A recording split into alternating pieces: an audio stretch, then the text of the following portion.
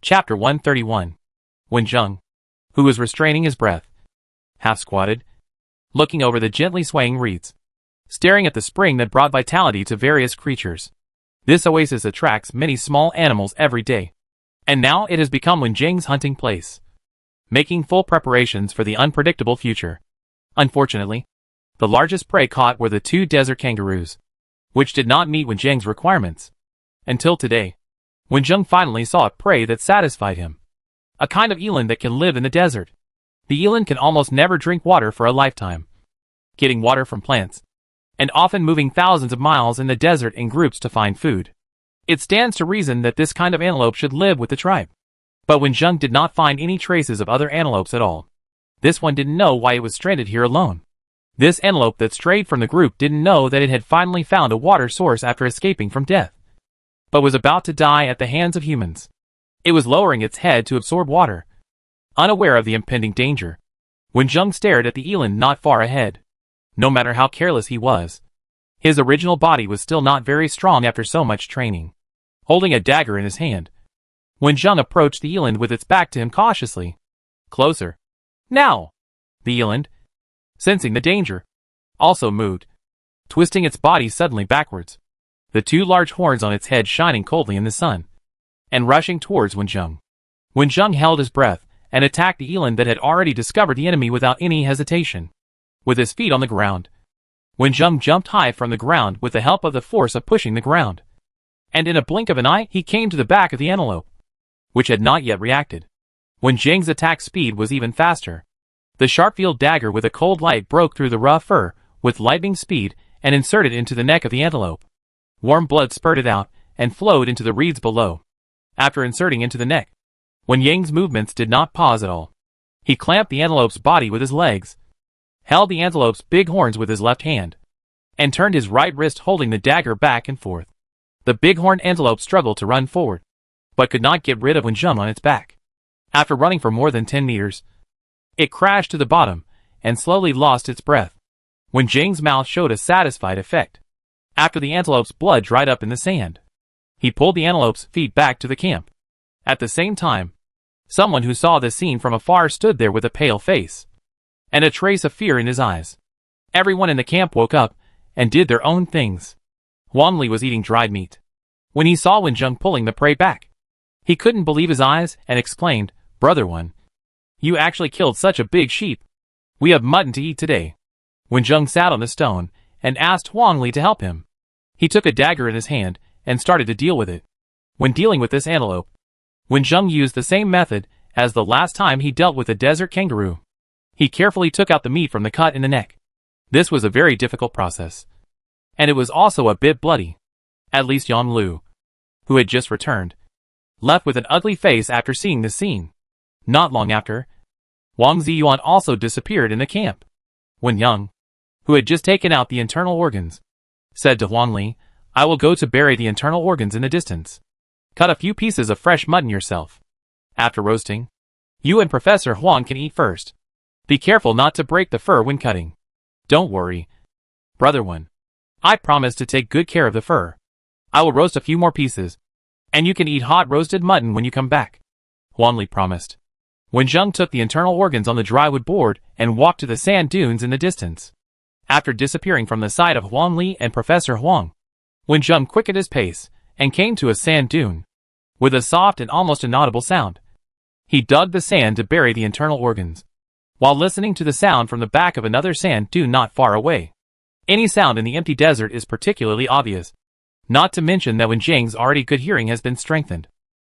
The first thing I heard was Yang Lu's voice. Her soft voice became a little harsh when she lost control of her emotions. She murmured, "Wen Zheng is so skilled. He will definitely not let us go. He will not let us go." Then Wang Ziyuan's voice sounded, "What nonsense are you talking about? We are all members of the expedition team. Why did Wen Zheng attack us? How dare you ask me? If you hadn't said you wanted to play a joke on him, I wouldn't have asked you to cut the rope that controlled the camel, causing him to fall off the camel. You have been in a desert for so long, and you must have been driven crazy by this environment." Wang Ziyuan's voice seemed to be squeezed out from between his teeth. With a little coldness, Wen Zheng's camel rope broke just an accident, and he is fine now. He won't find the reason for something that was originally an accident. Driven crazy? Yes, I am driven crazy. By this desert. And by you. Yang Lu did not even consider whether anyone heard her. And she made a sharp sound. Only one step away from collapse. Yang Lu looked up at the sky. There were not many clouds in the desert sky. And it was an extremely beautiful azure blue. But her heart was full of haze. And everything she saw seemed so dark. She sighed. Her eyes fell on the distance. And there were undulating sand dunes made of golden gravel everywhere. But she seemed to see two corpses, whose eyes had not closed until death, staring at them intently. Yang Lu did not feel a trace of fear. Her voice was rare calm. Her eyes looked into the distance, but she spoke to Wang Ziyuan. Do you think no one will know what you did? Yang Lu screamed in pain. Wang Ziyuan grabbed his arm, looked down at Yang Lu's face, and smiled coldly. It was done by the two of us. Don't forget that you also had a part. Some things are known only to heaven and earth. You and me. If you dare to reveal it, do you think they will bypass you as an accomplice? Don't forget. Your parents are still waiting for you to go back. Yang Lu's heart did not rise any waves because of these words. She is still alive now. But what is the difference between her and death? Turning her head to shift her gaze to Wang Ziyuan's face. Perhaps her biggest mistake in this life is that she did not control her vanity and allow this person to approach. I'll go back first. Yang Lu turned around and was about to leave the dunes. Wang Ziyuan looked at her background. His eyes gradually became cold. Wen Zheng, who was able to eavesdrop and bury the internal organs at the same time, hid in the blind spot of Yang Lu and Wang Ziyuan's sight. After the two of them left, he sat under the sand dune and studied what he had just heard, listening to their conversation. It is obvious that the broken camel rope was not an accident, but someone deliberately cut it. When the sandstorm came, the original body had no time to check the rope. He hurriedly rode on the camel he usually used and fled in a hurry. Then, he couldn't control the running camel and fell off the camel. If there was a camel to travel, the original body would probably not die. So if you count carefully, Wang Ziyuan and Yang Lu, who tampered with the camel rope, are the murderers of the original body. This is enough for Wen Zheng to take action against the two of them. I'm just a little curious. What else did Wang Ziyuan and Yang Lu do besides this matter? And they actually used the word accomplice. In fact, Wen Zheng's understanding of these people is all based on the memory of the original body. But the original body is a student who is particularly focused on research. So he doesn't know much about things other than research. The advantage of this is that other people also don't know Wen Zheng, and they won't be too surprised after Wen Zheng shows his superb skills. The disadvantage is that Wen Zheng still has to search his memory for analysis. Although the main research directions of the members of the expedition team are different, they belong to the same academy and have some contact with each other. Therefore, Wen Zheng found out the content related to other members from the original body's memory and studied it carefully. Anyway, after studying it, although it is only a 15-person expedition team, there are still many entanglements in it. Wen Zheng waited until the two people walked away, and then he walked back to the oasis from the sand dunes leisurely. Before he reached the original place, he saw Wang Ziyuan coming towards him. Wang Ziyuan quickly restrained his not-so-good expression and pretended to be concerned. Wen Zheng, where did you bury your internal organs? You haven't come back for so long. I was just about to find you. This is because he is worried that Wen Zheng heard his conversation with Yang Lu. Wen Zheng did not speak, but walked past Wang Ziyuan to the camp without looking away, pretending not to notice the vicious look coming from behind. Huang Li, who had been staying in the camp obediently, turned his head and saw Wen Zheng and Wang Ziyuan walking back one after the other. He did not notice anything and smiled and said, Wang Ziyuan, I told you that Brother Wen would be fine, but you still had to go over to find him. Brother Wen, come and eat the freshly roasted mutton. I sprinkled a little salt on it, and it tastes great. The water brought into the desert is often added with a little salt. The body sweats under high temperature, so it is not only good to replenish water, but also salt to have strength. Of course, salt cannot be replenished too much. Otherwise you have to drink a lot of water. When Wen Zheng first came to this world, he had nothing in his original body and relied entirely on physical potions for support. Later, he met Huang Li and Professor Huang, and then he got salt from the camels carrying supplies. Life in the desert was too hard. Although the meat of the antelope was a bit dry and had a strong smell, Wen Zheng and others still ate it with relish. Among the 5 people, Only Yang Lu didn't eat much and sat alone in a corner in a daze. Before there was solid evidence, Wen Zheng didn't say anything more. The most important thing now was to deal with the antelopes caught in the morning. The two particularly sharp horns were cut off to make weapons, and the hair that was not particularly long was cut off and given to Huangli to braid into ropes. Then Wen Zheng took out all the meat inside, and the fur was still intact. Turn the fur over, and when the temperature is the highest, put the fur inside with the flesh and blood that was not cut cleanly on the hot stone exposed by the sun. Only the sound of sizzling and the smell of roasted meat can be heard. Without any extra tools, Wen Zheng and others scalded all the furs with stones, dried them in the air, rubbed them with gravel, and finally soaked them in a small amount of clean water for a while, and finally made a huge animal skin water bag. Wen Zheng also asked Huangli to grind bone needles with antelope bones, and then use the thread rubbed with wool to fill the animal skin water bag with water, and sew up the opening of the neck for emergency use. This water bag has a large capacity, and reduces water evaporation. Moreover, the water inside can only evaporate through the pores of the animal skin, which will absorb the heat inside the animal skin, causing the water inside the animal skin to cool down. It took Wen Zheng several days to make this water bag. Although he was busy these days, he still paid some attention to the two people who might cause trouble. Chapter 132. Yang Lu has been acting a little strange these days. I guess she has a psychological trauma. Unfortunately, there are no psychologists here. I don't know when the rescue team will be able to come and save us. Huangli sat next to Wen Zheng and kept nagging. These days, everyone has seen Yang Lu's abnormal behavior. Huangli, who didn't notice anything wrong, was inevitably a little worried. Professor Huang saw something and said to Wen Zheng, "There are only men in our group. After all, you and Yang Lu are from the same school. Why don't you try to counsel her?" Yang Lu and Wen Zheng are both students under Professor Huang. They usually have the most contact with each other, so it is reasonable for Wen Zheng to care about them. After the conversation in Shakyu, Wen Zheng just paid attention to the two of them silently without making any special moves. Wang Ziyuan may be afraid of Wen Zheng's martial arts value, so he behaved in the same way as before. However, Yang Lu became unwilling to be alone, even when solving physiological problems. She would find Wang Ziyuan when he was busy, and would go and come back quickly, not giving Wang Ziyuan any chance to talk to her alone. This time, Wen Zheng listened to Professor Huang's advice, stood up and walked to the dazed Yang Lu, and asked, "Don't you have anything to say to me?"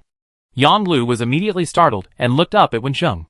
Wen Zheng still had that expressionless look, which was similar to his expression when he was doing research before. But now he gave people a completely different feeling. After struggling for several days, Yang Lu was really confused. She thought of her loving parents waiting for her to come home, the hallucinations she always saw these days, and Wang Ziyuan who deliberately showed concern and care for her, and the two people who were always in front of her. Those two people were always staring at her, waiting to see what would happen to her, looking up and looking at Wen Zheng. Yang Lu always felt that Wen Zheng knew everything. She finally mustered up the courage and said, Wang Ziyuan. What are you talking about? I seem to have heard my name." Wang Ziyuan, who had gone to the spring to get water, came back and suddenly appeared next to Wen Zheng and Yang Lu, showing a curious smile and gossiping. "No, nothing." Yang Lu still shut her mouth. Seeing this, Wen Zheng did not say much, but returned to Huangli and Professor Huang. Out of the corner of his eye, he saw Wang Ziyuan resting next to him, holding the kettle tightly in his right hand, with so much strength that even veins popped out. After arriving at the oasis, everyone did not have to travel at night as usual, and changed the rest time to noon and evening every day. In addition, since the oasis would attract various animals and might bring danger, everyone was arranged to take turns to be on guard during the rest time, except for Yang Lu, who was not in a good mood all day. That night, as usual, Wang Ziyuan, who was in charge of vigilance, sat in front of the fire. The fire was burning camel dung, and the temperature brought by it warmed the surroundings. Wang Ziyuan's eyes were fixed on the dancing flames, and his eyes gradually became crazy. Since they have begun to doubt, let them all die. Rubbing the kettle that he had been holding all day, Wang Ziyuan walked to the place where food was stored in the camp, took the package of food to the fire, touched a piece of dried meat and chewed it, looking like he was hungry and wanted to eat. After eating a few pieces of dried meat, Wang Ziyuan felt a little thirsty. He naturally opened the kettle, shook his hand twice, and when he was about to pour it down, his wrist was pinched by someone. Wang Ziyuan was startled, and looked up at Wen Zheng, who had approached him at some point. He pretended to be puzzled and asked, "Wen Zheng, what are you doing?" "Nothing. I just saw that your hands were shaking so badly, and I was worried that you would spill the water. So I helped you hold it steady. Now you can drink it." While speaking, Wen Zheng pulled the package of dried meat over and sat next to Wang Ziyuan, staring at him with a smile and said, "Why don't you drink it?" Wang Ziyuan slowly covered the kettle and said, holding the dried meat in his hand, "I suddenly don't feel so thirsty anymore."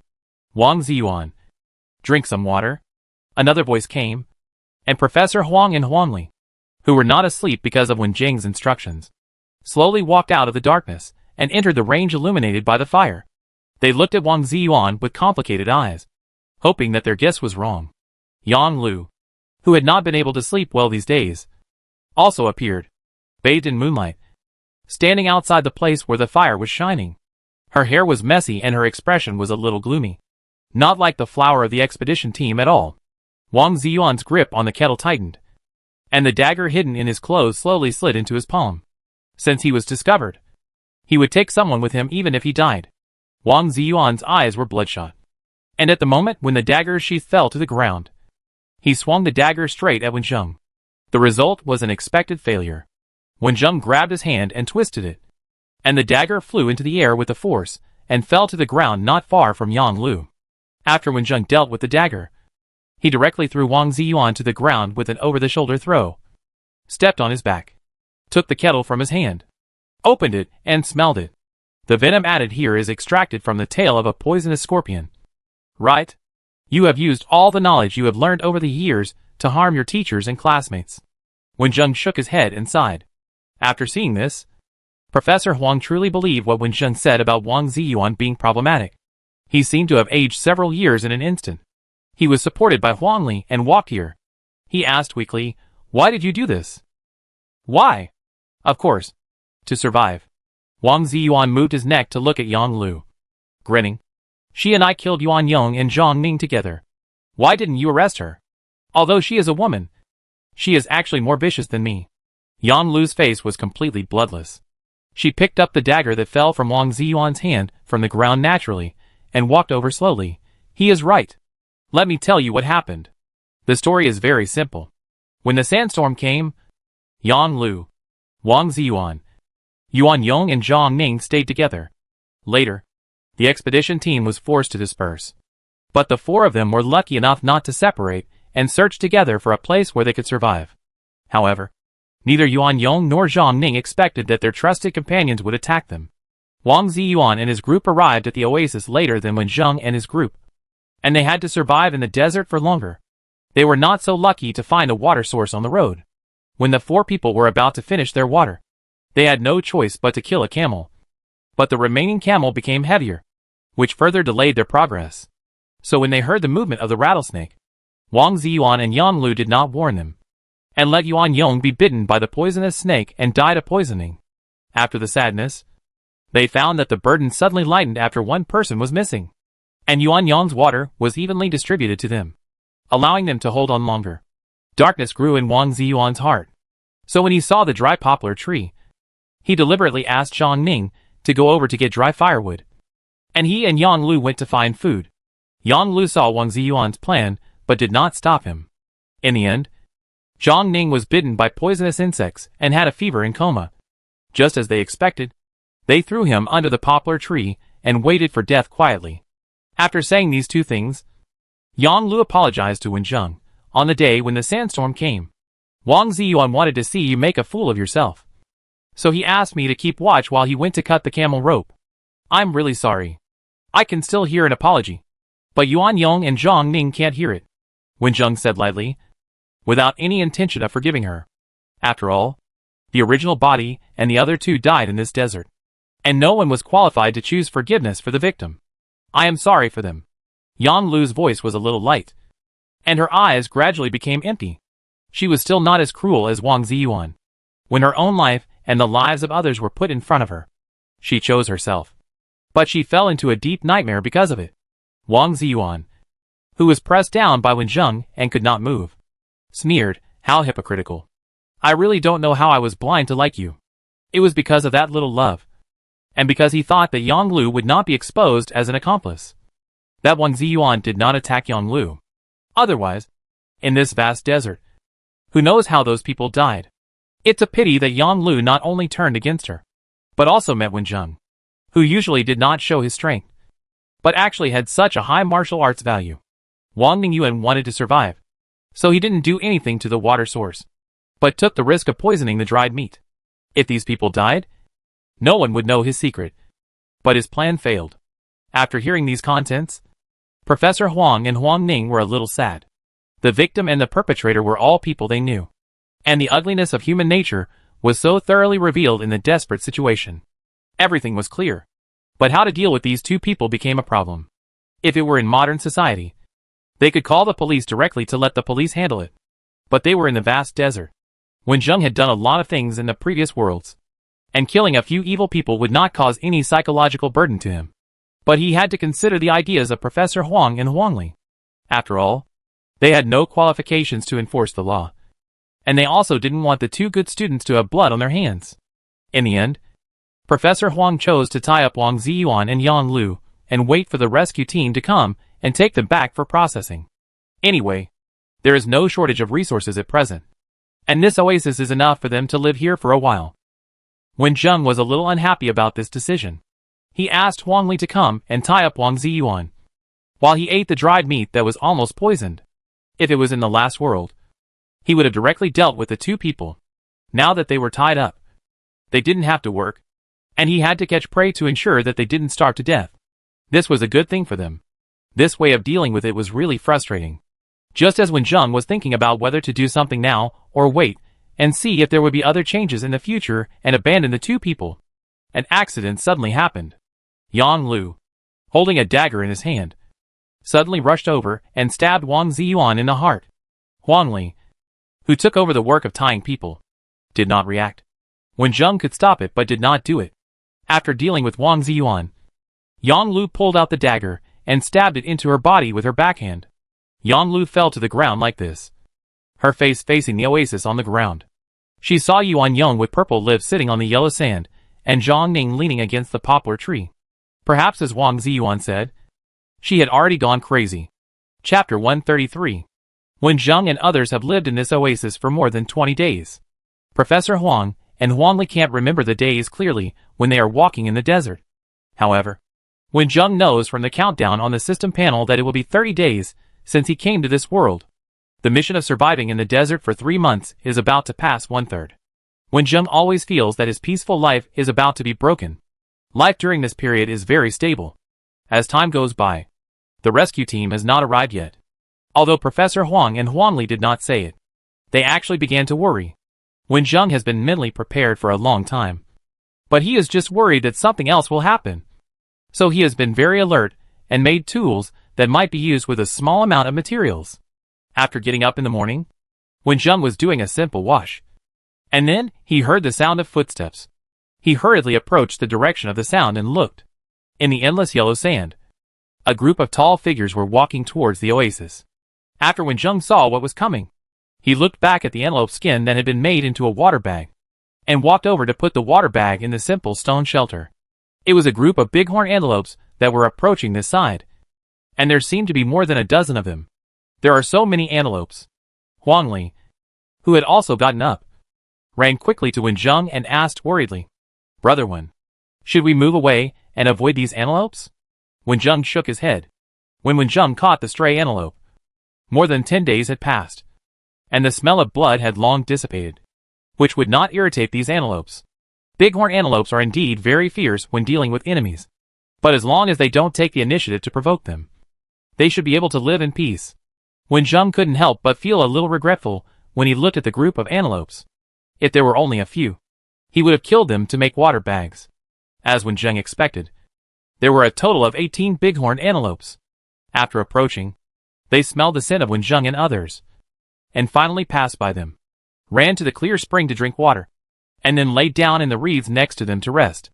"Brother Wen, there are 2 lambs in there," Huang Li's voice could not hide his surprise, and his eyes were shining as he stared at the two antelopes that were firmly protected by the adult antelopes.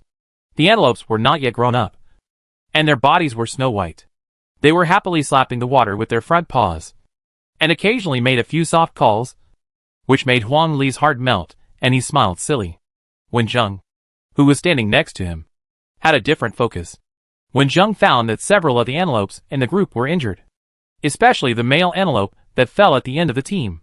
When running, his posture was a little awkward. It should be that his right leg was injured. Wen Zheng was too far away from the antelopes to see how the wound was caused, but he was inexplicably concerned. "I'll go check on the antelopes. Stay here and don't get close." After Wen Zheng instructed Huang Li, he entered the oasis. There was no clear spring near the center. Wen Zheng adjusted his observation angle from a distance, and finally saw the wound on the old antelope's leg. The hair of the bighorn antelope is not particularly long. Animals that can live in the desert are relatively rough and thick.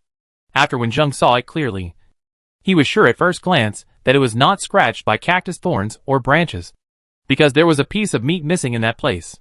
Although the wound healed, it had festered because it was not cleaned properly. "I don't know how this old antelope endured the pain and walked here. There are not many antelopes in the desert."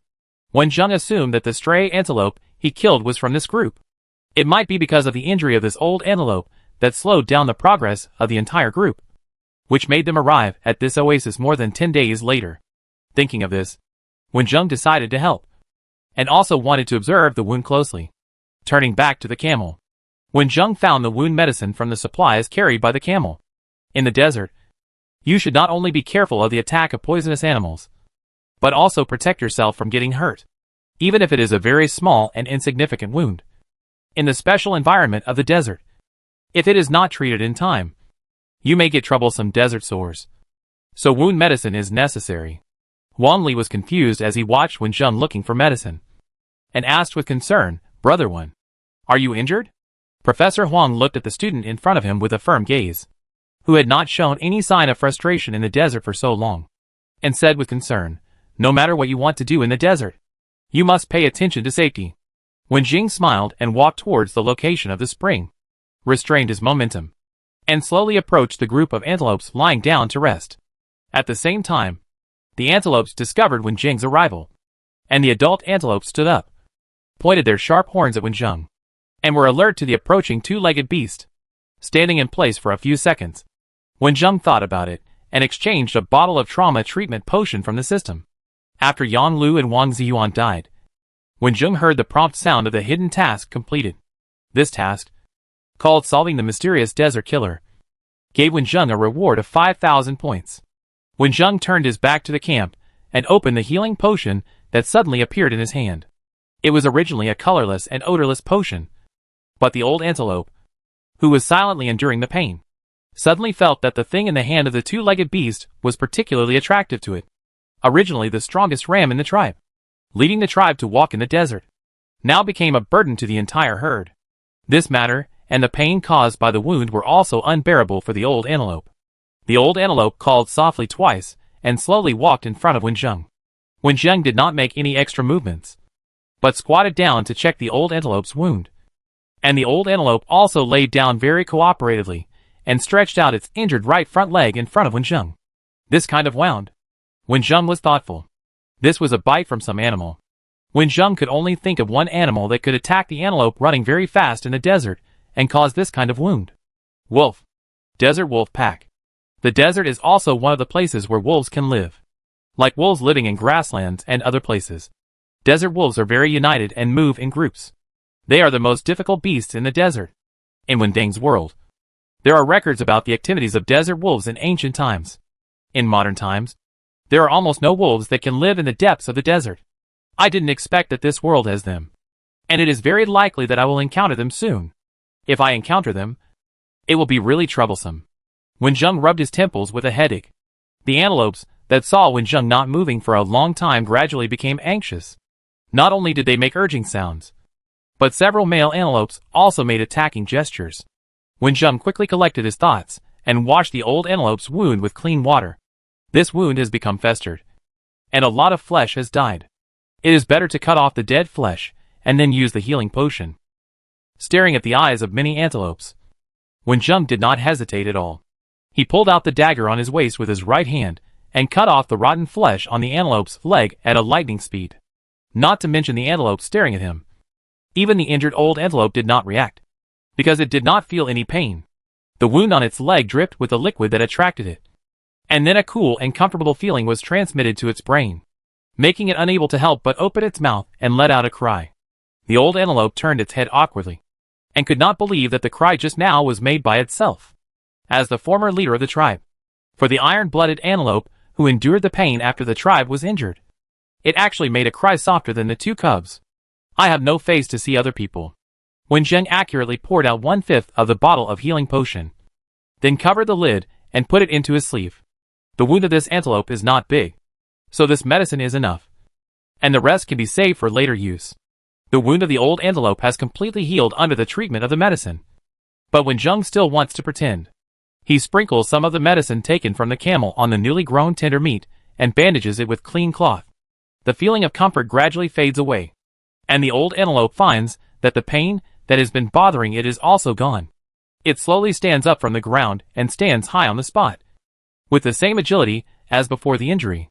The old antelope shouted excitedly, and the other antelopes excitedly gathered around, making high and low calls to talk, while Wenjung was standing nearby and thinking. He suddenly felt his legs itchy. He looked down and saw two antelope cubs with relatively small horns rubbing his legs gently with their horns. Wenjung's action of helping the old antelope to heal its wound successfully won the love of the antelopes. Professor Huang and Huangli, who were worried, watched Wenjung's contact with the antelopes from a distance, although some actions were not seen clearly because Wenjung had his back to them. The scene in the end where the antelopes surrounded Wenjung but did not attack was seen clearly. I can't find the right words to describe Brother Wen. I am really lucky to meet Brother Wen in that cactus area, Huangli whispered to himself, and then thought of another thing. Now, can I touch the lamb cub? The lamb cub? Let's think about how to deal with the wolf pack first.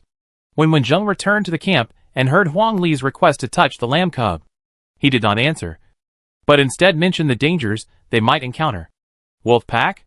Professor Huang and Huang Li were surprised when they heard these two words.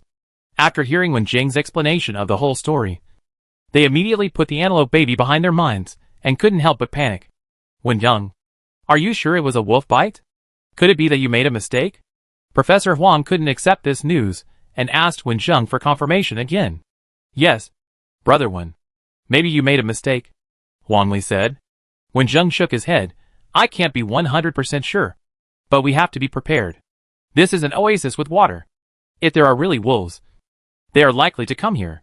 By then, it will be difficult for us to escape even if we want to. The peaceful life was suddenly broken, facing the crisis that had not yet arrived. Professor Huang and Huang Li became anxious. They put aside the fact that the rescue team had not come yet, which had bothered them for some time, and slowly prepared according to Wenjung's plan. With no obstacles, not many weapons, only a few camels, and a group of antelopes that left at an unknown time, they suddenly encountered a wolf pack, and there was absolutely no chance of winning. But if you prepare in advance, you still have a chance to survive. At this time, it is time to use human wisdom. Chapter 134. After more than 20 days of rest, Professor Huang and Huang Li fully recovered their physical strength, and Huang Li's strength gradually improved under Wenjung's teaching. Wenjung was not very worried about the arrival of the wolf pack. With rich experience and enough points, he could ensure his survival. If he wanted to save Professor Huang and Huang Li, he had to exchange points for props or prepare in advance. Carefully wrap the whole body with clothes, obtain materials from the plants in the oasis, and transform them into the tools they need after being burned by flames. The group of antelopes that did not leave also helped them. Wenjung held the venom he had collected during this period in his hand. Whether it was venomous snakes or scorpions, they were mixed in the glass bottle that originally contained physical potions. Under the sunlight, the purple-black venom made people feel cold in their hearts. Brother Wen, can we do this? Huang Li dragged a carbonized wooden stick burned in the fire and gestured with a dagger in his hand. If not, are you willing to leave this oasis? Wenjung asked back. Huang Li recalled the experience that he would never forget. The feeling of dying of thirst frightened him more than facing the wolf pack directly. His upper body shook with fear, and he said helplessly, I still don't want to leave. Under great pressure, they prepared very efficiently. Although the base was no different from the original one on the surface, its lethality was actually much higher. The longhorned antelope stayed in the oasis for a few days, and were ready to leave. Before leaving, they came to Wenjing and wanted him to leave with them.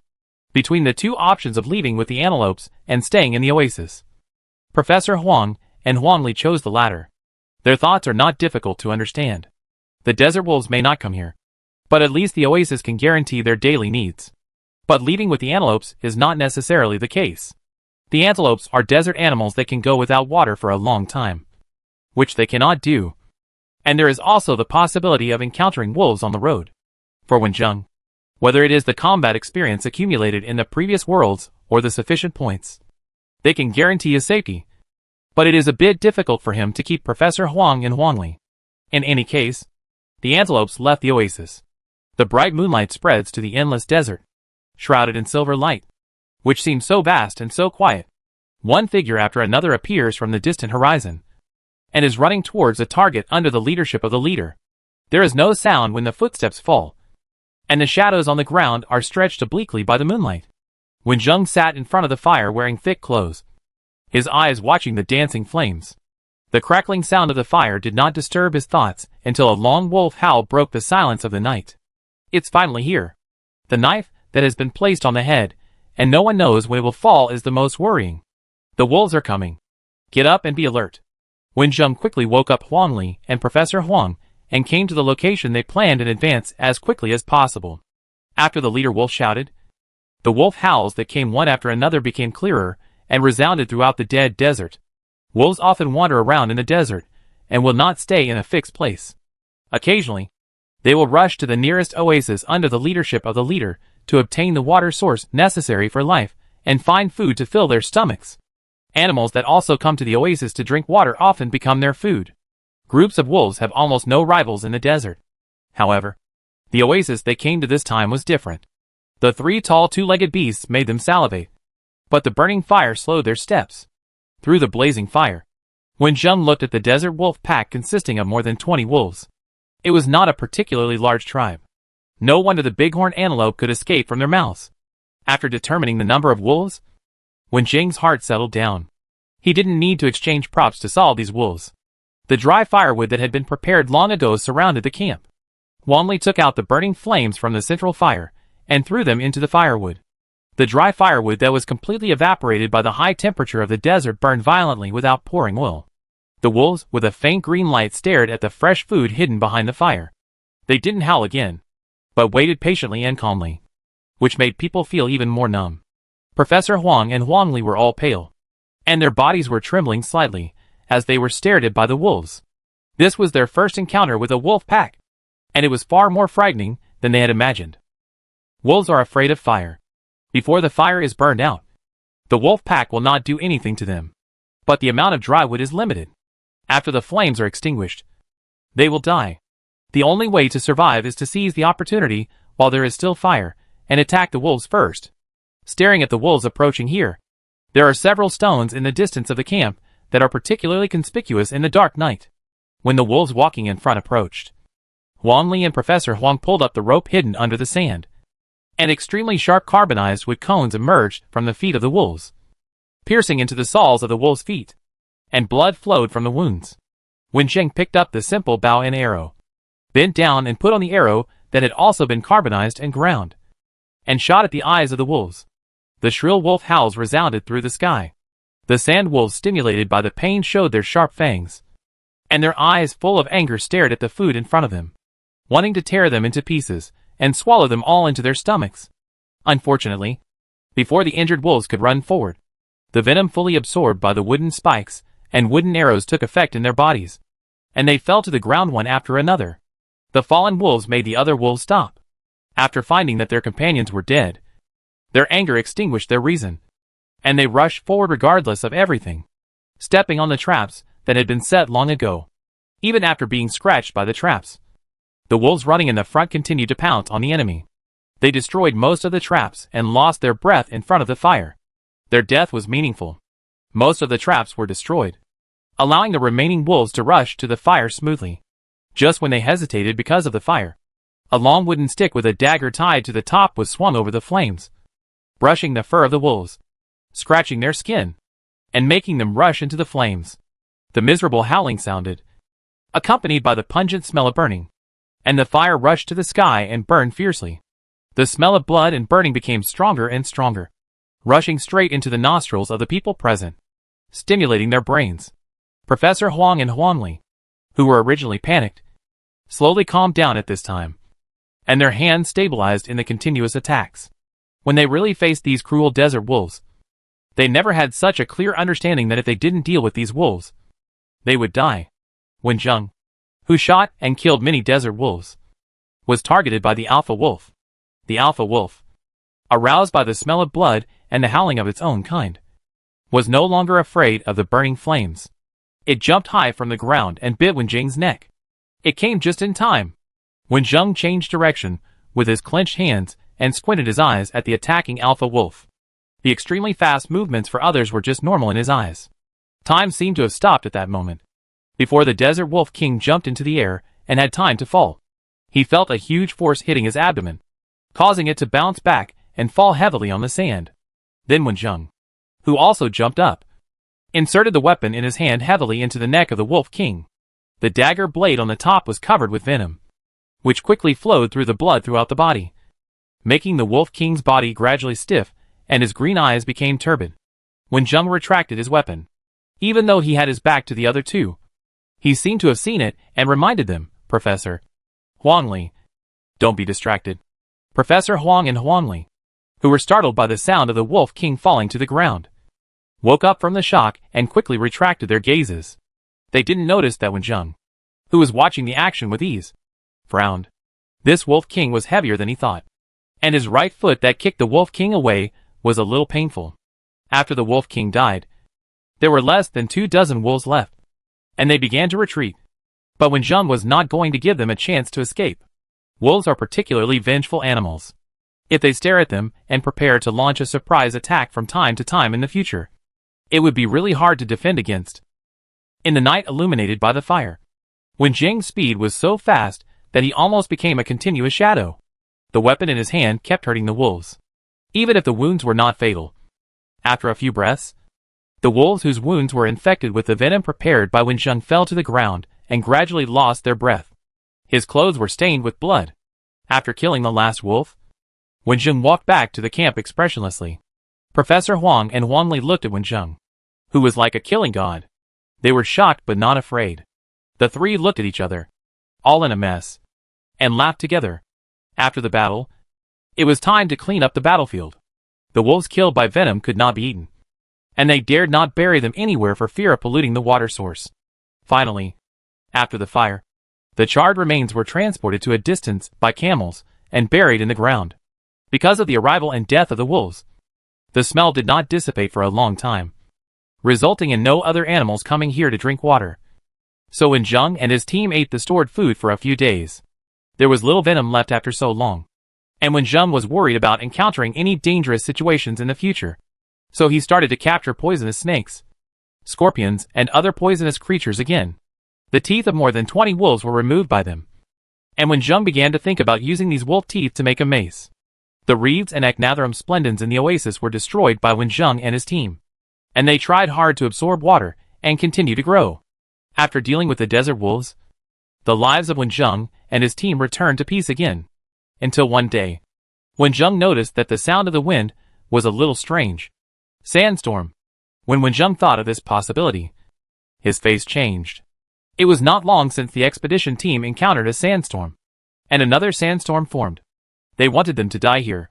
Unlike the expedition team that did not notice it in advance and did not make any preparations, Wen Zheng and his team noticed it in advance and had the opportunity to make some preparations. The sandstorm is coming. Huangli, go wake up Professor Huang and bring the camel over. Wen Zheng calmly instructed. The wind was getting louder and louder, like the howling of ghosts and wolves. The gravel on the ground began to be blown up by the wind, raising light dust, which made people panic. The giant tornado in the distance seemed to be able to swallow all the giant beasts. Wherever it went, it rolled up countless sand and dust, and kept moving in the air following the trajectory of the wind. The tornado dyed yellow by the yellow sand blew the yellow sand into dance, gradually turning into a terrible sandstorm. The overwhelming sand and dust flew into the air, gradually blocking the sunlight, and was approaching the location of the oasis. This was a cruel test given by nature, which was more difficult to deal with than the wolf pack. Chapter 135. When Zheng listened to the whistling wind and looked at the yellow sand that began to rise from the ground, he quickly packed up the supplies in his hands. After Huangli brought the camel, he quickly rode the camel to leave the oasis. When encountering a fierce sandstorm, it is best to find the nearest building to hide inside. If you can really stay outdoors, you should stay away from water areas such as rivers and lakes, as well as tall things such as trees, because sandstorms are often accompanied by strong winds, which can easily blow people away, hit trees or fall into the water, and may die. These days, Wen Zheng has already explored the surrounding terrain, and now he wants to find a low-lying place to hide. Grab the camel and follow me. Have you wrapped the headscarf? You need to plug the eyes, mouth, ears, and nose to prevent the wind and sand from blowing in. Wen Zheng held the reins of the camel tightly in his hand. Camels are also afraid of sandstorms. The original body fell off the camel at this time, and was blown away by the strong wind. Sandstorms bring a lot of fine dust. The filtering function of the organs themselves is not very effective in sandstorm weather. The only way is to wrap the whole head with a thick headscarf to prevent the dust from irritating the organs. Compared with humans, camels are worthy of being called the ships of the desert. They have eyes and noses that are fully adapted to the desert environment and have unique functions. They are not afraid of this kind of sandstorm at all. Even if Wen Zheng and others want to avoid the sandstorm later, they will rely on camels. The wind is howling. Wen Zheng looks up at the distance, and a giant tornado has appeared on the horizon, getting closer and closer to them. The tornado that had just formed was white, but as the sand and gravel were drawn into it, it turned into a yellow tornado. The wind and sand gradually intensified. Visibility became increasingly reduced, and the sand and gravel hitting the body brought a slight pain. Wen Zheng's face remained unchanged, urging the camel to dare to go to the low-lying area that had been scouted in advance, which was a few meters above the desert level. Hurry up and get down. Hold the most important things and hide under the camel's belly. Wen Zheng shouted loudly. But the sound that just came out was drowned out by the huge sound of the wind. The overwhelming sand and dust moved quickly, gradually blocking the sunlight in the sky. In the distance, a dark mass was like a dark cloud covering the top of the sky, and like a tall black wall, gradually approaching here. The huge wind force even drove the stones on the ground. Wen Zheng and others had to bend down on the camel to reduce the power brought by the wind. When getting off the camel, Professor Huang was blown by the wind and couldn't control his body. He was about to fall to the ground, and was helped up by Wen Zheng, who rushed over. Professor, hide under the camel's belly quickly, Wen Zheng shouted while helping Professor Huang move. The camel, which had long sensed the danger, was lying on the sand, with its head and tail connected together, curled up into a ball, leaving some space on its abdomen for people to hide in. After Professor Huang hid, Huangli was already well. Wen Zheng quickly stuffed the important supplies under the belly of other camels, returned to his own camel, and crouched under the camel's belly, lying on the sand where you can see below. Your vision is blocked, and the sound becomes clearer. Wen Zheng clearly heard the whistling wind becoming more and more deafening, and the remaining light completely disappeared, turning it into a pitch-black darkness, not even as bright as the moonlit night. The sandstorm finally moved here, and all the surrounding sand and dust were blown up. When passing through the low-lying areas, the wind slowed down a little. After a few seconds, Wen Zheng felt that his body was covered with thick sand. The strong attraction wanted to suck everything on the ground into the sky. Wen Zheng stayed quietly under the camel, and the huge camel also lay on the ground honestly. The extremely high weight played a role at this time. The thick sand was sucked into the sky, and soon stones, dead wood, trees rooted in the ground, and bones buried under the sand piles all flew into the air with the strong wind and kept spinning along with the wind. These things collided with each other at a very fast speed, just like entering a super crusher. Anything caught in the tornado was cut into pieces. The sound of wind, collision, and friction between sand merged together into a rumbling thunder, resounding in this world, making people tremble with fear. Wen Zheng didn't know how long he had been hiding. Only when he felt that he couldn't breathe well did he move his hands wrapped in thick cloth, skillfully wave the dagger in his hand, and slightly pushed away the sand pressing on his head, so that he could breathe oxygen. The tornado that caused the sandstorm was huge, but it also had a very high moving speed. As Wenjung waited patiently, the rumbling sound gradually faded away. The wind gradually stopped, and the sky in this area gradually became bright again. The experienced camels were the first to notice that the danger was far away, including the two brought by Wang Ziyuan and Yang Lu. A total of 6 camels were in this low-lying area. The camels lying on the sand stood up, and the sand on their bodies fell with their movements.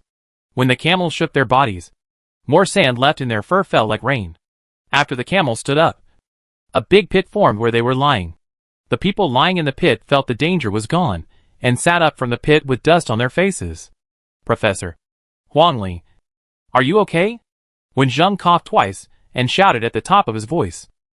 Huang Li slapped off the sand stuck on his face, and was about to speak when he felt an itch in his open throat. Ah! Cut! He sneezed in the sky. Ha ha!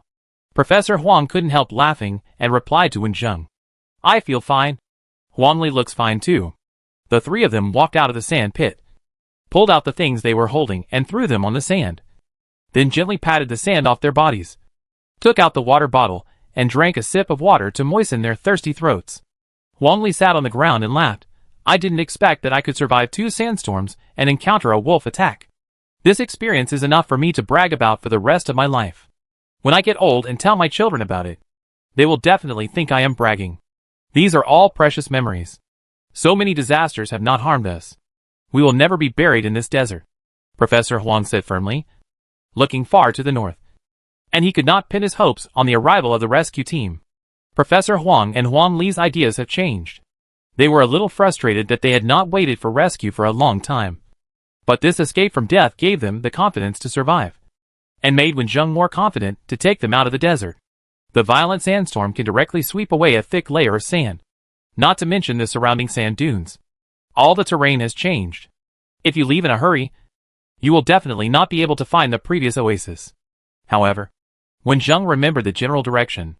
This low-lying area was located to the west of the oasis. Although they did not hold out much hope, the 3 of them packed up and rode camels to try to return to the oasis. Nothing? This oasis was also submerged by the sandstorm, Huang Li said dejectedly. The camp that was finally built disappeared just like that. They had to embark on the journey to find water again. Wenjung stood on the tall camel, standing higher and looking farther. The camel had already walked the distance he estimated, but there was only endless yellow sand around. Not even a little green. Let's leave here and go to the plains in the north, Wenjung said. And Professor Huang and Huang Li and others chose to agree. The group rode camels silently to the north, although they didn't know how long it would take to reach the plain. The drinking water they carried gave them enough confidence, and they were not so uneasy. Wenjung's preparations finally came in handy. Except for the kettle that was once poisoned by Wang Ziyuan. All the kettles were filled with drinking water. Not only that, there are also cacti in the desert, which can be hollowed out to make water containers, and animal skin water bags made of desert kangaroos and antelopes, all of which are placed on the backs of camels and follow them into the distance. The camel bells rang softly. The dust rose lightly, and 6 camels carried 3 people and various supplies in the desert. Under the scorching sun, you can feel the heat entering your body with every breath, and even the air becomes distorted due to the high temperature. After the most difficult noon, they did not waste time and got up from the sand and rode on the camels. After leaving the camp, they began to move around at night again, feeling the heat during the day and the cold at night. And they walked without knowing what the future would be like. Although the scenery in the desert is quite spectacular, after seeing the same scene for more than a month, even the most beautiful scene has become boring. If this continues, I will have yellow aversion, and I will feel sick when I see yellow, especially yellow sand. Huang Li sat on the camel and complained quietly. If you don't want to see it, just close your eyes. I think you are still energetic and have the energy to complain. Wenjung smiled. The camel walked on the top of the long sand dune. After hearing what Wenjung said, Huang Li closed his mouth obediently, and then closed his eyes to rest. The temperature gradually dropped, and the comfortable evening was coming. Professor Huang, who was observing the surrounding terrain, was surprised. He saw a strange scene in the distance. Thinking of Huang Li's complaints in the afternoon, he couldn't help but smile, turned around and called Huang Li behind him. Huang Li, Get up and take a look. Have you seen the scene over there? Hearing this, Wen Zheng looked in the direction Professor Huang pointed. Wind-eroded mushrooms. Chapter 136. In that desolate gravel area, there are many isolated columnar rocks, different from the rocks we usually see. These columnar rocks have strange shapes, big on the top and small on the bottom, like huge mushrooms. So this strange rock is called wind-eroded mushroom, also called mushroom rock, which is an extremely rare natural landscape. The formation of wind-eroded mushrooms is of course related to wind. The layered rocks collapse during the weathering process. The hardness of each layer of rock is different, and the strength of the wind is also different. The columnar rocks carved by wind and sand gradually become mushrooms with large tops and small bottoms. This process takes hundreds, thousands, or even tens of thousands of years to appear. It is a great miracle of nature and a rare wonder. Nature itself is the best sculptor. It is truly a marvelous and spectacular sight. These mushrooms are really big. Now I have something to tell stories to my children. Unfortunately, I don't have a camera to take pictures. You don't mind the monotony of desert landscapes this time? Huang Li giggled and looked at the wonders in front of him in shock, his eyes full of amazement. Wen Zheng and others stayed here for a while, silently remembering this landscape in their minds, and did not go down to see it up close. These wind-eroded mushrooms are not as small as real mushrooms. These mushrooms formed by rocks are particularly tall, and because they have been subjected to long-term wind erosion, they are not particularly strong. If you are unlucky and encounter rocks straight as shattering after going down, it will not be good to be hit. After appreciating these wind-eroded mushrooms, Wen Zheng and others left this special area and continued on their way. In a blink of an eye, Wen Zheng and his companions walked for more than 10 days after leaving the oasis. After passing the area where the columnar rocks were located, the terrain around Wen Zheng changed from endless yellow sand to a rock desert with a large number of exposed rocks. And there were many exposed boulders on the road. In the state of saving as much as possible, there is still about a quarter of the drinking water left, which is enough for them to move forward for a few more days. Wen Zheng silently calculated the time in his heart. During a conversation with Professor Huang, he suddenly remembered that the expedition team chose to come to this desert in autumn. That is, October. Now it is about to reach the end of November. If they follow the survival time given by the system, they still need to spend December in the desert, which is the winter when the nights are colder. Although Wen Zheng has a thick coat that can keep warm in the middle of the night after meeting Wang Ziyuan and Yang Lu, it is really difficult to spend December safely.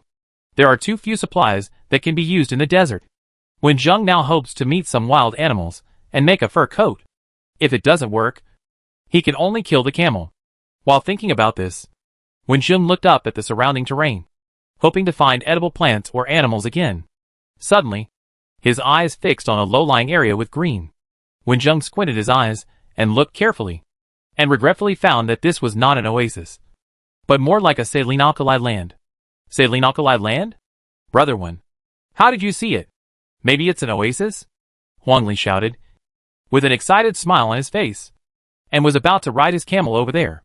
Wen Zheng shook his head and pointed to the plants in the distance and said, "Those fleshy plants that are a little green and a little red are called salicornia, a very salt-tolerant plant that grows in saline alkali land. Desert areas do not mean that there is no water source. Maybe a long time ago, that saline alkali land was a lake. It's just that because the area of the desert has expanded, plants have died, precipitation has decreased, and the temperature has risen. The lake has no new water to replenish, and the original water has gradually evaporated. Finally, the lake has dried up and turned into a saline alkali land with extremely high salt content." Huang Li didn't know much about desert plants, but Brother Wen, who majored in biology, said so. It was certain that the area was not an oasis, and he was immediately frustrated. The salt in the saline alkali land cannot be eaten, and we don't have the relevant equipment. Brother Wen, can this salt horn grass be eaten?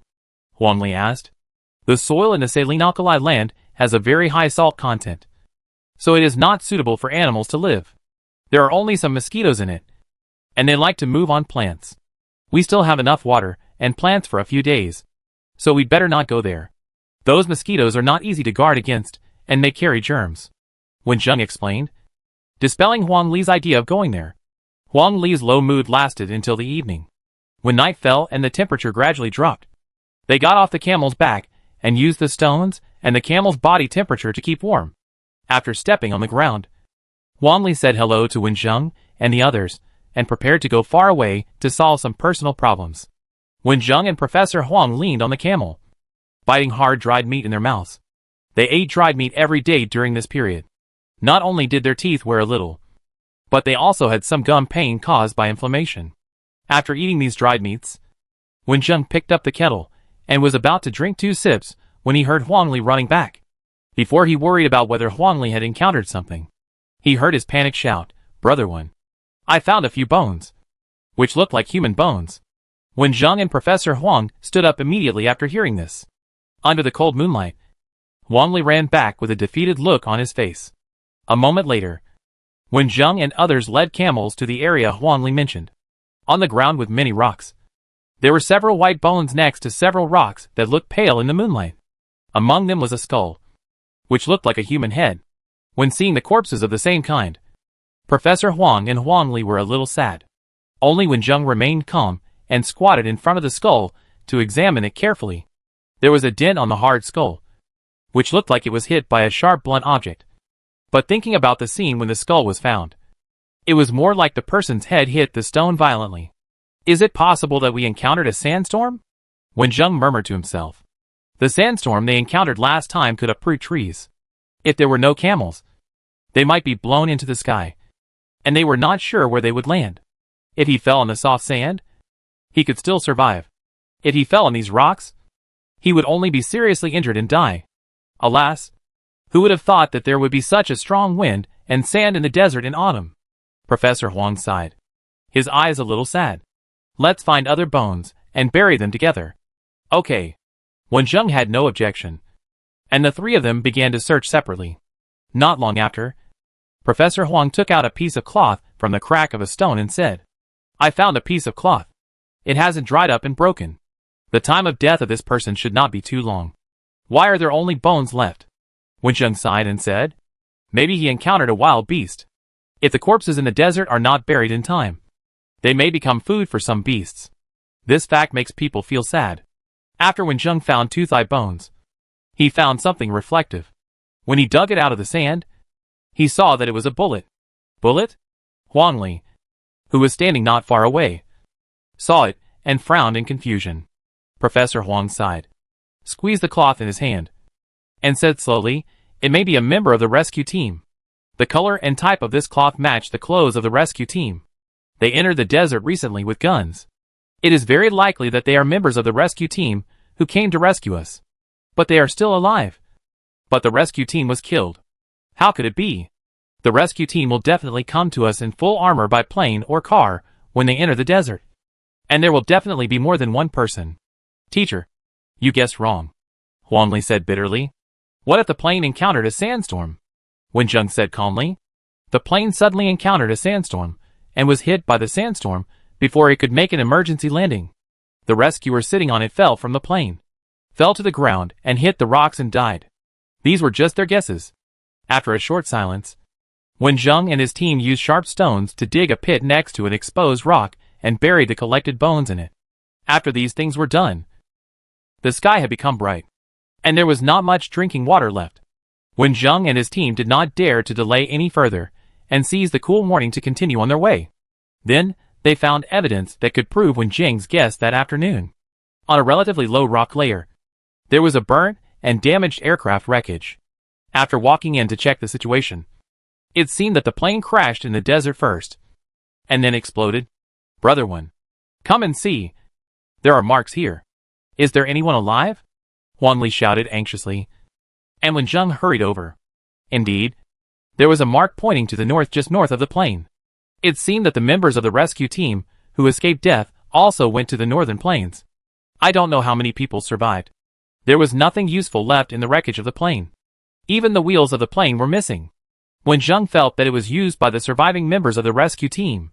It was not that no rescue was sent, but the rescue team that entered the desert encountered an accident. After hearing this news, Wenjing did not feel much. But Professor Huang and Huang Li felt particularly complicated and became less talkative. After walking for a few days, suddenly a cry sounded from above. In the last world, Wenjing and Tuanchuan were together, and heard almost all the bird calls. Wenjung immediately remembered that this was a large bird of prey, a vulture. When Wenjung looked up and saw the black-brown bird with a protruding head, he was more certain. Vultures mainly feed on the carcasses of large animals and like to move in open areas. Now it is circling in the sky, looking for food. Only when winter comes. Vultures will occasionally come to deserts or semi-desert areas. They like to live in places with abundant food. The moment Wenjung saw this vulture, he thought there should be a water source nearby. Wenjung took the lead to approach the place where the vulture was circling. The next day, Wenjung and others stood on the high rock formation, facing the huge cliff in front of them, and the deep canyon under the cliff. The desert area also has a variety of terrains, one of which is distributed in all arid areas. It is called deep cracked terrain. This terrain means that the soil here is damaged to form a canyon. Standing on the cliff and looking down, you can see the green growing in the canyon, and the clear stream in the middle of the green. Now, how to get down from the cliff has become the biggest problem. Chapter 137. Standing on the desert flat ground, looking down along the direction of the canyon. There is no end in sight. The canyon is winding, and is generally lower than the desert level. It has a myriad of strange sedimentary rocks, and a winding thin river. I don't know if it is groundwater that has emerged or washed out by the rainy season, because the land is moist due to the existence of streams. You can feel the slight coolness coming from below when you stand on the horizon. You can see the pleasing green when you look down. You can hear some movement coming from below. It should be some small animals living below. Great! I finally found a water source again. Holding the camel, Huang Li carefully looked down. After seeing the small stream, he was refreshed, and even his smoking throat felt much better. How do we get down? Professor Huang said in embarrassment. Both sides of the canyon were suddenly broken rock layers, extremely steep, and roughly estimated to be dozens of meters deep from top to bottom. It was not easy to get down. Huang Li was also stunned when he heard this, and said after a guess, only Brother Wen can climb down such a steep rock layer. Wenjung smiled and said, there are still 6 camels. We can't just leave them here. Let's walk along both sides of this canyon, and see if we can find a slightly flatter place. Wenjung was worried about what dangers he would encounter in the canyon. He couldn't feel at ease before reaching the human gathering place, and he couldn't leave the camels as a means of transportation behind. Moreover, this canyon was a bit too deep, and both sides were weathered and fragile sandstone. Even people with rich rock climbing experience had to think carefully before going down. He could climb down from above, but it was not very friendly to Professor Huang, who was not so strong. So it was better to find a flat place where he could walk down. The group began to walk eastward along the edge of the canyon. This canyon was east-west, so Wenjung and others walked eastward. The canyon was not endless. After walking for a few hours, the canyon gradually approached the ground level, and the depth became more than 10 meters and several meters. Then Wenjung and others found that there was a high sand dune under this section of the canyon, and there were a lot of sand and mud around, just next to the rock formation on this side. Wenjung and others did not need to move, and the camel walked slowly into the canyon happily on the sand dune. As soon as he entered the canyon, a cool breeze came over him, and a breath of moist air made him feel particularly comfortable. After walking in for more than 10 minutes, Wenjung's eyes were fixed on several cacti. The stream did not flow here, so if he wanted to get fresh water, he could only beat these cacti. After a closer look, some cacti actually bore fruit. Wenjung walked over with a look of surprise on his face. You know, the growth period of cacti is extremely long, and basically it bears fruit once every few years. There are not many fruits on these cacti, which are dark red in color. The change from green to dark red is the sign of the ripening of cactus fruit, and there is a layer of barbs on the outside of the epidermis. The fruits of these cacti can be eaten directly. Wenjung cut a fruit from it with a knife, and caught it with the clean fur of the jerboa. It is best not to touch these cactus fruits with your hands without thick gloves, because the barbs on them can easily scratch your hands, and any small wound in the desert may cause infection. Wenjung stared at the cactus fruit on the animal's skin. The dagger in his hand was so fast that the afterimage was almost invisible.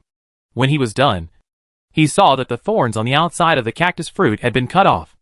Wenjung cut one of them in half, revealing the orange-yellow flesh inside, dotted with some tiny seeds. Wenjung handed the cactus fruits with the thorns removed to Professor Huang, but Professor Huang pushed them back to Wenjung and said, "Don't worry about me. You worked hard to make these. Hurry up and eat 2 to moisten your throat, slowly peeling off the outer skin without thorns. Wenjung bit into the fresh flesh. Cactus fruit is a berry. You can feel its freshness and juiciness with a light bite. The sweet juice flows into the throat and brings a cool feeling. Huang Li stood by and did not touch the cactus fruit that was difficult to touch. Instead, he used a dagger to cut the top of the edible cactus. He walked forward unconsciously and saw that there were traces of cutting on a cactus in front of him.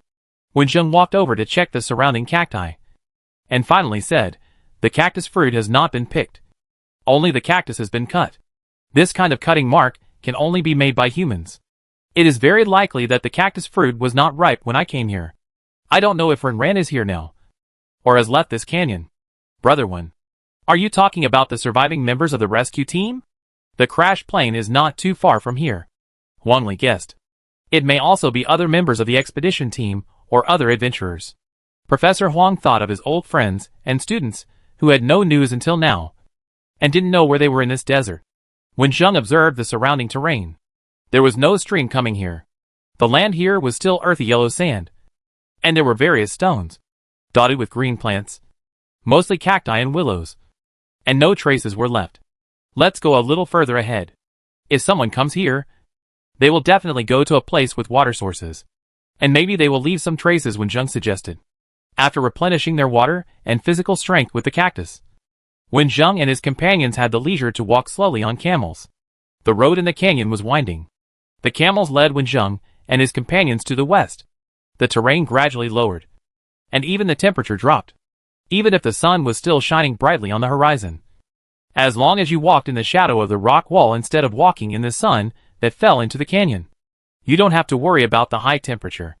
After walking about a kilometer, the air became more humid, and the number of plants around increased a lot. After turning around the tall rock wall, the original land became a little moist, and there were many traces on it. Wenjung sat on the camel and looked down at the traces. Among them were many animal footprints and some very faint shoe prints. Suddenly, Wenjung's eyes fixed on the shoe prints. He got off the camel and looked carefully. Huang Li jumped down and squatted beside Wenjung. When he saw the marks on the ground, he said in surprise, "Brother One, is this a tire mark?" There was a long mark left by the wheel on the ground.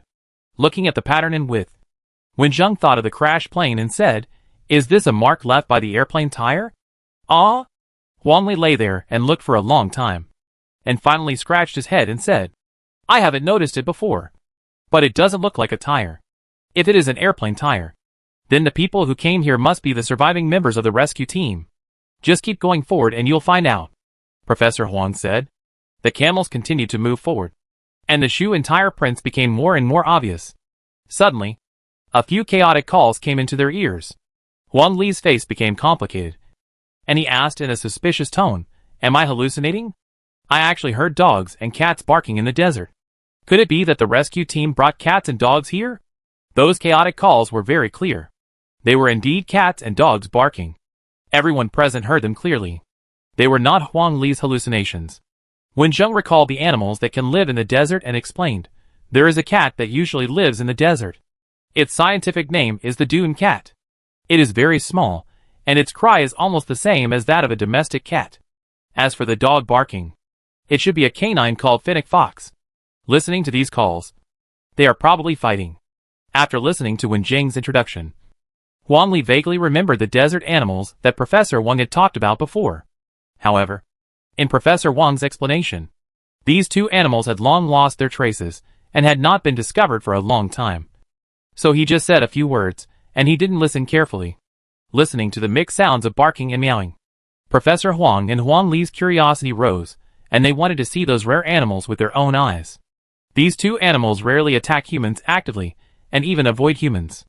However, it is the breeding season of fennec foxes now, so they will be more aggressive. Wenjung thought about the size of these two small animals, and thought they would not pose any threat to him. It would be okay to go to a closer place to take a look. The camel stepped on the ground almost without any sound. Wenjung and others were sitting on the tall camel's back, and soon saw two animals confronting each other in front of them. Wenjung and others tightened the camel's reins, and the camel stopped silently, because there was still a distance between them. The two animals did not notice their gaze. Not far ahead, On several boulders surrounded by bushes, fennec foxes and sand dune cats stood on both sides of the stones, looking at each other warily, making unfriendly noises. When seeing these two animals, Professor Huang and Huang Li's eyes really lit up. Especially Huang Li. Although he was tall and strong, he actually liked these small animals. The two animals in front of him were very cute. And they were so cute that they touched his heart. The fennec fox is the smallest fox animal. It has a small body and a pair of fluffy big ears, which makes it even cuter in contrast. The pale yellow body has a reddish tail, and the hair at the end of the tail is black, which makes people can't help but wonder what it would feel like if the tail swept across the arm. The sand cat is the smallest cat, and its ears are also relatively large, far larger than those of domestic cats, which is the result of adaptation to the desert environment. The fur of the sand cat is also yellow, closer to the color of sand, and as cute as the cats we usually see. But these two cute animals are confronting each other.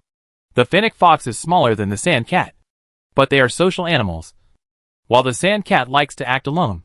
This is a group fight with more against fewer. 3 adult fennec foxes stood together, staring at the sand cat that was holding a gerbil in its paw. Both animals have small animals such as gerbils on their diets, and it seems that the conflict is caused by food. Hey! Can you hear me? Suddenly, a shout sounded, startling Wen Zheng and the others, and also startling the two small animals that were confronting each other. After hearing the noise, the fennec fox, which was more timid, shook its body and jumped into the bushes next to the stone one after another, making a rustling sound when the leaves rubbed against each other, and disappeared only after the fennec fox entered its own cave. The sand cat was more agile, and left with its prey after hearing the noise. Its small body moved nimbly on the rock wall, and soon disappeared from the sight of Wen Zheng and the others. Wen Zheng and the others did not care about the departure of these animals, and turned to look in the direction of the sound. Chapter 138. Watching the sunset below the canyon is a different kind of scenery. The surroundings quickly become dark, with only deep red eyes falling into the canyon. As the sky gradually darkens, the occasional noises in the canyon also disappear, as if falling asleep with the sunset. On the steep rock wall, Professor Huang was climbing up with great effort, holding a strong nylon rope in his hand. His feet kept moving on the rock wall, looking for a stable foothold. If he was not careful, the weathered and soft rock would be kicked off by his feet. Huang Li and Wen Zheng, who were following behind, quickly dodged. Fortunately, their destination was not high. After climbing up a few meters, Professor Huang finally arrived in front of the natural cave on the rock wall. He was pulled in by Wen Zheng, who had already reached the cave, and Huang Li followed closely. The burning fire warmed the cave. Wen Zheng and others sat around the cave, looking at the strange man who called them up. While watching the fight between two cute animals, Wen Zheng and others heard the cries of their compatriots. When they found that there were people living in the cave on the rock wall, they shouted okay for a brief conversation, based on the clothes of the people and their understanding of their identities. Wen Zheng and others determined that the man named Ho Rui was a member of the rescue team who came to find them. However, before they could say much, Ho Rui threw a kind of grass from above and asked them to crush it and apply it on the camel. Ho Rui seemed to be very anxious. He urged them to act quickly while looking at the sky, and then quickly climb into the cave, saying that an animal would come out at night. After the experience of meeting Wang Ziyuan, Yan Lu and others, Professor Huang and Huang Li were no longer so easy to trust people, and they were half believing and half doubting Ho Rui's words. Wen Zheng carefully studied the grass thrown down and determined that it was a kind of weed with a strong smell and insect repellent, so he temporarily believed Ho Rui's words. Then, Wen Zheng climbed up to the cave first.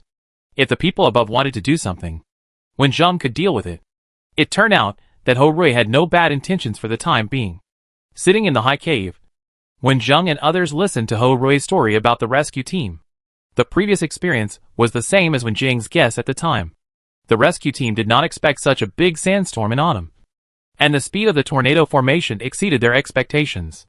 Before the plane fell, the window of the plane was smashed by high-speed flying stones, and one of the teammates was sucked out of the plane by the huge suction and disappeared in the air. They escaped the most difficult moment. Just after they escaped from the falling plane with their things, the plane exploded and was severely damaged and could not be repaired. The 3 surviving members of the rescue team used a few intact aircraft equipment to make a simple means of transportation. After encountering such an accident, they certainly would not continue to go deeper into the desert to look for members of the expedition team, but wanted to leave the desert as soon as possible. They had no camels, and they walked to this canyon with great difficulty to replenish water. However, when they arrived at the source of the water, the sky gradually darkened, and then they were attacked by a huge lizard. Even if they used guns to attack, the 3 members of the rescue team were tired and frightened, and their aim was reduced. In the end, only Ho-Rui survived, and his leg was injured and broken. Ho-Rui had a broken leg and could not move. He had no means of transportation. Leaving this canyon was a dead end. So he could only stay in the canyon temporarily and wait for his leg injury to heal. What lizard? You 3 with guns can't beat it? Huang Li asked in surprise. You'll know in a moment. This lizard likes to move at night. But don't worry. This lizard doesn't like the smell of this grass. I escaped because of this. While speaking, Ho-Rui threw the green grass into the fire, and the smell of burning became more intense. Will the camel be fine if it is coated with that grass? Wenjing asked, looking at the camel tied at the bottom of the cave. Hearing this, Ho-Rui looked at them apologetically and said, Sorry, I'm not sure if the lizard can accept food with a bad smell. I found you too late. The lizard moved very fast and didn't know where to stay. Even if you turned around and left at that time, you might run into them. Besides, you brought a total of 6 camels. According to the habit of the lizard, it prefers to eat living things. If it is not angered, it will only bite one to death. We can just ride the remaining camels and leave tomorrow at noon. No one spoke for a long time, and under great pressure, Ho-Rui chattered out all his thoughts.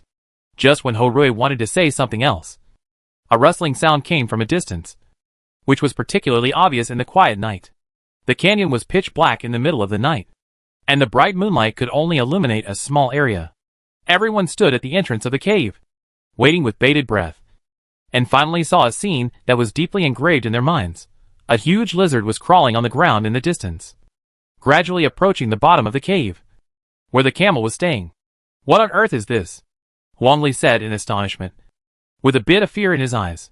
This lizard, including its tail, is definitely more than 3 meters long. It is black all over and has tiny scales on its back, but it does not have a very long tail like ordinary lizards. According to Ho-Rui, when he and his teammates encountered this lizard, they shot it on the tail with a gun. As a result, the monitor lizard broke its tail like a gecko, and the broken tail could still jump continuously, attracting their attention and causing them heavy casualties. Wenjing squinted his eyes and looked down. The monitor lizard moved very fast. When it crawled, it touched the surrounding plants and gravel, making a rustling sound. He moved his eyes to a shovel in the cave. That was the weapon Ho-Rui brought into the desert. It was not an ordinary shovel, but a sharp military shovel. Wenjing kept evaluating the strength of this monitor lizard in his mind. Although there was no information about such a large lizard, Wenjing knew that there was a smaller desert lizard that looked similar to this monitor lizard, but was of normal size. When it encountered danger, its most violent means of attack was to suddenly swing its tail. Without a tail, this monitor lizard's combat effectiveness was greatly reduced. At least it did not have to avoid the danger from behind. When the camel below sensed the danger and began to stir, and the monitor lizard was about to approach the cave, he picked up the military shovel next to him with one hand and held the nylon rope hanging on the cave with the other hand, and slid down from above. Wenjing, what are you doing? Brother Wen, don't go down. It's dangerous down there. Huang Li and Professor Huang watched Wenjing paddle down in fear, and rushed to the entrance of the cave to look down. Their hearts were beating violently, as if they were jumping to their throats, and they were worried about Wenjing. A shrill cry resounded through the canyon, and some unstable rocks actually fell off the rock wall. The people in the cave clearly saw that Wenjing was standing on the head of the monitor lizard, and the shovel in his hand was inserted into the neck of the monitor lizard. Is this a member of your expedition team? This is too powerful. Ho-Rui looked down in surprise, as if his worldview had been refreshed. The monitor lizard, feeling the severe pain, roared angrily, and its body swelled and arched, trying to shake its tail. But after the action, the monitor lizard found that its new tail had not grown yet, so it could only swim freely on the ground in anger, trying to throw Wenjing off its body. At this time, the monitor lizard missed its tail very much. If the tail was still there, it could directly kill this hateful little bug. Wenjung stood on the back of the monitor lizard motionless, holding the shovel deeply inserted into the monitor lizard's neck and stirring it with effort, and then took out the dagger at his waist and inserted it into the monitor lizard's eyes. The monitor lizard, which was in great pain again, struggled hard left and right, and finally crashed into the rock wall. A rumbling sound was heard, and the rock wall that was violently hit had broken stones rolling down. Wenjung dodged the stone that fell from the sky in one step, and then the boulder fell on the monitor lizard's head. Even if Wenjung tried to dodge, his clothes were still stained with blood. Even without a head, the monitor lizard's body continued to wriggle on the ground for a few times, and it returned to silence after a while. At this time, the three people in the cave were so shocked by the scene they saw that they were speechless. Hidden task: destroy the mutant monitor lizard has been completed, and the reward points are 5,000 points. The long-lost hidden task reminder sounded.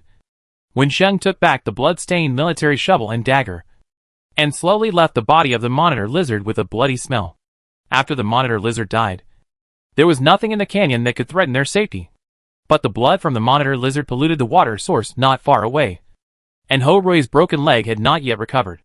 So they decided to stay in the canyon for a few more days.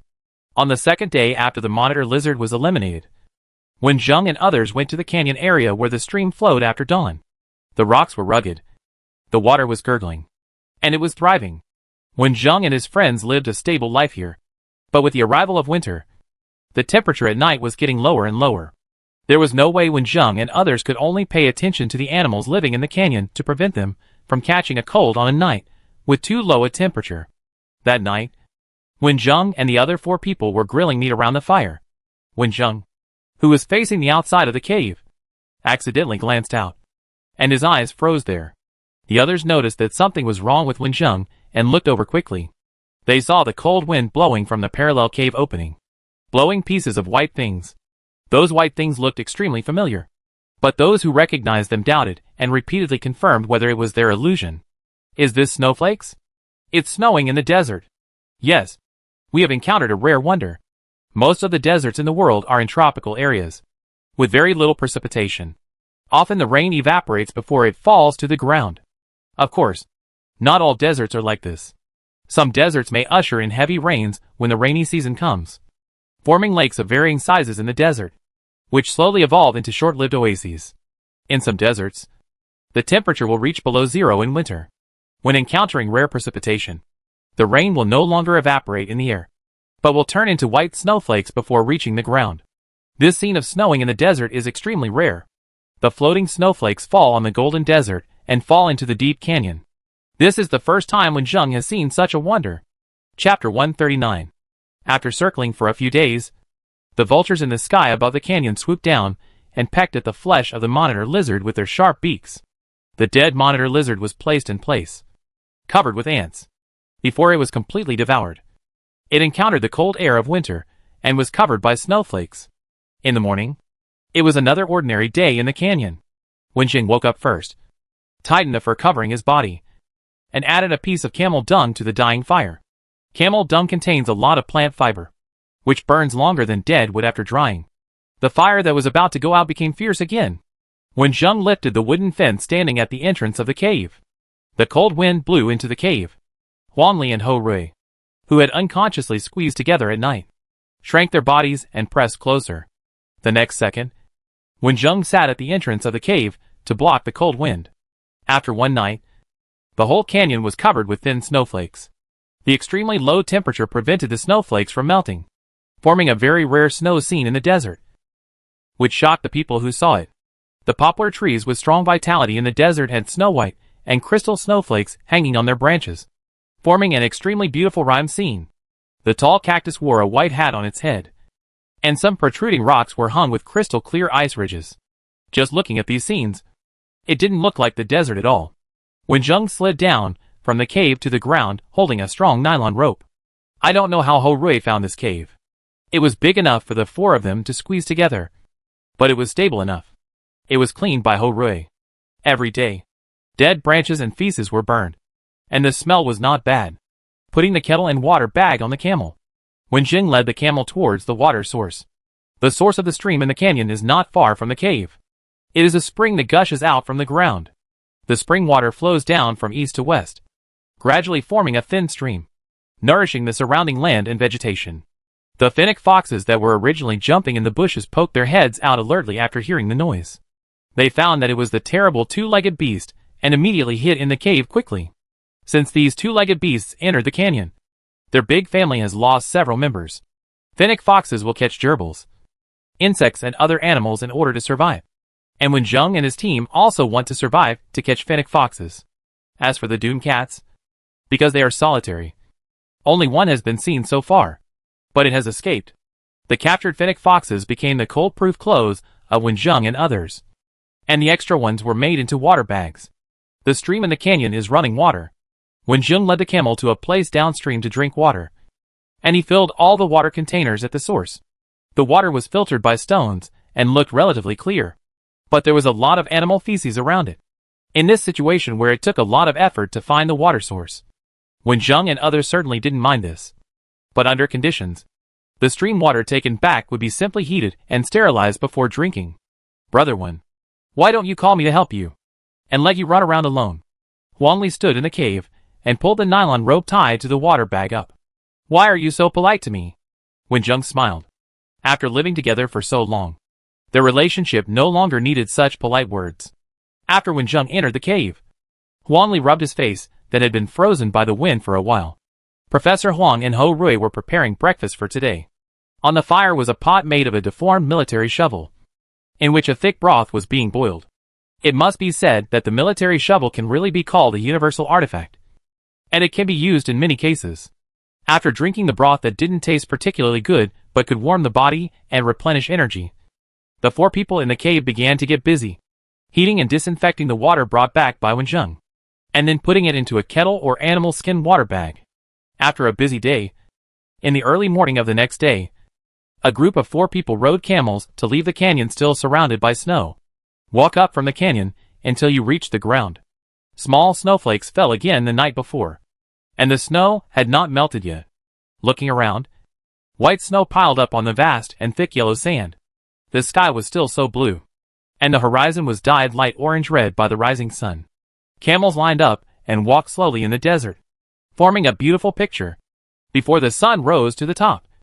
The rapidly rising temperature had melted the ice and snow, turning them into puddles with a very short survival period on the sand surface, slowly seeping into the sand or evaporated by the sun. Wenjung and others could only take off their thick fur coats, facing the sand blown by the breeze, and dared to go far away in the dust. The most important resource in the desert is drinking water. When Wenjung and others have enough drinking water, the road behind will not be a problem. Walking in the desert, I can't remember the days clearly. Wenjung also looked at the system panel specifically. There are only a few days left in 3 months. There were no more dangers on the way back. When there were only 2 days left, Wenjung and his companions came to the semi-desert area in the past. There were dots of green plants on the ground. Compared with the original memory, this area was more desolate than a few months ago. When they saw the man-made buildings, everyone was a little excited and sped up to rush over. The area where this small town was located was originally far away from the desert. This was because the desertification of the land was becoming more and more serious, and the scope of the desert was expanding again and again. This originally beautiful small town has now been destroyed by the wind and sand, and has become a simple appearance. Wenjung and his companions came to the small town with dust on their faces. There were no other pedestrians around, which seemed particularly desolate. Main quest surviving in the desert for 3 months has been completed, and the reward points are 5,000 points. Players can continue to stay in the current world. Do you want to stay? Yes. Wenjung silently chose to stay. It was quite lively when we entered the desert. Why is there no one now? Huang Li exclaimed in surprise, sitting on the camel and looking around, trying to find a few figures. Let's go in and take a look, Professor Huang said, looking ahead. The camel's feet finally stepped on the solid concrete ground. There were flower beds with green plants on both sides of the road. But these green plants seemed to have not had water for a long time. They looked a little wilted, and the leaves were a little yellow and dry. There was thick dust on the ground, and the doors and windows of the buildings on both sides of the road were closed. The whole town was gray. Walking a few more steps into the town, you can see pedestrians wearing headscarves or straw hats walking hurriedly. They all held containers that could hold water in their hands and rushed in two directions. Hearing the noise, these people looked in the direction of Wenjung and his team. When they saw the camels they were riding, their eyes were full of doubts, and they even started to talk in a low voice. "They are all looking at us," Wanli muttered in a low voice, feeling a little uncomfortable. Wenjung looked at the appearance of these local residents and decided, "Let's hurry to the town government." There were still many staff members in the town government. When they saw them coming over, they asked a few questions in confusion. When they heard that they were members of the expedition team that had disappeared in the desert, and the search and rescue team members who went to find the expedition team but encountered a sandstorm, they did not hide their astonishment at all, and their eyes revealed that you are still alive. Yes, there was no news for 3 months, and everyone thought they had died in the desert. The staff who inquired about this news quickly arranged the camels and took Wenjung and his team to find the mayor. The mayor had been waiting for the news and was standing at the door waiting for Professor Huang and his team to arrive. After some concern, Professor Huang briefly described his experience in the desert. The mayor sighed at their good fortune after listening to it. When Professor Huang asked why the town was so dilapidated, the mayor showed a sad face.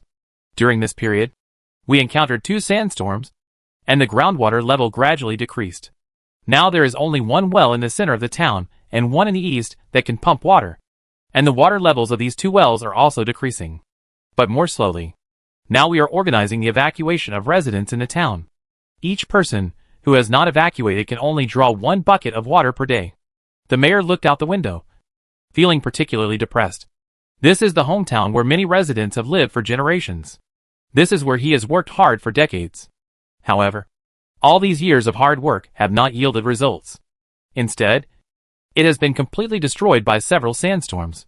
The gradual disappearance of water sources means that this place is no longer suitable for human habitation.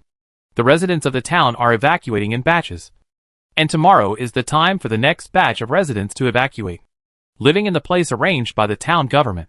This is the first time that Wenjung and others have entered a comfortable modern room again after so many days. However, due to the lack of water in the town, they still cannot take a good bath.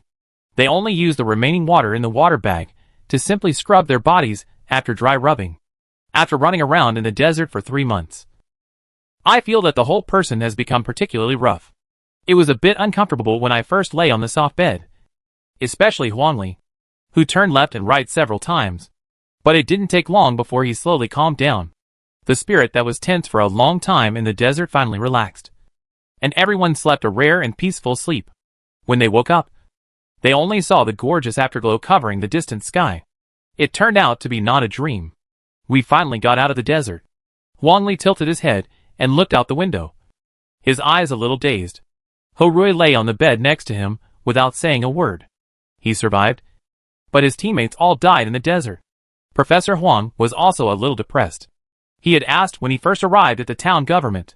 There was no good news that other expedition teams had left the desert alive, and there was no trace of other people walking on the road.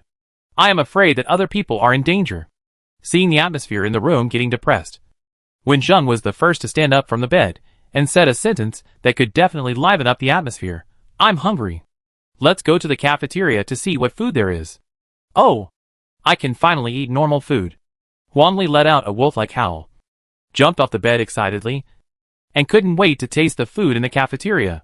Although the amount of water available every day was relatively small, it was still enough for cooking. The main thing was that he finally had staple food and dishes made with various seasonings. When Huangli ate it, he was so moved that tears were about to fall. After resting here for a night, early the next morning, Wenjung and others followed the evacuated local residents and rushed to other cities. Chapter 140. The evacuation of residents had been arranged long ago. After arriving at the designated city, the local government arranged their accommodation, and the efficiency of resettling the people was very high. Due to their special status, Wenjung and others were arranged by special government personnel after arriving. They carefully asked about their experiences in the desert. After confirmation, they were properly arranged and sent for physical examinations. Professor Huang was temporarily left in the hospital for recuperation due to some physical damage. Wenjung and others went to reissue their mobile phones and call their families first. "Son, is that you? I'm glad you're okay. I'm glad you're okay. Don't go to the desert anymore in the future. Just stay at home and find a stable job. Your father, your sister and I are in the car now. We will arrive at your place tonight. You must take care of yourself there. You have suffered a lot this time." The call was connected as soon as it was dialed. Before Wenjung could speak, the original mother spoke. Just by listening to these caring words and the emotions contained in them, Wenjung could tell that the original body's relatives had a good relationship with him. Wenjung, who only had 2 relatives, his grandfather and Tuanchuan, had never seen the original body with parents and a sister for the first time. He felt a little touched for a moment and talked softly with these relatives of the original body. After Wenjung's expedition team lost contact, most of the relatives of the expedition team members began to worry and fear, and even ran to several cities close to the desert to wait for news. Only 3 months had passed, and many people were desperate. After Wenjung and others arrived at the scheduled city, someone had already notified the relatives, who might be waiting in other places. Wang Li and Ho Rui were also on the phone with their families. No matter how strong they were emotionally broken after this near-death experience. They both cried and wiped their tears. That night, relatives of both the expedition team and the search and rescue team came from all directions. Before Wenjung had time to meet his original parents, he was found and questioned by relatives of other members of the team. The scene was extremely chaotic at the time. Many people wailed and asked questions. But after knowing that Wenjung and others were not clear, some people began to insult them, asking why they came back alive, while their relatives did not come back. The whereabouts of the other members of the expedition team were unknown. But Wang Ziyuan and Yang Lu died in front of him. Wenjung and others told the police everything when they were questioned. But it was not easy to tell their relatives like this, so they could only ask the police to tell them. After the police helped to control the situation, Wenjung and others dealt with the official news interviews before they could talk to their families properly. Facing the relatives of the original body, Wenjung felt a little close to them because of the memories of the original body. After a few days of getting along with them, he became much closer to them. After staying here for a few days, the Wen family began to show an expression of wanting to say something to Wenjung. They found a time to eat. And after the meal, Wen's sister started the topic first. "Brother, will you go home with us?" Wen's sister said with expectation. She was still in high school and had been panicking during this period. The hometown of the original body was not in the cities close to the desert. He just came here to study in college. Under the influence of his teacher, he devoted himself to related research and originally planned to settle down here. Wenjung was ready to continue his original ambition and conduct relevant research. And this might be a hidden mission. No matter what, Wenjung was ready to stay here. But this might hurt his family. The 2 parents who didn't speak also looked at Wenjung with excitement. But Wenjung still chose to refuse and said, "I will go back to my hometown to have a look. But I want to stay here to continue my research on the desert ecological environment in the future." Xiao Zheng. This researcher doesn't need one more or one less. This time you got into trouble and really scared us. Why don't we go back to our hometown and find a safe and secure job without danger? When Wen's mother heard this, she stood up anxiously, and the chair rubbed against the ground, making a harsh sound. She cried when she spoke, and her body was shaking. Father Wen quickly stood up and helped his wife up. Looking at his wife, who had aged several years in just 3 months, he felt very sad and said to Wenjung, "Wenjung, you see how your mother looks now. You are making us worry to death." Wenjung felt guilty. Although he could guarantee his own safety, parents who care about their children would never want their children, who have finally survived, to fall into danger again. They would worry no matter how much the children guarantee. But if you want to research related results, it is better to be in a place where you can be exposed to the desert environment. Wenjung took 2 steps forward, knelt on the ground, held Mother Wen's hands, looked at the mother who cared about her son and said, "Mom, the problem of land desertification is becoming more and more serious. The desert is expanding, and air pollution and other problems are becoming more and more serious. This is a problem that everyone needs to face. I have studied and researched seriously in the past few years, just to contribute a little bit of my strength. Maybe I can't research any useful results. But if everyone thinks this way, nothing will ever be done." Considering the unwillingness of his relatives, Wenjung looked at them and said seriously, "I know you are worried about my safety. I will not go deep into the desert in the future. I will only research in the laboratory, and at most near the edge of the desert. I will ensure my own safety. Besides, Doesn't the old saying say that those who survive a disaster will have good fortune in the future? I came back safely this time. And I will definitely be blessed in the future, and will not encounter any danger. Mother Wen saw her son's determination, sat back in her chair dejectedly, and cried softly, but didn't say anything else. In the next few days, the atmosphere among the Wen family was a little stiff. Wen Zheng didn't say anything more, and stayed with his parents every day. He waited until the institute where his original body used to work agreed to his application to take a temporary leave for a month, and then returned to the institute to continue his research. Wen Zheng returned to his hometown with his parents. The situation after returning was the same as Wen Zheng expected. Relatives from all walks of life came to persuade him to return to his hometown to find a stable job. In fact, as long as he didn't go deep into the desert, it was not dangerous to engage in desert ecology research. However, Wen Zheng's 3-month disappearance had left a serious psychological shadow on his family, and they didn't want him to do anything related during this time in his hometown. No matter how others persuaded him, Wen Zheng didn't change his mind. Usually, he spent time with his worried family at home, and used his points to buy a physical enhancer, which was added to the family's meals several times. The Wen family gradually became healthy, and other people saw it, and just thought it was a happy occasion. The days in his hometown passed quickly. Wen Zheng's thoughts did not change drastically, but the attitude of his family members was somewhat relaxed. When Wen Zheng bought the train ticket and started to pack his luggage, Wen's mother walked into the house silently.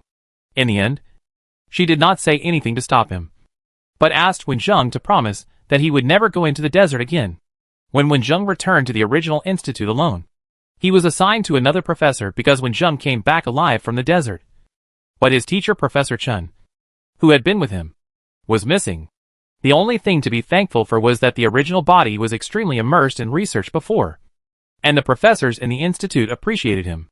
At least the new professor, who was in charge of leading Wen Zheng, now treated Wen Zheng and other students equally. Wen Zheng began to conduct boring research. This was the first time he lived as a scientific researcher since he passed through these worlds. But his past experiences also gave him many qualities suitable for scientific research.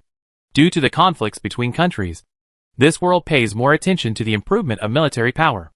In the past, the problem of land desertification was not taken seriously, and the relevant research is not particularly in depth now. Wen Zheng spent half a year to understand the specific situation of land desertification in this world, combined with the knowledge obtained from his own world, and submitted a report. Then Wen Zheng gained the attention of the institute, obtained research funds approved by the institute, and had greater research power. The control of land desertification is not a short-term job. With the efforts of countless people, the speed of land desertification has been gradually curbed, and research has begun to focus on rebuilding the desert ecosystem. Time passed unknowingly, and the Wen family came to the city where Wen Zheng worked. The originally gray sky turned blue, and they no longer needed to wear masks to breathe, and there was no more flying dust in the air. Wen's father and mother were already over 50 years old, but they looked energetic, strong, and always had a happy smile on their faces. At first, the fact that their son wanted to stay in this city to continue his research made the two parents, who were worried about their son, uneasy. But their son did, as he promised them, and did not go to the depths of the desert to take risks. When they came to the institute to visit their son, they found that his treatment was different from before. When they really researched some results, they gradually agreed with their son's choice at the time.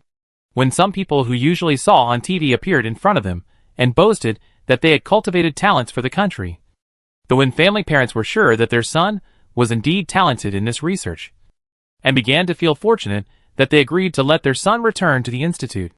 Seeing that their son could achieve such achievements and their daughter also had a stable life, the Wen family parents smiled when they left. The edge of the desert has been expanding outwards, and then shrinking inwards. This includes the efforts of countless people, and Wen Zheng is just one of the people who contributed a little more. After the old people of the Wen family left, Wen Zheng rarely returned to his hometown. Instead, he buried all his experience in research and did not get married and have children. It can be said that Wen Zheng spent his entire life on the research of desertification control and achieved good results. When Wen Zheng was 63 years old, he won the most important world-class award in the relevant field for his great contribution to the world, which attracted the attention of the whole society. Wen Zheng's later life was still in the research institute. All his daily needs were taken care of by the state. After achieving obvious results in land desertification, He shifted the direction of his research to plants, and eventually came to the end of his life in the laboratory. Welcome player Wen Zheng back to the Infinite Disaster Survival game. Chapter 141. Back to the familiar white fog space. Wen Deng's expression was calm. He had lived for decades in this mission world, and had a lot of knowledge in ecological research. Finally, when he made a lot of achievements and won relevant awards, the system reminded him to complete the hidden mission again. This hidden mission to save land from desertification directly gave him a reward of 100,000 points. A translucent system panel appeared in front of Wen Zheng. Welcome player Wen Zheng to the Infinite Disaster Survival game. Player, Wen Zheng. Points, 461,000. Cleared worlds, survival at sea, survival on desert islands, survival in famine, and survival in the desert. In this desert survival mission, after completing the main mission, there were almost no hidden missions. Wen Zheng did not get many points, and he consumed a lot in the early stage of the mission. Now, seeing that the points were less than 500,000, Wen Zheng was a little dissatisfied. Who knows how the game will cheat the player's points? The balance of points is less than 1 million, and there is no way to rest assured. Does the player want to check the content of the next mission? The system asked. Wen Zheng nodded and chose to check, hoping that the next world would allow him to earn more points. Advanced Mission, Radiation Survival. Mission Background, in 20XX AD. A nuclear war broke out, and the whole world was shrouded in nuclear radiation. The surviving humans suffered the impact of radiation, and had to face the animals and plants that mutated due to radiation to struggle for survival. Mission Goal: survive in the radiation world for 1 year. Completion Reward: basic reward points of 10,000 points. Note: please explore the hidden missions by yourself. After completing the mission, the player can choose to leave the mission world at any time. Wen Zheng was stunned after seeing the introduction of the new world, since it was a world facing nuclear radiation disasters. To be honest, he didn't know much about this type of disaster. He would rather wait until he returned to check the relevant information. This time it was still a high-level mission, and it seemed that it would not be so easy to pass. But it was useless to think too much now. Wen Zheng moved his thoughts back to the real world, and his mood became a little nervous. He didn't know if Tuanchuan was going well in the mission world. The player's rest time, this time, is 3 months. Please prepare for the next mission. I look forward to seeing you again. When the system asked whether to return to the real world, Wen Zheng immediately chose to return, and disappeared in the white fog space with the farewell sound of the system. When Wen Zheng returned to his body, he felt that someone was attacking him again. Wen Zheng didn't even see clearly before he stretched out his hands and hugged Tuanchuan, who rushed over. Dad, I miss you so much. Tuanchuan, who had been away for a long time, sat on Wen Zheng's arms and said happily. At this time, Tuanchuan was still wearing the little dinosaur clothes that Grandpa Wen bought for him, and his long tail was hanging down and swinging. Wen Zheng held Tuanchuan and came to the sofa.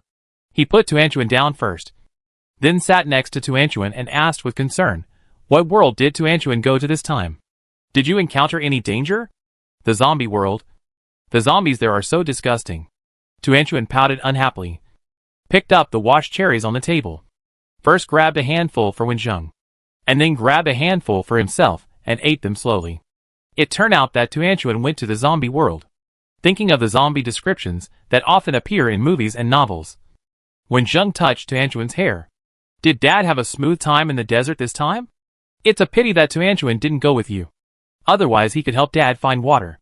Tuanchuan looked up at Wen Zheng and said, it was just an ordinary desert survival. There was no big danger, but I didn't get many points. Wen Zheng replied, I got a lot of points, but I can't transfer money in the game.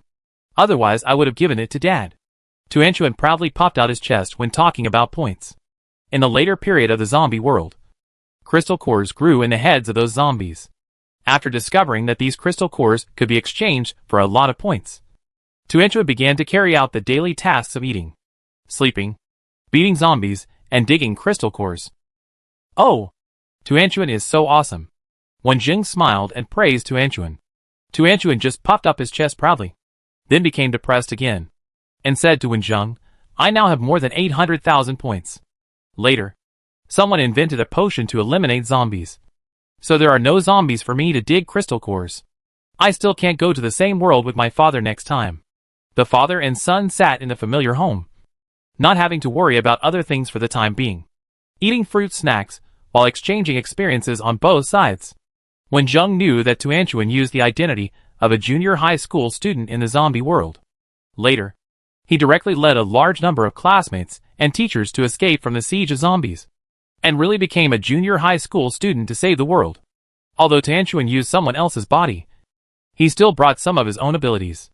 Later, he successfully awakened the wind and fire attributes, had a natural affinity with birds, and had the ability to sense their malice, which made him smooth in the zombie world. Later, after the zombies were eliminated and began to rebuild, Tuanchuan felt that it was boring there and took the initiative to choose to leave. The two talked in the living room until Grandpa Wen woke up. Grandpa Wen, who went back to his room to rest, had no idea where his grandson and great-grandson were at that moment. After leaving the house, he walked towards his great-grandson with a smile and said, "What do you want to eat tonight?" Tuanchuan's eyes turned and he named a few dishes, not only his own favorites, but also those that Wen Zheng and Grandpa Wen liked. Grandpa Wen smiled after hearing this, picked up Tuanchuan and said, "Then Tuanchuan, can you accompany your great-grandfather to buy vegetables today?" "Okay." Tuanchuan blinked, then looked at his father whom he hadn't seen for a long time, and then stretched out his hand to Wen Zheng. "I want Dad to go with me." "Okay. Let's go out together as a family this time."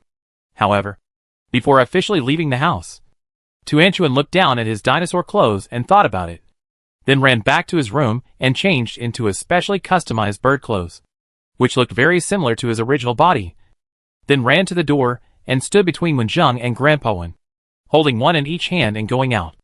Although he had spent a long time in the mission world and had experienced many things, when he returned here and stayed with Wen Zheng and Grandpa Wen, Tuan was still willing to be an innocent and lovely child, because the original neighbors knew about the old man's illness.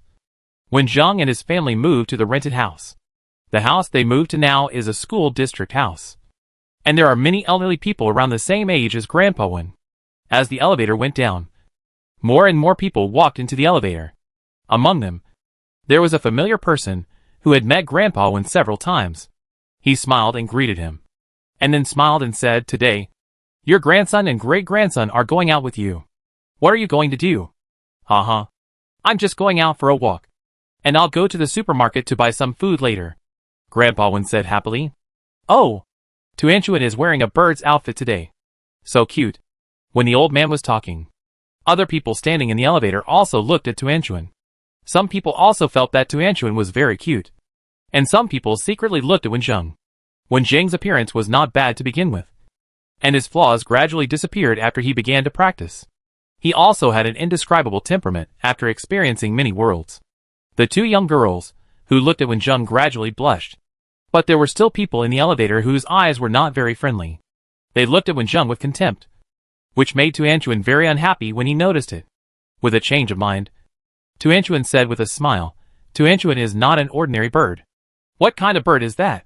"Tuanchuan is the most powerful bird king. All birds must listen to me. You are so powerful. No wonder there are so many new birds in our community. They all come to play with you." At this time, the elevator had reached the first floor. Tuanchuan smiled at the old man, and then pulled Wen Zheng and Grandpa Wen to walk in front.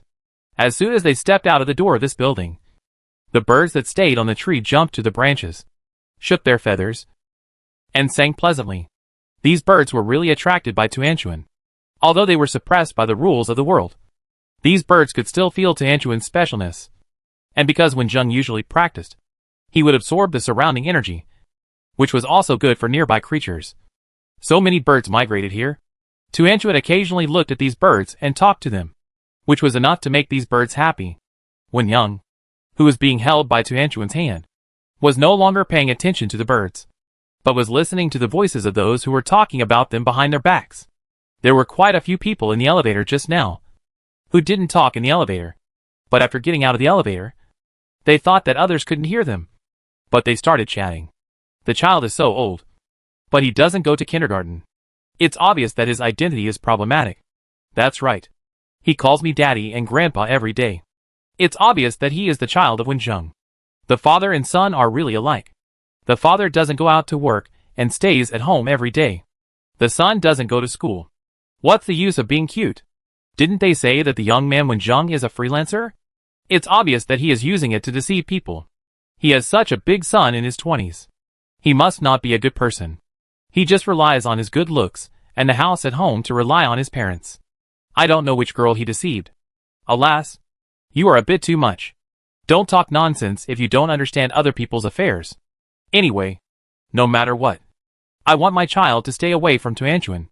Listening to those people's talk, Wenjung was not really angry. In fact, according to the current situation of their family, Wenjung, who looks like he is just 20 years old, has a son who is 6 or 7 years old, which is indeed easy to cause others to talk about. These discussions also reminded him that even if he moved to a new house, it would easily lead to these discussions. Some things still needed to be resolved, such as Tuanchuan's study problems and his own work problems. Although Tuanchuan could stay in this world, he was actually still an illegal resident and did not even have a household registration. However, even if he was registered, it was still a question whether Tuanchuan was willing to go to school. As for myself, I have been living off my parents for a while. Although Grandpa Wen used Gu Nan's occupation when he mentioned him, saying that he was a freelancer, it is true that Wenjung has not earned any income for the family these days. With Wenjung's current ability, it is not difficult to make money. But since he has joined the infinite disaster survival game, Wenjung is not going to find a stable job anymore. A freelance job that can be used as a diversion in real life is more to his liking. Wenjung thought about the work he could do, and accompanied Grandpa Wen and Tuanchuan to the supermarket to buy some fresh ingredients. After returning to the community, a burst of bird calls attracted his attention. Chapter 142. There were a few birds that could not fly on the tree not far away, chirping. Wenjung, who had seen all kinds of birds with Tuanchuan, could hear the fear in the chirping of these young birds, because there was a boy under the tree, holding a long branch that he had found from somewhere, poking the bird's nest on the tree. The bird's nest, which was not too high, had begun to shake and was about to fall.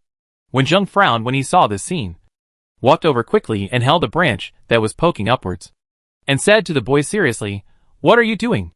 The boy, who should be in elementary school, looked at Wenjung and said with a righteous look, "I want to poke the bird's nest. Give me back the stick." However, the old man who was chatting with others not far away noticed the scene, and immediately rushed over and shouted anxiously, "What do you want to do with my grandson with the stick?" Then he protected the naughty child behind him. Wenjung thought the old man didn't notice, so he said, "You took this stick from your grandson. Ask your grandson what he wants to do with it." The old man said with disdain, "It's just a bird's nest. You can just poke it. Why do you have to mind your own business?" He rolled his eyes at Wenjung. It seems that he saw what the child was doing, but he didn't care because he thought it was no big deal. Now that he saw someone trying to stop him, he got anxious. No wonder the child was so confident. And the voice just now was a little sharp, and he couldn't be sure. Now Wenjung could hear this sentence. This was the old man who had talked to someone not long ago, and said that he didn't let his children play with Tuanchuan. Hey, this old man feels superior to such a child. People passing by couldn't help but gather around to watch. Seeing that more and more people were coming, the old man didn't wait for Wenjung to say anything else, and pulled the child away, whispering to the child as he walked, "Didn't I tell you not to talk to strangers? If you meet a stranger again, come find me. If you can't find me, sit on the ground and cry." Just as the child was about to answer, he felt something falling on his head, and there was a cool feeling. So he reached up and wiped it. Seeing the bird food stuck on his hand, he immediately followed the old man's instructions, and thundered without raining. The old man saw this and hurriedly took out a tissue from his pocket, and wiped it on his grandson's head anxiously. But when she bent down, she felt her neck light up, and immediately looked up at the sky with an ugly face. But the two birds that threw objects in the sky had already flown away, leaving only a fluttering feather. The old man looked back with an ugly face, and saw Wenjung still standing under the tree just now. The onlookers did not disperse, and even took their mobile phones to record the video. In the end, he could only drag his grandson back with a curse. Wenjung then returned to Grandpa Wen and Tuan, and whispered to Tuan, "Just teach them a lesson. The birds in the real world are not so smart, and they are often not so coincidental." The two birds just now were found by Tuan. "Dad, I know," Tuan said obediently, and then planned something in his mind. That night, All the bird nests in the community changed their locations and fell on high branches. It was not easy to find such a long branch, and it was even more dangerous to climb up. The children who kept touching bird droppings when they went out these days wanted to take revenge. But they couldn't. Wenjung didn't care anymore. After returning home, he called Gu Nian and continued his reassuring daily life after understanding some of the situation. Grandpa Wen lived a leisurely life every day. Wenjung and Tuanchuan kept it a secret from Grandpa Wen when they were reading materials. Anyway, they usually acted very relaxed and happy. Occasionally, they deliberately revealed false information during the chat, making Grandpa Wen think that they were doing some relaxing things. Tuanchuan was dressed up in various cute looks by Grandpa Wen every day. Since these cute doll costumes were all colorful, they were loved by Tuanchuan. Every day, he wore these clothes happily and went shopping with Grandpa Wen. Occasionally, when he met other neighbors who were familiar with Grandpa Wen, Tuanchuan would greet them obediently and occasionally make remarks that he was the bird king. But no one really believed what a child said. Even some people who had said bad things about the Wen family and were targeted by birds did not connect the dots. For those who were heard saying bad things behind people's backs, Tuanchuan took small measures, such as having birds fly to the window early in the morning to wake them up, increasing the probability of stepping on bird droppings, and increasing the number of times the balcony needed to be cleaned. 10 days of dull life passed like this. Wenjung accidentally saw a video in the community owner group. Although the people in it were mosaicked, Wenjung still recognized it as the naughty child last time. But this time he poked it with a stick instead of a bird's nest, but a wasp's nest that looked like a bird's nest under the cover of leaves. This time, after poking it a few times, there was no screaming of birds, but the buzzing of wasps. When the child saw the wasp, he turned around and ran away in fear. But he couldn't outrun the wasp. He was stung by the wasp and turned into a pig head in a short while. However, there were many passers-by nearby. Some people wanted to stop him, but the wasp was alarmed before they could do so. They hurriedly tried to drive the wasp away, and some people called the doctor. The child was treated by a clinic near the community, and was later taken to the hospital by his parents. It was confirmed that there was nothing serious, but he was just frightened and a little painful. I'm afraid he will never poke anything randomly again. This video was sent to the owner group, just to let the parents who saw it tell their children not to poke things on the tree randomly. Some people may not care about the birds, but they are worried that their children will also poke the wasp's nest. After reading this news, Wenjung looked at Tuan Tuan, who was sitting on the sofa watching cartoons, and didn't say much. He believed that Tuanchuan acted with propriety. Tuanchuan would not deliberately let the wasp sting the child. At most, he would make the wasp's nest look a bit like a bird's nest. If the child did not intend to poke the bird's nest with a branch, he would not poke the wasp's nest. After learning about this incident, Wenjung continued to enrich his ordinary life. He did not know that the incident of the naughty child digging the bird's nest had been popular on the internet for a few days, and he was almost noticed by netizens. It turned out that someone posted the video of the naughty child poking the bird's nest twice on the internet. After being stopped by someone for the first time, he encountered the bird's feces to retaliate. The second time, he did not repent and poked the wasp's nest by mistake, which caused a heated discussion. Wenjung appeared in the first video, but Wenjung was very alert and cleverly avoided the shooting angle. No matter what, his face was not photographed. Even if the person who took the video said that Wenjung was very handsome, it was a pity that there was no photo to prove it, and it could not attract other people's attention. Wenjung himself did not notice that he was indirectly on the hot search. Every day, he accompanied his grandfather and Tuanchuan, looking for information related to nuclear radiation, and urged Tuanchuan to understand the knowledge related to the possible disasters. In his spare time, he would write some stories to spice up his life, no matter which world he was in. Wenjung had heard many wonderful real stories, and Wenjung tried to bring these other people's stories to this world, which was also a remembrance of the past worlds. After a long period of training, his body was sufficiently strengthened. Wenjung's typing speed could not be described as fast, and it was slowed down because the computer could not react in time. Such ordinary days continued until the end of the holiday, when Grandpa Wen was not there again. Wenjung and Tuanchuan sat on the sofa and lost consciousness at the same time. In a blink of an eye, they came to the white fog space. The break time is up. Do you want to enter the mission world now? Enter now. The next second after answering, Wenjun lost consciousness. After a brief dizziness, Wenjun felt a tightness in his chest, a little pain in his heart, and a little difficulty breathing before he could receive the memory. He felt particularly uncomfortable. No way. Could it be that the body he used this time was suddenly dead again? There seemed to be no one around him. Wenjun was practicing the method, opening his eyes with difficulty. He was about to go to the system store to buy relevant medicines when he saw the medicine dropped by his original body. He quickly picked up the medicine bottle on the ground and read the label on the medicine clearly. After confirming that the disease for which the medicine was used was consistent with his current condition, Wenjun quickly took the medicine and lay on the ground to rest slowly. Thinking of the physical condition of the original body, Wenjun couldn't help but smile bitterly. It was indeed a high-level task, more difficult than the start of the previous world. Such a body was not easy to cope with the upcoming nuclear radiation. The original body did not die suddenly, but a worse situation, congenital heart disease. The original body suddenly fell ill and did not survive. So Wenjun took over and survived. The heart kept transmitting the uncomfortable feeling to the brain. And the practice method was not very effective in this world. And not much energy around was absorbed into his body. Considering that the disaster of this world was the extremely difficult nuclear radiation, Wenjun thought about it, bought a physical enhancer from the system store, and drank it up. Although the game is more pitfalls for players, the goods sold in the store are genuine. Not long after drinking it, Wenjun felt that the energy in the potion spread throughout the body, most of which went to the heart. The pain in the heart gradually subsided, and Wenjun stood up from the cold ground and lay on the bed to accept the memory of the original body. No matter what you want to do, you must first understand the situation in this world. Chapter 143.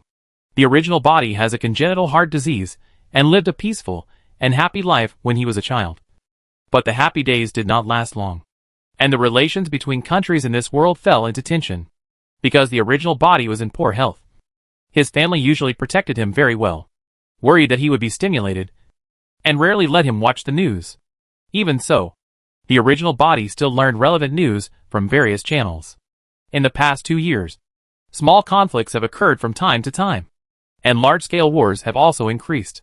The situation has become worse in the past 2 years, and wars often affect all aspects. There are news reports about war on TV and the internet. Occasionally, there are many pessimistic people who commit suicide because they think the world will be destroyed. And there are many sects that rise in chaos. However, most people's lives are still going on, maintaining the operation of this country and this world. No matter what disasters humans encounter, there is always a tenacity to support them to live. Some people are worried about the outbreak of nuclear war, but they think it is impossible to break out. The power of nuclear bombs is too strong. Once a nuclear war is launched, it may destroy all mankind. But when a nuclear bomb is produced and used for the first time, it means that nuclear bombs will not disappear from this world. If a country with nuclear weapons wants to launch an attack on another country, it can cause great casualties to the target country, and it may even make the country disappear from the world map. Therefore, when the first nuclear weapon was born in this world, countries without such weapons will spend a lot of effort to research it to ensure that their country can have the power to fight back when it encounters such an attack. According to the current situation of the world, there are more countries with nuclear weapons than Wenjun imagined, and they are prepared for nuclear weapons. If a country is attacked by a nuclear bomb, it is very likely to launch an indiscriminate nuclear weapon counterattack and drag other countries into a nuclear war.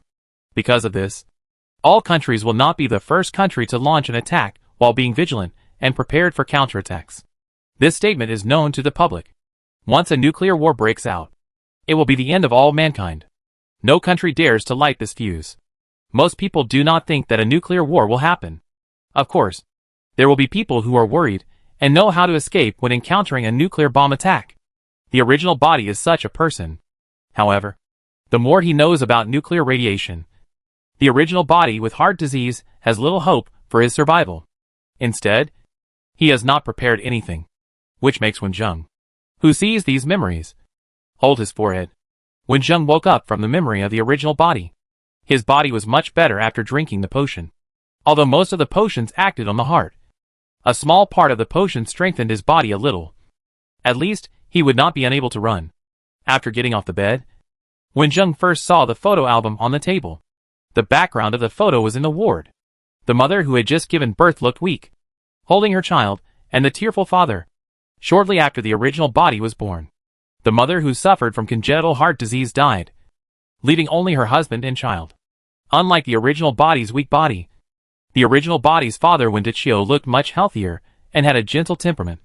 Wendichio happened to be related to Wen Zheng's career in the previous world. He was a high school biology teacher. The original body was 18 years old this year, and had just finished the college entrance examination, and was waiting for the results of the college entrance examination. It seems that I won't be able to wait until the college entrance examination results come out, Wen Zheng muttered to himself. If I had come 2 days earlier, I would have been in the examination room for the college entrance examination. And I don't know how many questions I could have answered. There has been no nuclear war yet. Wen Zheng opened the system panel and looked at it. There was no reminder of when it would break out. He looked out the window and thought carefully, and decided to take the risk and go out, at least to buy some necessary things. Before leaving, Wen Zheng still found the original body's mobile phone and called Wendichio, who was in school, asking him to come back quickly. Wendichio's high school did not have a basement or air raid shelter, so there was no place to hide after the disaster. Wendichio was a little hesitant when he received the call, but after hearing Wen Zheng talk about his discomfort today, he decided to take a leave immediately to see his son. Wen Zheng searched for a long time in the house, but he couldn't even find a sturdy raincoat. He could only wear long-sleeved trousers that could cover his skin, a hat on his head, and a mask on his face before he walked out of the door. He carried a large empty backpack on his back, put the vacuum-packed food he had found at home in it, and left the house. The original body lived near the high school. After going out, he rode his family's electric bike and walked towards the pharmacy. In the original body's memory, the owner of this pharmacy bought several new nuclear radiation protective suits a few days ago, and I don't know if they have been sold. As soon as I walked to the door of the pharmacy, I saw the information on the display screen above the pharmacy. This pharmacy sells the latest anti-nuclear radiation protective suits, iodine medicines, and other radiation-related products. Wen Zheng saw it and walked up to ask, "Boss, do you have anti-nuclear radiation protective suits here?" The boss greeted the business with a smile when he saw the business coming. He himself did not think that a nuclear war would break out, but this did not prevent him from finding related business opportunities. He finally bought a few sets of protective clothing and shipped them. Although no one was interested in the past few days, the business came to his door today. "This protective clothing is in the warehouse. Wait for me to take it out and see it with your own eyes." Although Wen Zheng looks like a high school student, his temperament is completely different after he came. The boss did not question that he was a student who was watching the fun, but introduced him enthusiastically as a customer. Wen Zheng was worried that he had little time to prepare. After carefully checking the instructions of the protective clothing and checking it once, he spent money to buy 2 sets of protective clothing. Although he had enough money for him to buy a few more, it would be a bit too conspicuous.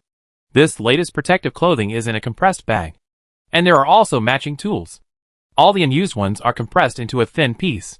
Although the weight remains unchanged, it occupies a small area and is not noticeable. Fortunately, Wendichio was not strict with his children, and Wen Zheng had enough money in his mobile phone to buy not only protective clothing, but also iodine medicine and other medicines related to radiation protection, as well as various medicines that might come in handy.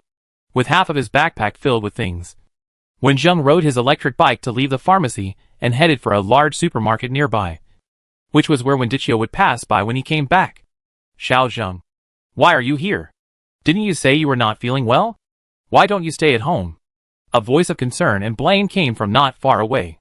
Wen Zheng turned around and saw the original body's father, Wendichio, who looked a little bit like the original body and looked much older than in the photo. His eyes were full of concern and worry when he looked at Wen Zheng. Wendichio ran to Wen Zheng worriedly, and when he walked in, he found that his son's face was flushed and his complexion was better than ever before. He was stunned on the spot. "Didn't you say you felt uncomfortable today? How come you look better?"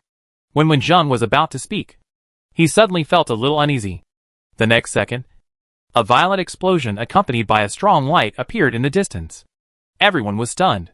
They didn't realize what this movement meant, and even wanted to turn their heads to look in the direction of the sound. Wen Zheng reacted the fastest, suppressing the conditioned reflex of wanting to look over, pulling Wendichio, who wanted to look over, running with his back to the strong light, and loudly reminding the people around him, "Everyone, Turn your back to the direction of the explosion. Don't look there. The strong light will cause blindness. Try to cover the exposed skin on your body. This is the sound of a nuclear bomb explosion. But when Jing's speaking speed is far slower than those people's reflex actions, and many people's eyes have been stimulated. However, when Ding's shouting still worked, when you don't know what happened, your mind is often blank, and you will subconsciously follow other people's instructions. When Zheng led Wen Deqiu to the supermarket in front and reminded him again, now we need to find a shelter quickly to withstand the blast wave that will arrive soon. The light from the nuclear bomb is more dazzling than the sun. It not only causes a huge impact, but also has a very high heat pulse that can raise the temperature to hundreds of thousands of degrees. At the location of the nuclear bomb explosion, that is, the nuclear explosion point, any objects on the ground will be destroyed and melted, and any creature there will have no chance of survival. If there is still some distance from the nuclear explosion point, there is still a certain chance of surviving temporarily if the reaction is timely. After the powerful heat pulse passes, the explosion wave generated by the explosion can easily destroy the building. Moreover, although the speed of the explosion wave is slower than that of the heat pulse, it can also destroy the city in seconds. Taking Wen Deqiu into the supermarket, leaning against the wall tightly, the thick barrier can prevent the explosion wave from directly impacting the body. When Zheng continued to remind, the explosion wave will come soon. Everyone should open their mouths to prevent the violent sound from causing the eardrum and lungs to explode. When Zheng recalled the information he had seen, the speed of the explosion wave was extremely fast, with a huge sound, which would destroy the surrounding buildings. Listening to the sound of the explosion wave, when Zheng still had the mind to think about other things to divert his attention. The first nuclear bomb often falls on a relatively important city or place in a country. When Zheng was not in a hurry just now, because the city he was in was an ordinary first-tier city. This area is quite far away from the city center, and there are no important buildings around, so it will not be the landing point of the nuclear bomb. As long as they are not at the point of nuclear explosion, where they will surely die, there is a possibility of survival. However, this place has already been attacked by nuclear bombs. When Zheng believes that this city is definitely not the first one, nuclear war has already broken out and the disaster has officially arrived. After the strong noise gradually subsided, until there was no sound, when Zheng did not look at the huge mushroom cloud in the sky, but took Wen Deqiu to the stairs leading to the underground garage. On the way, he made a detour and passed the food counter. When Zheng quickly put compressed biscuits and other foods into his backpack without paying attention to other people around him. Soon, in more than 10 minutes, the deadly radioactive dust produced by the nuclear bomb will fall to the ground.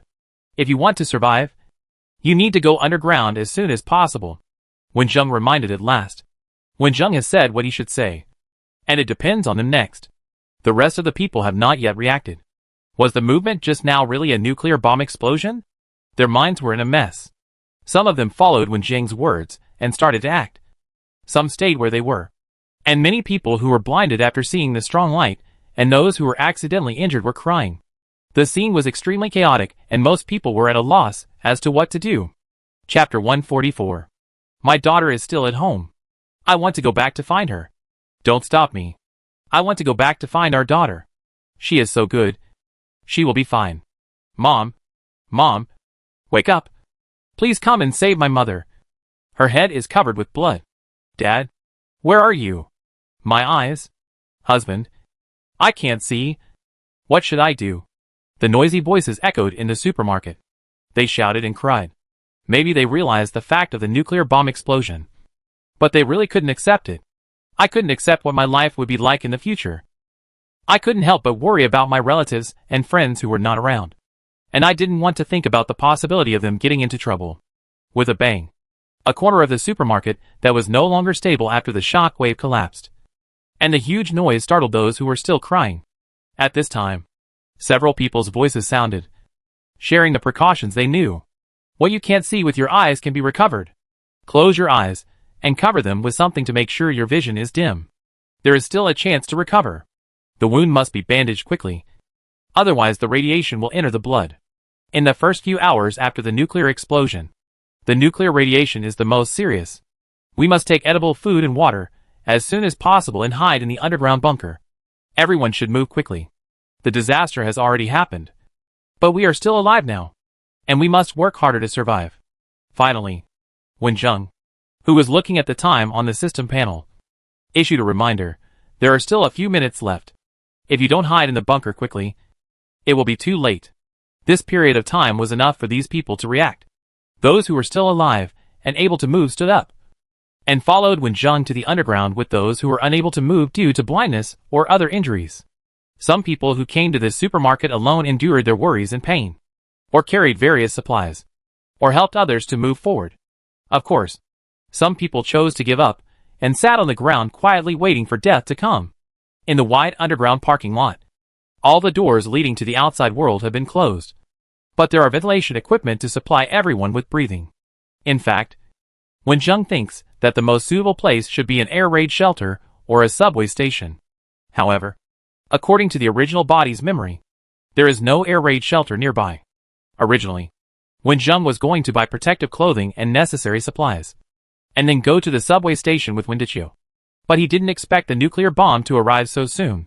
However, the supermarket is also a good place, with a large underground parking lot, and enough food and water, enough for them to hold on for a while. Many of the people who fled to the underground parking lot were injured, and their expressions were also confused about the future.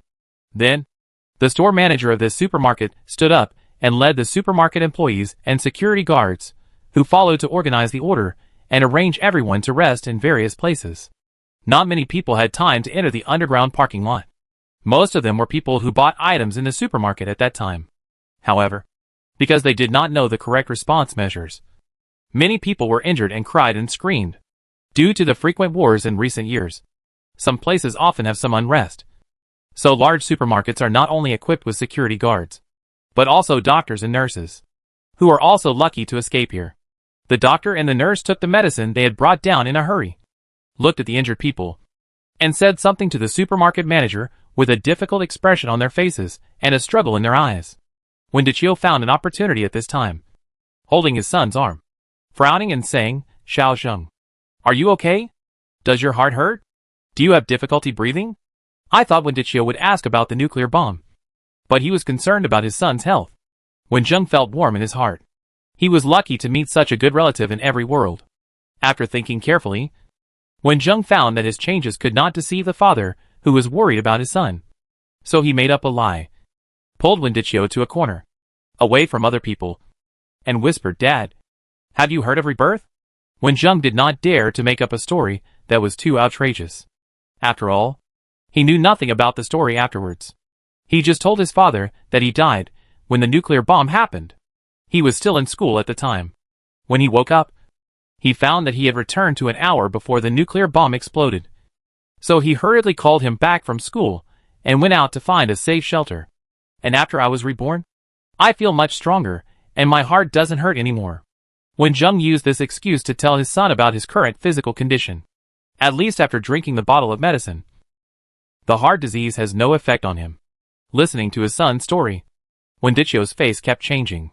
But now that he was in close contact with his son, he could clearly see that his face was ruddy, and he hadn't shown any discomfort since the nuclear bomb exploded. Only then did he begin to believe his son's words. Wen Deqiu frowned and pondered, then looked at Wen Zheng expectantly. "Son, how can you be sure that you are reborn? Maybe you have the ability to see the future." "Dad?" Wen Zheng looked at Wen Deqiu with a smile. "You have a rich imagination. But it's a pity that your son can't see the future. If you can meet the future, you can live with more people." At this time, a few shouts broke the conversation between the father and son. "Why the hell don't you treat my wife's injuries? You are still a doctor. My wife is like this. Why don't you come to save people?" The man who was talking grabbed the doctor's collar. Next to him, there was a lady lying unconscious against the wall, with glass fragments stuck in her chest, and she was bleeding uncontrollably. "Sir, please let go first." The security guard stepped forward to pull the man away, and the other patients were also a little anxious, blaming the man. After all, there was only one doctor, and their injuries still needed to be treated by doctors. The doctor wore a mask and looked heavy-hearted. He bowed deeply to the angry man. The noisy crowd gradually quieted down. The doctor said, "I'm sorry. Your wife's injuries are too serious. There are not enough medical conditions to treat her now." After hesitating for a few seconds, the doctor turned around and said to everyone, Now there are limited medicines and manpower. We want to save everyone. But this is something that cannot be accomplished. We can only use a small amount of medicine on those who can be saved. It is also difficult for us to make such a decision. Hearing what the doctor said, some people whose relatives were seriously injured looked up. The man took the first step and roared in despair. Then I can only watch my wife die and can't do anything? I'm sorry. Just as the atmosphere began to solidify, the supermarket manager stood up. This middle-aged man who looked to be in his 40s and had a beer belly remained rare calm after the disaster. Today, countless people died. We don't know what the relatives and loved ones who are not with us are like now. They may have died or survived like us. Only by continuing to live can we meet them. We are lucky to be alive for the time being.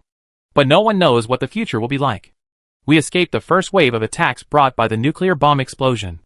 But everyone knows that this is just the beginning. Nuclear radiation will pollute the air and water. And even the ground is no longer suitable for human survival. We want to survive. And we can only rely on each other. The supermarket manager said the problem that everyone didn't want to think about. Their future is dark. And they need to work together to grasp a tiny light. Where is the country? The country will come to save us. Is our country still there? Is the world okay? Everyone knows the current situation. They have personally experienced nuclear bombs that they thought would not be used. Does this mean that a nuclear war has really happened? Then, how many humans are still alive in this world? The angry man finally sat on the ground and gently embraced his sleeping wife in his arms. Tears emerged from his eyes, and he slowly hummed a familiar ballad. The atmosphere of sadness spread around, and no one spoke. I don't know what they are thinking about writing. I have learned bandaging. Let me help you. Someone stood up and said. After a brief exchange with the nurse, he began to take medicine and gauze to treat simple wounds. Gradually, people who were not injured stood up to help. And Wen Zheng and Wen Deqiu also took turns to help, leaving one person to guard Wen Zheng's backpack each time. Just as Wen Zheng came back from helping and thinking about his next plan, the store manager walked up to him and gave him an iodine pill. Nuclear radiation will release radioactive isotopes of iodine, and the human thyroid gland will absorb this iodine isotope, causing damage to the thyroid gland. So this damage can be reduced by taking iodine pills. The thyroid gland will first absorb the non-radioactive iodine in the iodine pill, and will no longer absorb the radioactive one. After Wen Zheng took it, the store manager said, "Young man, I heard that you reminded everyone outside when the nuclear bomb exploded. I hope that after everyone settles down, people who know about nuclear radiation can talk to everyone, and then discuss the next plan together." Wen Zheng looked at the store manager for a few seconds, and finally replied, "My name is Wen Zheng, and I am very happy to share. In this disaster situation, Wen Zheng might be able to survive the 1 year required by the mission alone. But if humans want to continue to survive in this world, more people need to survive and work hard. Li Qiulai. Just call me Uncle Li," Li Qiulai said, looking at Wen Zheng with a dazed look in his eyes. His son was also this old. He didn't know if he had time to hide at home today. The first day of panic ended like this. When it was night, many people were hungry. Fortunately, the passage of the underground parking lot led to several reserve warehouses of the supermarket. Some of the food in them was enough for them to eat and drink for a while. These things all belonged to the supermarket. But in this situation, if they were taken away and not given, it would cause unrest. The store manager saw it very clearly. So he took the employees and took the food that could not be kept for a long time out of the warehouse and provided it to everyone. These foods were of course not as delicious as the usual meals. But no one was picky. More people had no taste for them, and even had no appetite for food. Before dinner time was over, there was a suppressed cry, which was heard by everyone in the parking lot without any shelter.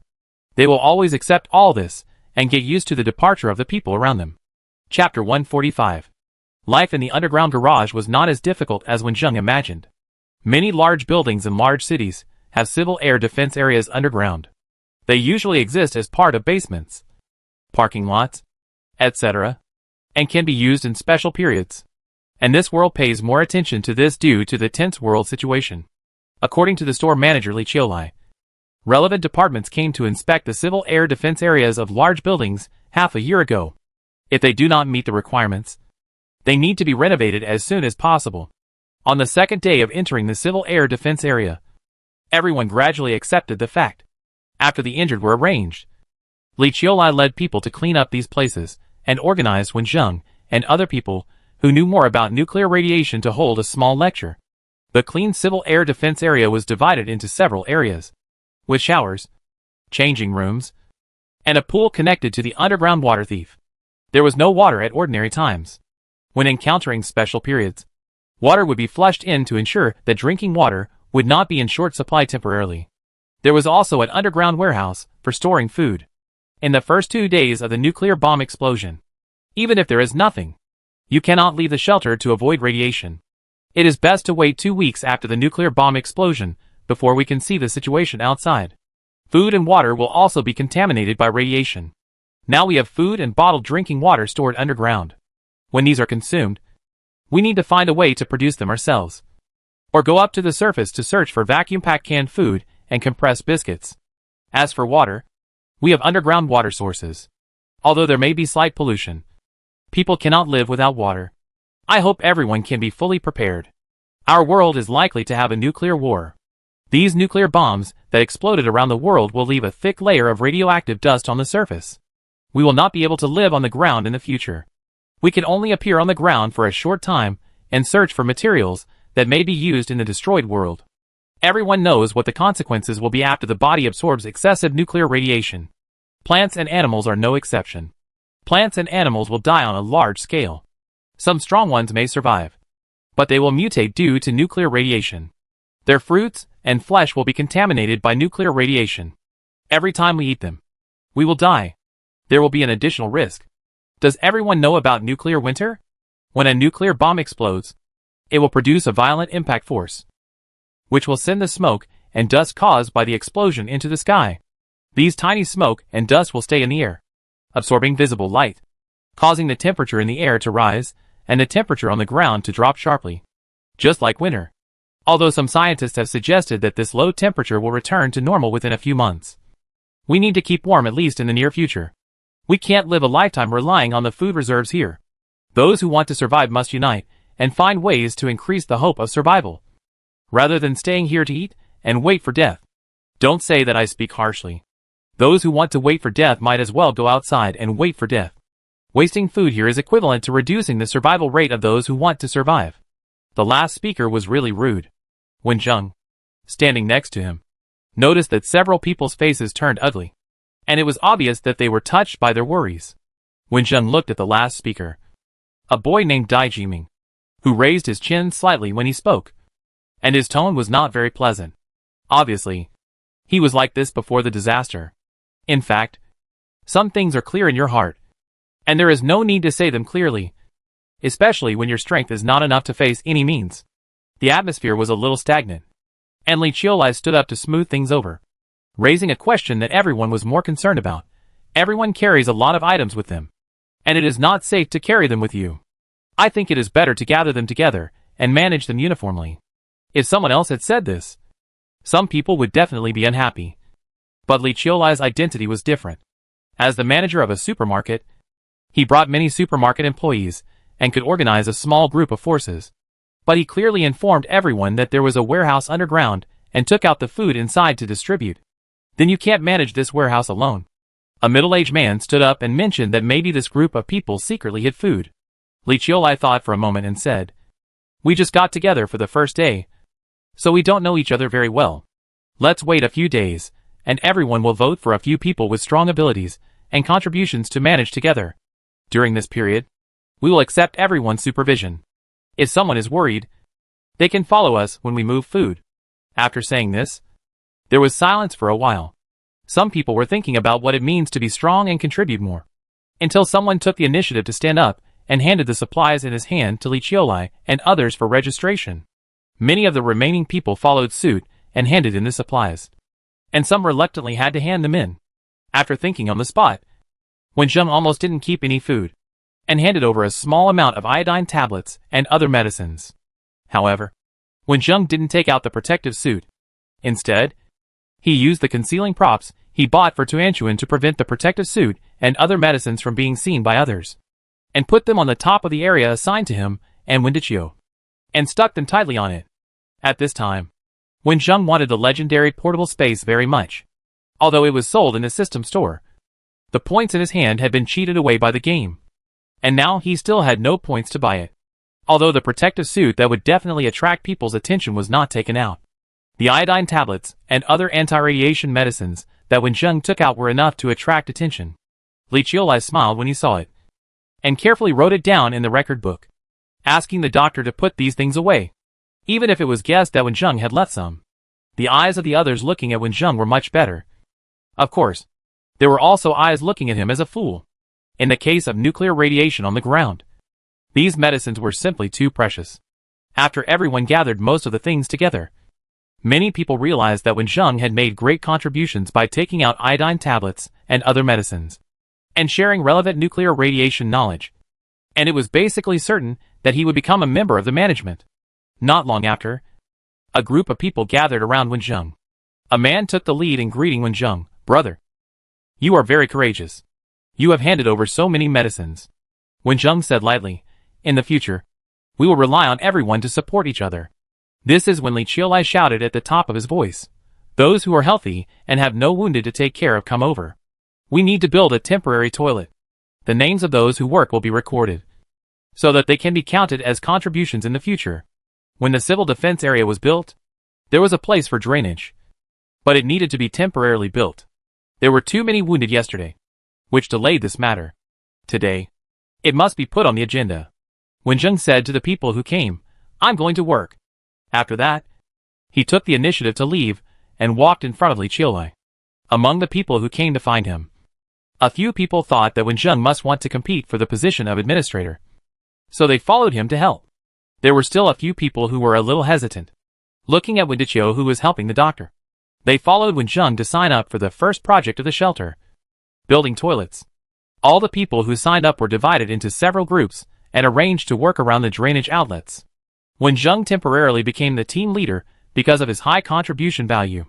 But before the work started for long, someone was looking for trouble. The man who spoke looked to be in his 50s, with a somewhat harsh face, and his words shocked people. "Team leader, my old back injury has come back. So, I'll take a break first and come back to work when I feel better." "Why are you like this? You want to take a break right after you start working. Why don't you just not sign up and sit down to rest?" Before Wen Zheng could say anything, the 20-something guy who first talked to him got angry. The middle-aged man who asked for leave looked unhappy and said, "You guys, do you know how to respect the old and love the young? How can you talk like that? You are all young and healthy. Why don't you do more work? Respect the old and love the young? You don't look old at all with your black and shiny hair? And you have a back injury. When distributing food this morning, you got up faster than anyone else. How dare you let a heart patient help you work? Heart disease patient? You?" The old man glanced at the boy who was talking with disbelief. It was then that Wen Zheng matched the appearance in his memory with the person. The three people who had just followed were classmates of the original body, and they were all in different classes from Wen Zheng. But the one who was talking was a student of Wen Diqiu, and he obviously knew Wen Zheng's situation. "It's not me. It's Wen Zheng. He has a congenital heart disease." And after handing in the anti-radiation medicine, he came to work quietly. When the two words Wen Zheng came out, those who didn't know were stunned after hearing it, and looked at Wen Zheng in disbelief, because his face was a little red after working for a while. It can still be seen that his body wrapped in clothes is a little thin. So he is sick. The old man squinted his eyes, and looked at Wen Zheng with an expression of disbelief. "You kids made up this lie deliberately." Wen Zheng shook his head, and said that heart disease is actually useless. It's enough for such people to just say it directly. If you can work, do it. If you can't, follow me back, and I'll find someone else. Of course, your contribution value will also be cancelled. I'm not saying I won't do it. I just have a little pain in my waist and want to. Don't talk so much nonsense. If you don't want to do it, I'll change someone. After that, Wen Zheng stuffed the tools into the old man's hands. The old man bent down slowly with a dark face and said, "Then I'll endure the pain, and do it for a while." When the old man finally worked, Wen Zheng picked up the tools and smiled. "Everyone, finish it quickly, and you can go back to rest." Someone else said, "I hope the smell will be better after the toilet is built." The human body has a limited ability to withstand nuclear radiation. Radiation absorbed by the surface of the body is external radiation, while radiation inhaled through breathing, absorbed by the digestive tract, and entering the body through skin wounds is called internal radiation. The number of people who died of serious injuries began to increase, and how to deal with their bodies became a problem. Some people who came down too late and were slightly injured began to show mild radiation symptoms such as hair loss, diarrhea and vomiting. So this shelter not only had a strong smell of blood, but also mixed with other odors. Since they didn't dare to ventilate at will, it smelled particularly bad. Chapter 146. In some dark shelters, there is only the dim light brought by the hand-cranked generator. The hand-cranked ventilation pump avoids radioactive smoke and brings fresh air to the shelter. The survivors who survived gradually got used to saying goodbye to the past, the days of not seeing the sun and living underground. 7 days have passed since the disaster, and today an important thing is going on. As each qualified person finished speaking and stood in front of everyone, the remaining more than 200 people in the shelter voted for 5 managers of the shelter. Wen Zheng successfully became one of them based on his performance in the past few days. The not-so-bright lights illuminated the 5 managers. They were men, women, old and young. After being elected, they immediately discussed how to maintain the shelter in front of everyone. As the process of everyone's proposals and voting progressed, one by one, the rules gradually took shape. After many revisions, they were finally summarized into a set of shelter regulations, which were written on the wall for everyone to see at any time. The shelter, which was not large in area, was divided into power generation area, dining area, water area, rest area, cleaning area, work test area, etc. There are several hand-crank generators in the power generation area, which bring light to the dark underground shelter with human power. Some people's watches can still be used, so when the lights are on during the day and the generators stop at night, everyone falls asleep together and successfully develops a good work and rest routine. The dining area is also the restaurant, where 3 meals a day are served, so that food can be distributed and cleaned. The water area is a warehouse for storing food and a reservoir with underground waterways. The rest area is equipped with bed boards made of wooden boards, and quilts made of various clothes are placed on them for everyone's daily rest. The cleaning area solves everyone's daily cleaning, and the work test area is for everyone to study and make. All the daily work that needs to be done is listed, and the work point system that once appeared in history appears again. Different work corresponds to different work points. Survivors will be able to use work points to exchange for better materials and get a better life. Of course, the contribution points of the previous few days have been replaced by the name of work points. In the dining area at meal time, Wen Zheng and his father Wen Deqiu came here together, and there were 5 people around him. The management in the shelter is still relatively loose. Usually, work is voluntary registration, but some people who deliberately evade work will be forced to arrange. The rest area for sleeping is simply divided according to men, women, old and young, single partners, etc. After the division, you can freely choose the bed. Some people already know each other. Even if you have met once before, you will feel that the other party is particularly kind when you recognize each other at this time. Some people who can't find familiar people usually chat a few more and become good friends. They always gather together when they work and rest. Of the 5 people with Wen Zheng, 2 boys came over last time. They were all college students in their 20s, young and strong men. The other 3 were students from the same school as Wen Zheng, 2 boys and 1 girl. They came up to him after seeing Wen Deqiu and Wen Zheng, 2 teachers and classmates. Although the nuclear war had occurred and they were forced to live underground, they still recorded time according to normal dates. Today was Wednesday, which happened to be one of the 2 extra meal days a week. Wen Zheng led the others to the dining area, holding different lunch boxes in his hands, and then the same meals. Wen Zheng, the administrator, was the same as everyone else. The benefit of being an administrator is to participate in the management of the shelter. It only costs 1 more work point for each person. If you want to get any special treatment, you have to use the work points you have accumulated. Today's extra meal is a few more luncheon meat and candy for each person. Wen Zheng and others found an open space with lunch boxes and sat on the not very solid wooden stools. Before they started eating, they heard the crying of a child next to them. Wow! Wow! I don't want to eat these. Mom, I want to eat roast chicken. The young mother coaxed the child with a sad face. Baby, don't cry. Don't cry. This meat is much better than roast chicken. You come and try it. Adults can understand the current situation and accept life underground. But children who have just become sensible cannot understand it. There are not many children entering the shelter, and they have better treatment than adults. They can occasionally drink a few sips of milk powder. Even so, these children have cried a lot during this period. The people around were used to it, and continued to enjoy today's food. However, Wang Qi, a classmate of Wen Zheng, took his bowl and sat in front of the crying and noisy child. Under the mother's suspicious gaze, Wang Qi picked up a piece of luncheon meat and said loudly in an exaggerated tone, "This meat smells fragrant and must taste delicious. Let me try it." After that, Wang Qi took a big bite and chewed it carefully. Although Wang Qi looked a little fat, he really enjoyed the food, especially after eating. He made a sincere comment, "This taste is really fragrant, and it has the taste of black pepper. The saltiness is just right.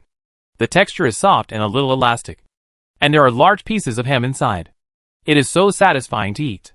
With his exaggerated performance, the crying child gradually stopped crying, staring at Wang Qi, then looked down at his mother holding the luncheon meat in the bowl, and finally pulled his mother's sleeve. "Mom, I want to eat this meat." Wang Qi, who received his mother's grateful eyes, retired and returned to the seat next to Wen Zheng. "Okay, Wang Qi, you've got it," the college student Lin Man, who took the initiative to talk to Wen Zheng, boasted. His friend Zhang Rui next to him did not speak, but watched the scene silently. Wang Qi, don't get this fat for nothing. It's all from eating for more than 10 years. I have rich experience in eating. I plan to be a food connoisseur in the future." When Wang Qi said this, his expression dimmed. This goal may not be achieved in his lifetime. Let's not talk about food connoisseurs. Being a food broadcaster is still okay. Another male classmate Zhang Tao with Wang Qi said, "It's my honor to make you appetite." Wang Qi smiled. The chattering here is very lively, but the atmosphere is not the same everywhere. After dinner, Wen Zheng asked the others to go to the work test area with Wen Deqiu, and he gathered with the other 4 managers. "We should have enough food for half a year. But many people's mental state is not very good. We have been in the underground for almost 10 days, and the activity area is so small. It is not surprising that we are worried about our relatives and friends outside and miss our previous lives. How about we do some small activities to enrich everyone's daily life in addition to our daily work?" The 5 people think that this activity should still be held. There is no psychologist here, and they don't know the actual situation. If someone is in a bad state, it is secondary that they don't want to live. But if they want to take others away together, it will be a problem. Everyone talked about the small activities that could be held one by one. And when Zheng said, "I have learned a kind of fitness gymnastics that can exercise the body and calm the mind. I can teach you to practice it." The other 4 people were stunned when they heard this, and suddenly thought of the rumors in the shelter that Wen Zheng had congenital heart disease. In the shelter where everyone lives together and is bored, news spreads the fastest. So the news that Wen Zheng has heart disease has spread quickly since it was said. But most people don't believe it. Looking at Wen Zheng's ruddy face and thinking about his perfect work these days, they actually don't believe it either. But they are a little curious. Li Qiulai, the manager of the supermarket, coughed twice and asked Wen Zheng with a little curiosity, "Wen Zheng, I heard some people say that you have heart disease these days, and I don't know who spread it. If it's false, you can also dispel the rumor."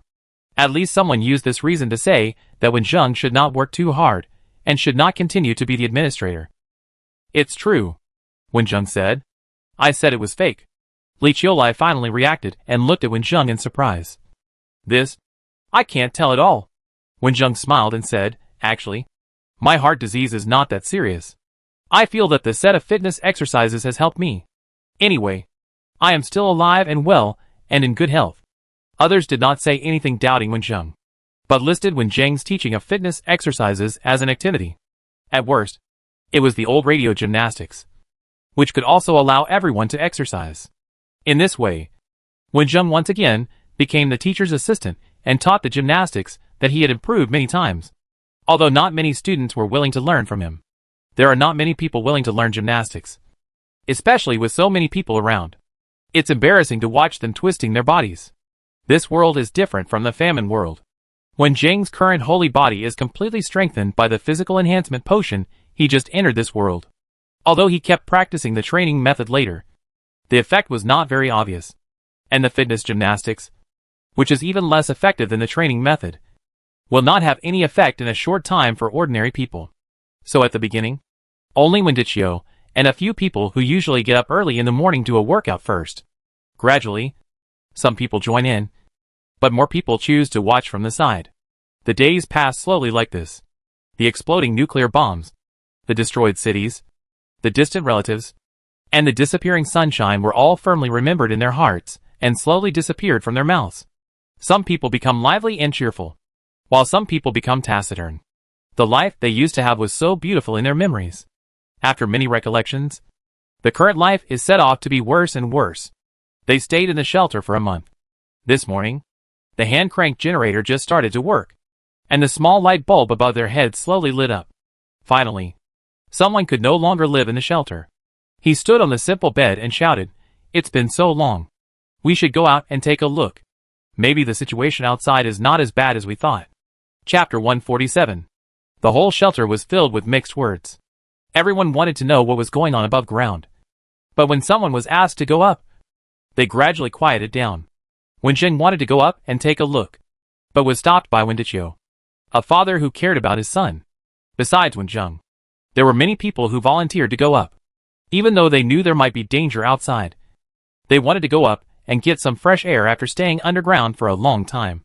At this time, Li Qiulai took out 3 sets of protective clothing stored underground, and selected 3 strong and agile people from those who took the initiative to go up. Among them was Zhang Rui, a college student who usually stayed with Wenjing. He was usually taciturn, but at this time he said that he had practiced martial arts since he was a child. It was estimated that few people except Wenjing could see it. These 3 people have a common feature. That is, there are people who are worried about them in the shelter, and they are not familiar with each other. Although it was a bit mean to think so. The administrators all considered whether the people wearing protective clothing would leave this small shelter and rush to other places where there might be large shelters. Regardless of what everyone thought, the 3 people who were responsible for the inspection put on thick clothes and then put on protective clothing to protect their skin tightly, just in case. They also took supplies that could be used as weapons. In the eyes of everyone, the long closed door of the shelter opened a gap, and they left the shelter where they had stayed for a long time through the gap. After the 3 people went up, everyone in the shelter was thinking about it. After a month of boring life underground, they all hoped to have the hope of going out to live. They were thinking about things in their hearts, and were a little absent-minded in everything they did. Time passed by minute, and the people who were still working and chatting gradually quieted down, looking at the entrance of the shelter together, unable to suppress their anxiety. Time passed very slowly at this time, although it was actually only a few dozen minutes. It made people feel that every second was like a year. When there was finally movement from outside, many people couldn't help but excitedly took 2 steps forward and stretched their heads to look forward. The 3 people who came back did not come to everyone's eyes immediately. According to the instructions, they first entered the compartment for changing clothes, put down the protective clothing exposed to the air, and the items they brought back. These needed to be carefully cleaned before they could appear beside everyone. Not only the things, they also went to the cleaning area to carefully clean their bodies. And then each of them took a potassium iodide. When they saw the 3 warriors who finally appeared in front of everyone, their faces were serious, and they didn't show any relaxed look. And everyone's heart gradually sank. Some people still held onto a glimmer of hope and stood up and asked anxiously, "How is it? What's the situation outside? Tell me quickly." The 3 selected people walked in front of everyone and told about what they had encountered during the time they were out. They walked into the supermarket from the emergency passage. The first thing they saw was darkness. The same darkness as the shelter. And a lower temperature. The same as the theory of nuclear winter. They turned on the manually rechargeable flashlights they brought with them. And only then could they see the situation clearly with the weak light. The first floor of the supermarket was barely preserved, with several large holes on the top. And it could be seen that the situation on the upper floors was not good. There was a lot of dust on the ground, and some shelves still had a lot of intact goods, and many of them fell from the upper floors. When they walked out of the door, they saw the scene outside. The dark clouds in the sky. The sun could not penetrate them and bring light here.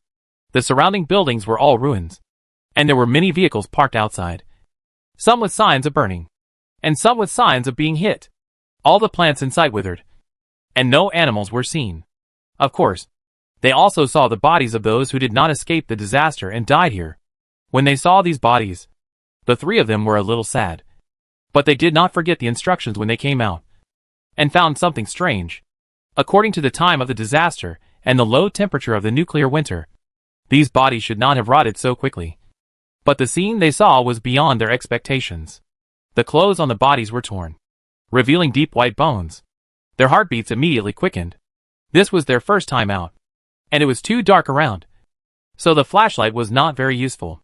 They were not prepared to take risks, so they slowly retreated back into the supermarket and prepared to return to the underground shelter. But on the way to the emergency passage, something worrying still happened. When they heard a small sound, they collectively became alert. And then, they found a creature that looked like a mouse, but with black and red fur, and was several times longer than a mouse. It was just that these mice were probably mutated after being exposed to radiation and were observing them. The three of them took out their weapons, found something that could be used for defense from the shelves next to them, and slowly moved towards the emergency passage. But before they had taken a few steps, the mutant rats still pounced on them. After a tense and chaotic battle, 2 mutant rats lay on the ground. The 3 people did not find other mutant rats, and hurried back with some supplies. The news they brought back was hard for the survivors underground to accept. There was no sign of human activity outside. Only animals mutated by radiation, and perhaps some insects with tenacious vitality. It was dark above and below the ground. So how could humans survive when all the plants that could not photosynthesize died? Would there be enough oxygen for everyone to use? This idea made everyone despair. At this time, the manager should come out to play a role. The current situation is not a dead end, although the nuclear winter really happened. According to scientists' speculation, the nuclear winter may last for a long time, or it may end in a few months. They are not without hope of survival, but they just need to wait patiently for a while. Simple words cannot calm everyone's emotions. From this day on, the atmosphere in the shelter became more and more dull, because there were more and more quarrels over small things. 2 weeks have passed since the day I went up there. On this day, when Dichio and others were in the working test area, holding the materials they had collected in the past few days, and were studying how to make a simple drinking water filter. The few bottled waters were running out, and the water that came out of the underground sewers these days was not always so clean. When Dichio was a chemistry teacher, and the others were high school or college students, they had not forgotten the knowledge, and they talked with each other, and their manual skills were also very strong. In the working test area, there were many people holding bags of seeds brought back by the adventurous people. There was no soil here, and they were trying to grow fresh vegetables and fruits hydroponically. When Jung was also squatting on the ground to study. And then, he heard a few noisy sounds coming from the ground, which sounded like someone quarreling. At first, when Jung didn't care, life underground was really boring compared to before, and the place was extremely small, so there were often quarrels. But then the collision, noise, screams, and footsteps came into Wenjing's ears one after another. It didn't look like a simple quarrel. It should be a fight. As a member of the management, Wenjing frowned and said to everyone, "I'll go over and take a look." Wenyang, "I'll go with you." The older Lin Man and Zhang Rui took the initiative to ask others to stay here, stand on Wenjing's left and right, and go with him. The sound came from the rest area. As soon as I entered this area, I saw many people quarreling and fighting, and even blood was spilled on the ground. The long-term bad emotions accumulated in my heart finally broke out. From quarrels to fights, everyone who started fighting showed no mercy, and the sound of fists hitting faces could be heard. Li Chiolai and the original supermarket security guards were controlling the scene and separating the fighting crowd. These supermarket security guards have good basic physical fitness and will be assigned to maintain order in the shelter. But this time, they failed to control the scene. The people who had an emotional outburst were already red-eyed. When Zheng looked at the noisy scene, turned his eyes, and walked to the side, holding the stool leg in his hand, and hitting the iron sheet unloaded from the car. The sound of thumping resounded throughout the shelter, causing the actions of those who heard it to pause. The security guards seized the opportunity to control these people. Some people were stopped before they could vent their emotions. Feeling upset, they threw the things in their hands directly to the direction where Wenjing was. Wenjing raised his hand to catch the hidden weapon thrown over. His action looked very relaxed, which surprised the few people who saw this scene. This was the most serious fight since entering the shelter. since the area of the shelter was so large. The process of the fight was seen by everyone, so the cause and process of the incident were understood. The two people who quarreled at the beginning just disliked each other. After discussion, the administrator severely criticized the participants and arranged cleaning work that was not liked by everyone, and there were no work points to be earned. However, these punishment measures did not have much effect. After learning about the situation outside, the quarrels caused by various conflicts became serious. Some people did not want to live, but did not have the courage to go out and commit suicide, so they could only rely on these to vent their emotions. After the fight was resolved, the day ended. This night was spent quietly, and when it was dawn, the boring life began again. After a while, several people in charge of moving food walked into the warehouse with hand-powered flashlights, looking for food to be moved out for everyone to eat today. The not-so-bright flashlight shone on the labels on the boxes, and only a small area could be seen. Most of the warehouse was dark. One of them didn't find what he needed, so he moved the flashlight to another corner. When the flashlight shone on the other side, he moved the flashlight back with doubts. But he didn't see anything. He thought that the black shadow that just flashed by was just his illusion. When these people were carrying boxes and preparing to leave from various places, a sound of collision was heard in the dark warehouse. Someone laughed and said, "Who didn't look at the road when walking and bumped into it?" From the sound just now, it was a heavy bump. I heard the sound coming from Brotherly. "Brotherly, are you okay?" "Nonsense. It's not me. It's Xiao Lu." "Hey, isn't it just a bump?" No one has admitted it yet. These people left the warehouse with their things, put the things on the ground, and closed the thick warehouse door together, letting the things in the warehouse fall into darkness again. All the things taken out were registered, and then the door was locked tightly, and everyone left here with their things. In the closed warehouse behind them, several bangs were heard, but the sound did not spread out through the thick warehouse door, and did not attract anyone's attention. Chapter 148. After staying underground for 2 months, the shelter sent people up to check the situation again. But the situation was still not so ideal, and the sky outside was still dark. This time, the people who went up did not even leave the supermarket. They were attacked by animals shortly after they went up. This time, it was a scorpion that was much longer than the palm. The mutated scorpion was extraordinary in power. The 3 people who went up this time killed the scorpion, but another person was injured by the scorpion, and even a hole appeared in the protective suit. When the 2 people helped the wounded back to the shelter, the survivors who had been disappointed once were disappointed again. Most of them became empty-eyed, wondering how long this kind of life would last. A few people looked at the wounds of the wounded with worry, and looked at the whole protective suit with some regret. This exploration was really terrible, due to the large number of injured people injured by radioactive animals. Many people focused their attention on him. The doctor treated the wound as quickly as possible, and asked him to take several anti-radiation drugs and antidotes.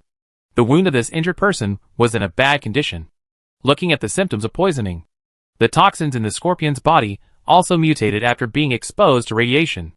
That night, this injured person began to have a fever, fainted in the head, and vomited nausea. There were symptoms of both poisoning and radiation absorption. After just 1 night, this injured person left this world, letting the survivors underground understand how cruel the situation outside is. No matter how sad they were, the body of this injured person had to be sent out of the shelter. When they were choosing the people they wanted to send away, several people took the initiative to stand up and said, "Let's send him out, and see the familiar world by the way." "What do you mean now?" Li Qiulai frowned and looked at the people who stood out. Some of them entered the shelter alone, and there was another person who was accompanied by someone when he encountered the disaster. But this time the 2 stood up together to go out. "I've really had enough of staying down there. Instead of letting us continue to waste food down there, it's better to let us go up. If we stay here for a long time, I really don't know what I will do." When Zheng sighed imperceptibly, although he usually finds things to do, he has not forgotten to pay attention to the situation in the shelter. These people have rarely spoken in recent days. Now they have made up their minds to say this. There is no panic in their eyes, only the calmness of facing death. "You should take a few more days to think about it. Life is precious," Li Qiulai said slowly. The people who stood out expressed the same attitude. They have considered it very clearly, and there is nothing that can stop them. The few people who finally stood up still did not change their minds. They did not wear protective clothing. And they did not even wear more clothes. They carried the bodies of the wounded, and slowly walked out of the shelter gate, and never came back. When the few people who chose to commit suicide left, the atmosphere in the shelter became more depressing. More people began to discuss whether to go up to commit suicide, if they were not killed by radiation or bitten to death by radioactive animals, which was not very pleasant to imagine. More people would choose to go up, in order to increase everyone's hope of survival. The administrators racked their brains to prepare a small party in the shelter, preparing to let everyone sing and dance to liven up the atmosphere, after it was confirmed, even if the next day was not Wednesday or Sunday, when extra meals were usually provided. They asked people to go to the warehouse to bring some canned meat, so that everyone could have a big meal. The few people who were responsible for carrying the food this time were also full of expectations for this party. They were laughing and chatting on the way there, not knowing that what happened next would completely cancel the party. Walking into the warehouse, these people started looking with flashlights. One of them moved his nose and always felt that there was an unpleasant smell in the warehouse, guessing that something had gone bad from time to time. Shortly after entering the warehouse, someone turned around a few stacked boxes and came to a place he had not seen before. When he shone the flashlight on the ground, his mouth opened and closed, and he said in a terrified voice several times, "Come and see. What are these?" After that, he stepped back a few steps. All the people who followed him into the warehouse looked over, and when they saw the big black hole in the corner of the warehouse, they were stunned. When did such a big hole appear in the warehouse? Why didn't they notice it? Whether the food in the warehouse can still be eaten is secondary. The most worrying thing is whether something will come out of the hole. These people were terrified and didn't know what to do for a while. Perhaps it was because they didn't make any noise for a long time and stayed there. "Hurry up and go," someone shouted hurriedly, and several people who seemed to be frozen in place finally reacted and ran out in a hurry, as if they were escaping. The registrar, who had heard the noise inside a long time ago, also endured the fear and prepared himself. He stood outside the door of the warehouse, and quickly closed and locked the door after they ran out. After the warehouse door was closed, they stayed there in fear. The first person to calm down rubbed his face a few times and smiled bitterly.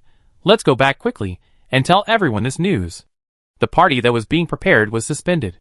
Several administrators discussed this matter in a low voice with ugly faces, thinking that the warehouse used to store food was opened at some point. They felt particularly heavy. This was simply the worst news. "We must go in and solve it. But there are holes there. I think we need to wear protective clothing to enter. But we only have 3 sets of protective clothing, and no weapons such as guns. I'm afraid it will be difficult to solve it after entering," Li Chiolai said with concern. "Those who have entered the warehouse in these days have already drunk drugs. I don't know if there will be any effects. Only 3 people can enter at most. Who do you think should be allowed to enter?" Someone raised this key issue. There were only 3 sets of protective clothing, one of which had a small hole pierced by the radiation scorpion. After cleaning, the hole was patched up. No one said anything, and they were all thinking seriously. Not wearing protective clothing may cause radiation exposure, and wearing protective clothing will hinder movement, according to the description of the people who ran back from the warehouse. The hole in the warehouse is not small, and it is still unknown what made the hole. In any case, the danger is not small. If you get hurt, it will be troublesome. When everyone's eyes were wandering around, Jean Rui, who came with Wenjung, said, "I'll go." Everyone's eyes were focused on Jean Rui. And then a tall and strong man also stood up. But he said that he also didn't want to continue living, but held a glimmer of hope. So he chose to wear a protective suit with holes. There was only one candidate left, and Wenjung took the initiative to step forward. "Wenjung, can you go? I remember that you are not in good health. It would be bad if you can't dodge the attack, and then the protective suit will be damaged again." A man in his 30s among the administrators questioned, and he was not very satisfied with Wenjung. "I see that you are in good physical condition. Brother Yang, do you want to go this time?" Wenjung said with a smile, and saw Brother Yang's face turned ugly. It was Li Chiu who came to help Brother Yang out of the siege, and said to Wenjung, "Wenjung, I know you are not worried about the danger, but I still want you to think it over again. Brother Li, since I said it, I am sure, although I am not in good health, it does not mean that I have no attack power." Wenjung spoke half-truthfully. In the doubtful eyes of the crowd, Wenjung raised his hand that had turned much whiter in the underground shelter. revealing the iron sheet between his fingers. After exerting force on his wrist, the iron sheet between his fingers flew out and hit a small section of wood held in Wendicho's hand. Suddenly seeing Wenjung show this skill, many people couldn't believe it, until Wenjung demonstrated it several times according to everyone's request, and successfully won everyone's admiration. 3 people put on protective clothing. The other 2 held long steel bars as weapons. Wenjung held the iron sheet that had been sharpened during this period, and the irregular shield made of car shells. Under the gaze of many people, he opened the door of the warehouse and walked in. After entering the warehouse, Wenjung noticed the existence of other creatures and deliberately moved the flashlight to the place where the animals were hiding. The animal, which was suddenly covered by the flashlight, was stunned for a few seconds, allowing the 3 people who came in to see its appearance clearly. They had little hair on their bodies, and their bare skin was black with a hint of red. They were as big as kittens, with long teeth. Zhang Rui was shocked. These mutant rats were bigger than the last time he went to the ground, and even looked more terrifying.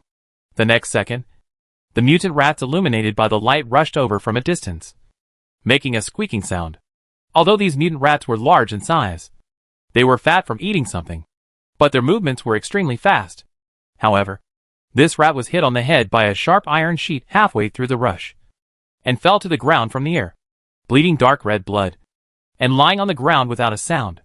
The smell of blood stimulated the other animals in the warehouse, and they rushed towards them with red eyes. This time, Zhang Rui and the other 2 did not fall behind Wenjung, and they rushed towards these mutant rats with long weapons in their hands. While fighting, Wenjung also paid attention to the situation of the other 2. When the 2 were about to dodge the attack, the iron dart in his hand flew out to protect the safety of the 2. There were a total of 6 rats hiding in the warehouse. None of them could hurt anyone. All of them lay on the ground obediently, losing their lives. It seems that there is nothing else. Zhang Rui took out the flashlight and continued to shine it around, his body still tense, afraid that something would suddenly pounce on him. After waiting patiently for a few minutes, Wenjung spoke. "Let's go forward and see where the hole they mentioned is." The 3 people protected themselves with shields, and the flashlights kept moving, slowly moving deeper into the warehouse. These food boxes are rotten. All those damn mutant rats. Zhang Rui was the first to see the food boxes with big holes, and he was so angry when he thought about how much food had been eaten by rats in these days. There won't be rats settling here. We still have to check these boxes carefully. Another person said that the workload was a bit heavy. Wenjung looked at the dark hole with a serious face, then looked back at the mutant rat corpse on the ground. He was sure that something was wrong.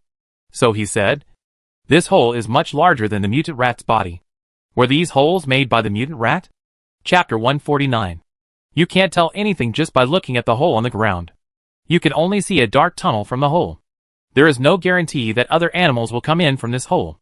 After checking everywhere to make sure there are no other large animals with aggressive intent, Wenjung and 2 other people walked out of the warehouse door, told the situation inside, and took plastic bags from outside the door to put several mutant mice in, and sealed the bag tightly.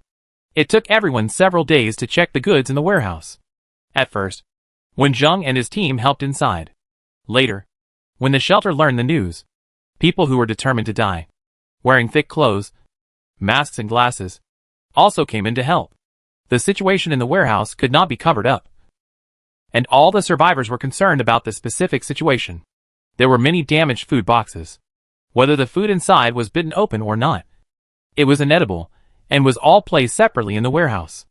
Only the food boxes with intact appearance were moved out by Wenjung and others. But when they were eaten in the future, they had to check the situation inside. After the last box was moved out, Wenjung, wearing an airtight protective suit, and 2 other people moved all the supplies that needed to be consumed together. These damaged food boxes were all made of wood, and they could be burned clean by igniting a big fire after being put together. "Let's go out," Wenjung said softly, and slowly led the 2 people out of the warehouse door, letting the fire continue to burn inside. Wenjung went to the dressing room to take off his protective suit, and then went to the cleaning room to wash it clean, and then came to the other administrators who were frowning. One of them was holding a long scroll wrapped in paper.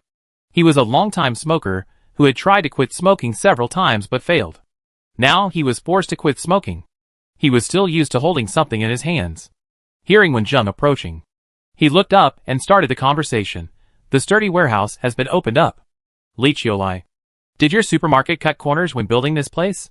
It was dug through just like that. And it's only been 2 months. I have only been the store manager for the past 2 years. I have followed the inspectors to check whether the equipment is complete.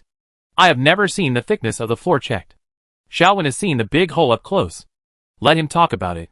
Wen Zheng stood up silently, took out a pen and paper from the side, drew quickly on it, and then pointed to the paper and described, the hole is like this. Broken. The cement blocks were scattered around. According to the traces around the hole, it can be judged that it was dug from the ground. Then Wen Zheng drew a black shadow next to the mouse and said, the hole is wider than the mouse. I looked at the claws and teeth of those mutant mice. I suspect that it was dug by another animal. Maybe the mice deliberately dug it bigger to pass through.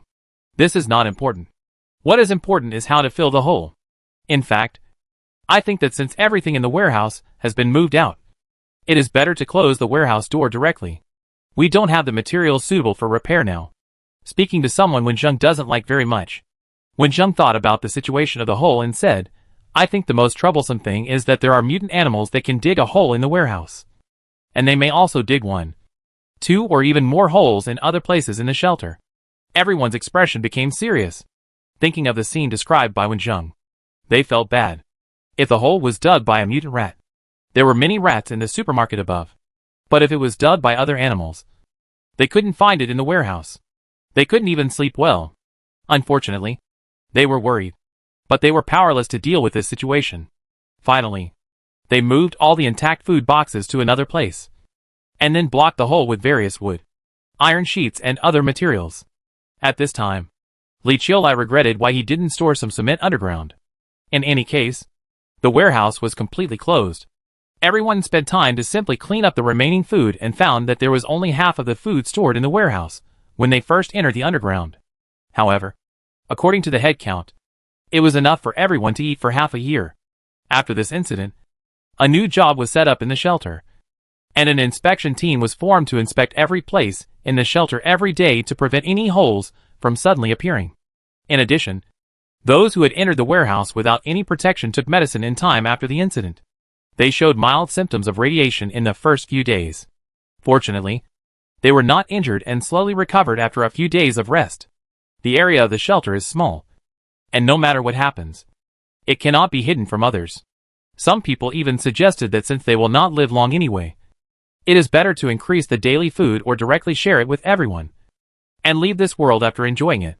This idea was also recognized by some people. But 4 of the 5 administrators disagreed, so they were suppressed before the formation was formed. And then when Zheng showed his dart skills again, and the leader was frightened, and those who wanted to grab food chose to give up, the atmosphere became more and more depressing. Some people were so nervous due to excessive pressure that they would scream at any disturbance. Late at night, a woman screamed again in the rest area, saying that she heard something underground and whether there were radioactive animals hitting the wall, and asked people to come and observe quickly. When Zheng, who was awakened, opened his eyes and looked up. The mission was given for 1 year. Judging from the current situation, he would not be here for a year. So he had to consider leaving here and going to where he wanted to go. The noise in the distance became more and more obvious. The person who was responsible for dealing with such incidents with a flashlight shone the ground impatiently, and then asked the woman who made the noise to go to sleep quickly. Many people who were awakened were impatiently turning over and over on the ground. After checking and explaining that there was no movement on the ground many times, the woman closed her screaming mouth. But there was still a small cry, which was particularly obvious in the silent night. After dawn the next day, the woman asked to return to the ground, and there were 3 people with her. A few days later, someone quarreled again because of a very small conflict. At that time, they were eating. One of them took a wooden stool and smashed it on the other person's head. Not only did he break his head, but the half nail on the stool also pierced his temple. Blood slowly flowed from his forehead to his neck, and he lost his strength and slowly fell down. When the remaining survivors saw the scene, few people rushed to see the situation. Most people continued to eat with expressionless faces. Such a scene was frightening. Xiao Zheng. Their bodies are still fine, but their hearts are sick. When Dichio's eyes were full of sadness, he held Wen Zheng's hand and whispered, It would be great if we could see the future and point out a way for everyone. Wenjung looked back at Wendichio and said firmly, "There is no need to see the future. The future is chosen by ourselves. When the shelter becomes unsafe, it is time for us to leave here. Emotions are contagious. When the third month of coming to the underground is about to end, only half of the people who entered the shelter at the beginning are left, and the remaining people are not in a good mood. Wenjung, as the best condition, is also responsible for guest psychologist. That night, the lights were off, and Wenjung had not fallen asleep yet. He relied on his enhanced hearing to hear some noises under the ground in the distance. He was startled and worried that it was an animal digging a hole. He quickly got off the bed and pretended to go to the toilet to wake up the night watchman today and asked him to turn on the flashlight to illuminate the road. Listening to the movement underground, Wenjung controlled his speed. Before coming to the place where the sound occurred, he pretended to look at his feet without paying attention, and hurriedly shook the night watchman, who followed to illuminate. The night watchman was drowsy and yawning. He followed Wenjung's gaze and stopped yawning. He widened his eyes and shouted, "There is movement underground. Something is digging a hole." Although the shout was stuttering, it was very loud and woke up many people.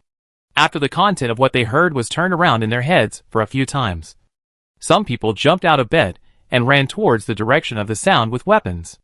As soon as the mutant animal digging the hole showed its head, it was knocked down by many weapons, and the blood flow stopped on the spot. After waking up, Zhang Qiulai asked someone to put on protective clothing. At this time, he asked the crowd to disperse quickly, and then pulled the animal that could dig holes out of the ground through the protective clothing. Unexpectedly, what we saw was an animal that looked like a mouse. However, the back of this radioactive animal was not fur, but rather hard scales, and its claws were extremely sharp. A person could easily scratch the cement floor with his hands, leaving deep marks. Now that mutant animals are so powerful, it must be even more dangerous outside. We can't survive? Someone muttered to himself, with pessimism filling his mind. The body of this mutant animal that could dig through cement was thrown away after its sharp claws were removed. After the claws were cleaned several times, Wenjung took them and made them into weapons with wood, as a reward for his discovery of something wrong. Although the digging animal was caught, the hole it dug this time was in the rest area, where everyone rested when night came. In the absence of cement, they could only use iron sheets to block the hole and then press heavy objects on it. After this incident, Wenjung guessed that the animal that could dig holes was a mutant form of mice. He was worried that such a situation would happen again in the future, and began to think about the equipment he would use when he left here in the future. The cars parked in the underground parking lot of the supermarket were basically attacked by the survivors. Everything in the car was taken out and used, and even the car itself was not spared. At this time, Wenjung focused his attention on the iron sheet of the car. Fortunately, there were various emergency tools left in the shelter. Although the process would be difficult, it would be possible to change the shape of these iron sheets with more thought and effort.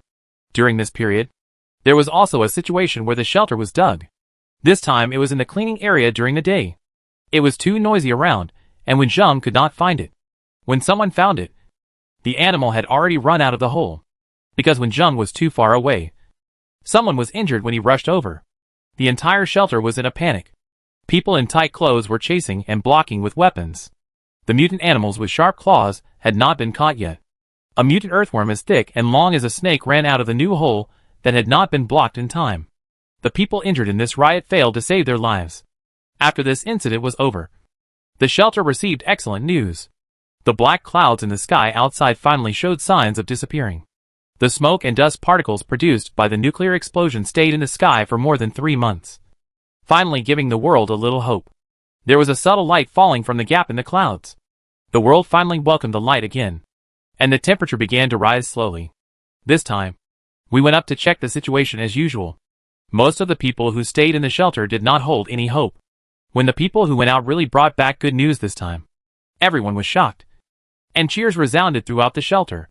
Then more people wanted to go up to see the sun. It's been a long time since I saw it. Chapter 150. The day of leaving the underground shelter came earlier than Wenjung had imagined. Not because of the attack of mutated radioactive animals, but because the daily drinking water source was polluted. When Wenjung found out about this, his smile disappeared from his face. He stared at the water cup in his hand with a heavy and clear look in his eyes. Then he picked up the water cup and drank a sip gently, and his brows gradually frowned. Wendichio, who was sitting next to him and cared about his son all the time, noticed it and looked worried. Son, are you feeling unwell? Wenjung lowered his voice, still staring at the water cup, and looked up at his father and said, Dad, I feel that the taste of this water is a little bit wrong. The water he just drank was obtained from the underground sewer this morning. The water source of the shelter is a pipe buried underground, equipped with a special piston. When water is needed, water will flow out from the ground and slowly fill the reservoir. There is no filtering device in this underground waterway, because even if a nuclear war occurs, the radiation will be blocked by the thick soil layer. The underground water source is relatively safe, and the degree of radiation contamination is relatively light. But when he was drinking water just now, he found that the water in the cup was more polluted by radiation. After drinking a sip, the reaction of practicing the method made him more certain. The water source is polluted. What they can do is to find the culprit who polluted the water source, or leave this place and find a new shelter. What? Wendichio didn't understand Wenjing's meaning. He took Wenjing's water cup and wanted to drink a sip, but was stopped by Wenjung. Dad, I'm worried that there is a problem with the underground water source pipeline. Wenjung said to Wendichio that those mutant animals could break through their shelters and possibly the underground pipelines. Not to mention the radiation of polluted water sources. The bacteria on those animals could cause serious illness. Wenjung dared to drink a sip only because of his cultivation method, so he didn't let Wendichio try. Wendichio looked shocked and looked at his son. This can't be true? Life is going to be even more chaotic. Although there was no evidence, Wenjung still told the other 4 managers the news. As he expected, after tasting the water, the 4 people didn't taste anything special and expressed doubts about Wenjing's words. Among them, the one who was the most at odds with Wenjung even mocked him. They didn't believe Wenjung and had no choice but to use the work points they had accumulated these days to buy a little bottled water for themselves and Wendichio. As for the friends who were usually close to him, Wenjung told them his speculation and let them choose to believe or not. The news that Wenjung said there was a problem with the water source spread throughout the shelter. Many people thought that Wenjung was suspicious because of too much pressure, just like many people's symptoms, and didn't care about the problem of the water source. Wenjung didn't take it to heart, but prepared to leave the shelter. There are no good water purification conditions here, so you have to go to a large shelter. During this time, he asked the store manager Li Qiulai about the arrangements in their city. Are you leaving here? When Li Qiulai heard Wenjing's purpose, he was surprised and didn't control the volume. So many people heard it, looked at him and Wenjung and started whispering. Subway or air raid shelter. The black clouds outside are beginning to dissipate, and we can travel during the day. Don't you know how dangerous it is outside? No matter how good your kung fu is, can you fight so many mutant animals? Not to mention your father. Li Qiulai tried his best to persuade him, but he must be under too much pressure. This part of persuasion was useless. After learning that his son had been reborn and had improved his physical fitness, Wendichio agreed with his son's decision. Wenjung made up his mind and used the work points he had accumulated in the past few days to exchange for some food and clothes that day. Secretly took out the hidden protective clothing from the roof and prepared to leave the shelter. At this time, the people who were more entangled with Wenjung were those who asked Wenjung questions one after another. Wenjung said everything he could say.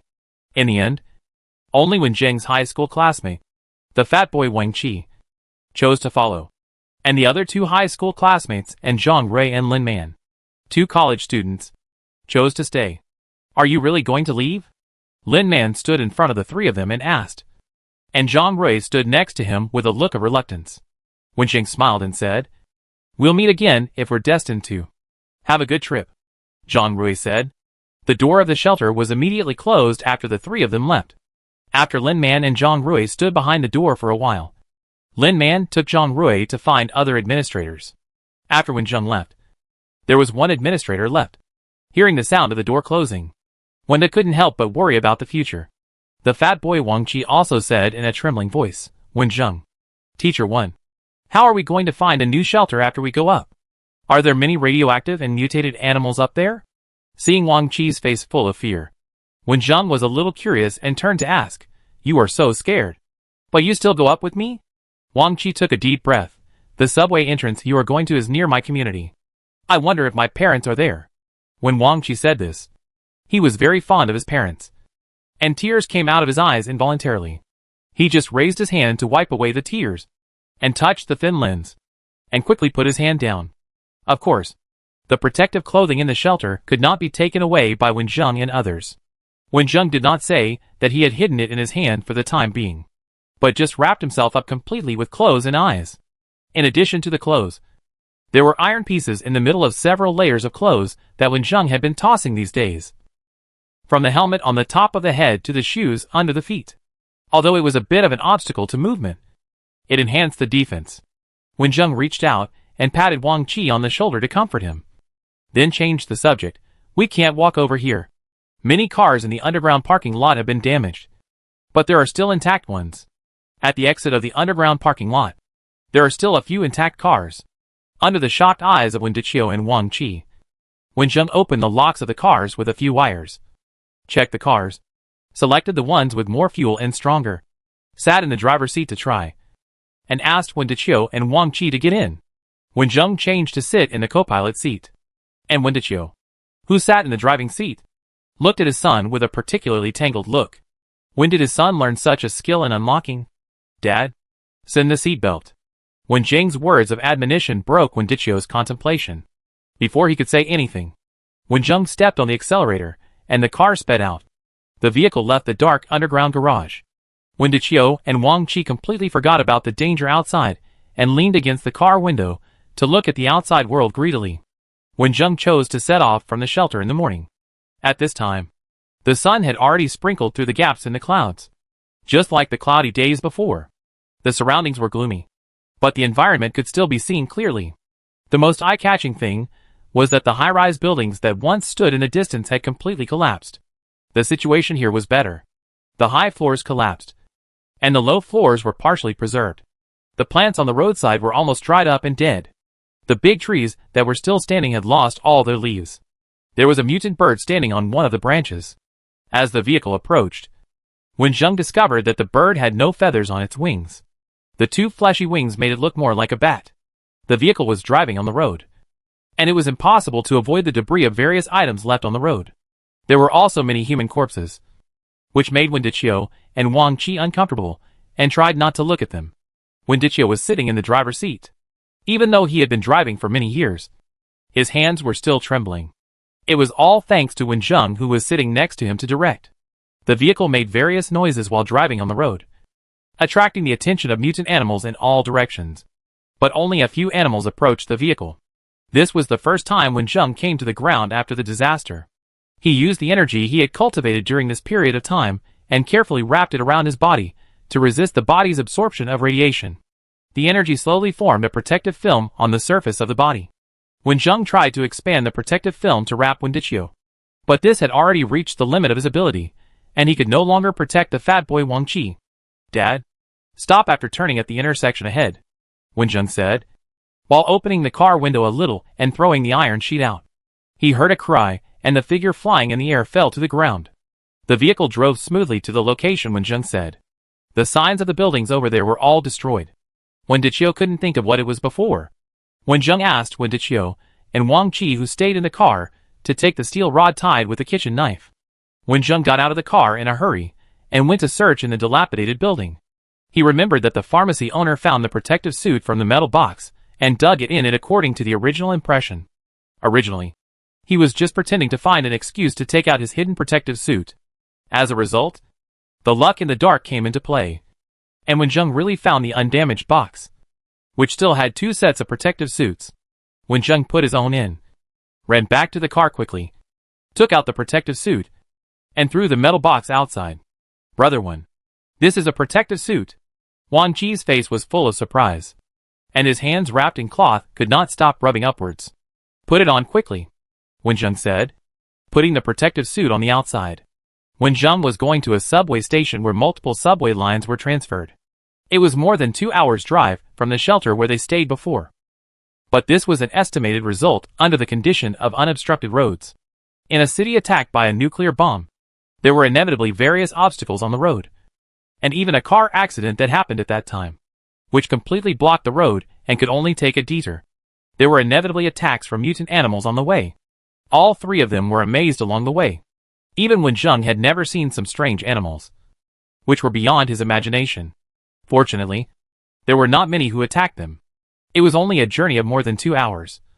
But they finally took 5 hours to arrive, and the sky gradually darkened.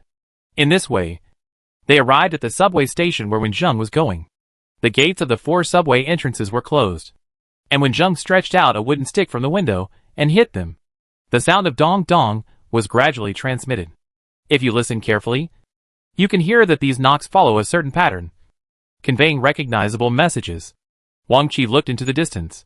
The community he was familiar with had become a ruin. He didn't know what was going on in the subway station in front of him. He didn't have the strength of Wen Zheng, so he was particularly afraid of the future. Chapter 151. Wen Zheng and his team came to the new shelter, sparking a lot of discussion. This subway station was built on Wudong Road, and was gradually called Wudong Base by the survivors inside.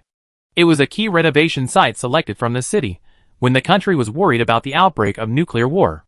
Seeing that the nuclear war had been going on for almost half a year, suddenly there were survivors entering from outside, which could not arouse everyone's curiosity. Wudong Base was different from the underground parking lot of the supermarket, where Wen Zheng was originally located.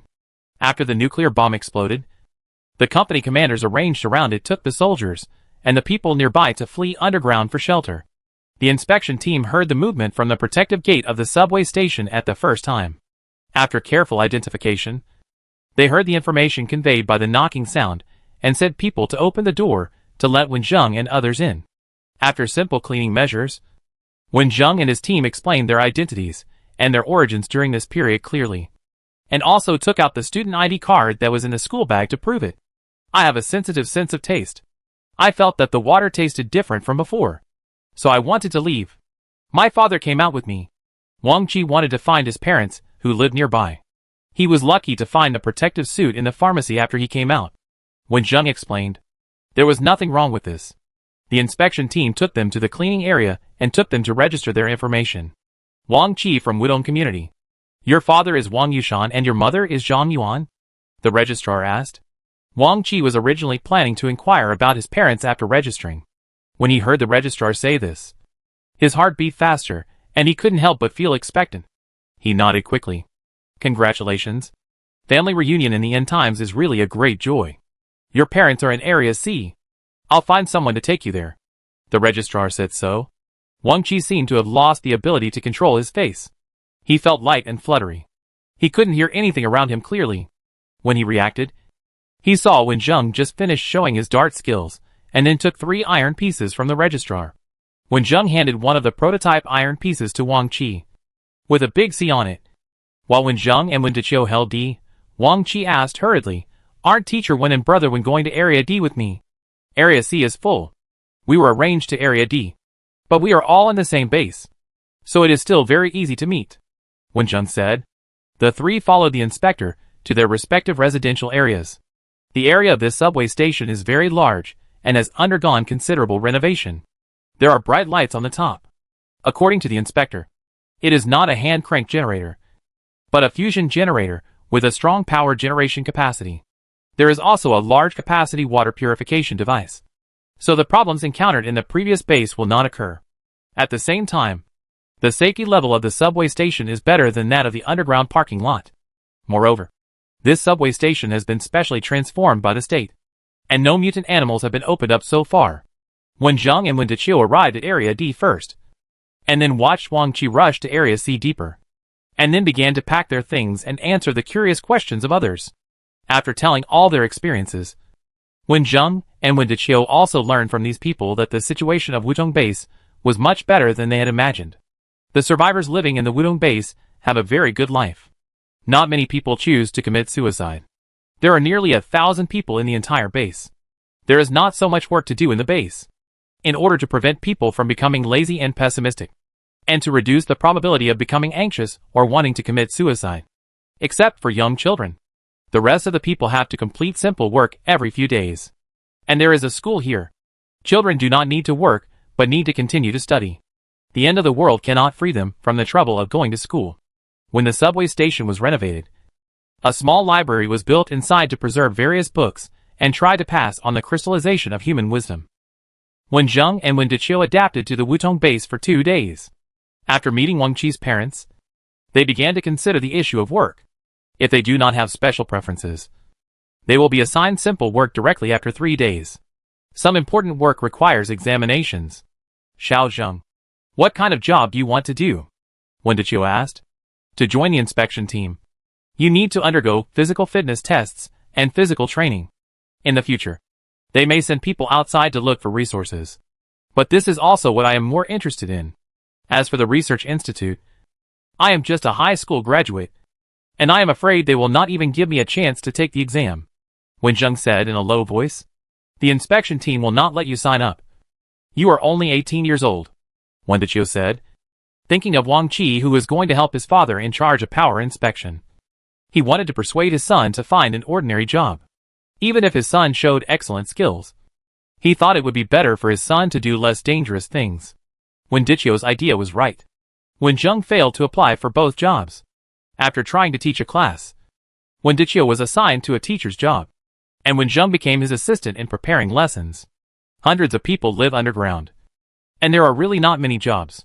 Wen Zheng did not slack off after becoming a teacher's assistant.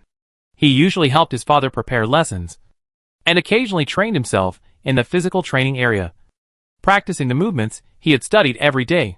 At first, no one noticed the extra teenagers in the training area. Many survivors came to exercise to kill time. But as Wen Zheng's training intensity gradually increased, he attracted the attention of many people, and was liked by some people. Hello. My name is Wang Jingya. Can I meet you? The girl with a ponytail finally plucked up the courage to come to Wen Zheng. Wen Zheng was taking a break from training. He raised his head when he heard the voice, and said to the girl who came over, Hello. My name is Wen Zheng. After a few simple words with Wang Jingya, Wen Zheng cut off the topic on the pretext of continuing training, and walked to the side to train silently, clearly expressing his disinterest. Wen Zheng saw that this girl named Wang Jingya had some feelings for him. It must be said that his father Wen Deqiu was a refined uncle. The body and appearance of Wen Zheng this time were also good, coupled with the temperament brought by Wen Zheng. It was normal to attract the favor of some girls. Hey, brother Wen. Wang Jingya is pretty, and there are several people chasing her. Why don't you consider it? Wang Qi teased with a sly smile. It was a pity that he would gain weight even if he drank water. In the past few months after the disaster, his weight did not decrease much. I don't have that idea, Wen Zheng said firmly, then glanced at Wang Qi. You are quite free. How many times have you boxed today? Wang Qi left in a hurry. Although Wen Zheng took every word seriously, he remembered that this was not his hometown. Moreover, after living in these worlds for so many years, there were many girls who confessed to Wen Zheng. But Wen Zheng had never been moved, as if he was born without the nerve. But Wen Zheng really didn't expect that because of this rejection. The girl suitor came to him, and stood beside him, and couldn't stop finding faults. These kids are too idle, Wen Zheng complained in his heart. With his survival experience, he would not care about these critical words. He exercised on his own, as if these people did not exist. The attitude of "you are not in my eyes" made these young and impulsive guys angry. I want to fight you one-on-one, one of the boys said with gritted teeth.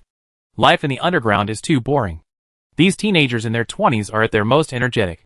Occasionally, they do something, which is regarded as a diversion in boring life, and is not blamed too much. After this incident, everyone has the same attitude. People who are exercising around are curious and come to watch. There are even people who maintain order on the side, friendly competition. Stop when it's enough. One-on-one. Actually, I have no problem with you guys fighting in groups, Wen Zheng said very modestly. After hearing this, the boy who pursued Wang Jingya felt that Wen Zheng didn't take him seriously at all, and immediately punched Wen Zheng. But Wen Zheng reached out his hand, turned his body, and exerted force with his arms. The boy felt dizzy, and felt cold and painful on his back. He found that he was knocked to the ground by a move. The boy looked around and found that the situation just now was seen by the onlookers. Even his favorite girl was there. He immediately shouted angrily, "Didn't he say that it was okay to fight in a group?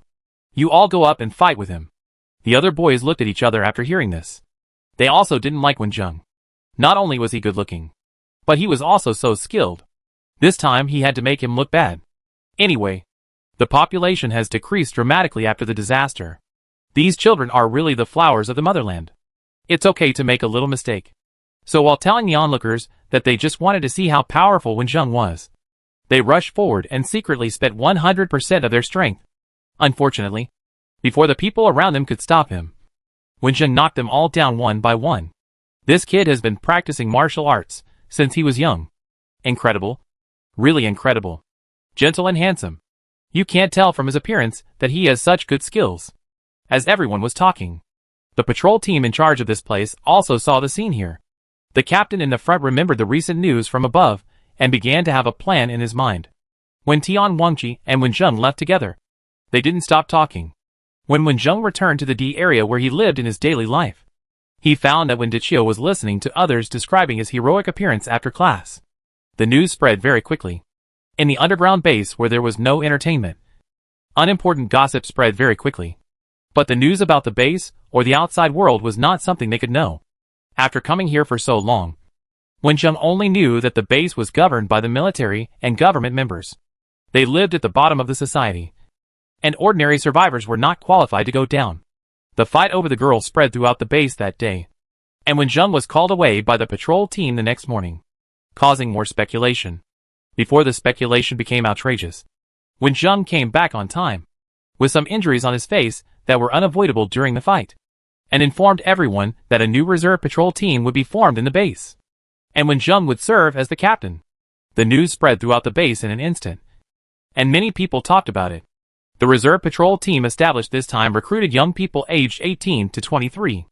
In the past, there was no qualification to sign up for the reserve patrol team, but now an exception was made. It's just that after signing up for the patrol team, physical fitness tests and physical training must be carried out. You can't give priority to life as before, but it will become extremely difficult, which makes many people retreat. Chapter 152. The reserve inspection team was formally established. There were not many young people who met the age requirements in Wudong base. After removing those who were unwilling to sign up, there were only a few dozen people in the end, and Wenjung became the temporary captain to manage them. The young people who were defeated by Wenjung a few days ago all signed up to participate.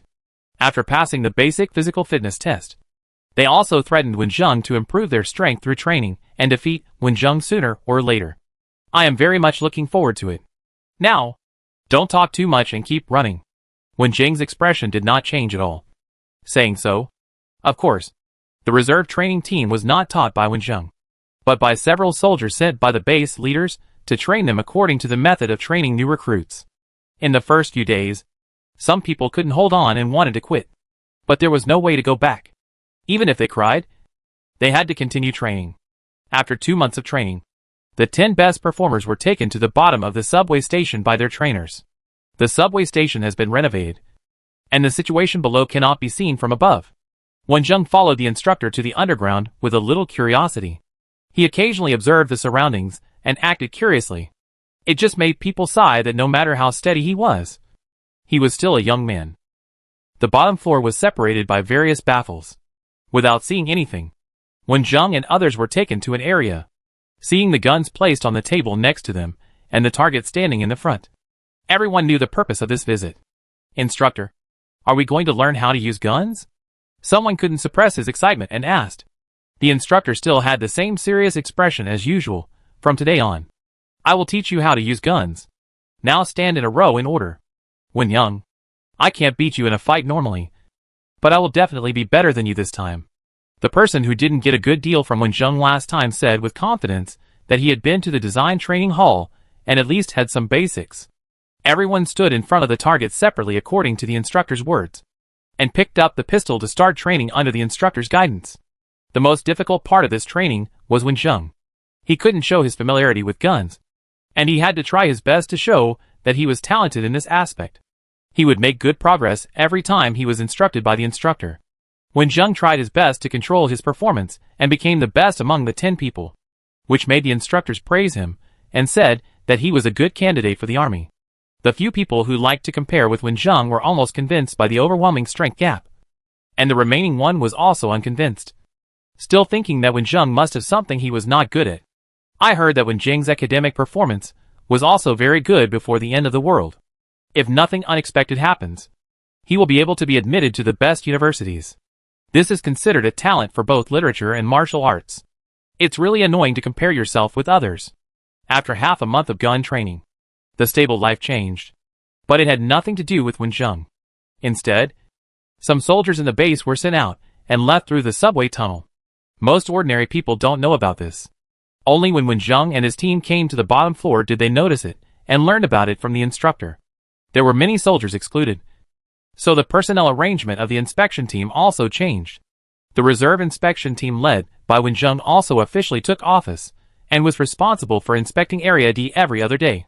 The content of the inspection team is to patrol around the area in charge, insisting on whether there are gaps or other movements on the ground, walls, ceilings, etc. This work only takes a very short time, and most of the time is used to resolve disputes among the people. The living space underground is small, and everyone has only so much living space. All kinds of trivial matters can cause a quarrel. Sometimes, the scene is unacceptable to this group of young people. Some of them even fail to persuade and join the quarrel. Among them, only Wenjung performed well in this job. Years of experience and management experience in the previous shelter allowed him to handle various situations calmly. After half a month of such days, the appearance of the reserve patrol team was completely different from before. The original training was to exercise their skills and improve their physical fitness. Now the inspection work is to exercise their ability to deal with things. One by one, they grew up and became more stable. Those who had fought with Wenjung because of jealousy also found Wenjung to apologize and openly recognized Wenjung as their captain. However, the first person who came to trouble Wenjung was called Zhang. He was not humble at all.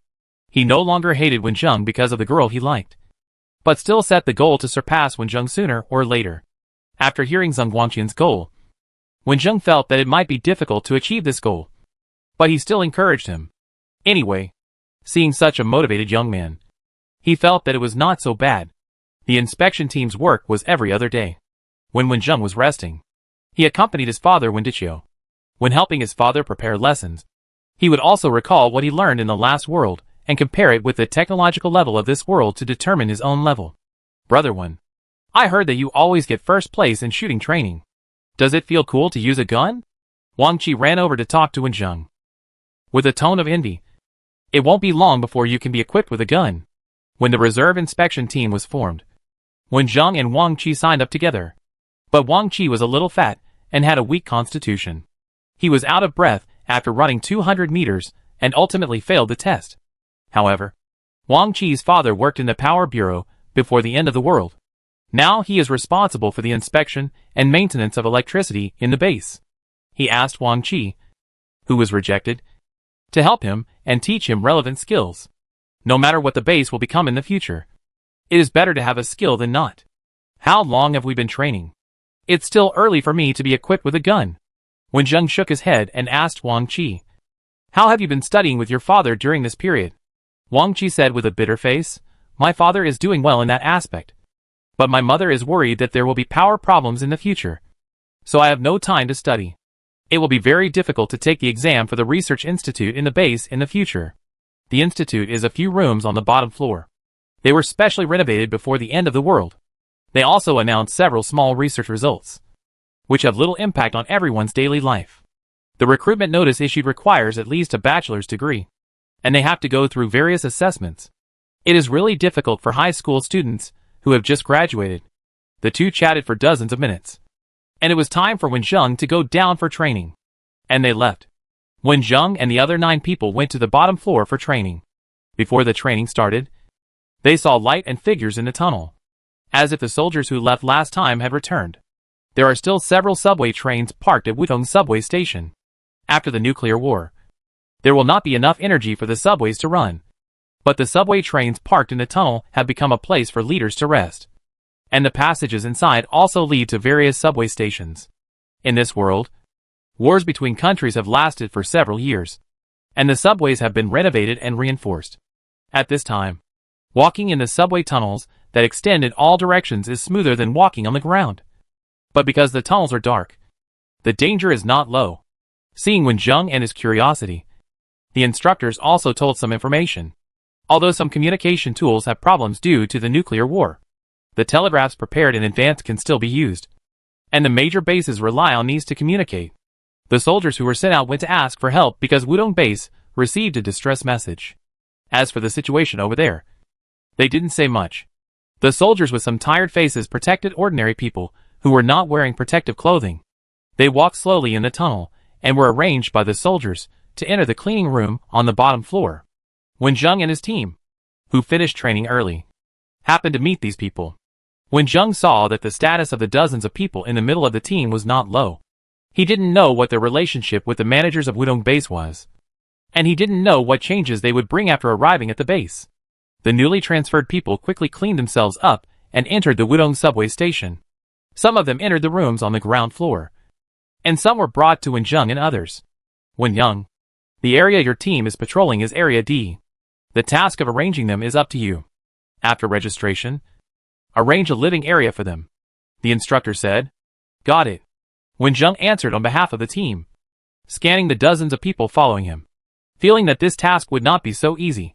Gradually walking from the stairs to the top floor where Area D is located. The newcomers following Wenjung and others looked a little dissatisfied after seeing the specific situation here. Someone grumbled that there were too many people in the Wudong base. It was noisy everywhere, and the conditions were not very good. It was called a big base, but it was far worse than their original base. These words were heard by Wenjung and others.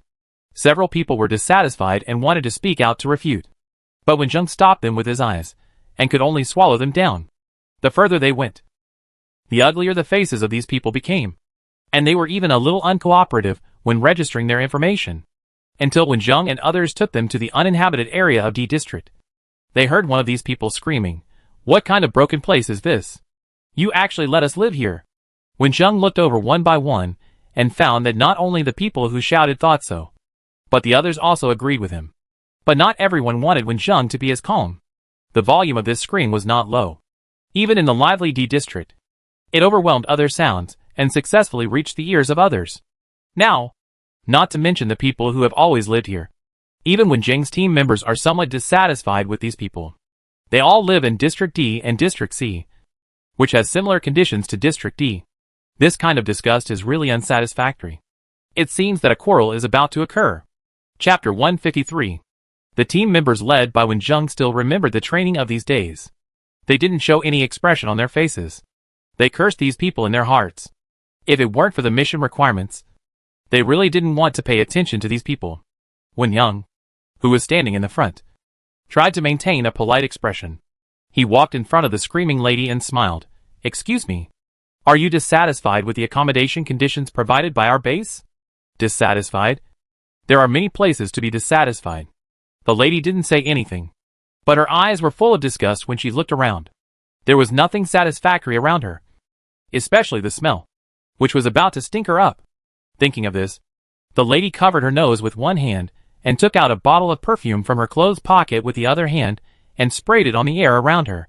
The atmosphere was extremely awkward at this time. Wenjung couldn't figure out how they survived until now. They looked like cannon fodder. Captain 1. Who are these people? Among the people staying in Area D, a middle-aged man stood up and asked. The identities of these people were not a big deal. Wenjung did not receive any information that needed to be kept secret, so he made it clear, some time ago. Our base sent people from the subway tunnel to rescue survivors from other subway stations, and sent us to arrange accommodation for them. There are some things that Wenjung, as an inspector, cannot say. But ordinary people don't care. The people who were angered by the new group of people just now started to sneer on the spot. Oh! It turns out that they are people rescued by our base. If you don't know, you might think they are here to save our base. If you dislike the poor accommodation conditions here, why don't you stay in the original base? No matter which subway station you come from, people with a little bit of intelligence will have some understanding of the current situation. You also said that you are an intelligent person, so don't embarrass them.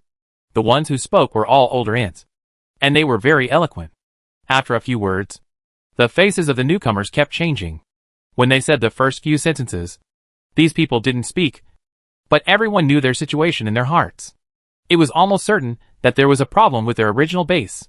When they heard the last sentence, some of the people in the group couldn't maintain their elegant appearance.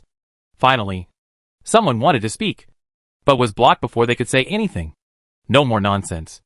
Wenjung spoke, as if he didn't notice that he interrupted others. This area is your accommodation. You can choose the specific bed. If there is no problem, we will leave. Wait. This bed is so narrow. How can I sleep? A young man said dissatisfiedly, looking at the bed in front of him, his eyes full of disgust. Wen Zheng glanced at the camp bed that he was very satisfied with. It was much better than the wooden board he had slept on before. He smiled and replied to the man, "You can sleep on it." "Do you know who we are?" the young man asked dissatisfiedly. "I know. We are the survivors rescued by our base." The smile on Wen Zheng's face disappeared, and his eyes looked directly at these people. Hearing the noise here, the team responsible for inspection today came here. These people who joined the army before the end of the world, unlike Wen Zheng and others who looked immature, calmed the scene as soon as they arrived, and made them immediately start to make the beds. This action made many people feel a little regretful. They couldn't let them take the initiative to take action, so it was difficult to teach them a lesson. The new arrivals would of course be arranged at the outermost part of the area. The other people in the team were all original members of the base. And Wen Zheng, who had just joined, was unlucky. His accommodation was not far from this group of people, so Wen Zheng was harassed. This group of people was completely deliberately looking for trouble, making various demands, not satisfied with the beds in the base, not satisfied with the food in the base, not satisfied with the neighbors around. So they stood in front of Wen Zheng and waited for him to solve their demands. Wen Zheng was not very happy, so he sat on the bed with his head down and flipped through the book, and replied nonchalantly, "My task is to arrange your accommodation, and these things are not my business." There were too many people around, and Wen Zheng couldn't take action. He had never lost to anyone in terms of patience. After seeing Wen Zheng answer a sentence, there was no reaction at all, and he completely ignored them. Someone stretched out his hand angrily, originally just wanting to pat Wen Zheng, but Wen Zheng controlled his hand as soon as he stretched it out. When he reacted, his hand was behind his back, and he couldn't move at all. "I have been training all this time. It's a conditioned reflex." Wen Zheng said so, without apologizing. As expected, the controlled person jumped up and down and cursed Wen Zheng, but he didn't cry out in pain at all. It was obvious that Wen Zheng didn't hit him hard. Of course, the original resident stood on Wen Zheng's side and criticized him. In the end, after a lot of noise, this group of people didn't get any benefits and had to go back. A few days later, Wen Zheng always felt itchy all over his body after teaching this person a lesson, and he didn't know what was going on. He went to the medical room in the base, but couldn't find anything. He thought the conditions here were too bad, so he became even more noisy. Originally, Wen Zheng just wanted to teach them a lesson, and he did a little trick when he controlled the people, so that he would not be blamed for the relapse after a few days. But these few days, this group of people really made trouble, so Wen Zheng prolonged this trick. It lasted for a week, and the new group of people made the base full of complaints. Many people asked why they rescued such people. More people came to Wen Zheng and asked him to report to the base leaders to manage them properly. More people felt that Wen Zheng, who belonged to the reserve team, was not so capable, and went to complain to the formal inspection team. When this group of people behaved like that, Wen Zheng knew that their good days would not last for a few days. But the base needed an excuse to deal with them. Sure enough, within less than a week after rescuing them, the results of the treatment of this group of people were officially announced. Wen Zheng was not responsible for the announcement, but he watched the whole process from a close distance. After arriving at the Wudong base, these people did not think about developing the base, but instead disrupted everyone's lives all day long. The most serious ones among them would be placed in cells in the tunnel, responsible for cleaning the dirtiest places in the base every day. This punishment was also very severe for them. After the punishment was announced, ordinary residents cheered, but a few people were completely unwilling to believe it and shouted, "How dare you do this to me? I want to find your leader. My cousin is the manager of the Hope base. You saved us, but didn't your base get any benefits? He died, and you treated me like this." But no matter how they shouted, they were still dragged down by the prepared inspectors. After the people were taken away, the patrol captain in charge at this time appeased everyone. The dissatisfaction with these people for many days turned into gratitude to the base when they saw them being punished, especially the few people who shouted. Their words revealed a lot of information. It turned out that the managers of the base they were originally and were their relatives. So they were like this. It's really a waste of the good name of Hope Base. At this point, The topic shifted to the managers of this base. After Wen Zheng came to Wudong Base, he met the management of Wudong Base, but he was not qualified to contact it. It was just based on Wen Zheng's experience over the years that he could see that the management was good. When Wen Zheng led the reserve team for training, the instructor revealed the things about Hope Base. Just as everyone guessed, the managers of Hope Base oppressed the ordinary people and continued to enjoy a high-quality life with their cronies. The long-term oppression caused the ordinary people to rise up and resist, and finally paid a painful price. The management with weapons suppressed the ordinary people, but had to face the base defense destroyed by weapons, and the mutated radiation animals running in from the weak defense. After listening to the instructor's story, Wen Zheng and others all understood the instructor's hints. After returning, they told the people around them. Soon, everyone in the base knew about it, and everyone's sense of belonging to Wudong Base became stronger. In contrast to the stronger sense of belonging, they hated the new group of people, especially when they thought of them as ordinary people. They felt that they were even more hateful, so they mocked them when they were working. Wen Zheng occasionally passed by there a few times and felt that these people seemed to be planning something. He mentioned it to the instructor during training, and the instructor told him not to think too much. Sometimes plans can never keep up with changes. Wudong Base thought it knew the situation of some people very well, but there were still accidents. The riot occurred one afternoon. Wen Zheng and others were conducting gun training on the bottom floor. Wen Zheng sensed it at the moment of the riot, but after noticing that the base was prepared, he pretended to know nothing. But when the door between the tunnel and the subway station was blown open, the shooting training room also heard the movement. The instructors hurried out to check the situation. Wen Zheng and others followed behind and saw the melee outside. The instructors participated in the battle. It was the first time for the instructors to face such a tragic situation. They did not dare to take action at all. Only Wen Zheng took the gun and participated in the battle. Every bullet hit the enemy. The result of the battle was, of course, that Wudong Base won. Wen Zheng and others were called to clean up the scene. More people were responsible for checking the place where the battle took place and whether there was any problem with the defense. Wen Zheng's perception was particularly sensitive.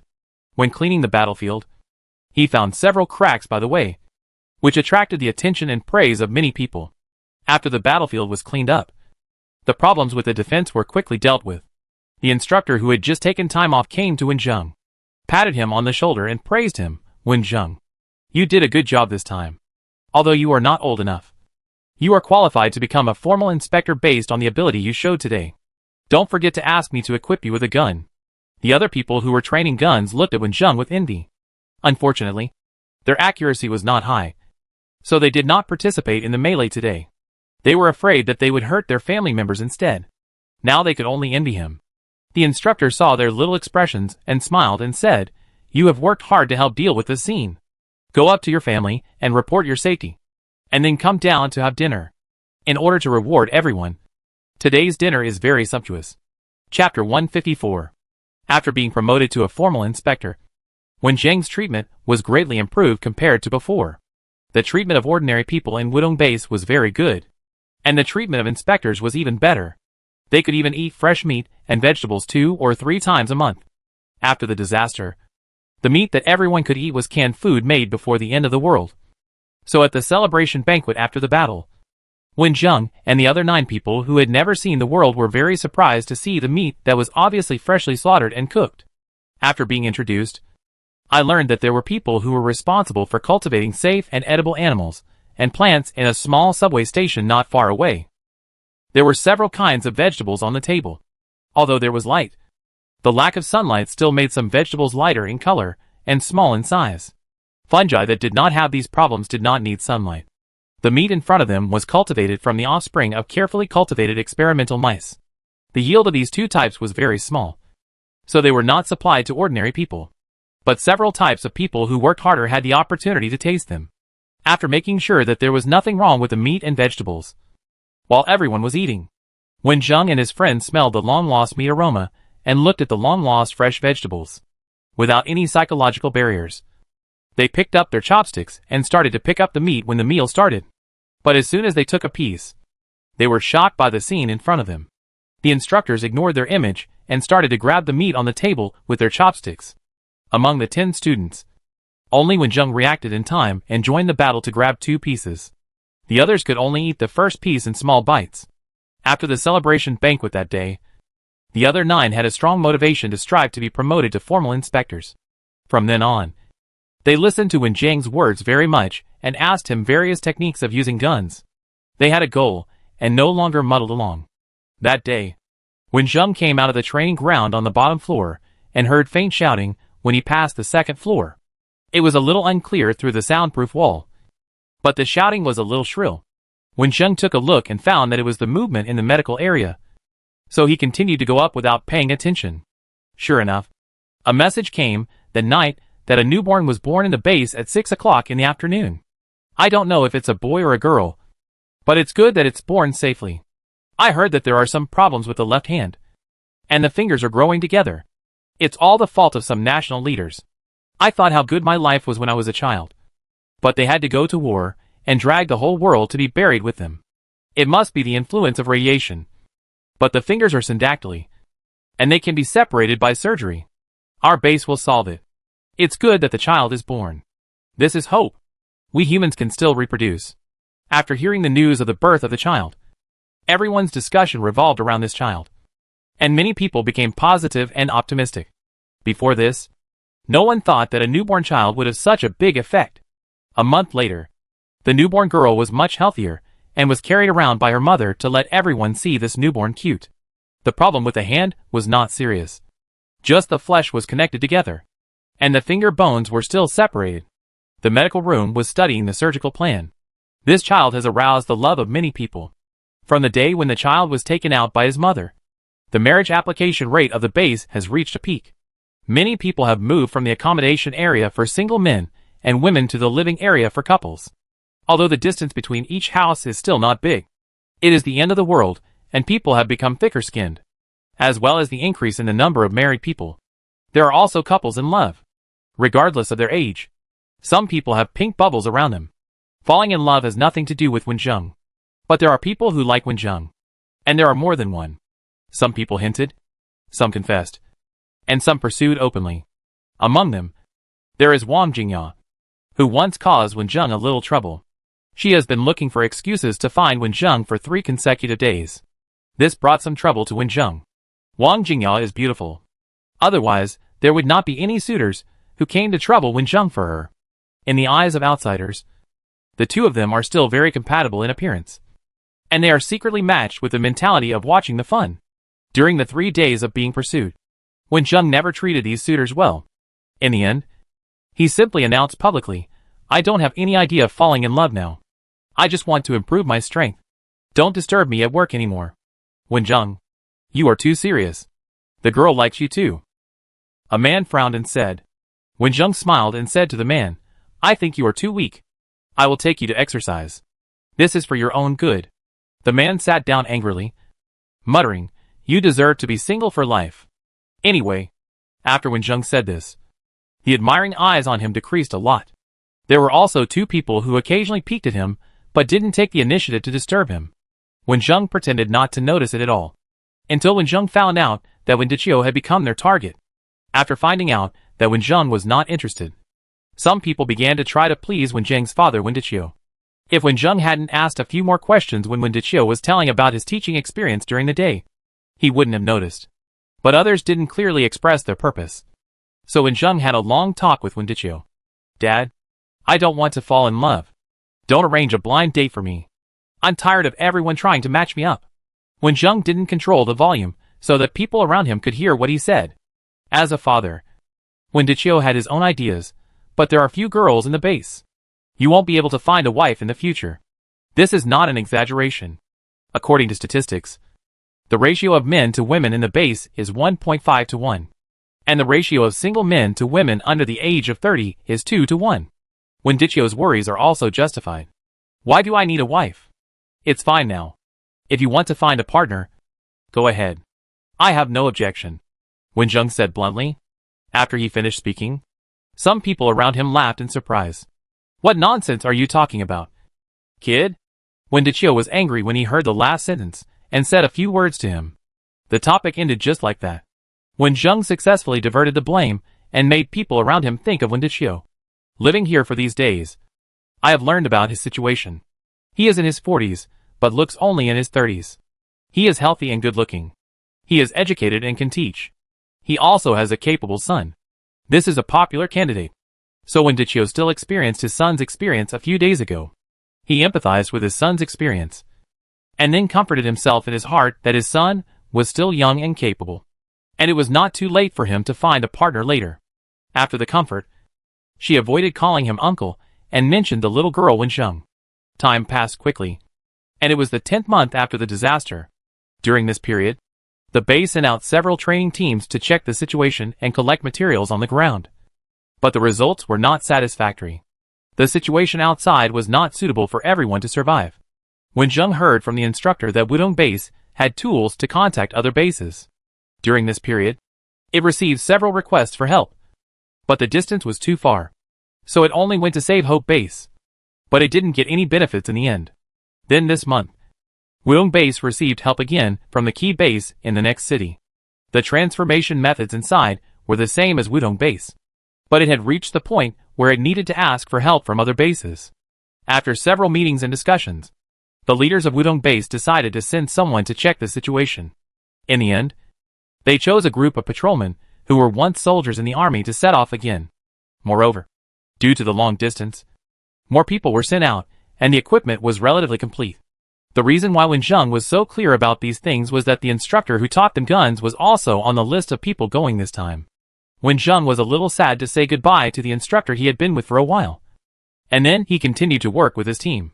Since many inspectors left this time, their working hours changed from working 1 day and resting 1 day to working 3 days and repairing 1 day. However, after a month, the people sent out had not returned, and there was no way to contact them. So the base began to get anxious. It was a dilemma whether to send people over to check the situation or continue to wait and not rule out rescue, not knowing the situation over there. If their base encountered the same situation, they would not be able to deal with it. And more importantly, it would hurt the hearts of other inspectors. However, many people were sent out from the base this time. If another batch is sent out, the base may not have enough management staff. If these people are seriously injured or killed after going out, no one can maintain the safety of their base. When the leaders discussed, they issued an order at the same time. All the original reserve trainers were converted to regular employees, and ordinary people who met the age and health requirements were all mandatory to be included in the reserve inspectors and started training today. When Jing's team successfully changed from instructors to instructors, faced with this special situation, Wensheng didn't know what kind of discussion the leaders of the base had gone through. But they finally made a decision and sent people to rescue. It's just that this time it will be more dangerous, and the base allows the formal inspectors to choose whether to sign up. This situation is obviously a hidden task. Wensheng decided to sign up after thinking for a few seconds.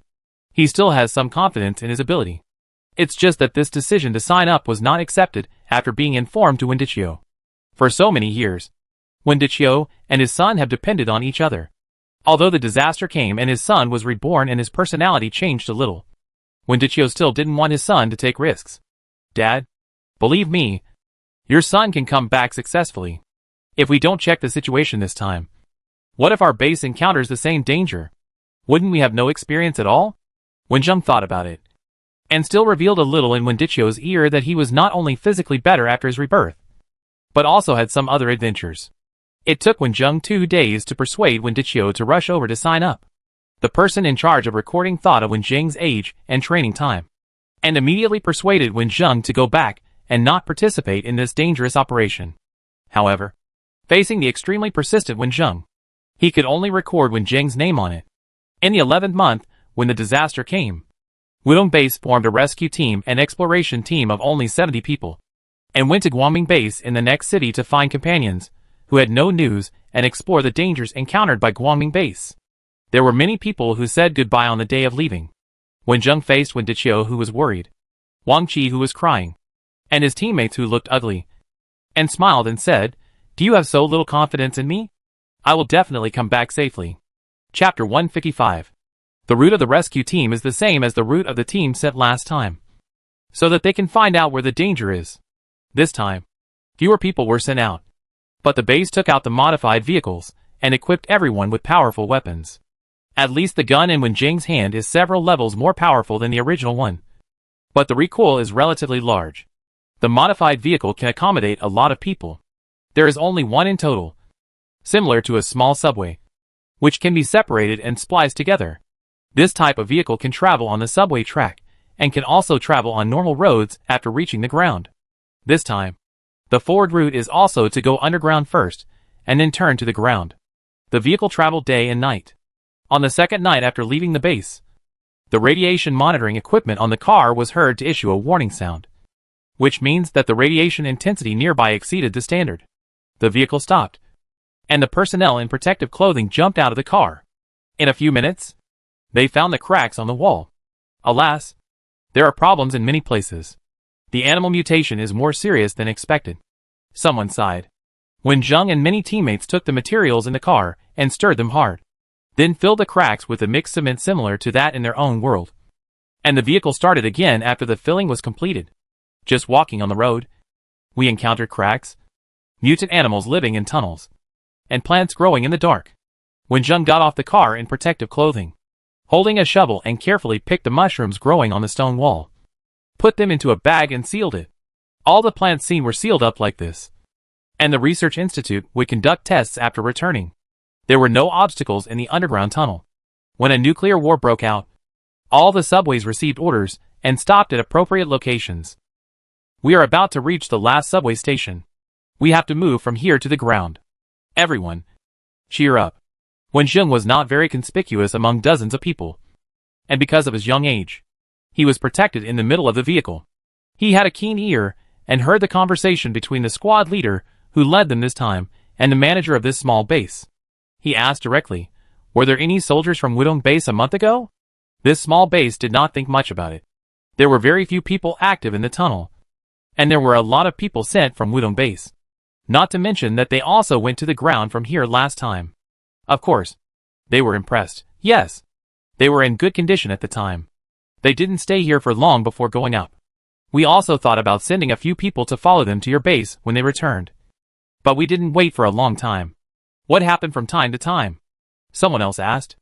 After confirming that these people were not lying, the squad leader did not answer this question, but used a box of supplies to exchange for the right to go up from here. The modified vehicle can be partially transformed and split into several parts, and can directly rush up the stairs and drive to the outside world. It was daytime when we went up, and the sun was shining from the clouds, illuminating this barren land. Looking outside, there were broken walls and ruins, and various bones scattered among them, some human and some animal. Many plants dried up and died, and the survivors were different from their original appearance, and most of them were extremely hideous. The ground is much more dangerous than in the tunnel. The radiation monitor in the vehicle has been emitting a piercing reminder sound since it came out, and then it was turned off. The radiation intensity outside is frightening, and no one will get off the train unless necessary. Also to avoid being attacked by mutant animals. The subway station they came out of is still within the city, and now they need to rush to the next city. In addition to following the planned route to avoid more dangerous areas, they must also pay attention to the marks left by the previous batch of soldiers. Everyone stay alert. Don't let your gun leave your hand, and report immediately if you find anything wrong. The vehicle quickly drove to a bridge, and there was still water flowing under the bridge. This river was surprisingly clean. The river water was clear to the bottom, and the sunlight reflected colorful light on it. Everyone could clearly see the silt at the bottom of the river, and the weeds growing on both sides of the river bank. There were things like tumors growing on the weeds, white and round, densely distributed on the leaves, and a bit like insect eggs. The bridge was broken in the middle, and could not be passed. Now they could only choose to take a detour, or go directly across the river. The water in this river was not deep. When Wenjing saw this river, his nerves were tense, and he felt great danger. Just as he was about to open his mouth to remind them, he saw the people who were observing the surroundings with binoculars raise their hands, and said, "I found a warning sign on the opposite side of the river. This river is extremely dangerous." The presence of such a sign means that the comrades in front suffered a great loss in this river. In this case, they did not plan to take a detour, but parked the vehicle in front of the river and prepared to study the situation of this river. They were reluctant to use edible food as bait, and it was impossible to ask their companions to lure them. They could only search for something around. This time, Everyone realized that there were no living creatures around the river. They had stayed there for so long. But no mutant animals were attracted. In the end, they ran a little further back and brought back the bodies of the mutant radioactive animals they had killed before. They tied a rope directly with wood and hung the animal bodies over the river. Those with strong strength moved the wood, allowing the bodies to enter the water, and then quickly lifted them up. Not to mention that the things in the water were quite patient. After trying back and forth several times, when Jung noticed something was wrong, then he saw bubbles gradually emerging from the mud at the bottom of the water. And then many things jumped out of the mud and bit the bait together. Everyone took a breath. The animal bodies in front of them were bitten without a piece of good meat. And even the bones were bitten off. Even living animals cannot survive such an attack. The danger of the mud is a mutated fish, with a light white body, a slender body, and very soft fins. They are retracted in the mud and open only when they leave the mud. They all have sharp teeth. And when Jung also saw small feet growing on the abdomen of these fish, which looks very strange. After many attempts, everyone determined that these fish prefer to eat meat. They are very fast. After jumping out of the water and biting the food, they can immediately turn into the mud with the food. But their defense is not particularly high. So the meat trap was quickly made. And people with good shooting skills were selected to try not to waste bullets. The mutant fish pierced by the bullet will fall to the bottom of the water, and then be dragged down by the remaining mutant fish hiding in the mud. Later, everyone found that the living mutant fish would eat the dead mutant fish. The number of mutant fish was not as many as everyone imagined. After working for most of the day, no mutant fish jumped out of the mud. Just in case, the family used various long dead wood to dig the mud below, and saw that there were channels under the mud. The channel was not deep, and those who hid in it and did not get out also jumped out and were eliminated. It was getting dark, and the squad leader asked everyone to get ready and drive across the river. At this time, Wen Zheng said that he had something to say. Wen Zheng performed very well in this battle, and even shot through several mutant fish with one bullet. The squad leader smiled when he saw Wen Zheng and let Wen Zheng speak his mind freely. Wen Zheng used a thin wooden stick to dig out a mutant fish, which was hidden deep under the water and was found later. Then, under the gaze of everyone, he cut open the belly of the fish with a knife. And everyone saw that there was a small, white, round thing in the belly of the fish. Why does this look so familiar? Someone murmured to himself. Some people were quick-witted and turned their attention to the grass on both sides. If the contents of these mutant fish were enlarged, they would look just like the white things on the leaves. Someone immediately poked the largest one with a stick, and a small strange fish larva fell out. Now everyone was completely sure. It turns out that it is not insect eggs, nor tumors on plants, but fish eggs. It's really strange. Now insect eggs are not hatching at the bottom of the water, but on leaves. In this world, nothing is strange. As they talked, they set fire to the weeds, and thick black smoke came out. Wen Zheng had some guesses about this phenomenon. He could feel that the radiation in this river was extremely strong. It was possible that the source of the river led to the location of the nuclear explosion, and the newly born fish eggs might not be able to withstand such strong radiation. So they turned to hatch on the shore. The vehicle successfully crossed the river and walked to the warning sign on the other side of the river, where a logbook was found to record the encounters on the way. The previous batch of soldiers did not encounter any danger on the road ahead, but many people were injured in this river. After they stepped into the river, the vehicle was attacked, and even the sturdy tires were damaged. In the end, it cost a lot to successfully get ashore. After they went to the other side, they also tried to deal with these strange fish, but they were worried that there were not enough bullets. They did not dig out the mutant fish hidden in the mud, nor did they find the special white fish eggs. So they let these mutant fish reproduce and grow again in a month. The rapid reproduction ability of these mutant fish is shocking. Everyone is glad to find those fish eggs, and they highly praise Wen Zheng for proposing this matter. They all signed up voluntarily and were selected by the base. It cannot be said that everyone did not have their own little thoughts, but they all worked together, and there was no intrigue. According to the signs left on the road, not long after the previous batch of companions arrived in this urban area, they found a subway station on the subway line leading to the destination and changed the route to go through the tunnel. They also chose this route and knocked on the door of this subway station. They knocked on the door smoothly. Someone inside asked about their origins and let them in. However, they stayed outside for too long. and many things were still radioactive and needed to be cleaned, including their vehicles. The water flowed, covering up many sounds. Only when Jung heard two people talking very quietly outside. Alas, they are here to find the group of people from last time. What does it have to do with us? The group of people left us safely last time, and they couldn't find us. Do you think they voluntarily stayed in the Guangming base? I think the Guangming base's statement is unreliable. You don't want to drink that bottle of water.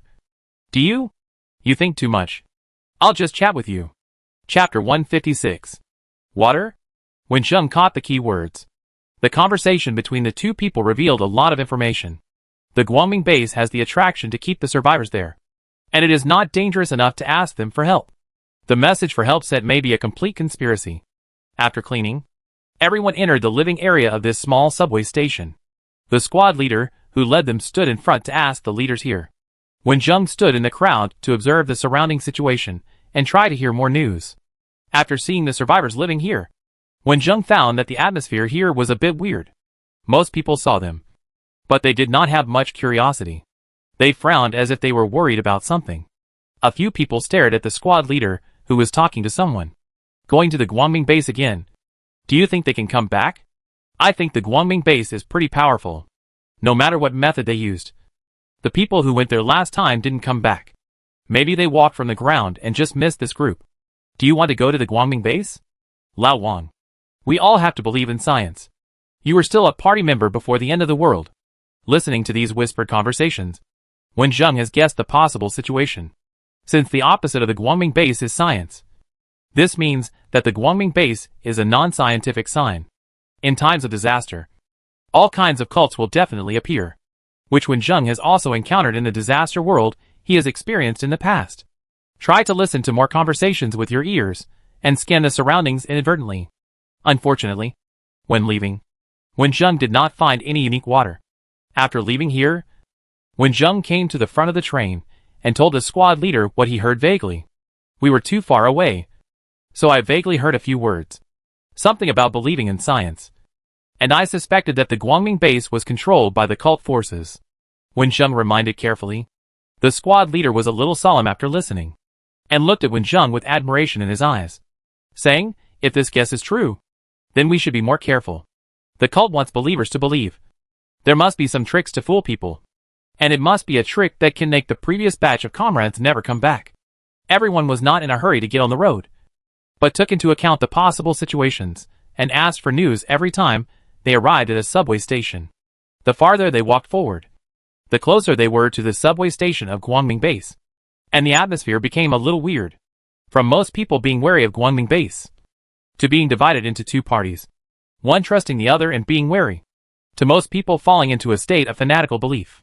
On the way, when Zheng and others encountered a survivor base with two opposing sides, and learned the news of Guangming base from them. At first, the situation here was the same as that of Wudong base. 2 or 3 months ago, Guangming base began to send teams from the tunnel to deliver supplies to various small bases. At first, everyone was very welcoming and grateful to Guangming base. About a month ago, Guangming base stopped sending people out, and the surrounding bases that were taken care of by them were also worried. So they sent people to check the situation. But they never came back. After the small base lost manpower, it dared not go there again. Later, it also encountered the team sent by Wudong base to help. But it did not see them come back. Just when these small bases were getting anxious, the missing people came back, accompanied by the personnel of the light base.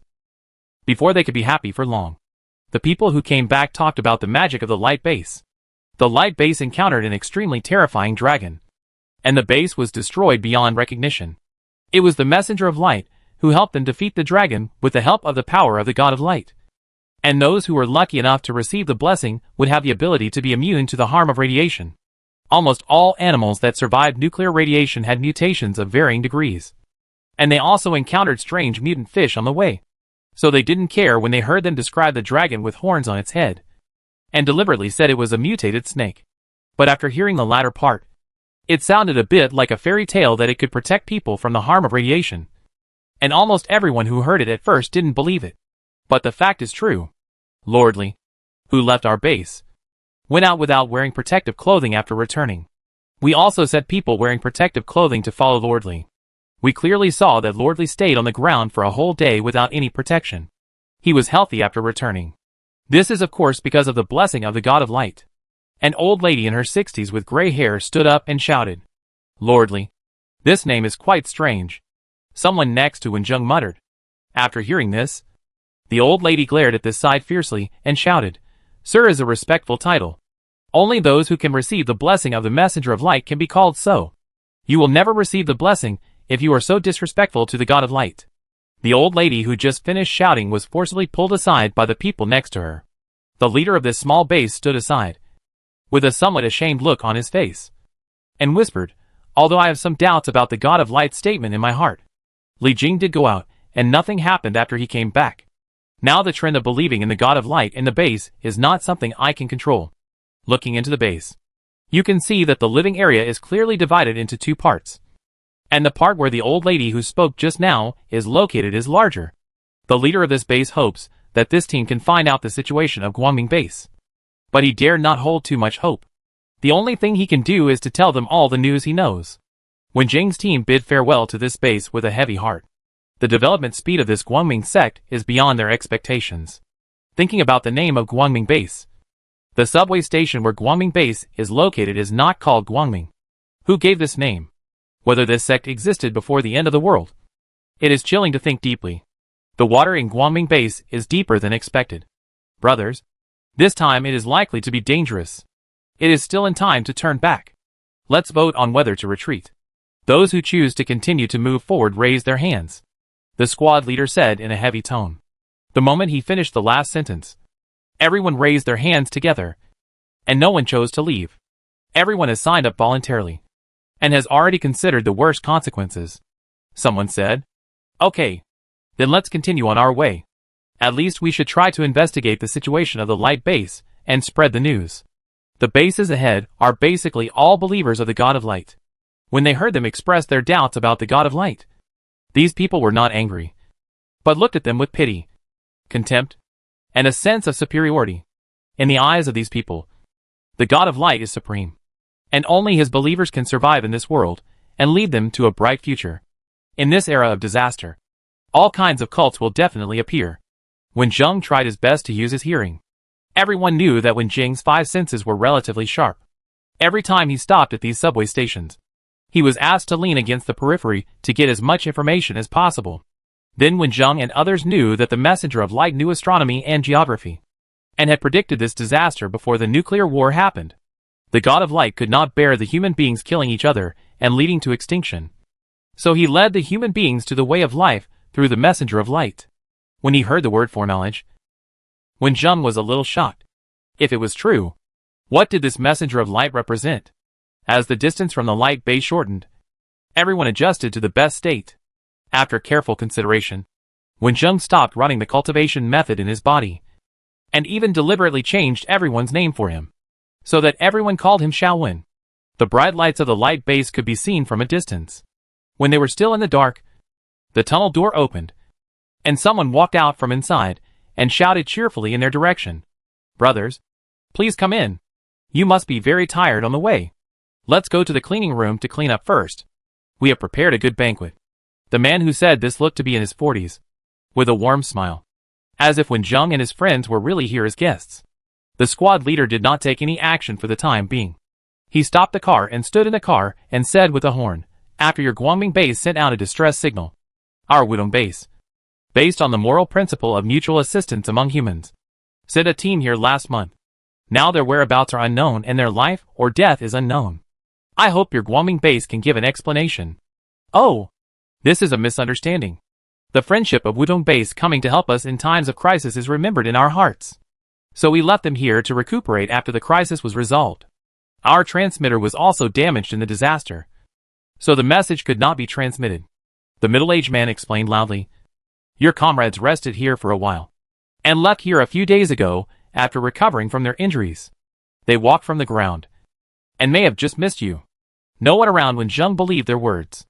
Guangming base clearly refused to admit it, whether it was investigating the situation of the cult or finding the current location of the comrades. It seemed that they had to enter Guangming base. At this time, Several people came out of Guangming Base with a kind smile on their faces, inviting them to come in as guests. There was faint laughter and joy coming from the door. Listening to these sounds, Guangming Base was very normal. According to the plan on the road, half of the people stayed in the car, both to observe the surrounding situation and to worry about what happened and to be able to respond. The squad leader led the other half of the group into the base. Wenjun was also one of them. Everyone hoped to learn more about the situation here with his five senses. In fact, after Wenjun came here, he smelled a faint fishy smell in the tunnel. This smell was very light. However, Wenjun did not think it was his illusion. He remembered that he had heard about the dragon that was subdued by the messenger of light. Why don't you get off the car? Do you dislike our light base? The middle-aged man saw that the number of people getting off the car was insufficient, and his tone was a little dissatisfied. This is the rule of our base. Someone must stay in the car. I believe that the light base will not be dissatisfied with this. Right? The squad leader spoke without hesitation. The middle-aged man's smile, just now, was slightly restrained. After listening to the squad leader's words, he did not get more angry. Instead, he laughed again and raised his hand to invite them to the cleaning area for cleaning. As soon as he stepped into the scope of the light base, Wenjun felt a little uneasy, which made him dare not take it lightly. Chapter 157. After entering the Guangming base, the middle-aged man took them around for a few rounds, pointing out where the group of people who came from Wudong base last time rested, how their physical conditions were, and even medical records. He also showed them the damaged communication tools to prove that the message could not be transmitted. After a round like this, it really fits the words of the middle-aged man. Wenjun did not pay too much attention to this middle-aged man, and marked the places they could not see in his mind. The Guangming base is full of the atmosphere of faith. The people living here behave and speak a little strangely, and they are not very curious about these outsiders. Finally, the middle-aged man took them to the restaurant and prepared a banquet for them. Wenjun and the others did not dare to eat the food of the Guangming base. Recently, the Guangming base has distributed Guangming holy water to the surrounding subway stations, saying that it can strengthen the body. Who knows if there is any problem with this water? This thing is most likely to go down into the food. The squad leader took the lead in taking out water and food from the backpack behind him, and the others did the same after seeing this. The steaming food on the table in front of them was ignored by them. The guests have come from afar. Why don't they come to enjoy the food? Do you look down on our hospitality at the Guangming base? The middle-aged man said with an unpleasant look on his face. Although he knew that this group of people were not easy to deceive, he didn't expect it to be so difficult. It's not easy for each base. Our Wudong base sent people out with water. You can enjoy these foods by yourselves. The squad leader firmly refused, but used the fire at the Guangming base to heat the bacon in the can. The middle-aged man's face became more and more ugly. After several persuasions, he could only distribute the food on the table to the people, and take this opportunity to leave the restaurant to let others treat him well. The middle-aged man who left the restaurant came to the top floor, which looked ordinary. He bent down very respectfully, knocked on the door 3 times, and then stepped back and waited quietly. After a while, the door of the room opened, and an ordinary-looking man walked out. He was tall, which made the middle-aged man, who was bent over, look even shorter. The tall man said, "The envoy is practicing, so there is no need to disturb him for no reason."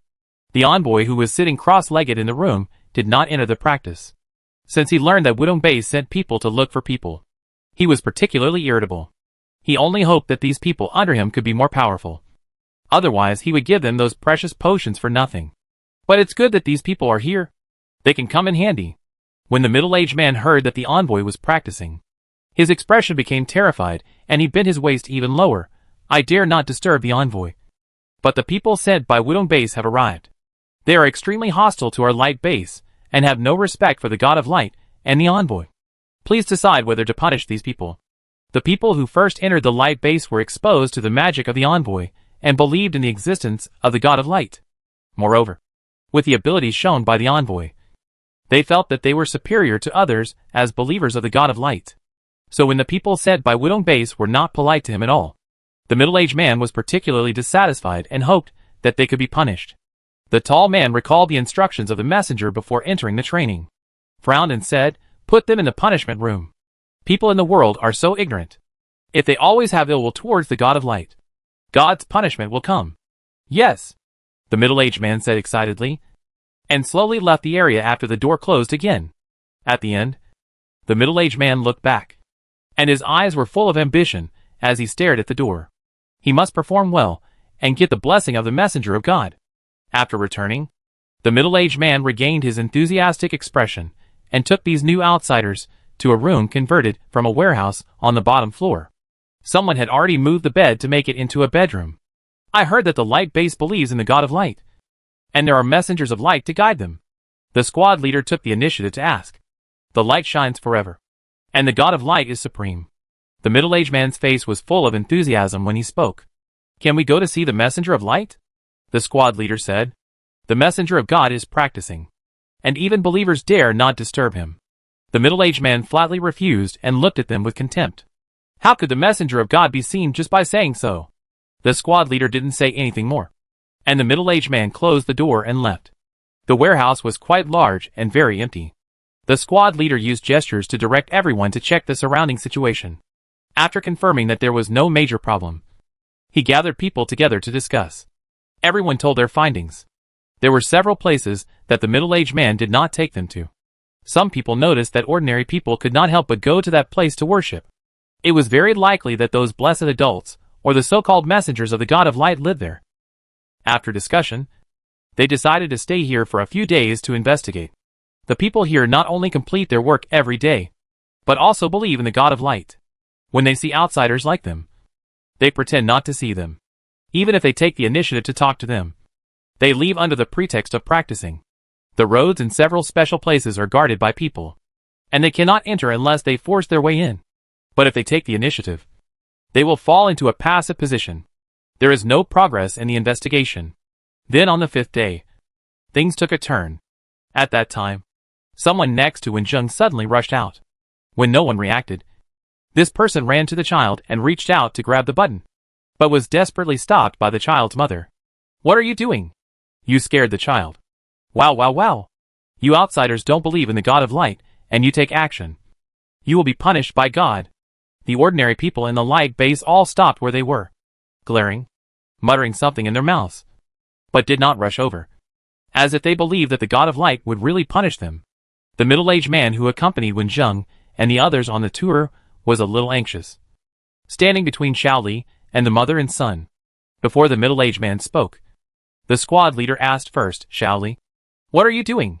Xiaoli, who suddenly ran out, had a serious face and pointed at the button on the boy and asked, where did this button come from? There are very few children in Guangming base, and they are strictly supervised by adults. They are usually stupid. This child looks about 10 years old, and now he is crying loudly. I don't know if he was scared or what happened. There is a row of black buttons on his clothes, and the bottom one is bigger, which should have been added later. The mother reflexively looked down at her child's clothes. When she recalled the origin of the button, her face changed for a moment, but soon returned to normal. But it did not escape everyone's eyes. I just picked up this button casually, the mother whispered. At this time, Xiaoli calmed down and said, I have a cousin who signed up for the army with me. He came to your Guangming base a month ago. I think this button looks like his. There are many buttons that are the same. It's just a coincidence. This button looks pure black plastic, but it is actually made of wood. This style is rare. My cousin also engraved the word Li on the back of the button. Let me take a look and know whether it is a coincidence or not. After saying this, even if the mother was reluctant, she still asked Xiaoli to pull down the button so that everyone could see clearly that there was indeed a word engraved on the back. Xiaoli's heart tightened suddenly. Others didn't know, but he knew the origin of this button very well. This button was made by his cousin's wife, and the words on the back were engraved by his son.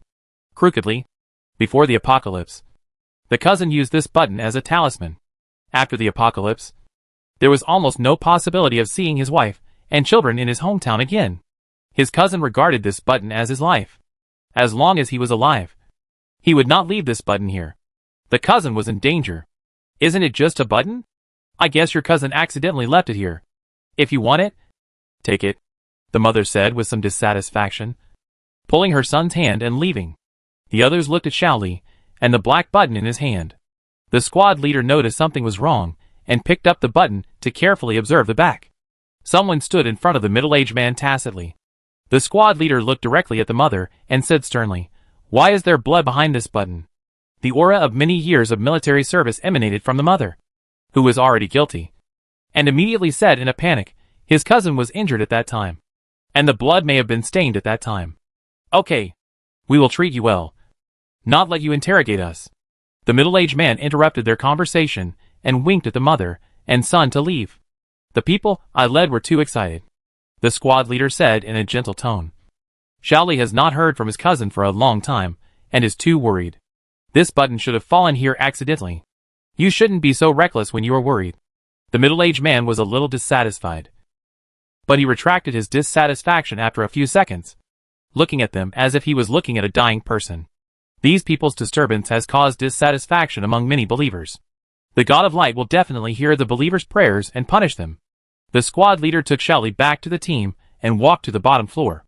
On the way, Shaoli gestured that he suspected that his cousin had met with an accident. His cousin's name was not on the medical record provided by Guangming Base. This time, everyone confirmed that there was something wrong with Guangming Base, but it would also alert the enemy. They were always at a disadvantage in other people's bases. They ventured in for investigation a few days ago, and now they need to get out of here. So after walking to the bottom floor, everyone took their backpacks and proposed to leave Guangming Base and return to Wudong Base to report. Leaving now? This is too sudden. Don't you want to listen to the teachings of the God's messenger? Stay in our base for a few more days, until the God's messenger finishes his training. The middle-aged man spoke to stop him, but the squad leader and others were determined to leave, and stood in front of the tunnel door and asked the middle-aged man to open the door. Chapter 158. The opening button of the tunnel gate is controlled by the light base. The middle-aged man is standing in front of the door and is unwilling to open it. Weapons can easily open the gate, but if weapons are really used, it means that the two sides will go to war. The guests have come from afar. It's not good to leave in such a hurry. The middle-aged man wanted to keep them. Someone had already run to inform the messenger. The messenger has finished his training and will preach to all believers today. Please attend. Someone walked down slowly from above. After the tall man said these words, all the people who originally belonged to the light base became excited and kept looking upstairs. These believers are a little too fanatical. And just as it happened, someone came down to inform the messenger that his training was over just as they were about to leave. The squad leader was a little entangled whether to go upstairs to see the true face of the messenger or leave the light base as soon as possible. In fact, if they really had to face the so-called messengers of light and the benefactors of light, they were not afraid. They had put life and death behind them before coming. They were just worried that ordinary people in the light base would get involved. People who were brainwashed by the cult might be willing to sacrifice their lives. If these ordinary people stood in front of them, would they fight or not? After thinking about it, the squad leader decided to leave. We have stayed here for too long, and we are staunch atheists, so we decided not to join. Since you don't want to stay, let the guests leave, the tall man said, and his words did not allow the middle-aged man to question. Yes, since the training of the God's messenger has ended, these people will receive the punishment they deserve. The middle-aged man is still anxious to go upstairs to listen to the God's preaching, so he will not delay any longer and press the button to open the gate. Wen Zheng and the others were a little surprised that they could leave so easily.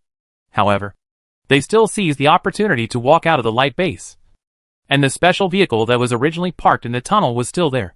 And the people who stayed inside were fine. Wen Zheng's nerves were tense, and he felt the malice coming from the middle-aged man who had just come down. Everyone's footsteps were quite fast, wanting to step on the special vehicle as soon as possible. At this moment, a unique chanting sounded in everyone's ears. The sound didn't sound loud, but it felt like it was ringing in the ears. The content didn't sound understandable, but it felt particularly comfortable. Peoples will struggle for at most 2 seconds, and then they fell into the enjoyment of this chanting. People who heard it felt like they were floating in the fairyland. At first, they felt intoxicated. After listening for a long time, they felt that every pore in their body was particularly refreshing, and every bone seam was particularly warm, as if the light was shining on them. Alas, why did everyone stop? This chanting seems to have no effect on me. Wen Zheng was not affected by the chanting at all.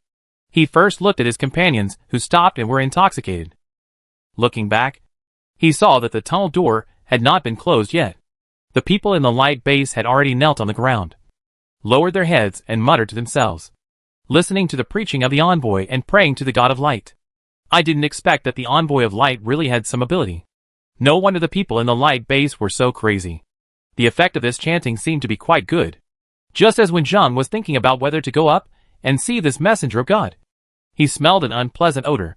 Looking in the direction of the smell, when Zheng saw a black python slowly sliding down the stairs and running towards the entrance of the tunnel. This animal should be a mutant python with horns on its head, similar to the image of the rumored dragon, with a strong smell of blood and stench. This mutant python is still alive and well, and is actually being raised by the light base. When Zheng looked at his comrades around him, and was shocked.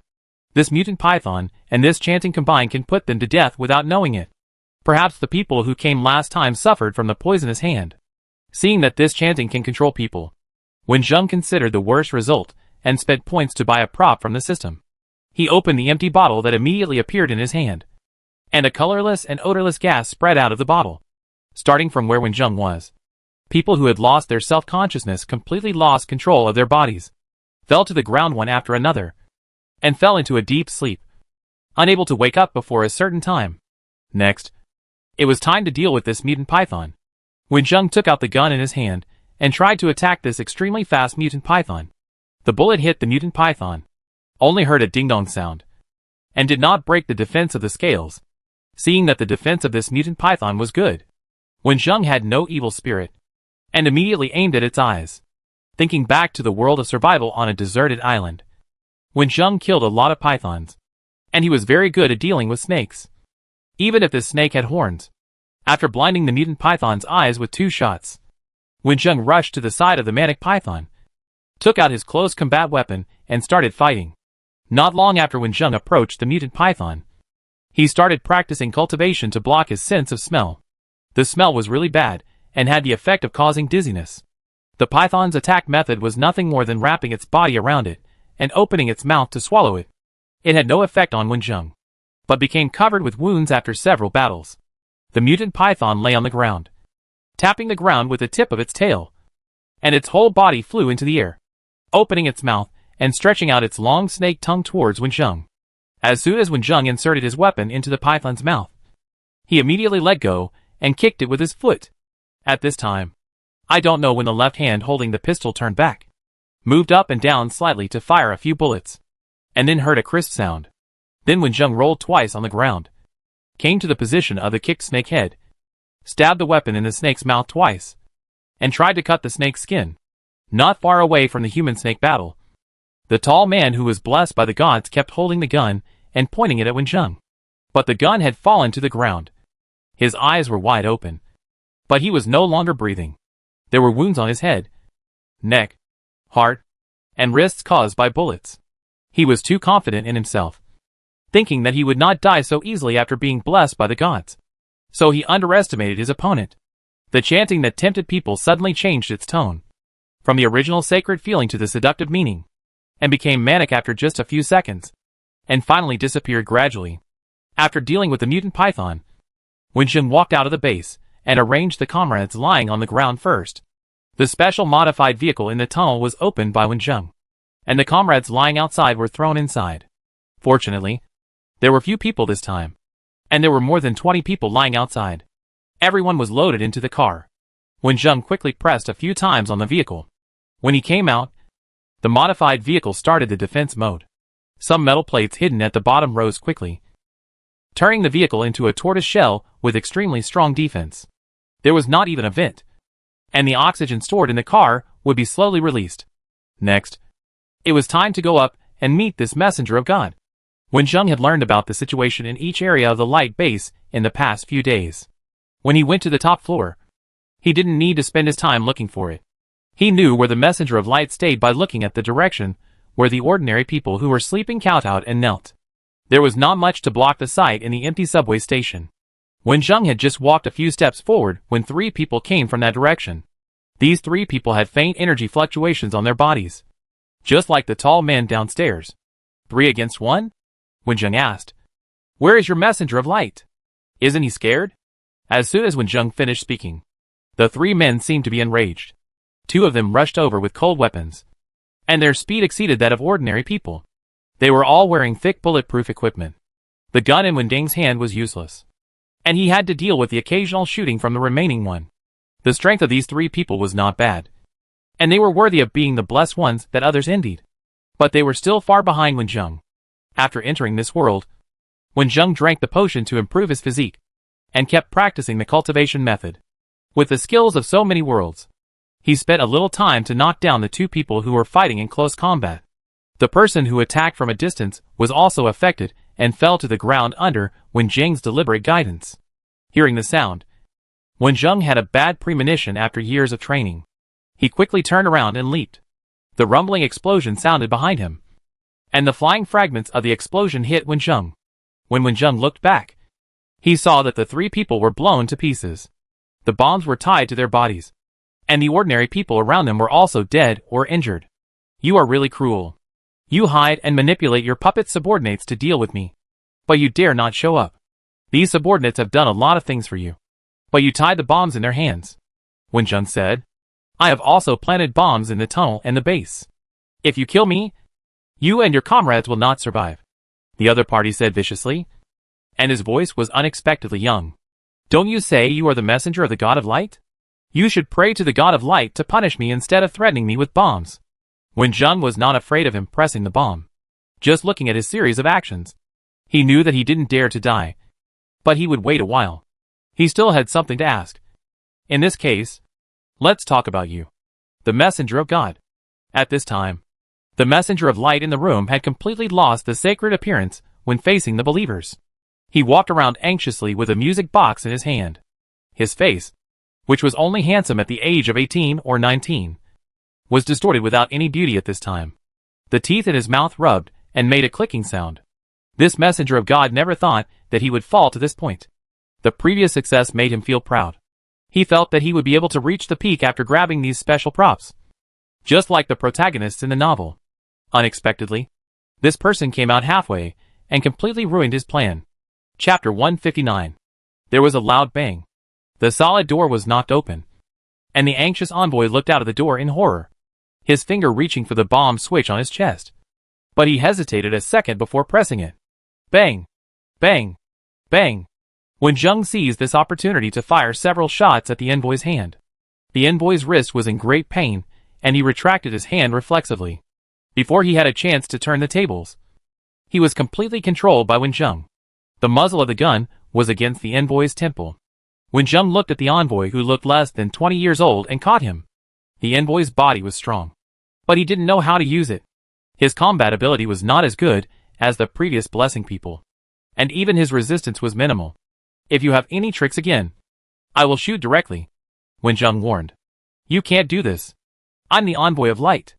I shouldn't be like this. The envoy was still young, and the scene of himself being above millions of people was completely destroyed, causing him to collapse a little. Wenzheng looked at this mysterious room. This room didn't look like the practice room of an envoy who believed in God, but a place where a person who was greedy for enjoyment lived. The things inside were extremely high-end and magnificently decorated. There was no end of the world. Scanning the things in this room one by one, Wenzheng put his eyes on a music box, looked at the envoy with some doubts, and said, Answer my questions honestly, and I will let you go a little easier. Otherwise, I don't mind shooting you a few times before you die, or throwing you into the mouth of a mutant animal. The first question is, you use this magic music box to confuse ordinary people and make others believe that you are the son of God, right? Wenzheng kept paying attention to the man's expression when he said this. The young man was obviously surprised after hearing the magic music box, and looked at Wenzheng with some uneasiness. How did you know?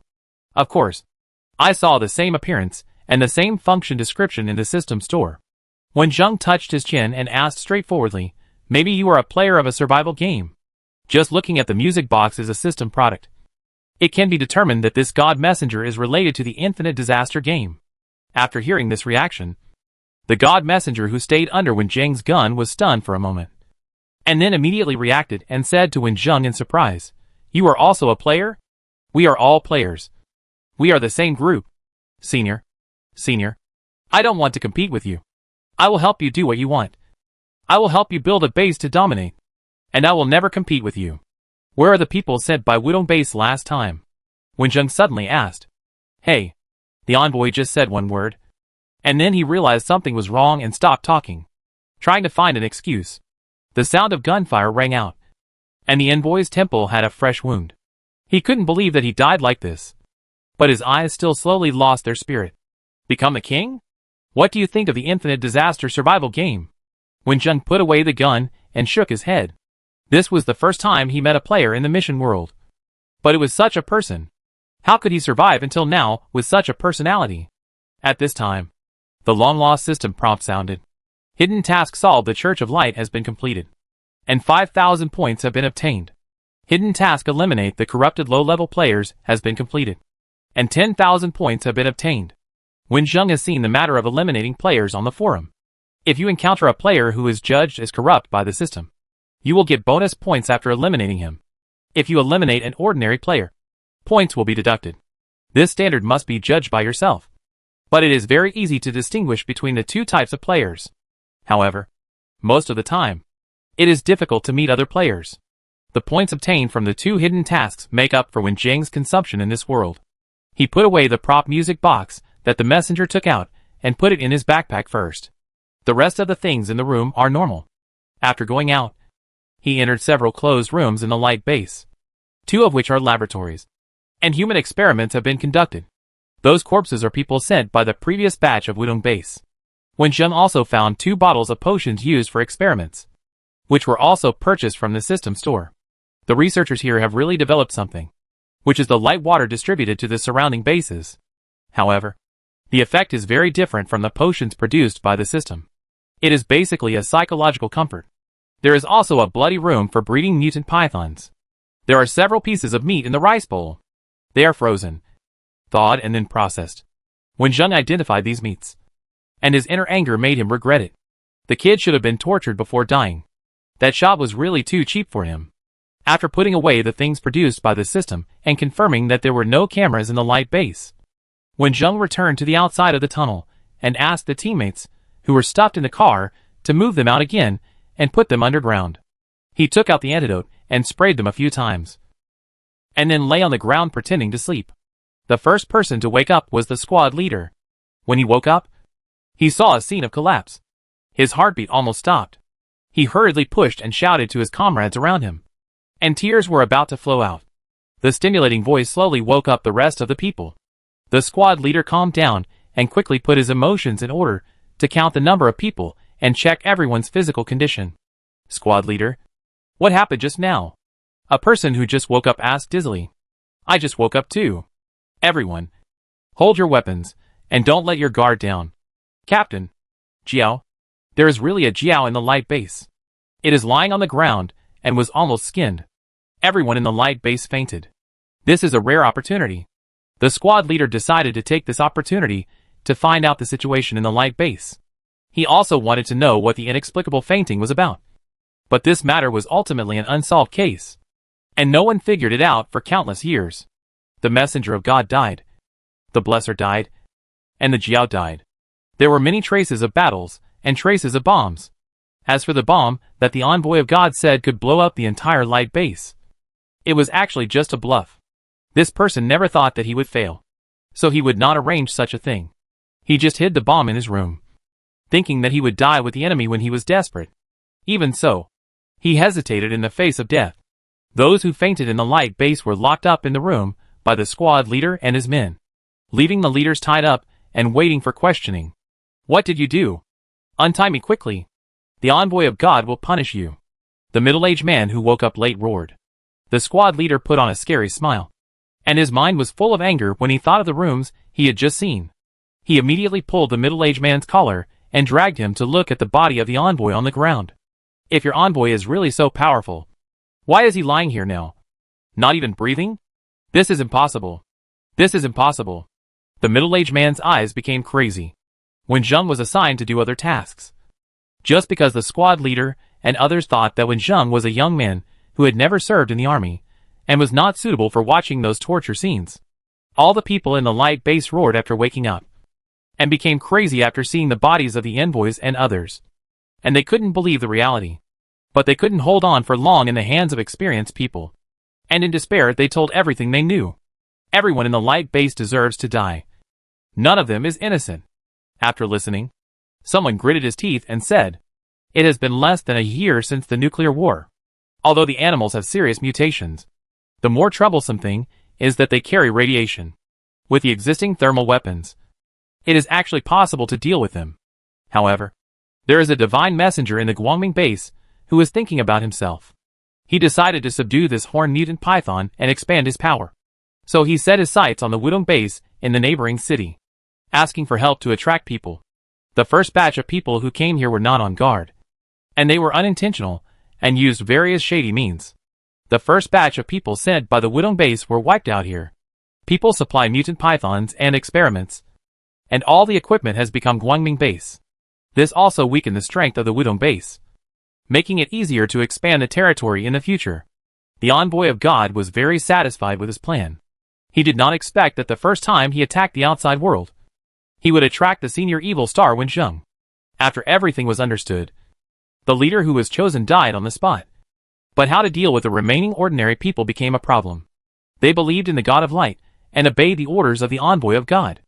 After the people sent by Wudong base arrived, they lied to them and deceived them to eat and drink problematic water, and many of them participated in the follow-up treatment. And this time, they continued to cooperate in deceiving Wensheng and others. The squad leader was silent for a long time, and finally ordered the tasks one by one. Those corpses and special pieces of meat were all cremated, and the ashes were put into bottles and waited to be taken back. The hot weapons in the Guangming base were taken away, and the protective clothing and medicines for nuclear radiation could not be left behind. The things in the laboratory were directly destroyed, and the people doing human experiments were also directly dealt with. Before leaving, the squad leader untied a child, and then took his companions back to the car. The vehicle gradually moved away from the Guangming base, which actually had no self-protection ability. Whether they live or die in the future has nothing to do with them. In fact, all the people in the light base who learned of the death of the light messenger went crazy. The base that was destroyed by the bomb had no one to repair it, and there was a strong smell of blood that was difficult to eliminate.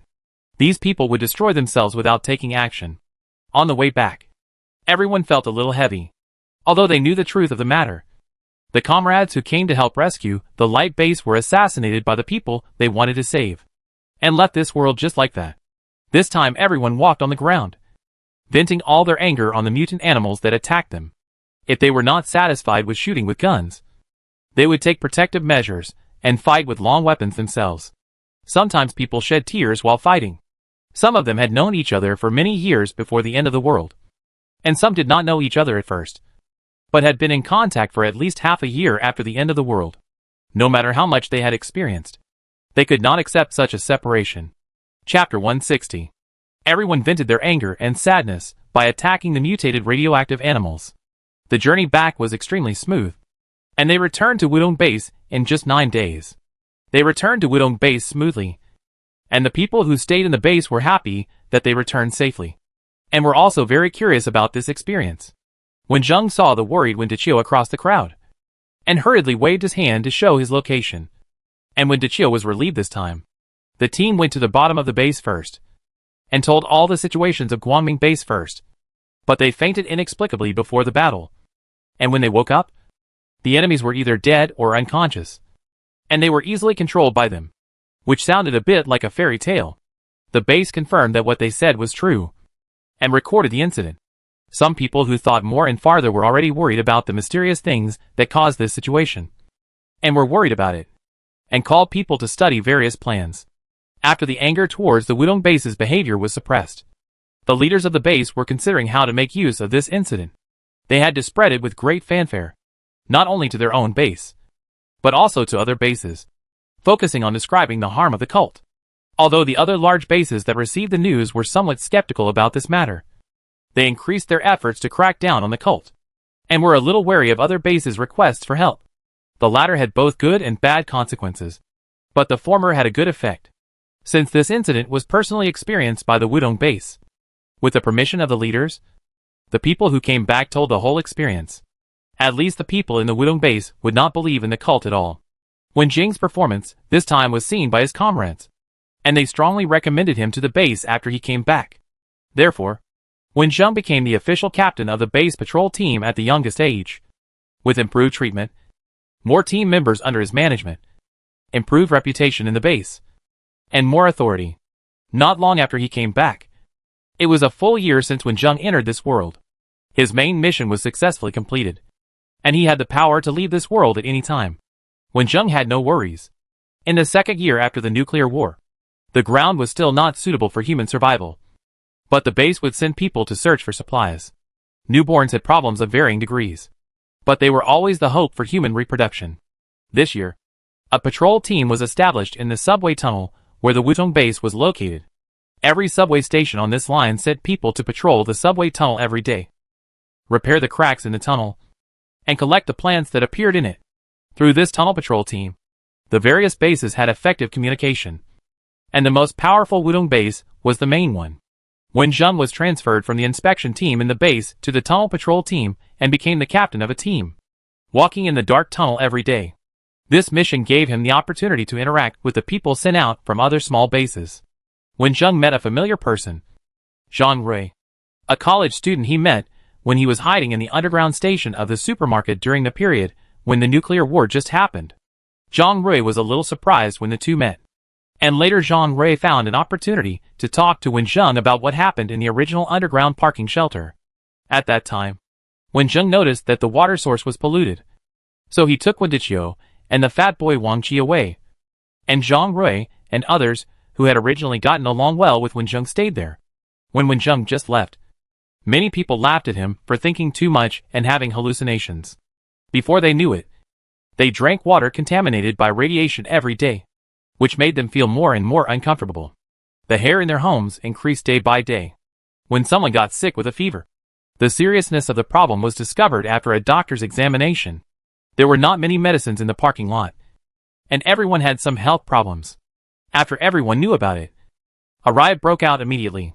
In the end, few people ran out of the underground parking lot. Zhang Rui originally ran out with his classmate Lin Man, but they were attacked on the way to find a new shelter, and Lin Man died on the road. When Zhang Rui narrated, he skipped many details, and did not say what happened in the shelter at the end. It was just that his young face became much more mature, and his skills trained by years of martial arts training were affected by his weak body, and he could not exert his former power. Later, the two occasionally met.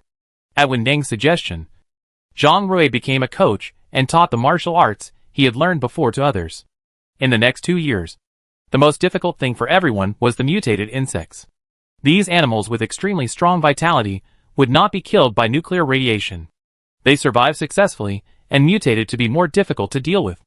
At first, mutated insects appeared in the base and were discovered by the people in the base. The insects that appeared in the base were different from the insects seen before the end of the world, and they were extremely destructive to things. After hurting people, people would also feel uncomfortable. The base launched an insecticide campaign for this reason. The previous insecticides were ineffective, so they could only use things with attractants to induce them to appear, and then deal with them manually. However, just about 10 days after the end of the insecticide operation, mutant insects appeared again in the base. This time, the base had to believe that there was a problem with the base's defense system. It took dozens of days to confirm that there was a problem with the air system in the base. It failed to filter out the tiny, light insect eggs that were almost invisible to the naked eye, allowing the eggs to float around in the air and fall to various places in the base. They hatched in the base with their tenacious vitality. The Academy of Sciences began to study how to transform the air circulation system. During this period, life in the base became difficult. Be careful of the eggs hatched in the base, and destroy them immediately once they are found. It took nearly half a year for the bases in other provinces that also suffered from the chaos of insect eggs to develop a new air system that effectively prevented this type of mutant eggs. Only a small amount of materials were needed to transform the original system. This news and the transformation method were transmitted to each base by telegraph. As time went on, many elderly people and people with poor health left this world, and most of the newborns and young children survived with the careful care of adults. However, the resources stored before the end of the world have also been consumed over time, so people can only be sent to the ground to collect various materials. After a few years, the appearance and strength of the animals still living on the ground are different from before the end of the world. and they have all mutated in the direction of polluting vision. Sometimes when I see the books in the past, I feel that the past days are like a beautiful dream. In fact, when children who become sensible after the end of the world listen to their parents telling about the past world, they all think it is just a wonderful story. Every time they heard the childish words of why they had never seen it, everyone felt particularly uncomfortable. Those who started the war had to bear the consequences for their own private messages. The dangers on the ground were not only the mutant animals, but also the terrifying nuclear radiation and strong ultraviolet radiation. The smoke and dust caused by the nuclear radiation that entered the sky at that time had a chemical reaction in the atmosphere, which would deplete the ozone layer. The animals mutated, and the plants that survived were also extremely rare. They all mutated, and the growth rate was much slower than before. All major bases retained the normal seeds before the end of the world, but there was no way to plant them in large quantities. The number of plants limited the number of farmed animals and the fuel for providing electricity. The lack of electricity further led to insufficient light required by plants. And finally, they could only vigorously reproduce mushrooms that required less light. In the 4th year of the end of the world, all bases in each subway tunnel united and tried to send people to the ground to search for various materials to build shelters on the ground. This was a huge project. In the same year, when Zheng, who met the requirements, entered the Scientific Research Institute in the base and joined the plant research group, trying to cultivate edible plants that have low growth requirements and are not mushrooms. Eating mushrooms in the past 2 years has made people upset. When Zheng has been conducting plant research for the next few decades in the desert world. Although he mainly studies desert plants, the research methods are similar, and he has some understanding of them. The most important thing for plant cultivation is time. It is necessary to wait for the plants to germinate and grow patiently before verification, especially when the experimental materials are not so sufficient. It was not until the 5th year that when Zheng cultivated a kind of green vegetable that mutated in a positive direction. It did not need too much light, but only needed simple hydroponics to grow slowly. The only disadvantage was that it took a long time to grow. This research result allowed Wen Zheng to obtain more research resources and attracted more attention. Not long after, the fat boy Wang Qi who followed Wen Zheng to the Wudong base got married. After Wen Zheng attended the wedding, he was urged to get married by people around him, including his father Wen Deqiu. Wen Zheng fled from the wedding and then found Wen Deqiu to have a good chat for a long time. As long as Wen Deqiu was convinced, the urging of others to get married would be nothing to Wen Zheng. And Wen Zheng spent most of his time in the laboratory, so there were not many people who could urge him to get married. Time passed slowly, and everything was changing slowly, some in a good direction, and some in a bad direction. The research team led by Wen Zheng has developed 3 vegetables suitable for the end of the world, 1 crop, and 1 herbal fruit, which solved the food problem of the survivors. Now every survivor is surrounded by hydroponic plants, and some people also raise mice that are both pets and livestock. After the most basic survival problem was solved, the number of pregnant people increased a lot during that period. Considering the health of women, the base does not advocate multiple births in a short period of time. Of course, since the human population is quite small, it will not require everyone to plan their family, but still encourages increasing the population without harming the body. Modern products on the ground have been almost destroyed by nuclear wars and various mutant animals. Those stored underground are also difficult to manufacture under current conditions. They are basically non-renewable. If one is destroyed, there will be one less. Some bases that are far from the nuclear bomb landing point and closer to the mines try to repair the mechanical equipment in the mines. However, after inspection, it is found that manual mining is still needed. However, there are concerns that the mines will collapse, and the already small population cannot withstand such a blow, so the mining plan will be postponed. Other aspects are facing the same situation. The population problem restricts the development of various aspects. Due to various restrictions, it was not until when Zheng entered old age that the world began to enter the steam age without considering the items left before the end of the world. During this period, humans relied on their wisdom to improve a new type of protective clothing. The material is a plant that mutated after the end of the world. It is like ordinary clothes when worn on the body, and it does not hinder movement at all. Humans born after the end of the world are also much more resistant to nuclear radiation. Wearing this protective clothing can also move freely on the ground.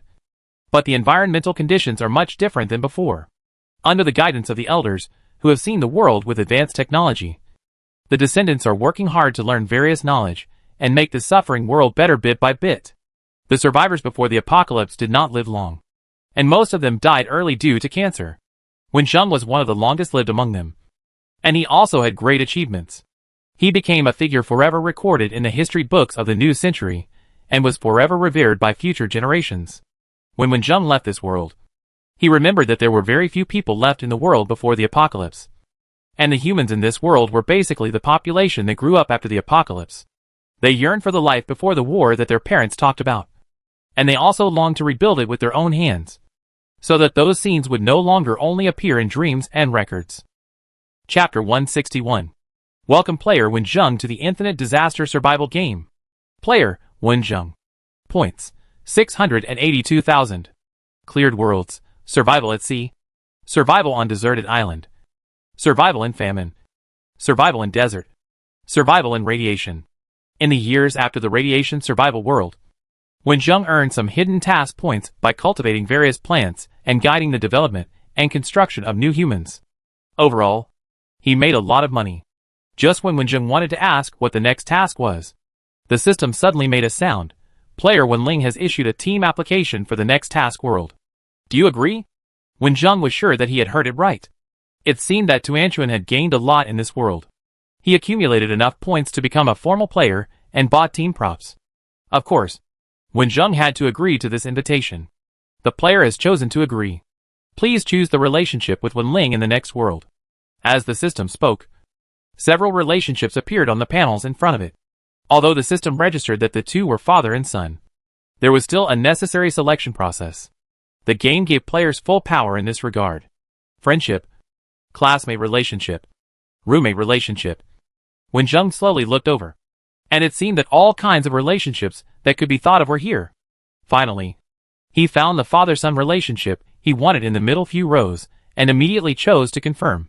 Player Wenjung and player Wenling have the same choice. Do you want to stop changing it? The system confirmed again. No more changes.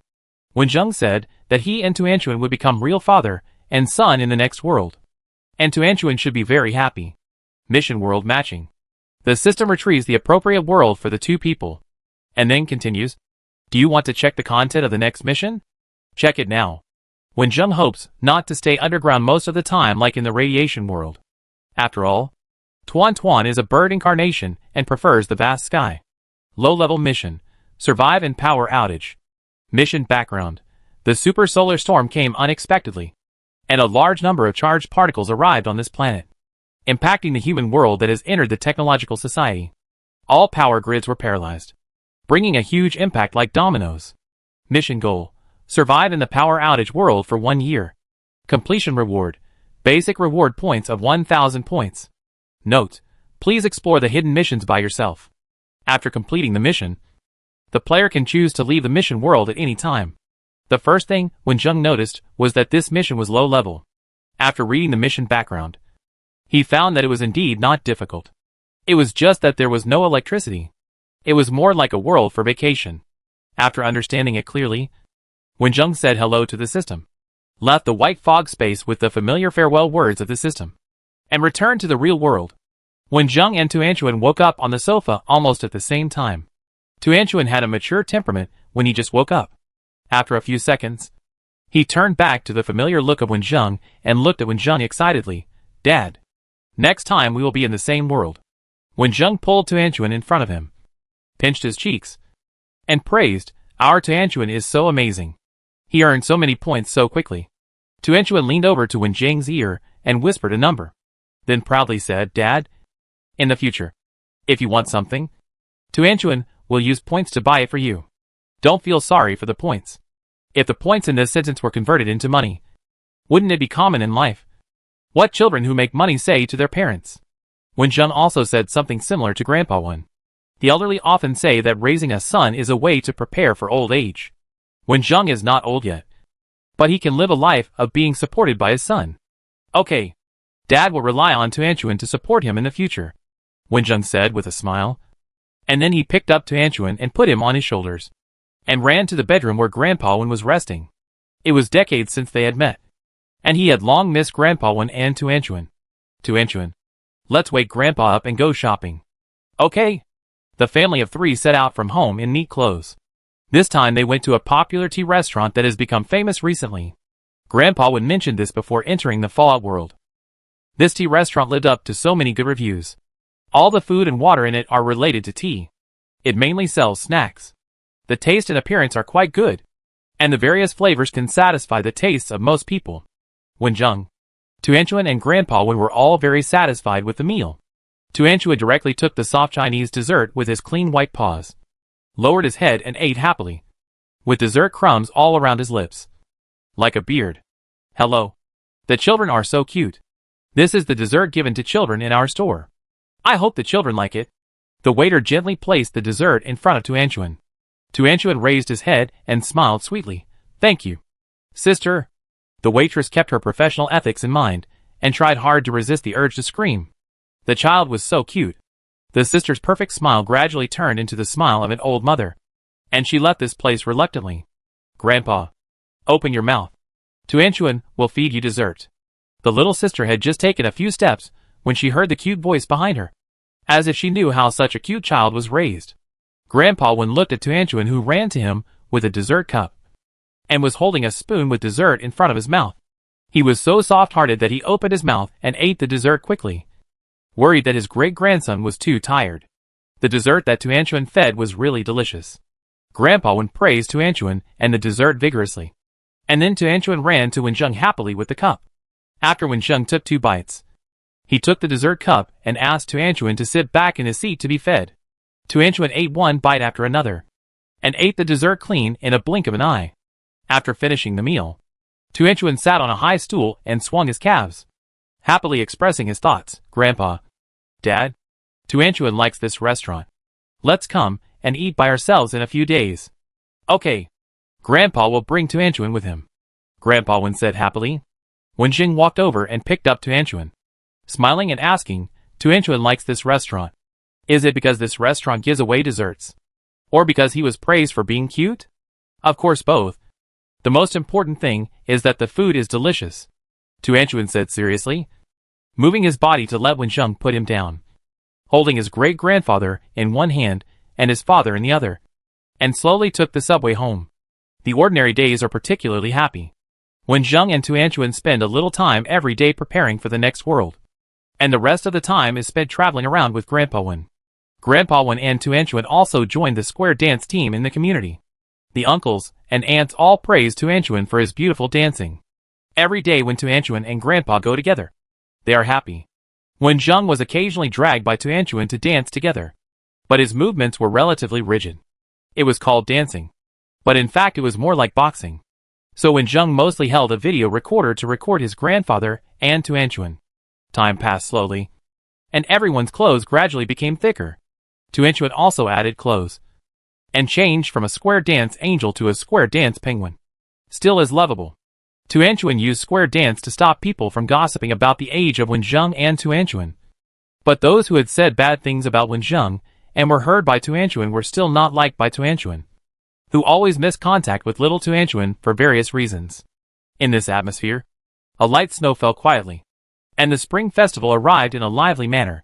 The surrounding shops hung up red lanterns early, and supermarkets also put up various spring festival supplies, such as spring festival couplets and window decorations. Children were out of school, and adults were on vacation. Various ticket-grabbing software was frequently opened, and people began to buy various New Year goods. The clothes on their bodies also became red, and reports about the spring festival travel appeared in the news. There was no snow during the Chinese New Year, which made it convenient for people who returned home late. Wenjung and his family followed the custom of their hometown and started celebrating the Chinese New Year on the 23rd of the year. They first started to worship the kitchen god. Tuanchuan secretly ate a lot of maltos made by Grandpa Wen. Before going to bed at night, Wenjung dragged him to brush his teeth carefully, even though Tuanchuan's teeth were hard enough. Then they cleaned up the house. The windows were closed and the curtains were drawn.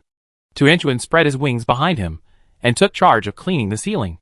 Since Tuanchuan and Wenjung were at home, there were no mosquitoes or spiders in the house, so they only needed to clean the dust. The customs of celebrating the new year are much less than before. Later, on the 29th day of the lunar month, people would paste spring festival couplets and door gods. and pick up window decorations and blessing characters. In the past, when Wenjung and Grandpa Wen were the only two people, Spring Festival couplets and window decorations were purchased ready-made. This year, they will do it themselves when they have free time.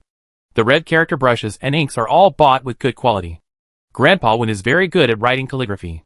Wenjung has been taught by Grandpa Wen since he was a child, but he still can't compare with Grandpa Wen in terms of practice time. Tuanchuan can't write at all. His hands are stiff, and he is a little unfamiliar with the feeling of soft brushes touching paper. Every time he writes, there is an ink pimple. Tuanchuan silently put learning calligraphy on the to-do list. Although he didn't help much when writing Spring Festival couplets, he showed his skills when cutting window decorations. There is no need to look at the tutorials on the internet. Tuanchuan can cut out beautiful window decorations with scissors based on his natural artistic talent and intuition. In the blink of an eye, it was New Year's Eve.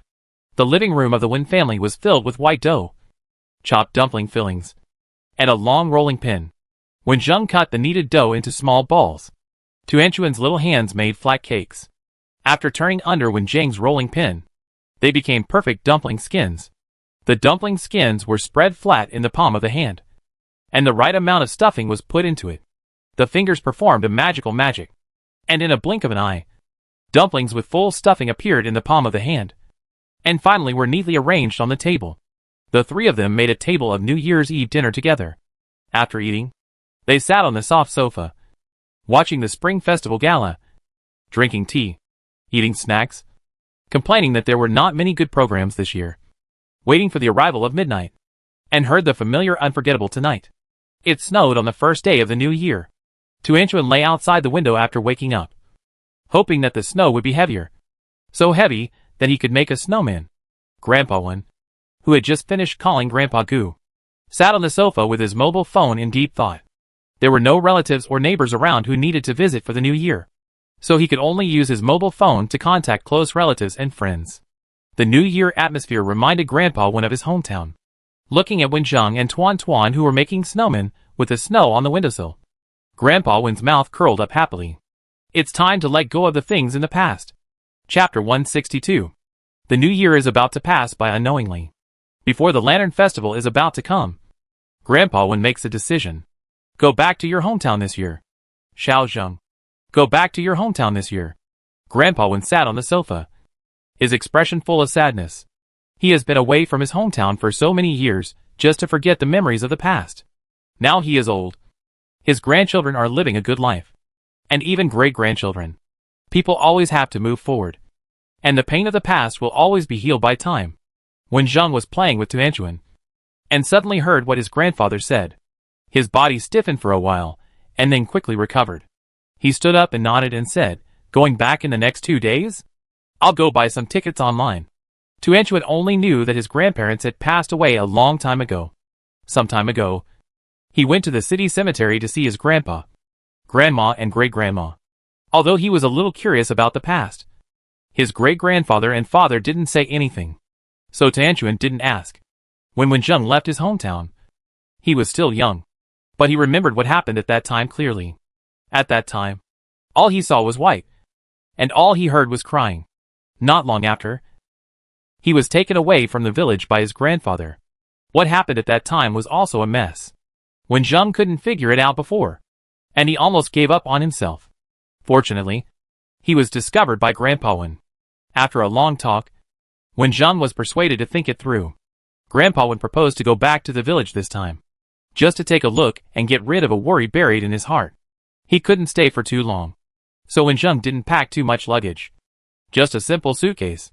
It's hard to buy tickets for the new year, but fortunately, it's almost the Lantern Festival, so they still run from the big city to a small place. Wenjung bought a plane ticket the next day and set off on the morning of the 15th, including the journey after getting on and off the plane. He could arrive at noon. After the plane arrived, they found a taxi and drove directly to their hometown. They arrived in the town at around 11 o'clock in the morning.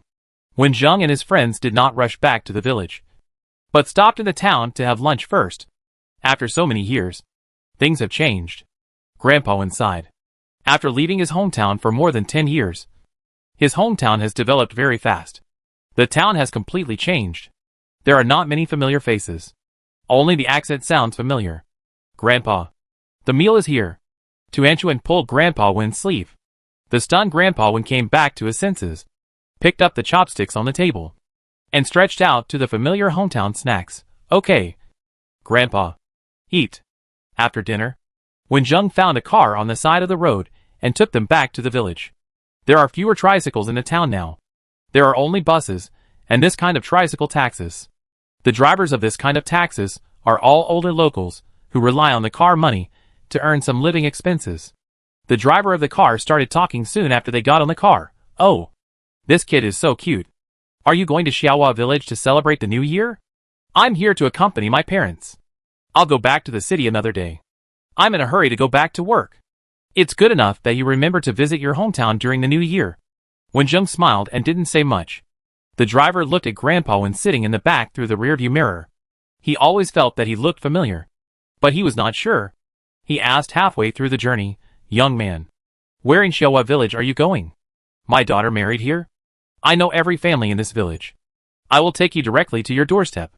Grandpa Wen was looking at the small bridge through the car window. The river under the bridge was frozen, and the shore was covered with dead grass. In the past, the bridge over this river was broken and narrow, and only one flatbed truck could pass through it. Now, the bridge looks like it was built in the past 2 years, and 2 cars can pass side by side. When Grandpa Wen heard the driver's question, he thought that since he was back, he spoke clearly. "Li Chunsheng, drive directly to my old house, which is in the bamboo forest at the entrance of the village." "The village didn't demolish my old house, did it?" Squeak. The emergency brake sounded, and the vehicle twisted and turned, and finally stopped safely on the road. Grandpa Wen regretted that he shouldn't have said this on the road. He didn't expect this person to react so strongly. Li Chunsheng looked back at Grandpa Wen's face carefully, and asked in disbelief for a long time, "Wen Songqing?" Grandpa Wen nodded. "It's me. Speaking of which, we haven't seen each other for more than 10 years. Li Chunsheng is from the next village, and his age is not much different from his. When they were young, the 2 villages had group fights, and they often faced each other." Li Chunsheng got a positive answer, and his eyes widened immediately. Many thoughts turned in his mind, and finally stopped at one question. "Wen Songqing, you are obviously several years older than me, but now you look younger than me. No wonder I didn't recognize you. They are all old, with ruddy complexions, and half as many wrinkles on their faces as me. It seems that they have lived well outside these years." Looking at Wenjung and Wenling again, Li Chunsheng smiled and said, "This is your grandson, right? I remember his name is Xiaozheng. Who is this child?" "My great-grandson." Grandpa Wen smiled and said that the first person he saw after returning was not the villagers, but the old friend from the neighboring village, which made him feel much more relaxed. "You both have great-grandchildren. I can't compare to you in this respect. My grandchild is almost 30 years old and still doesn't want to get married. I'm worried. The distance from the town to the village is very short.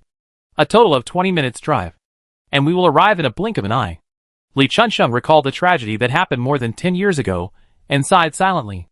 In the last few minutes of driving, Li Chunlai still said a few more words. "The village has developed well in recent years, but young people have gone out to work, and there are more elderly people and children in the village. Many of my old friends have passed away, and your eldest brother has not been in good health in the past 2 years. I went to his house a few days ago and heard him mention you." Grandpa Wen said calmly, "More than 10 years have passed. Some things are just like that." As soon as the voice fell, the car stopped in front of a dilapidated house. It can be seen that the house was designed very carefully when it was built, but it has not been lived in for a long time. After years of wind and rain, it is inevitable that it will be dilapidated. Wenjung was lost in thought as he stared at the house. It was here that he spent his happy childhood and the most difficult days. After getting off the car, Wenjung took Tuanchuan's hand and walked into the house with the suitcase in his other hand. "Tuanchuan, this is the house where Dad lived when he was a child. This persimmon tree was planted the year Dad was born." Grandpa Wen looked at the road not far away, and the scenes of the past appeared in front of him. Grandpa Wen used to be quite prestigious in this village. One of the reasons was that he learned the skill of treating injuries from others. He opened a small clinic for treating trauma in the village. He treated all injuries that were certain to be treated, and persuaded those who were serious enough to need surgery to go to the hospital. For many years, everything went smoothly. But the only time something went wrong caused a huge tragedy. The cause of the incident was a man from another village who broke his hand and came here for treatment. It was not a serious injury, and Grandpa would easily handled it. But a few days later, this man came to the village to make trouble, and insisted that Grandpa Win's poor medical skills made his hand worse.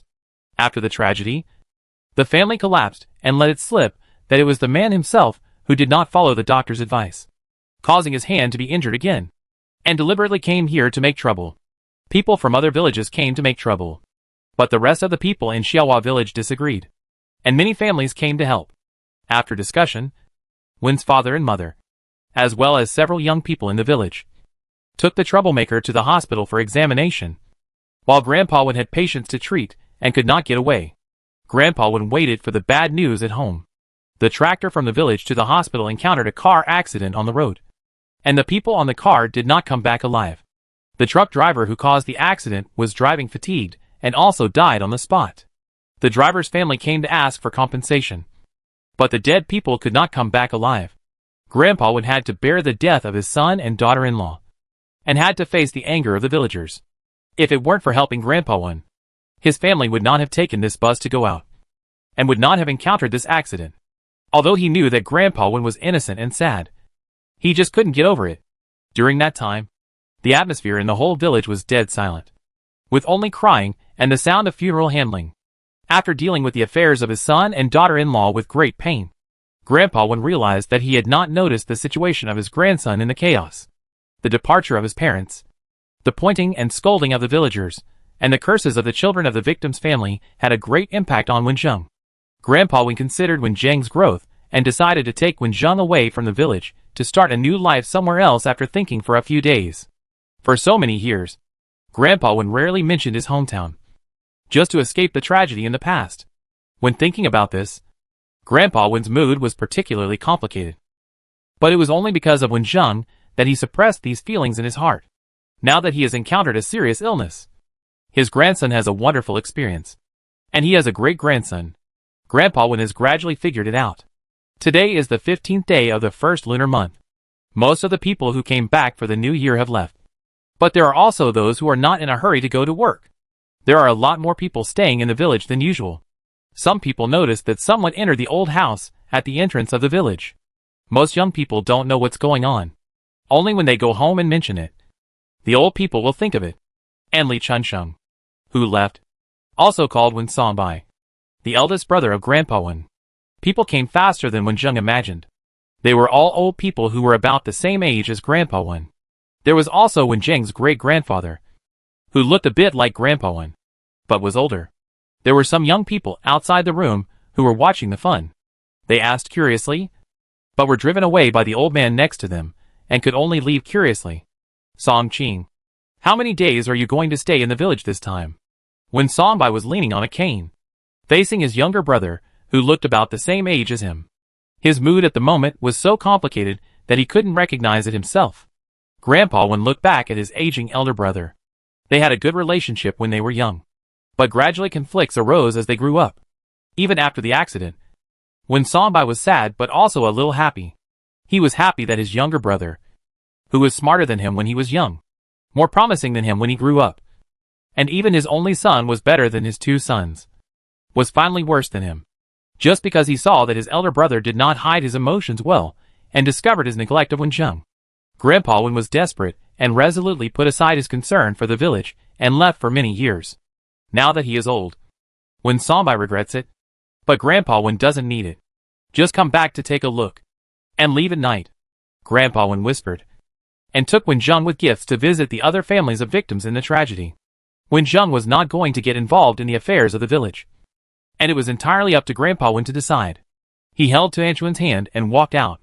Chapter 163. After so many years, Wenjung felt unfamiliar with the village, and the villagers were no exception. Even if he tried hard to find topics to talk about, it was still a bit awkward to get along with them. Wenjung did not disturb them too much. He stayed in each house for only 10 minutes, talked for a few words, left gifts, and left directly, after walking around and returning. Grandpa Win was walking out of the old house with a smile on his face. Wen Songbai, who came out behind, was completely the opposite of Grandpa Win. His originally bad complexion became even darker when he saw that Wenjung and Tuanchuan completely ignored him. He tightened his hand holding the cane and left with a sullen face. "Grandpa?" Wenjing walked to Grandpa Wen with concern and supported his arm with concern. "It's okay. Let's go home." Grandpa Wen waved his hand. He should have made it clear long ago. This time he came back to completely break the brotherhood and put an end to the worries that had been hidden for more than 10 years. Rejecting the retention of the head of Xiaohua village, they left here directly. The lantern festival in the city was very lively. Wenjing held Tuanchuan and guessed lantern riddles in front of various lantern stalls. Grandpa Wen walked slowly and gradually fell behind. Then he heard his great-grandson calling, "Grandpa, come and see the lantern I guessed." Grandpa Wen responded quickly and walked forward briskly. After the lively lantern festival, it was time to complete the task again. The familiar mechanical sound rang in my ears. "The break time is up. Do you want to enter the task world now? Enter now." The brain was blank for a moment. Wenjing had already gotten used to the feeling of the world changing. His consciousness quickly returned. The surroundings were a little crowded. The air was a little stuffy. And there was a clear smell of sweat, which made it a little difficult for him to breathe. With a ding, the door in front opened, and several people walked out, leaving a lot of space around. Realizing that this was an elevator, Wenjing hurriedly followed him out, and a boy with a school bag on his back did the same thing. The elevator closed and continued to move upwards. Wenjing's eyes finally focused, and he turned his head to meet the eyes of the person following him. He just recognized Tuanchuan's identity, and before he had time to be happy, he immediately noticed his figure on the elevator door. "Dad." Tuanchuan tugged at the corner of Wenjing's clothes. He was particularly excited to be able to enter the mission world with Wenjing. This time, he wanted to continue to be a child and rely on his father to win. Alas, Wenjing looked at the figure on the elevator door and answered weakly. He suspected that the system had any ill will towards him. Except for the first world. The start of each world was not very good. It was not easy to match an easy low-level task. But he was given a body of 200 kilograms. Another elevator stopped at this floor, and someone came out. When he saw Wenjing, he couldn't help but look surprised, keeping the appearance of waiting for the elevator. When there was no one in the corridor, Wenjing pulled Tuanchuan into the fire escape and sat on the steps casually. "Dad, your belly is so soft." Tuanchuan followed and sat beside him, curiously poking his belly that was particularly obvious after sitting down with his fingers. If the original body lay on it, it would definitely be very comfortable. Wenjing patted his belly with his hand. "This body is a bit too weak. Just losing weight and strengthening the body will take him a lot of time and energy." Wenjing sighed and rubbed Tuanchuan's hair. "Son, let's take a look at the original body's memory first. And prepare early."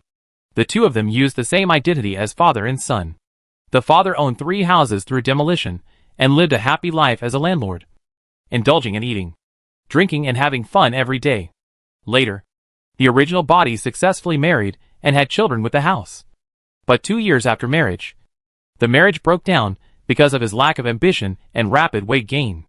The woman took away 1 house, and the original body was left with 2 houses and a son. After his wife passed away, the original body grew up a lot more than before and took on the responsibility of taking care of the children. But he never lost weight. The son is 15 years old this year and is in the 3rd grade of junior high school. Today is Friday, and he has a holiday. The original body went out to pick up the child, then had dinner outside, and finally went home together. They lived on the top floor of this building. After receiving the memory, Wenjing had a general understanding of the current situation. The first thing he did after opening his eyes was to discuss the next plan with Tuanchuan. "Tuanchuan, I'm afraid the solar storm has begun. The house is on the top floor, so it's best not to go back. We have to find another place to live." Thinking of this, Wenjing first took out all the things on the original body and checked them. In addition to the mobile phone that must be brought, there was also a wallet in his pocket, and his ID card and bank card were all inside. In the original body's memory, the weather forecast on the mobile phone issued a serious red warning in the past 2 days. Perhaps scientists have discovered that the sun's recent activity is intense, but they probably didn't expect the impact this time to endanger the world. In our daily lives, solar storms often occur, most of which last for a short time and cause little impact. So few people may take this warning seriously. Looking down at the phone, the GPS system showed a fault. Then he looked at the new push message. Flights at many airports were delayed, and a large number of passengers were staying at the airport. This already means that the disaster has begun. Let's go. To Anchuan. Let's go downstairs first. Now the two of them are sitting on the top 10 floors. When they encounter danger, it is difficult for the upper floors to go downstairs. As early as in the real world, when Zheng and Tuanchuan had studied the disasters of this world, the attack of the solar storm is divided into 3 stages. The first stage is the extremely fast electromagnetic radiation that can arrive in just a few minutes. The second stage is the high-energy charged particles that arrive within tens of minutes. These 2 stages will affect satellites and spacecraft. The most serious and destructive is the third stage of the coronal mass ejection, which takes longer to arrive. These solar surface materials will launch a fatal attack, bringing catastrophic geomagnetic storms, and the electrons filling the atmosphere will affect all power equipment. The global power outage caused by the solar storm may not have much impact in ancient times, but in modern society where electricity is used almost everywhere, it will bring a variety of potentially fatal dangers. Circuits destroyed, planes crashed, vehicles collided, gas exploded, satellites short-circuited, riots occurred, food was lacking, and the most serious problem was the explosion of the nuclear reactor due to power outage. However, since this mission was a low-level mission with a survival time limit of only 1 year, when Zheng felt that this world should have corresponding measures, and the difficulty would not be that high, the two walked slowly down the fire escape. Tuan's body was fine, but when Zheng's body was sweating profusely after walking for a while, only the occasional breeze blowing in from the window could bring a hint of coolness. The two of them left the community smoothly, and ran to the shops around the community. Food, buy a lot of compressed biscuits and a few canned foods. Drinking water is too heavy to carry. First put 2 bottles of mineral water in the school bag. Then buy a few bottles of water purification tablets.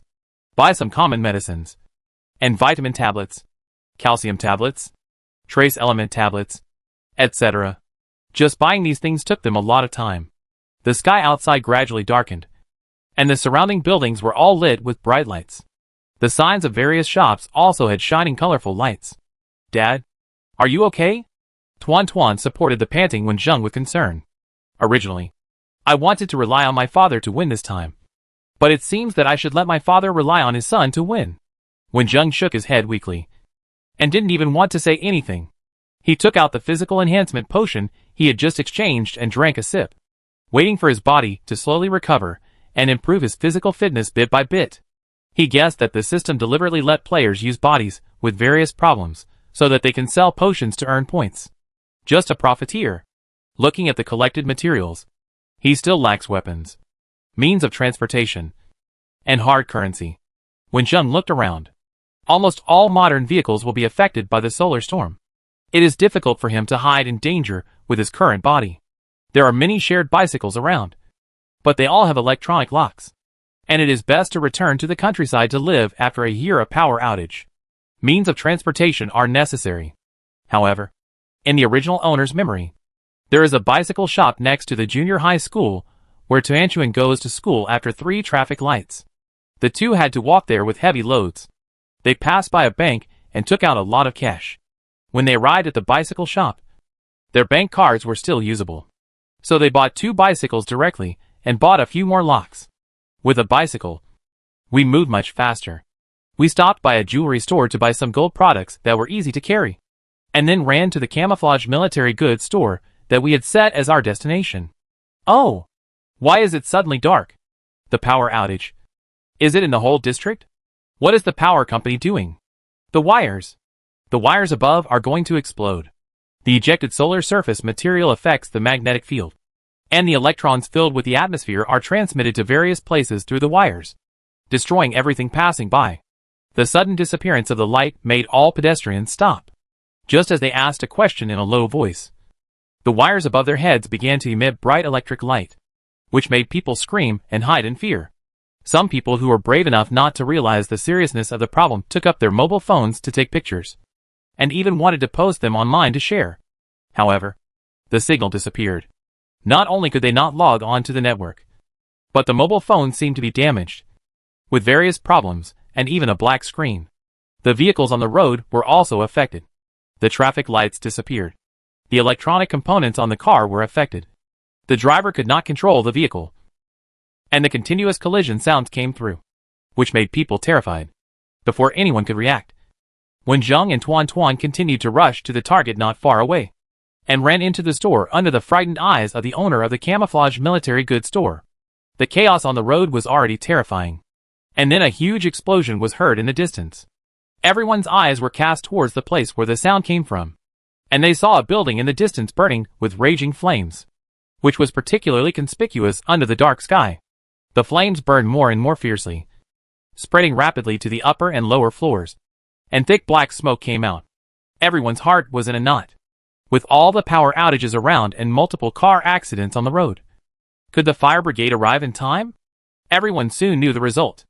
After the first explosion, the building was on fire. It was not safe outside, and it seemed that it was not safe inside the house either. Everyone was terrified and became frightened birds. They had to hide at the first sign of movement. But various sounds symbolizing disasters continued to be heard, and the flames illuminated the sky. What happened? Someone knelt on the ground and broke down and cried.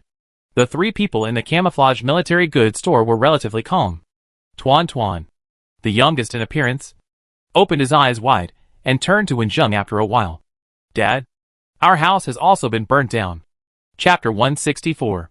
Fires broke out in buildings one after another, and the fire spread rapidly. The blazing flames illuminated half of the sky, as if the end of the world was coming. Wen Zheng looked up at the house that was burned down before he could return. Just as he felt a little sorry, a huge explosion sounded from not far away. A car on the road exploded, and while igniting other vehicles, many vehicle parts flew around and became sharp hidden weapons. Seeing several red-hot iron pieces flying towards this side, Wen Zheng quickly reached out to the side and pulled the owner of the camouflage shop to follow him and hide behind the wall. At the same time, Tuan Tuan picked up the flying wooden stool on the ground, ran outside the door, and swung it hard at the iron piece. The iron piece that was hit fell on the concrete floor, making a crisp sound. The iron piece touched the cold ground, and the red color gradually disappeared as the heat faded. But the pedestrians on the road could not remain calm and screamed and ran away. Even at night, when there were not too many pedestrians, several stampedes still occurred when everyone was away from the road and fled to both sides in panic. Some unlucky people were not able to avoid the explosion. The boss found that he had escaped, and after coming to his senses, he immediately thanked Wen Zheng. Thank you, brother. And this kid, he is really smart and has great skills. Wen Zheng smiled slightly, looked at the boss and asked, Boss, is there a fire extinguisher in the store? The boss quickly raised his hand and pointed to the fire box in the house. Yes. Yes. It's right there. There are many camouflage uniforms in the store, so fire extinguishers are prepared. Wen Zheng glanced, confirmed the location, walked over quickly, opened the fire box, and took out the fire extinguisher from it. At this time, Tuan Tuan found some useful items in the store and quickly put an electric bike helmet on Wen Zheng's head, touching Tuan Tuan's hair. Wen Zheng dragged his heavy body and carried a fire extinguisher out of the house, running towards the young man whose clothes were ignited by the splashing objects. It was a mess outside, and the blazing fire illuminated the surroundings. The scene looked like an absurd dream, and everyone was looking forward to the moment when the dream woke up. Just after helping someone put out the fire on his body, before he had time to say a few words, Wen Zheng reached out to stop the boy who almost hit him. Don't run around. Hide in the house on the side of the road first. Stay away from various electronic products. And don't use your mobile phone. Wen Zheng frowned and warned. There are mostly shops around, and there are no dangerous equipment such as natural gas pipelines. Moreover, they are all on the first floor. If there is any danger, they can be avoided in time. So it is suitable for hiding for the time being. Handing the injured to the boys who ran in panic. Seeing them supporting each other and walking to the side of the road, Wen Zheng felt relieved and rushed to the place where the next person was. Fatty's body moved left and right, looking quite flexible. After the power outage, the camouflage store was pitch black, with only the fire outside bringing some light. The boss stood in the relatively safe house, looking at the scene outside that seemed like hell on earth. Various explosions were mixed with painful shouts and cries for help, as well as the unpleasant smell of burning things and the pungent smell of blood. Hey, kid, what are you doing? Stay in the house immediately. It's dangerous outside, and you can't go out. The boss quickly grabbed Tuan. But what was the child holding in his hand? I'm going out to help my dad save people. I won't make trouble. Tuan pointed to the water pipe he had worked so hard to find. If the tap water stops in a while, there will be no way to put out the fire. The boss took a few deep breaths. First looked at Wenjung, who was particularly tall in the light of the fire. Then looked at the teenager, gritted his teeth, and snatched the water pipe from Tuan's hand. It's not your turn as a teenager to save people. Let us adults do it. After saying that, the boss snatched the water pipe and ran out. Hey, the faucet hasn't been connected yet. Tuan was forced to stay, and without finding the right tools, he stood outside the door and called on the fleeing people to hide in the house, while helping the injured who were inconvenient to move into the house. The pedestrians who sat on the ground after entering the house had fear on their faces and kept muttering to themselves. Why is this happening? Why did the explosion and fire happen? Where are the police? Where is the fire truck? Where is the ambulance? Why is the cell phone broken? Whose cell phone works? Call the police. As they were talking in despair, a sound came from far away. When they looked around, they saw the police riding bicycles and carrying tools. The solar storm affected almost all communication tools. The police didn't know what happened at first, and they couldn't respond in time. When they realized the disaster, they didn't know the situation outside, and all kinds of power equipment became waste. There was no transportation. They were well trained to arrive so quickly. During the delay, the casualties exceeded everyone's expectations. The police who came on bicycles dispersed, loudly commanded everyone to evacuate, and use the roadside water pipes and the fire extinguishers that arrived to put out the fire as soon as possible. Even if someone resented the police for coming so late, they felt relieved the moment they saw them. Under the command of the police, most people calmed down and the situation was slowly brought under control. Wenjung had been busy until now, and the fire extinguisher in his hand had been used up, and his arms were particularly sore. A policeman who came over ran to him and said admiringly, "Thank you for your hard work. Leave it to us next. You go to the house and rest." Wenjung wanted to help, but this body disagreed. The body that had not been modified was already sore, and it was all supported by his willpower to return to the camouflage shop. Tuan hurriedly helped Wenjung into the corner of the room, and looked at Wenjung's tired face and felt very distressed. "Dad, you should sit down and rest for a while." The wounded next to him recognized that this was the fat brother who saved them, and quickly moved to the side to make more space. "Dad is fine. Tuan, go help." Seeing Tuan's nervous face, Wenjung smiled, took out a water bottle from his backpack, drank it in small sips, and leaned against the wall to rest.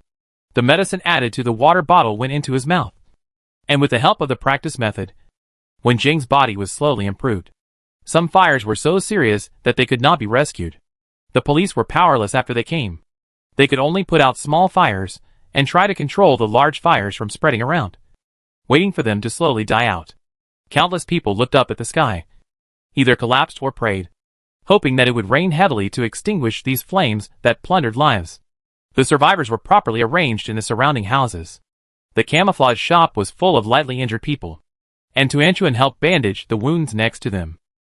When the fire in the distance was extinguished, leaving only the burned black building, the sky had already been bright, and the eyes were full of scars.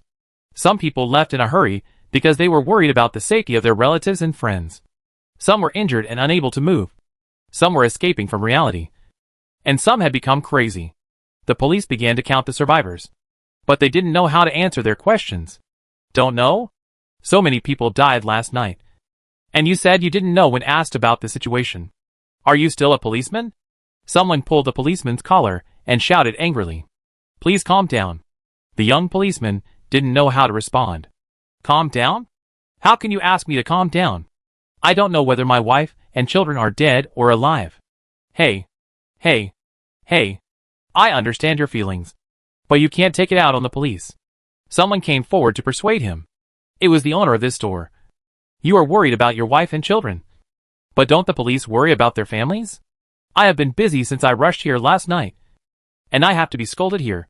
The angry man let go of his hand and squatted down with his head in his arms. The man who tried to stop the fight was the owner of the camouflage shop. Seeing this, he sighed and said, Now mobile phones and other things can't be used. I don't know what's going on in other places.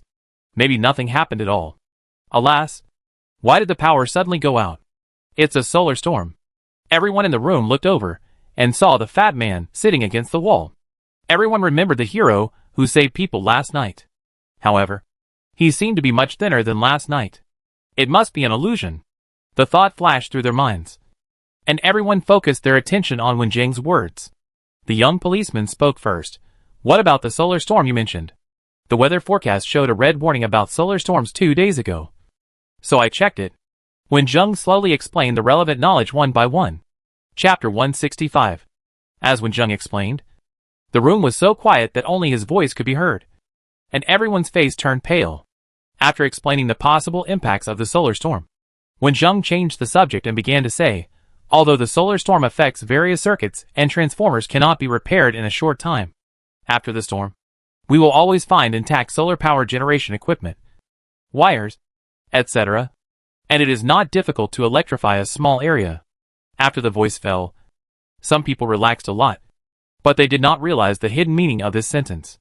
It is very difficult to electrify a small area, and ordinary people cannot protect it. In the end, apart from a few forces developed after the disaster, the only thing they can have is the power of the country.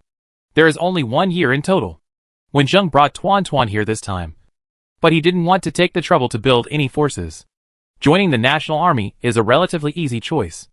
After hearing what Wenjing said, the policeman was thoughtful. He put away the paper and pen in his hand and walked to Wenjing. Hello. The information you provided is very important. I am going to report to my superiors now. Can I record your situation? I am very happy to help. Wenjing smiled and wrote his and Tuan's names on the paper. My home is in a nearby community. It was destroyed last night. My son and I have nowhere to go now. We are waiting for the country to arrange it. The policeman left here in a hurry. These news must be reported to the leaders as soon as possible. If what Wenjing said is true, it can be expected that the chaos will come soon, and we must prepare early. After the police left, the others began to talk in a low voice. What Wenjing said corresponded to the phenomenon last night, so there was not much doubt. My parents are in my hometown. I can't contact them now. I don't know what's going on. A girl started crying quietly. Your parents live in the suburbs. They can go back in a few days. My home is halfway across the country. There is no electricity and no car. I don't know how to go back. Another girl next to her was even more upset. Her makeup was all smudged. I was just shopping as usual, but I didn't expect my life to be turned upside down. I don't even know whether my relatives are alive or dead. This is not just a matter of one region or one country, but a disaster covering the whole world. There is no rescue. The rest of the people were also in a sad mood. How can you live in this world without a few caring relatives and friends? They didn't rush there immediately because the distance was too far. Well, we are lucky to have survived. It is a good thing that we have no news about our relatives now. It is very likely that they have escaped the disaster by chance like us. Yes, my mother drags my father to square dance every night. They will be fine. They will be fine. We can only try to suppress the anxiety in our hearts with beautiful expectations. At least calm down our emotions and face the disaster head on. We must ensure that we survive first. And then we will meet our relatives again. Now there is no electricity. And the cars are destroyed. Those that are not destroyed have no gasoline. These materials cannot be transported. What will we eat and drink in the future? Someone changed the subject. Our country must have food reserves. Hey, the electricity is gone. Can the warehouse be opened? Even if it is opened, the materials cannot be transported. We can be self-reliant and self-sufficient. The suburbs are not far from here, and it won't take a few days to walk there. When we get there, we can find a piece of land to grow some food and survive. The country will repair the electricity sooner or later. Growing food is not an easy thing. I think it's important to buy some food and drink now. As soon as he finished speaking, the people in the store realized that the supplies in the city were running out as they were consumed, and they immediately ran out nervously. Wenjing also stood up from the ground. But he didn't run out, but looked at the goods in the store. Brother, why don't you go out to buy things? The last person who didn't leave came over and asked. This person was the owner of this camouflage store. Wenjing looked down at Tuan, then looked at the goods in the store, and whispered to the boss, "Boss, do you sell engineer shovels in your store? I want to prepare a weapon for self-defense. And this thing will be a scarce resource in the future. So the boss had better pack it up in advance. I did buy a few engineer shovels at the beginning. But no one wanted to buy them. So I put them in the box. I'll find a good one for you later. This was his lifesaver. So the boss was willing to take out a military shovel and began to search in the box covered by the camouflage uniform. While searching, the boss also wanted to seek advice. The world has become like this. Brother, what are your plans next? My fighting ability is not high, and I have a child with me. I am ready to wait for the police to arrange it. It would be best if I can go with the police. Wen Zheng said. The city was destroyed, and the officials could not stay here. Wen Zheng's original plan was to go with the police. And he was sure that the place where the police were going was consistent with his goal. After coming to this world, Wen Zheng first looked for the information he wanted and memorized the distribution of nuclear power plants across the country. The small city where he is currently located is in a good location. There are no nuclear power plants in the surrounding cities. Even if there is an accident in a nuclear power plant, it will not affect here in a short time. What makes Wen Zheng even happier is that in the memory of the original body, several villages in the suburbs were requisitioned as military garrisons.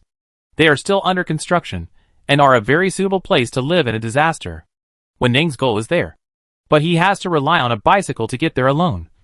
And he has to be careful about the chaos after the disaster. The journey may not be easy. So following the police is the best choice. So Wen Zheng spread the news about the solar storm and entered the eyes of the officials. Even if the final result is not as he wishes. Letting more people, especially the officials, understand the current situation will allow more people to survive. I'm the same as you. When the time comes, we can go together and take care of each other on the way. The boss said. You can't keep calling you brother. My name is Jean Manuan. Just call me Lao Jean. Wen Zheng. This is my son Wen Ling. Hello, uncle. Tuanchuan stood up straight and showed a well-behaved smile. Lao Jean saw the half-bitten bread in Tuanchuan's hand, slapped his head and said, I've been busy all night and forgot to bring some food for the child. There are instant noodles in the cabinet near the door. Nephew, you can eat some first to fill your stomach. Chapter 166.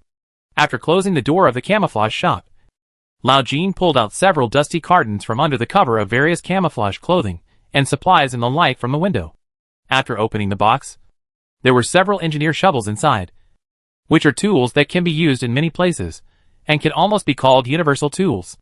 Lao Jean carefully took out these treasures, wiped the dust off with a cloth, handed one to Wen Zheng and Tuan Tuan, and said, These 2 engineer shovels are to repay the life-saving grace last night. And we are all brothers. Don't be too polite to me. I will have to rely on your help in the future. Wen Zheng took back the hand that took out the golden beads from the bag, and no longer politely took the engineer shovel from Lao Jean and put it in the backpack, and then helped Tuan Tuan to restore the clothing to its original position, and helped Lao Jean pack the necessary luggage. The closed door separated the 2 worlds inside and outside the house. 3 people were busy inside the house, but very peaceful and calm. Outside the house, all kinds of chaotic footsteps did not stop, and quarrels occurred from time to time. In the modern society where people are used to mobile payment and do not carry cash, when the power is gone, those numbers really become meaningless numbers. How much supplies can be bought with not much cash in the bag? Similarly, how can the owners of various shops easily give away the goods that have become particularly precious after the disaster? It is good enough not to raise the price. Not to mention that most of these buyers have no money and want to take it for free. On the one hand, they want to buy but have no money to buy. And on the other hand, they are unwilling to give it away for free. The scene gradually became chaotic. Fortunately, the police who stayed nearby arrived in time. As soon as the guns were taken out, the crowd quieted down. Wen Zheng and others stayed in the house. From the window, they could see the supermarket across the street. The police stood between the store and the crowd, struggling to find a trading method that satisfied both sides. The hot water is back. Wen Zheng came in from outside with a heavy teapot. Passers-by only saw the damaged electronic sign, and Wen Zheng's fat body that blocked the inside tightly. The tap water pipes have not had any problems for the time being. After the police came here last night, they used waste materials to burn a pile of fire and boiled hot water to help the injured treat their wounds. The steaming water slowly poured into the instant noodle cup. Lao Jean also found a few ham sausages and divided them among the 3 people, and added them to the bowls. Smelling the strong smell of instant noodles, their stomachs became hungrier. After a short and long 3 minutes, the 3 people ate voraciously. After drinking up all the soup, they were barely full and satisfied. There were footsteps approaching the door, and then stopped. The door was not pushed open, but it was knocked on, accompanied by shouts. "Is anyone there?" Tuanchuan walked to the window, and used the reflection of the mirror to observe the situation at the door. It was not the people who stayed in the store last night, but several strange men. Tuanchuan looked back at Wenjung, who nodded and gestured to open the door. The door opened with a creaking sound. The 3 strange men outside the door stared at the room, restlessly turning their eyes, looking at the people and things in the room. "Excuse me. What can I do for you?" Lao Jin stood up. "We want to buy something. There was an explosion yesterday, and a lot of things fell on the ground and made a mess. What do you want to buy? I'll find it for you. Do you have a saber? My shop sells clothing, shoes, and backpacks. I don't have what you want," Old Jin said as he was about to close the door. One of the people who came put his eyes on the backpack not far from Wenjing's feet. The bulging black backpack was particularly conspicuous, and the man walked straight over. "This backpack is mine." Wenjing stood up and blocked the backpack. The man looked at Wenjing's fat body with a disdainful smile on his face, raised his arm to push Wenjing aside, and his bent arm showed obvious muscles. The hand that was about to touch Wenjing had not yet arrived, but was blocked by Wenjing with faster speed and strength. After reaching out and catching the opponent's fist with clever strength, Wenjing exerted more force. After a muffled sound, the strong man showed a painful expression on his face, and quickly moved his right hand away, grabbed his right wrist with his left hand, and screamed in pain. "Well done!" Old Jin cheered in a low voice with shining eyes. The remaining 2 people who stopped at the door looked unhappy, and one of them said viciously, "I really didn't see it." These people all surrounded where Wenjing was, and moved their hands and feet to help. If someone asked, they said that they had learned martial arts, so as not to be treated as a child by Lao Jin all the time. "What are you doing?" There was a sudden shout from outside, and Wenjing saw that it was the little policeman who registered in the morning. The troublemakers saw that it was the police, looked at each other, turned around and left. "Are you okay?" The little policeman ran to the door of the store to look at them, then frowned and said, "I will ask my colleagues to pay more attention to this side later. Mr. Wen, please pay attention to safety." Lao Jin quickly invited the person into the house, poured a cup of hot water and handed it over, and then began to inquire about the situation and what the government would do next. It turned out that not long after the disaster happened last night, the police station in this area sent people to ride bicycles to other areas to check the situation, and they did not return until the morning. At the same time, the young policeman who got the news from Wenjing reported Wenjing's words to his superiors verbatim to ensure that the situation in all places corresponded to the impact of the solar storm. "What are the government's plans for the future?" Lao Jin asked impatiently. The young policeman shook his head. "The leaders are still discussing, and we need to discuss with people in the surrounding areas. Now the leaders ask us to find an area with less damage to clean it up, count the remaining population and materials, appease the emotions of the masses, and concentrate them in that area to facilitate centralized management and notification, and wait for the next arrangements." "Is the area with less damage far from us?" Lao Jin asked nervously. The policeman didn't keep the secret and said directly, "It's the number 3 middle school not far to the north. The place is spacious. There are not many people in the school during the holidays. There is almost no damage. Someone will come to arrange you there later. We will also recruit uninjured people to help clear the road. The contribution points will be recorded." At this point, the policeman whispered, "In the end, they may move collectively to the suburbs, and then the living area will be allocated according to the contribution." After that, the policeman left to continue counting the population. I remember walking to the nearest policeman and saying a few words, asking them to pay more attention to this place. Not long after the policeman left, the police who received orders from their superiors and rushed to the nearby area began to take action, first taking over important stores such as supermarkets and pharmacies around. Those who were scrambling to buy things were dissatisfied, protesting loudly and even trying to rush in, but they were frightened after a few gunshots. In the early days of the disaster, most people would not disobey the police, and they were deeply afraid of guns. These people left dejectedly, and only a few people held very few goods in their hands. While complaining about the official handling, they also had expectations for the official promise to distribute daily supplies. The few people who left the camouflage shop came back, and before they had time to say a few words, the police came. Before the police could speak, Lao Jin said, "Comrade police, I want to hand over the things in the store to the police for arrangement. They are all clothes.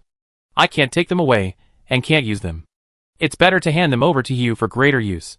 Under the surprised eyes of the people next to him, the goods in Lao Jin's store and Lao Jin's detailed information were registered in the police's book. And then he listened to the police and waited patiently in the store. "Boss, are you really handing everything over to the police?" a girl asked curiously. "This thing can't be eaten or drunk, and it takes up a lot of space. I can't take it away, and I can only throw it away if I don't hand it in. Who of you can help me pack it up? Just pick a few clothes and take them," Lao Jin said with a smile. No one can predict the future. It's always good to make some good connections. Everyone worked together, packing all the useful things in the store into boxes and neatly stacked them in the corner. The people who helped also took the opportunity to count the things in the store. They were all clothes and useless things. Those who had some ideas focused their eyes on the backpacks and boxes that Tuan Tuan was looking at. Unfortunately, there were police officers coming and going outside. The quarrel had only been going on for a few minutes when the police noticed it and rushed over to solve it. They also recorded something in the notebook. No one dared to cause any trouble at this time. Moreover, the camouflage shop was given special attention by the police. Soon, a police officer came on a tricycle that he found from nowhere, moved the things from the surrounding shops to the car, and transported them to the 3rd middle school in the north. At the same time, the police arranged for the registered people to walk to the 3rd middle school to rest. There were few tricycles, and the materials that needed to be transported were relatively more. Unimportant things such as clothing were arranged at the back. Although the distance to the 3rd middle school was not far, several tricycles ran back and forth many times. When it was Lao Jin's camouflage shop's turn, it was already the next morning. At this time, there were only Lao Jin, Wenjung and Tuan Tuan in the shop. The rest had already gone to the 3rd middle school. At this time, Lao Jin took out several engineer shovels from the box.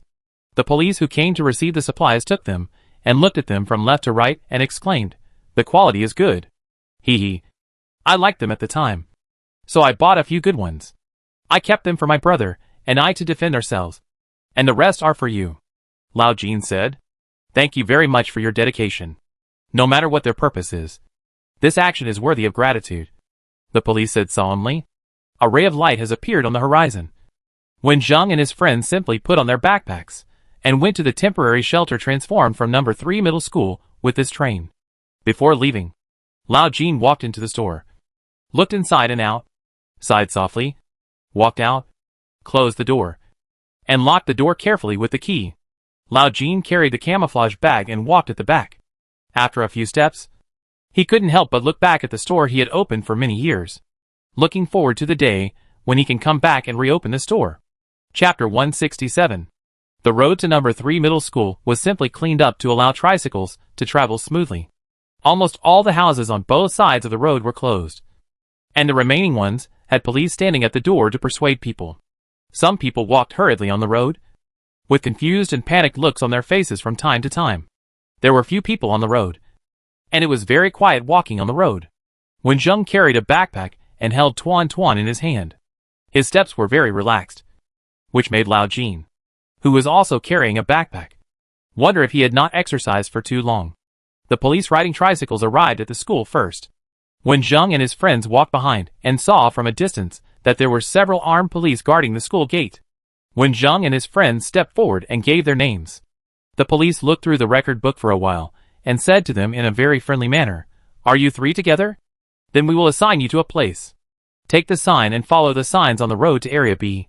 Area B is the old dormitory building of number 3 middle school." After handing the sign to the police on the 1st floor, Tuanchuan stood up and said, "I go to school here, and my dormitory is in 305 of this building." Tuanchuan took out a key. The police looked at Tuanchuan and smiled, then reached out to search in the key chain. After looking at it, he said, "It's really a coincidence. Then you go to 305. He also reminded, There are not many survivors in number 3 middle school at present. And there is no one else in the room assigned to you. But someone may be assigned there in a few days.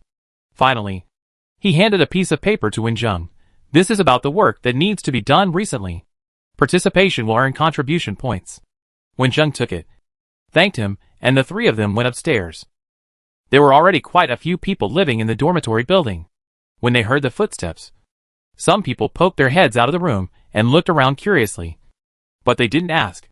The direction of the room on the 3rd floor was very curious.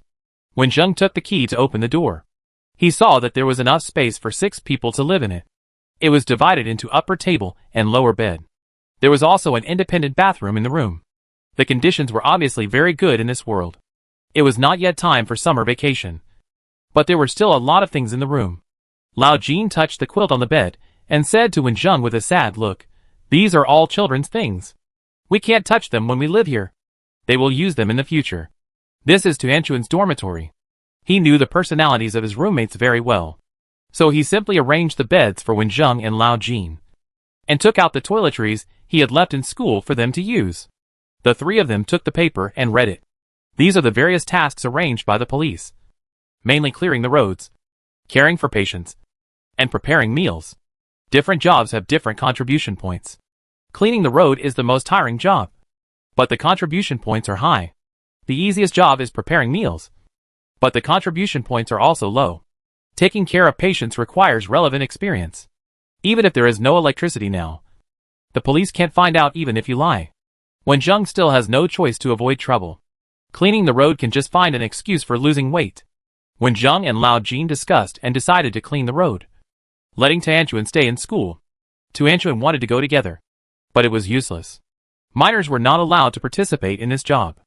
Many people went to do this job. They walked downstairs in 2s and 3s and walked in the direction marked on the paper. Thick clouds blocked the sun, preventing everyone from being exposed to direct sunlight. But the temperature was still a little high, stuffy and hot. The people who came out to work followed the police and came to another gate of number 3 middle school. There were many residential buildings outside the school. It was night when the accident happened. The lights and TVs were almost all on. Many people were cooking and taking a bath. Not to mention that the air conditioner had to be turned on in the hot weather. Anyway, electricity is used almost every moment in modern society. Now looking over, most of the houses were burned black. And the trees and flowers downstairs also had traces of burning. The ground was even more messy, with broken glass in many places. Most of the roads were blocked by car wreckage, fallen trees, and some items that looked like they were thrown from the surrounding residential buildings. These messy items are not easy to clean up. And some vehicles still have the bodies of people who have not escaped. It is really scary for ordinary people to clean them up. The police divided the people into groups of 5 people, and they cleaned up a small area together, and recorded their contributions according to the area. "Mr. Policeman, can I switch to another group?" The thin man who was assigned to the same group as Wenjung by the police said, looking in the direction of Wenjung. It was obvious that this fat man couldn't do the work, so it would be others who would help him do the work. "What do you mean?" Noticing his look, Lao Jin shouted in dissatisfaction. "Everyone knows what I mean. If you are not physically fit, don't do this job. Not only will it slow down the progress of others, but if you get tired and hurt, you will have to spend time saving people." The man became more and more proud when Lao Jin said this. "Don't look at my brother's strength. He is much stronger than you. With your thin body, you still dare to call me my brother." Old Jin was also angry and said angrily. The thin man was a little bit touched. He knew that his physical strength was not good enough. He originally planned to find a stronger team to take advantage of it and do less work. But he felt bad when he saw Wenjung in the team. If one person does less work, the other 4 people can still tolerate it. If 2 people can't work, the remaining 3 will definitely not be happy. So he must separate from Wenjung. Thinking of this, the thin man shouted angrily, "Don't look at me like that. Whoever is willing can exchange with me." After the voice fell, many people around hesitated.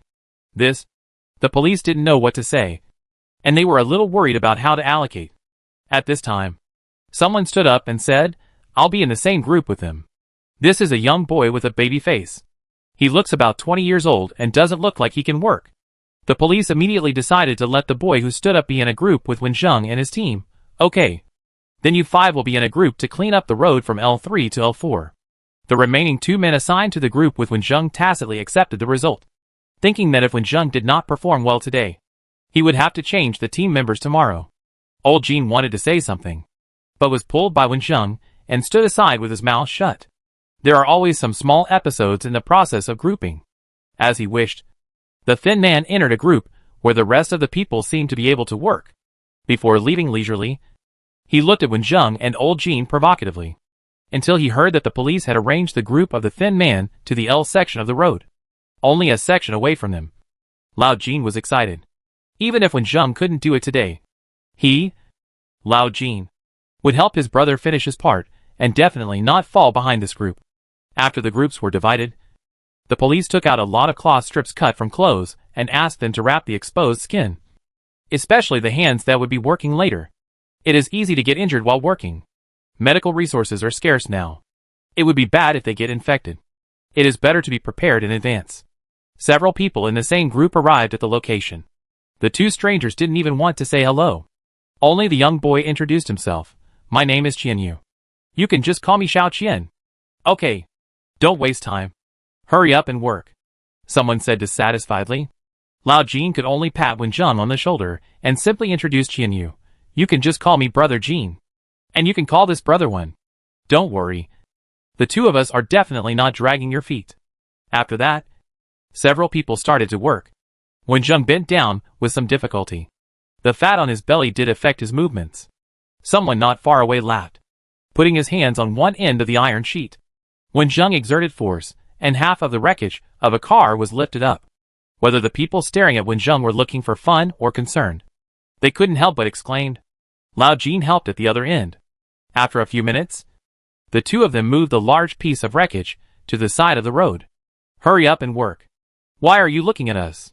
Lao Jean raised his eyes and shouted dissatisfiedly. But he was actually very happy in his heart. The rest of the team quickly started working, and they couldn't help but keep an eye on Wenjung from the corner of their eyes. Wenjung didn't care about other people's eyes.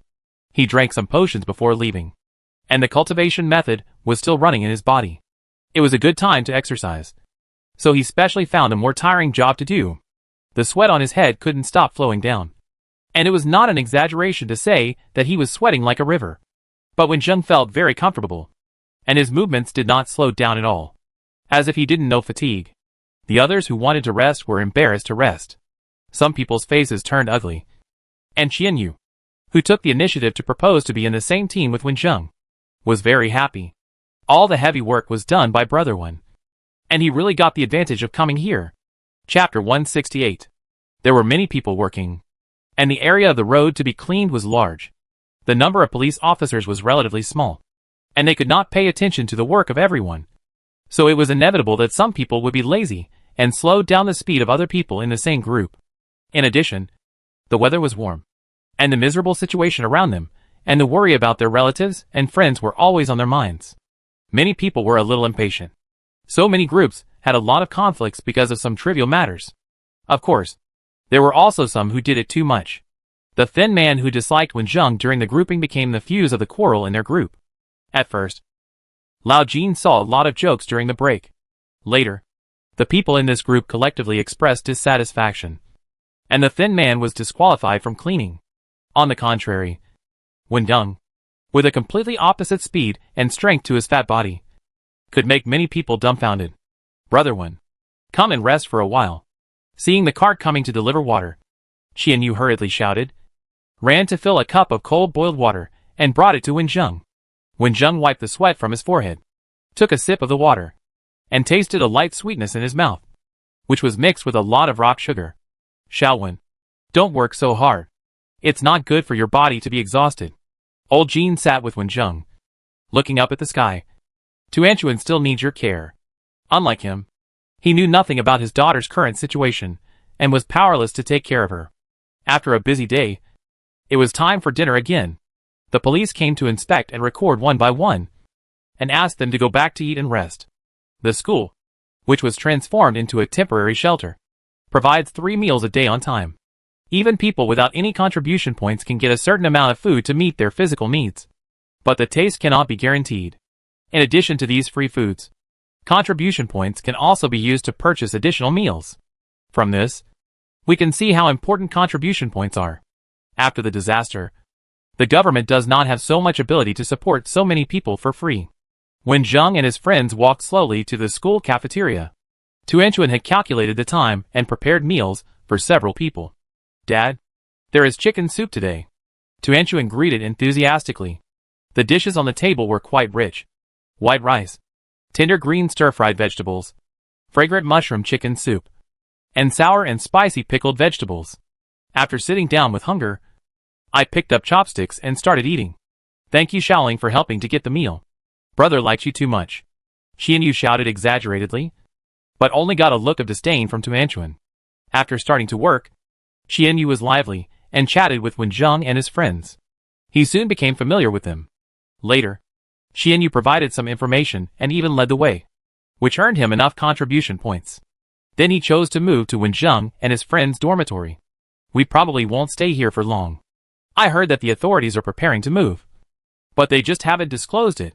Xianyu said this and became depressed. "No matter where we go, we will follow them. The world is in chaos. Many people are hiding and making trouble. A policeman was injured yesterday," Lao Jin said with emotion. This incident was a big deal yesterday and spread throughout the temporary shelter at a very fast speed. Not everyone is willing to follow the official arrangements.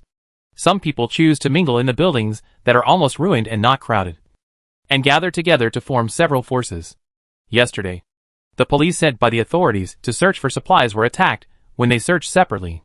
The target was the guns in the hands of the police. Some of the police who came back at last were stabbed, which made the people in the shelter clearly realize that the outside world is completely different from before. Some people quietly left when we were working these days. They are really a group of fools, Qianyu said in a low voice. They left secretly because they didn't want to work and disliked the free meals. Now the police would not stop these people. At this time, there was a lot of noise outside the cafeteria. The people sitting by the window looked out the window and discussed loudly while watching. "Another survivor has come. They brought a lot of stuff. Much better than us. Why didn't you say that there were still people with injuries? Now each dormitory needs to arrange people. I hope we can arrange someone who is easy to get along with in our dormitory." "Uncle San. Uncle San. I'm here. Oh, I met my relatives. So lucky. This is a new batch of survivors rushing over. Every time the police go to search for supplies, they will bring back survivors who are willing to come, and also distribute papers saying that Sanzhong has become a temporary shelter. So on weekdays, 3 or 2 people will come by themselves. These newcomers will be warmly welcomed by everyone, mainly to inquire about the news outside, and fortunately find familiar people inside, which is also a great comfort in the disaster." Qianyu lost interest in eating after hearing the voice. He kept looking outside, but when he turned around and saw that his tablemates were indifferent, he scratched his head uncomfortably and asked, "Aren't your families in this city?" "My parents died a long time ago. I divorced Tuanchuan's mother 2 years ago. She lives in another city." Wenjing thought for a while and added, "I wanted to send Tuanchuan to his mother's place on the day of the accident." Old Jean patted Wenjing on the shoulder to comfort him. His brother's experience was a bit miserable. Compared with that, he was quite happy. "Brother Jean, what about you?" Old Jean said. "My parents live in my hometown in the suburbs. My wife took my daughter back to see them. They are safer than me." That being said, Old Jean was still a little worried. What if some gang went to their village to hurt people? However, after listening to Wenjing's analysis, he knew that the place where the officials might go was not far from his hometown. So he patiently stayed here. "Brother Jean, you are so lucky." Qianyu was extremely envious. He was the worst off. He came to the city to visit his classmates, but encountered this disaster on the way. His family was in another city, so he couldn't go back even if he wanted to. After exchanging a few words, they wrote down each other's information. They didn't know if they would be separated in the future. If they met someone's relatives, they could pass on the message. During the chat, many new survivors also entered the cafeteria to receive basic meals. Qianyu looked for a long time, but couldn't find anyone familiar. He finished his meal absent-mindedly, and prepared to go back to the dormitory. As soon as he walked downstairs of the dormitory, the police officer in charge saw Tuanchuan and waved him over. He touched his head and smiled. "Among the new survivors today, There are your roommate and his father. They are all arranged in your dormitory. They just went up not long ago. Thank you, police brother. After Tuanchuan asked which classmate it was, he smiled cutely and thanked the police. Oh, it's only been a few days, and Xiao Ling has already conquered the police uncle. What nonsense are you talking about? Xiao Ling is obedient and capable. Who doesn't like her? And you have the nerve to call the police uncle. No wonder you are not as likable as Xiao Ling. Lao Jin and Qian Yu walked while bickering, while Wenjun led Tuanchuan and asked with his eyes. Tuanchuan smiled sweetly, indicating that it was completely okay. There were many new people in the dormitory building, and there were noises everywhere, and the stairwells were much more crowded. The dormitory building on the third floor was slightly open, and Tuanchuan pushed the door in first, and the others followed behind, only to see two fathers and sons who looked very similar packing their things inside. Among the two newcomers, the boy was Tuanchuan's classmate Wu Xian, who was not very tall, with thick glasses on his face, and the legs of the glasses might be broken, wrapped with thick tape. When he saw someone coming in, he hid behind his father with a nervous look on his face. Wu Han, a man wearing glasses, also met Wenjun at the parents' meeting. His eyes were full of sadness. He protected the child behind him with one hand and apologized to everyone. The child's mother left. The child can't accept it and is a little timid. Everyone felt a little uncomfortable when they heard this. They wanted to comfort him, but didn't know how to start. The experience of Wu Han's family was simply tragic. His parents and wife both died in the fire. Before they left, they saved the child with their lives. But the child had serious psychological problems because he saw everything with his own eyes. But in this world, you can't even find a psychologist. If Wu Han had not had the determination to take care of his son, he would have given up long ago. He looked at Tuanchuan, his eyes full of pleading. Wen Ling, I'm so happy to hear that Xinxin's classmate lives here. Can you occasionally accompany Xinxin and chat with him? The child might get better faster with people of the same age talking. Tuanchuan glanced at Wu Xian, who was a proud academic master in the original owner's memory, but now became a poor little boy who was holding his father. He nodded and agreed to Wu Han. After Wu Han and Wu Xian moved into the dormitory, they did not bring much change. Wu Xian's condition was a bit serious. Wu Han was busy taking care of his son. He would not have any conflicts with others, and was very grateful to Wenjun and others for their help. After staying here for a few days, Wu Xian became familiar with the people he often met, and Wu Han could leave for a while. And because of their special situation, Wu Han had an easy job that he could do with his child, and could save some contribution points. They did not stay in the temporary shelter for too long. As the number of survivors increased, the daily diet was extremely large, especially drinking water, which had become a big problem. After the power was cut off, the tap water was not supplied for too long. And because there were too many deaths and no way to deal with it quickly, the water in many places had been polluted, and the authorities decided to relocate as soon as possible. Just as Wenjun expected, we really have to move to the military garrison area in the suburbs. The village where my hometown is located is not far from here. When Lao Jin heard the news, he was so excited that he couldn't wait to set off. Qian Yu was a little panicked, but Wu Han was looking forward to it as he pulled Wu Xian. There were not so many high-rise buildings in the suburbs, and his son would not think about that day every day. Wenxing smiled and said, "We're leaving tomorrow morning, so hurry up and pack up." Old Jean suddenly thought of something, and dug out the cloth strips he had used these days, and demonstrated to everyone. "I'm telling you, we'll all need to walk with weights in the next few days. So learn from me, and tie your calves with cloth strips." That's what we did during the long march. It can relieve muscle soreness and prevent scratches from branches and leaves. He was also a wilderness survival enthusiast, so he opened a camouflage goods store. Although most of his experience was theoretical, it was enough to show it to his friends. "Brother Jean, slow down a bit. Is this how you tie it?" Qian Yu said anxiously. "I'll demonstrate it again. You can see it clearly." Old Jean looked around proudly, and then saw that Wenjun and Wenling's calves had already been tied with cloth strips, which were better than his, and he immediately felt a little heart attack. How come this father and son seem to know everything? No matter what, he will teach others. Fortunately, Qian Yu and the others don't know how to do it, so he can still have a sense of existence.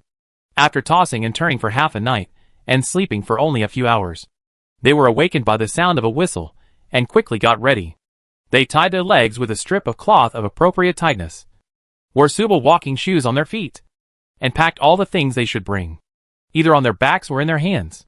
In this cool morning, when it was just dawn, the survivors gathered together, followed the police's instructions, lined up in a long line, and slowly began to move to the new shelter. If nothing unexpected happened, they would stay there until the power was restored. Chapter 169. The long team moved slowly along the street, with tricycles, bicycles, supermarket shopping carts, and even baby carriages in the middle. All kinds of vehicles that can carry supplies and do not need electricity. These vehicles were filled with various supplies in boxes, tightly covered with cloth and ropes, and it was impossible to tell what they were from the outside. The police with guns on their waists stood next to these cars. Everyone had no doubt that if anyone dared to touch these supplies, the police would not hesitate to take action. In addition to protecting these supplies, the police were mainly distributed at the front and back of the team. Some police were arranged on both sides of the survivors' team, always paying attention to everyone's situation. There was also a high-raised flag at the front of the team. When there was something going on ahead, or when they should rest, the flag would change its position in the air. It was a flag signal used to convey messages. Who did this? They blocked the road that we finally cleared. It really hurts others, and does not benefit themselves, Lao Jean complained dissatisfiedly. These days, they are cleaning the roads leading to the suburbs. The place they are walking on has been cleaned up long ago. But now there are all kinds of garbage, scattered nails, and large pieces of wood, which are clearly trying to block the road. Although these things are not difficult to clean up, it still takes time and energy. However, the authorities seem to have anticipated this situation a long time ago, and formed a police team to ride bicycles to the front to clear obstacles on the road. As they walked, the temperature was so high that it was unbearable. The red flag was raised high and waved back and forth to remind everyone to find a place to rest. The team stopped on the side of the road. After walking for a whole morning, we didn't go far. There were residential areas on both sides, and there were many shop signs outside. The wide eaves blocked the fierce sunlight and brought shade to the pedestrians. The weather was too hot, and many people had no appetite for food, but they had to eat hard to restore their strength, and then rest on the spot until the hottest time passed. When Zheng took out the compressed biscuits distributed in the morning from his bag, the biscuits were onion flavored, which was better than the original flavor. However, everyone was thirsty, and it was a bit difficult to swallow the compressed biscuits. After eating a bite, they drank a few more sips of water, opening the full backpack. When Zheng reached in and took out the things with difficulty, the red color attracted everyone's attention. This bottle of hot sauce, which is often eaten by the family, was warmly welcomed by everyone and opened their appetites a lot. While they were eating, many people stood up to move their bodies and wanted to find a place to solve physiological problems. So they left the team. Some people also observed the surrounding buildings, and their eyes moved with their thoughts. There were residential buildings all around. And of course, there were small shops like canteens. Things that needed to be chilled must have gone bad. If you could find a few packages of vacuum-packed food, it would at least change the taste. When we set out in the morning, the police repeatedly emphasized that we should not run around alone, mainly for safety. It had been more than 10 days since the disaster, and no one could tell what we would encounter. So even those who left the team would stay in groups of 3 or 5, and dare not be left alone. Not long after eating the compressed biscuits, the little boy Wu Xian tugged at his father Wu Han's clothes, indicating that he wanted to go to the toilet. Wu Han was a man of letters who didn't like to do things. He was afraid that he couldn't protect his son, so he wanted to find someone to accompany him. When Zheng simply pulled Tuanchuan up, old Jean sits here and looks at things. The 4 of us will go over first. This area is an old residential area. The buildings are relatively old. The rooms are small, and the corridors are narrow. It is also a school district house. The density of people is high, and most of them are elderly people and children. When the disaster occurred, the disaster here was even more serious. Even the green plants in the community were burned by the fire. When Zheng suspected that few people who stayed in the community at that time survived. Looking from a distance, there were black walls and branches that were also burned black by the fire. Under the sunlight, the shadows were reflected on the walls, like hands calling for help, and like a struggling body. Wu Xian followed his father for a few steps. When he looked up, he lowered his head in fear and dared not move. Seeing this, Wuhan could only pick up his son, cover his eyes, and continue to move forward.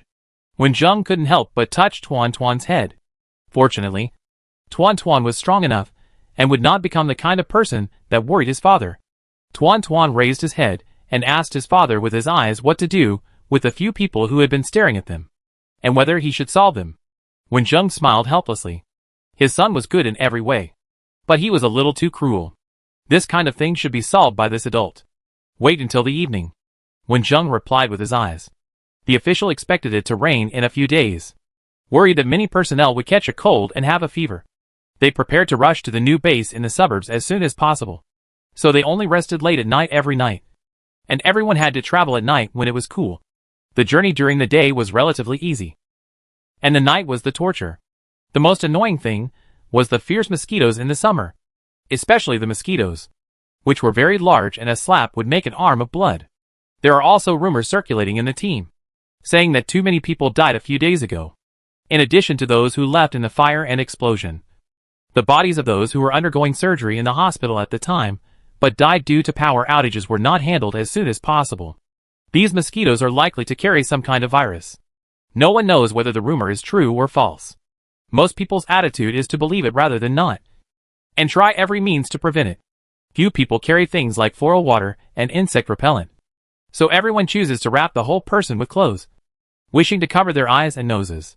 Wenjung carefully looked at the green plants around him, put his backpack on the ground, and walked to several plants under the puzzled eyes of many people, and picked the green leaves one by one. In less than 2 minutes, he picked 2 handfuls, and Wenjung went back to share them with Lao Jin and others. This is, Qianyu took these green leaves and could smell the fragrance of the leaves without lowering his head. The leaves of 7 Mile Fragrance have a certain insect repellent effect, which is better than nothing. Wenjung said, "Brother, you have a wide range of knowledge." Someone nearby heard the voice and came over to say, then took a look at the leaves, stood up and ran over to pick the leaves. So several sweet olives on the roadside were killed. Their leaves were plucked and bare, and I don't know if they can survive this difficult season. When their lives were difficult, no one would consider the life and death of plants. In addition to sweet olives, Wenjung also found other types of insect-repellent plants, mints grown in flower pots, and marigolds with pungent smells, all of which were destroyed by everyone to repel insects. All the protective measures played a certain role, and the number of mosquitoes encountered on the road decreased a lot. When it was time to rest late at night, they lit a fire and threw some wormwood leaves growing in the corner into it. Thick white fog drifted everywhere, and the people around them sneezed and moved away quickly. Wenjung smiled, said hello to Lao Jin, and walked with Tuan Tuan to both sides, then raised his eyebrows slightly, and really followed. After walking a few steps forward quickly, Wenjung took Tuan Tuan and hid beside him. Then he heard footsteps that were no longer concealed, and someone's anxious voice, "Where are the people?" The footsteps gradually approached. Wenjung held his breath and concentrated, and seized the opportunity to sweep the whole leg, and only heard a few screams of pain. It turned out that the person who was tripped by Wenjung grabbed an accomplice in panic, and the accomplices behind him failed to react in time, and all fell to the ground and rolled into a ball. "So it's you. Why? You come to trouble me just because of a small conflict." Wenjung looked at the thin man on the ground and said in confusion, "This man is too narrow-minded." The thin man lying on the ground just wanted to get up from the ground, but was kicked to the ground by Wenjung again, staring at Wenjung with hatred. The last incident made him suffer a lot of ridicule, and he had to beat him up to vent his anger. Wenjung looked at the other 2 accomplices, both of whom were unfamiliar faces, and smiled. "No matter why you helped him to trouble me, I will only say this once. If you are so blind again, you will have no chance to go back." The thin man felt cold all over, and he looked up and met Wenjung's eyes, from which he saw the murderous intent that he originally thought could only exist in the description. If he did it again, he would really kill him. The thin man regretted it very much, and his legs slowly moved backwards, trying to escape from this terrible man. Wenjung looked down at the 3 people and said softly, "I'm afraid you won't learn your lesson, so I have to teach you a lesson. Remember that some people are not to be provoked. Isn't it good to live well?" All 3 people retreated in fear, but were blocked by Wenjung. After a while, the 3 people limped back to the team, supporting each other. When someone asked them, they only dared to say that they fell accidentally. After solving these 3 people, the road behind was stable. After walking for a few days, the surrounding buildings decreased. The floors gradually decreased. The farmland and woods increased. Some people left the team, and new people came to join. When they reached the suburbs, some people in the suburbs saw the long team, especially when they found the police. They sent some tall and strong men to inquire about the news. Their casualties were not serious, and they sent people to inquire about the situation because of the power outage and network outage. They saw the tragic situation in the city and were attacked. The people who escaped back not only did not ask what happened, but also increased their panic. Now that they have learned the truth from the police, they know that the days without electricity and internet will last for years, and they are even more worried about their future life. In the end, the police tried their best to persuade them, taught them what to pay attention to next, and left the address of the new base, so that the team could continue. They walked for another 2 days. On this day, they saw the flag indicating a rest wave, and the people on the road stopped and took out water from their backpacks to moisten their thirsty throats. At this time, the flag waved again, expressing a meaning that no one had seen before. On both sides of the team, the police couldn't help but smile. We are about to reach our destination. The cheers spread from the front to the back, scaring away many birds in the woods on the roadside. After knowing that they were about to arrive, everyone suddenly cheered up, suppressed the fatigue of these days, used up all the strength in their bodies, accelerated their speed, and walked towards the new shelter. When they finally arrived, many people were so excited that they cried with joy. And then they were so exhausted that they sat on the ground on the spot, tired and didn't want to move, even without the strength to speak. And some even fell asleep directly. Finally, we are here. Old Gene held his waist with his hands, and was out of breath when he spoke, then raised his head and looked to the north, his tone full of expectation. My hometown is in that direction. Take the small road from here and cross a river, and you will almost be there. When everyone arrived, it was not completely dark yet, and the equally tired police had to arrange accommodation for everyone. The team entered the new shelter little by little, and when Jung finally saw the neatly arranged houses, high walls and tight gates, which showed that it was extremely safe. When everyone entered the new base, the sky had completely darkened, leaving only the starry sky, making people look forward to the arrival of a new life. Chapter 170. The sound of rain kept coming, and the big raindrops hit the roof. Lao Jin looked out the window with a worried face. He originally planned to go back to his hometown the day after he arrived at the base, but he didn't expect it to rain heavily that night. It has been 2 or 3 days, and the rain has not stopped. The river has overflowed the bridge. Lao Jin, wait a little longer. After the rain stops, the base will go to the surrounding villages and towns to rent farm tools. It will be safer for you to stay with them. When Zheng, comforted, walked to the window and looked at the dark clouds in the sky. It's just a short distance. Isn't it urgent? Don't show off here. We are 108,000 miles away from our hometown, and we envy you to death. A new member of the dormitory, Brother Huang, said. The base was originally a military garrison, and the dormitories were divided according to the specifications of the troops, divided into 8-person rooms and 12-person rooms. Different dormitories cost different contribution points per month. So when Zheng and his team moved into an 8-person dormitory, and the dormitory also moved in with Huang Laoge, who was about the same age as Lao Jin, and his cousin Huang Erge. The 2 brothers were migrant workers who came to the city to work. Huang Laoge was eloquent, and Huang Erge was taciturn but hard-working. During the rainy days, the official arranged the personnel, and all the materials were transported to the warehouse in different categories. And then the rules of the new base were promulgated, as ordinary people in the base. When Zheng and his team could only know the names of the leaders of the base. Compared with this, they were very concerned about how to live next. First of all, the residents in the base need to pay contribution points for food and accommodation here. Drinking water can be obtained free of charge from multiple wells in the base. Clothes and other things can only be purchased from the base for the time being, except for those brought by themselves, or they can go out to search for supplies by themselves. After the rain stops, the people in the base can claim the fields around the base. Seeds, farm tools, etc. are distributed by the base, but a certain amount of grain must be handed over to the base when the grain is harvested. When Zheng calculated that the grain seeds now are all high-yield seeds, as long as they are not too negligent. The amount handed over to the base is not worth mentioning at all. In general, the base's requirements for the people are relatively relaxed. Perhaps because Lao Jin was too anxious. The rainstorm stopped that night, and the official search team was ready to set off early the next morning to rent farm tools to solve the imminent farming problem. Lao Jin successfully joined the official search team with his identity as a local resident. He was eager to return home and couldn't wait to return to his hometown immediately. Before leaving, Lao Jin waved to everyone and said, "I paid for a month's rent. Please keep the dormitory for me. I will come to see you in a few days. Don't talk too much. Go home quickly." The search team could only ride tricycles and bicycles. They came back when the sun shone on the earth the next day. The base notified everyone to seize the opportunity to turn the soil while the soil was moist. After breakfast, when Zheng and his team came to the farmland registration point of the base to choose the farmland they were responsible for, some people came here to line up very early just to choose the farmland closer to the base.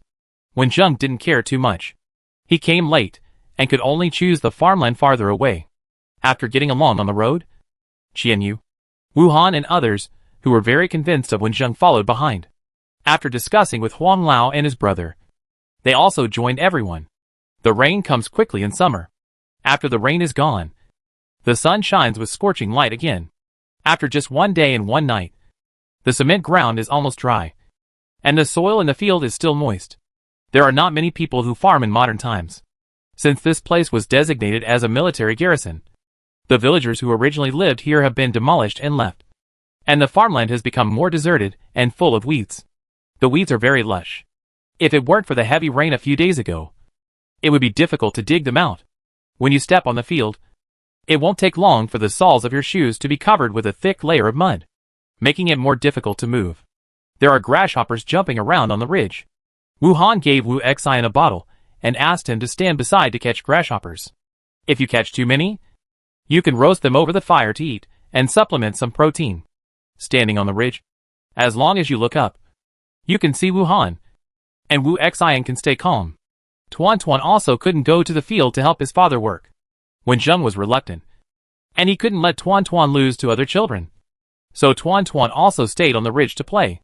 The area of the field that each person can claim is not much, and the farm tools are even more scarce. So there will only be 2 farm tools for every 8 people's fields, so they can arrange them themselves and use them in turns. Most people had never done farm work themselves, so they were in a mess when they did it, and some people almost hurt themselves. When Zheng thought about his performance on the road, and it seemed that he showed too much, so he deliberately acted a little clumsy. This time, Brother Huang stood up to teach them. "This is not how you hold a hoe. Everyone is watching me do it. You should also pay attention to the posture of swinging the hoe. Like me, it is the most labor-saving and will not hurt your feet." Huang urged smiled honestly. "We brothers grew up in the fields. We are good at hoeing, harvesting, watering and fertilizing. Leave this land to us. This is our job, and we can't always rely on you. We have to learn it sooner or later." When Zheng smiled lightly and took another hoe to learn how to swing it, Qianyu and Wu Han were too embarrassed to be idle. While carefully observing the movements, they picked up the thrown green grass and piled it on the ridge. At this time, on the ridge, Wu Xian was happily catching grasshoppers, and occasionally looked at Wen Ling curiously. Why? Why was he standing on the ridge without moving? There was a light sha-la-la sound, and Tuan's ears moved. He looked in the direction of the sound, and clearly distinguished the exposed white little animal from the green grass, and its long ears shaking restlessly. Tuan slowly approached, and there was no sound when his footsteps stepped on the weeds on the ridge. The little animal in the grass turned its head uneasily, and just as it was about to get into the hole, it felt a huge force coming from its ears, and its whole rabbit was lifted into the air. What a fat and thin big rabbit! The rabbit felt the danger of being eaten, and struggled desperately with its legs wide open. Unfortunately, the hand that grabbed it was small, but very powerful. Tuan dodged the mud thrown by the rabbit's hind legs with disdain, quickly pulled a few grasses from the ground, and quickly wrapped them around the rabbit's legs, tying a tight knot. The calf could no longer move, and the struggle became extremely weak. Wu Xian saw Tuan catching the rabbit with his own eyes, and his eyes widened in surprise. As Tuan Tuan moved, his expression became more and more admiring. "Dad?" When Ling caught a rabbit, Wu Xian shouted excitedly from the farmland, not only calling his father, but also the eyes of others. "What a big rabbit! There are rabbits in this field." After the first exclamation, everyone's eyes were on the rabbit, and they all wanted to swallow the rabbit into their stomachs with their eyes. They soon realized that the rabbits were caught by others, so they shifted their targets to the area around them, wishing their eyes could become radars to scan the surroundings clearly. You know, rabbits live in nests and are very fertile. Seeing a rabbit means there are at least several more, which are all meat. So those who didn't have farm tools started looking for rabbits. And even those who were working were a little absent-minded. Soon the patrol team came here because of the noise. When they saw that someone had caught a rabbit, some people hurried back to report and asked them to concentrate on their work first. In relation to the future meat supply, the base quickly issued a notice. Everyone can catch wild rabbits in their own farmland without damaging the environment. The base will purchase them with a certain amount of contribution points and start rabbit breeding. Of course, those who don't want to sell to the base can deal with the wild rabbits themselves. As soon as this notice was issued, the base became lively again, and everyone ran out of the base to find rabbits in every possible way. Of course, many people saw the benefits of the base's move. With everyone's enthusiasm for finding rabbit holes, the farmland will be turned over several times in a few days. If rabbit breeding goes well, it can not only provide meat for the base, but also provide several jobs. The old, weak, sick and disabled can also earn a few contribution points by collecting grass. The rabbit was caught by Tuan Tuan, and Tuan Tuan should decide how to deal with it. When Jin walked to Tuan Tuan, first praised Tuan Tuan, then looked at the dirty rabbit, reached out and took the surrounding weeds, and began to weave a simple straw basket. Seeing the straw basket quickly formed in Wenjing's hands, Qianyu couldn't help but sigh, "Brother One, what on earth can't you do? These are all little things. I can do farm work. You can't do farm work. But you have learned from Brother Huang for a short time, and you have learned it well." Qianyu secretly complained in his heart. When Zheng had already put the rabbit into the basket and asked Tuanchuan, "You caught this rabbit. You decide what to do with it. The rabbit is so delicious. Let's eat it for lunch." Tuanchuan said his decision in a natural way. Chapter 171. It was still dark when Wenjing woke up. The bright moon and stars hung in the sky, bringing a ray of light to the night, and also announcing that today was another sunny day. Standing in front of the window and looking outside, all he could see were buildings of similar styles. The surroundings were cleaned up and looked very tidy. Looking further away, the undulating mountains seemed to be connected to the sky. The mountains closest to them were their destination today.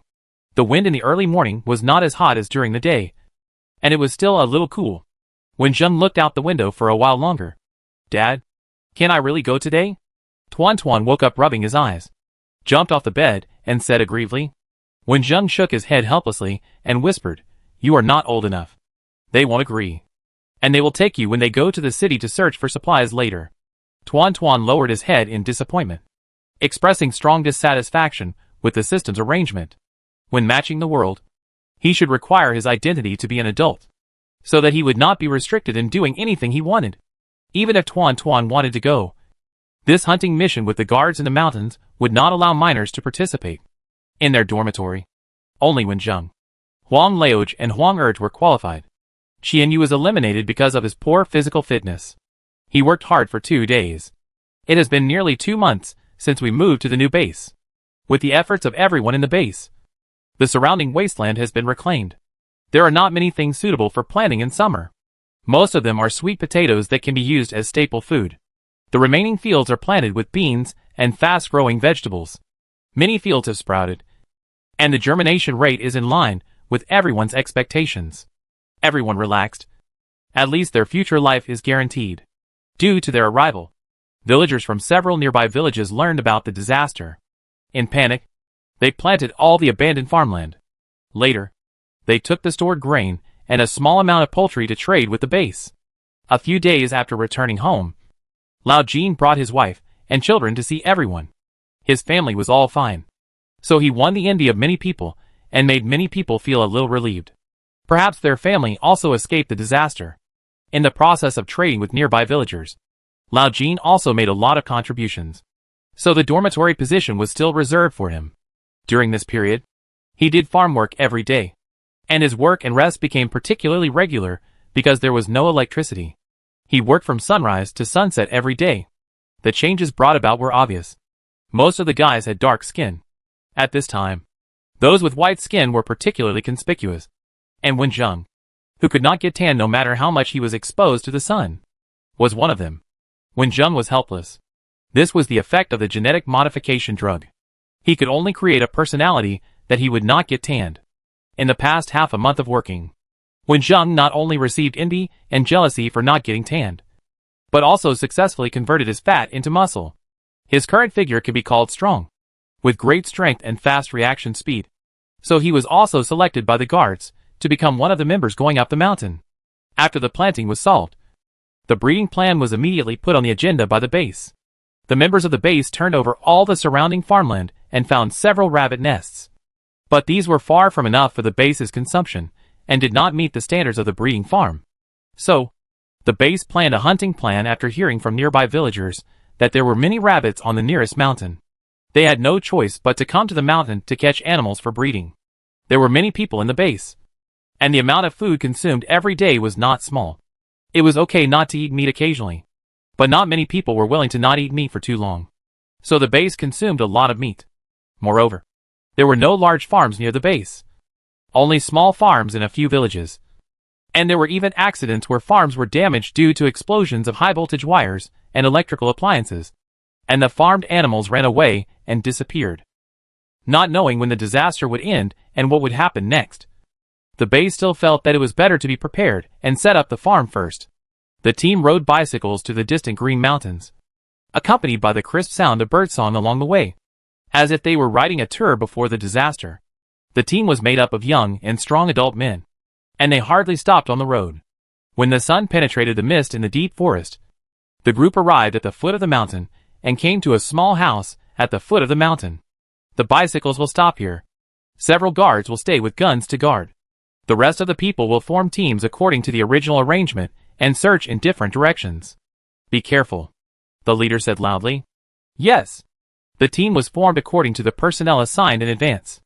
Even though there were no large wild animals on this mountain, the team chose a group of 10 for safety. Each group had 2 former police officers and current guards to protect everyone with guns. There were too many members in the base. Until now, most people only knew a small part of the base. However, Wen Zheng had a good memory and strong observation ability. He found that there was a team composed entirely of guards, but 8 of them deliberately wore ordinary clothes and hid their guns in their clothes. Wen Zheng looked in the direction where the team was walking. He remembered that there was an area in that direction that had been developed into a tourist attraction, and many summer hotels had been built. Could it be that the destination was there? But after thinking carefully, although the 2 points were almost adjacent on the map, in reality, the hillside they were going to was far away from the tourist attraction. Even if they rode a bicycle, they couldn't go back and forth on the same day. Wen Zheng thought that he was too worried. Keeping this in mind, Wen Zheng retracted his gaze and followed the people into the woods. There were trees blocking the sunlight, and as soon as they entered the mountains, they felt cool. The only bad thing was that there were too many mosquitoes, and they also had the mosquito-repellent water they carried with them. This smell is really irritating, he said, while holding the bottle and spraying it all over his body. But it works well. The man put on a mask made of cloth. Wen Zheng, can't you improve this potion? Someone complained. This is a potion that I made randomly. I improved it, and it smells even worse. Wen Zheng spread his hands helplessly. This is a formula from another world. The smell is a bit pungent, but the effect is first class. With a strong insect repellent, people who go up the mountain don't have to worry about the invasion of mosquitoes and can concentrate on finding prey. At this time, Brother Huang's role is reflected. His family was originally born into hunters. Later, when they were not allowed to catch wild animals, their skills gradually fell into disuse. However, Brother Huang still accumulated a lot of theoretical knowledge because of the after-dinner chats at home, which came in handy now. This mountain is not a steep mountain. There are even small paths trampled by the surrounding residents. It becomes difficult to walk further in, but animal footprints begin to be found. The rabbits were gradually found and tied up with ropes. There was a creaking sound when the footsteps stepped on the dead leaves. The team members, who had been walking for a whole morning, were a little tired. Everyone rest on the spot. The team leader found the resting point and gave the command.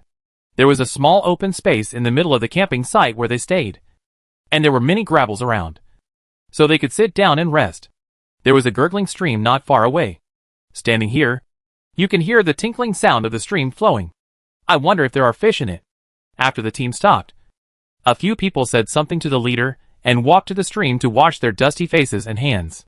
When Jung stopped where he was and took out a large military water bottle from his backpack, he moistened a piece of cloth economically and slowly wiped his face and hands. Huang Laoj and Huang Urch followed Wenjung. The past 10 days of getting along in Qian Yu's influence made them very convinced of Wenjung, and they also followed Wenjung to take care of themselves. The two guards who led the team nodded with satisfaction, then looked at the people who went to the stream, thought about it, and didn't care too much. After wiping it clean, Wenjung drank water from the pot again.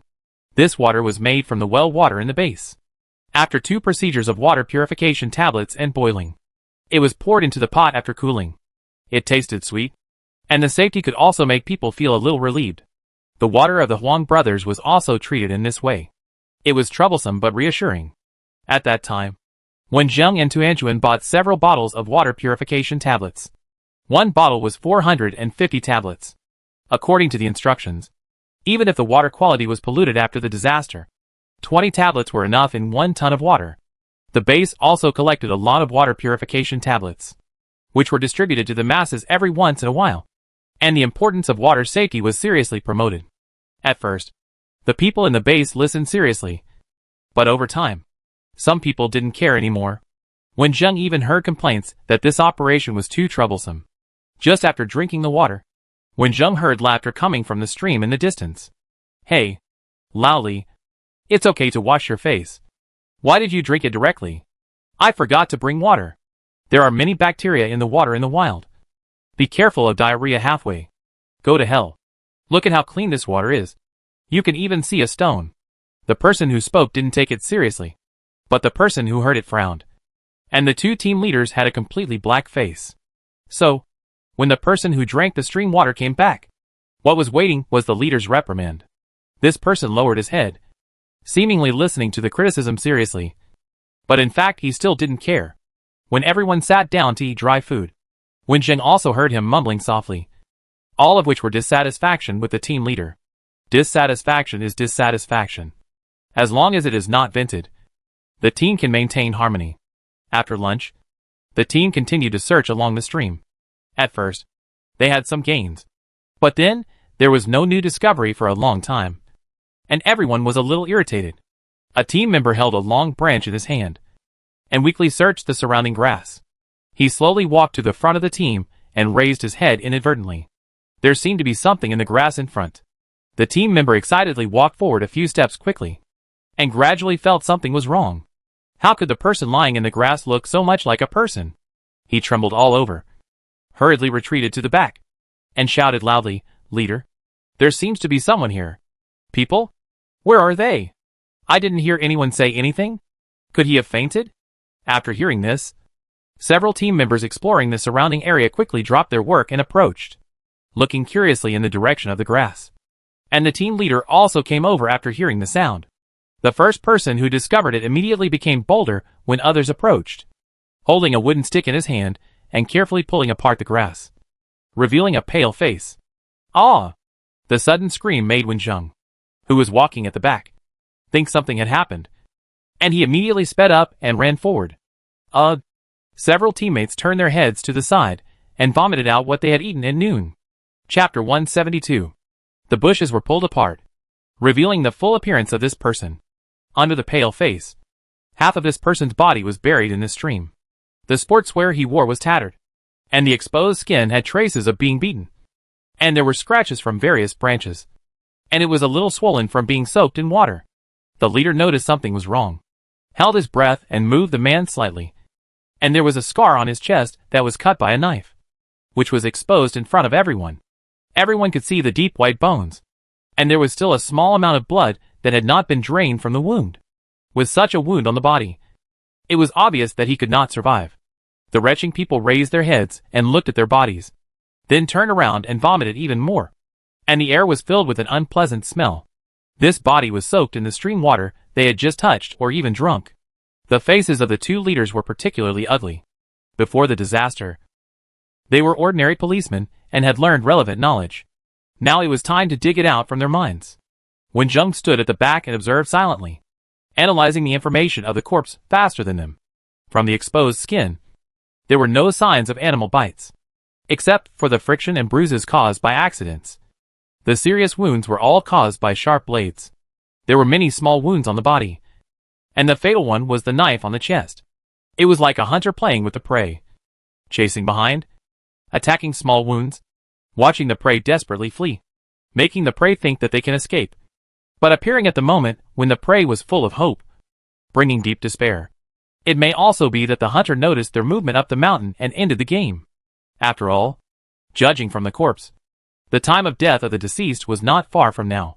The two team leaders also analyzed these. One of them took out his gun and looked around cautiously, while the other wore a mask and wrapped his hands with a cloth strip to check the body. Wenjung and the Huang brothers, who had calmed down, helped to turn over the surrounding grass with branches. In the end, only a few footprints were found, and there was no proof of the identity of this person. Leader, what should we do next? Someone in the team asked fearfully. The leader said, after we put the body in place, we will return the same way. His main task is to bring these team members back. After returning, he will report to his superiors and send someone to investigate the murderer. Okay. Let's go back first. Several team members were ecstatic. After dragging the body out of the stream and moving it to a place far away from the water source, the team set out on the return journey. On the way down the mountain, several team members were absent-minded and almost fell down. Finally returned to the place where they entered the mountain. Their team was the first to return. As soon as they arrived, the leader went to the small house next to them, apparently to report what happened on the mountain. Wenjung was too bored to stay at the foot of the mountain, so he simply walked around the forest a few times and picked some common medicinal plants, which he could use himself or give to the base to exchange for contribution points. Xiaowen, aren't you worried? Brother Huang moved to Wenjung's side. What are you worried about? The murderer? Brother Huang felt cold in his heart when he thought of the body in the stream. The impact of the body that died in the disaster and the body that was killed were completely different. Isn't there still a base? Wenjung's tone was calm, but strangely soothed Brother Huang's anxiety. Huang sighed, if I don't catch him soon, I won't dare to go up the mountain in the future. This mountain is not close to the base, but it is not far away. There are villages not far away. Thinking that there are such dangerous people hiding in the mountain, the patrolmen who are originally policemen and responsible for surrounding the crowds certainly cannot let it go. When all the teams went down the mountain and rushed back to the base, Wenjung noticed that there were several fewer guards with guns. It seems that they returned to the mountain to find the traces of the murderer. After returning to the base, the team rushed to the logistics department first, handed in all the captured prey, and counted the contribution points. After running on the mountain for a day, everyone sweated a lot and had a sweaty smell. Xiaowen, let's take a shower, Huang said. The base has a collective bathhouse next to the canteen to cook so many people's meals every day. The fire in the canteen is almost never extinguished. The groundwater is simply purified through the pipeline and passes through the canteen, which can just ensure the supply of hot water. However, in the hot weather, hot water is certainly not as popular as cold water, especially today. All the young and strong men who went up the mountain liked to take a refreshing cold shower. They laughed a few times when they saw Wenjung using hot water. Wenjung was not interested in paying attention to them. These people were looking for trouble and quickly changed the topic. After taking a shower and having dinner in the cafeteria, Wenjung returned to the dormitory comfortably. Tuan Tuan squatted in front of a basket full of leaf mold, loosening the soil with a small shovel, and there were vegetable seeds next to him. These baskets were made by Wenjung in his spare time, not long after he arrived at the base. They were filled with soil, planted with vegetables, and placed in the dormitory. They can also be used as potted plants to green the environment. The vegetables in them have been planted for around, and Wenjung mentioned that they can be harvested when he left. There were still leeks with only roots left in the two baskets next to them, and the green vegetables in the rest of the baskets had been pulled out and sent to the purchasing department by Tuanchuan. Wen Zheng found a few and used small baskets. Put the medicinal plants picked today in them. And cleaned up the branches and leaves. This kind of common unprocessed herbs is not worth a few contribution points. So Wen Zheng simply chose to make them himself. Which was also a way to kill time. Dad? How about going up the mountain today? Tuanchuan was busy next to him, chatting with Wen Zheng in a low voice. Wen Zheng knew that Tuanchuan was not an ordinary child. So he whispered the matter. There were only 2 footprints around the place where the accident happened. There should be only one murderer. The guards have guns in their hands, so there will be no problem. That being said, the guards did not return to the base the next day, but waited for Lao Jin and the nearby villagers. The villagers brought things to exchange for supplies. And as usual, they went directly to the warehouse managed by the logistics department. Many members of the base ran over to watch the excitement. If the villagers brought some rare things, they could register and exchange them first. Wu Han, who was in Wen Zheng's dormitory, also went out with his son Wu Xian. The lively scene was helpful to Wu Xian's situation. Before leaving, he asked everyone. And finally the 2 Huang brothers went out together. Brother Wen, did I handle it correctly? Xian Yu was learning how to prepare Chinese herbal medicine with Wen Zheng. He had never been exposed to it before, and his face was full of excitement. Tuan Tuan sat next to Wen Zheng. After hearing it, he turned his head and looked at him. No problem. Xian Yu scratched his head and continued to work happily. Xiaoling, look what Uncle Jean brought you. A familiar voice came from outside the door. Old Jean, carrying a bamboo basket on his back, shouted with a big smile.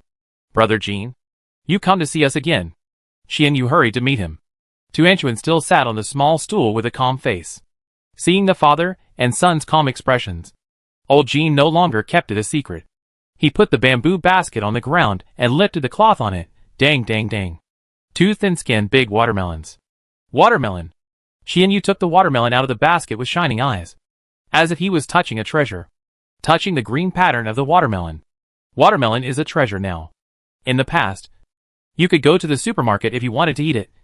But now you are more likely to eat it in your dreams. In the past, transportation was so convenient. In places suitable for growing watermelons, delicious watermelons were sent to various places every year by vehicles. Those that tasted bad were not even easy to sell. The local soil is not suitable for growing watermelons, so a few families grow them for fun and for their own consumption.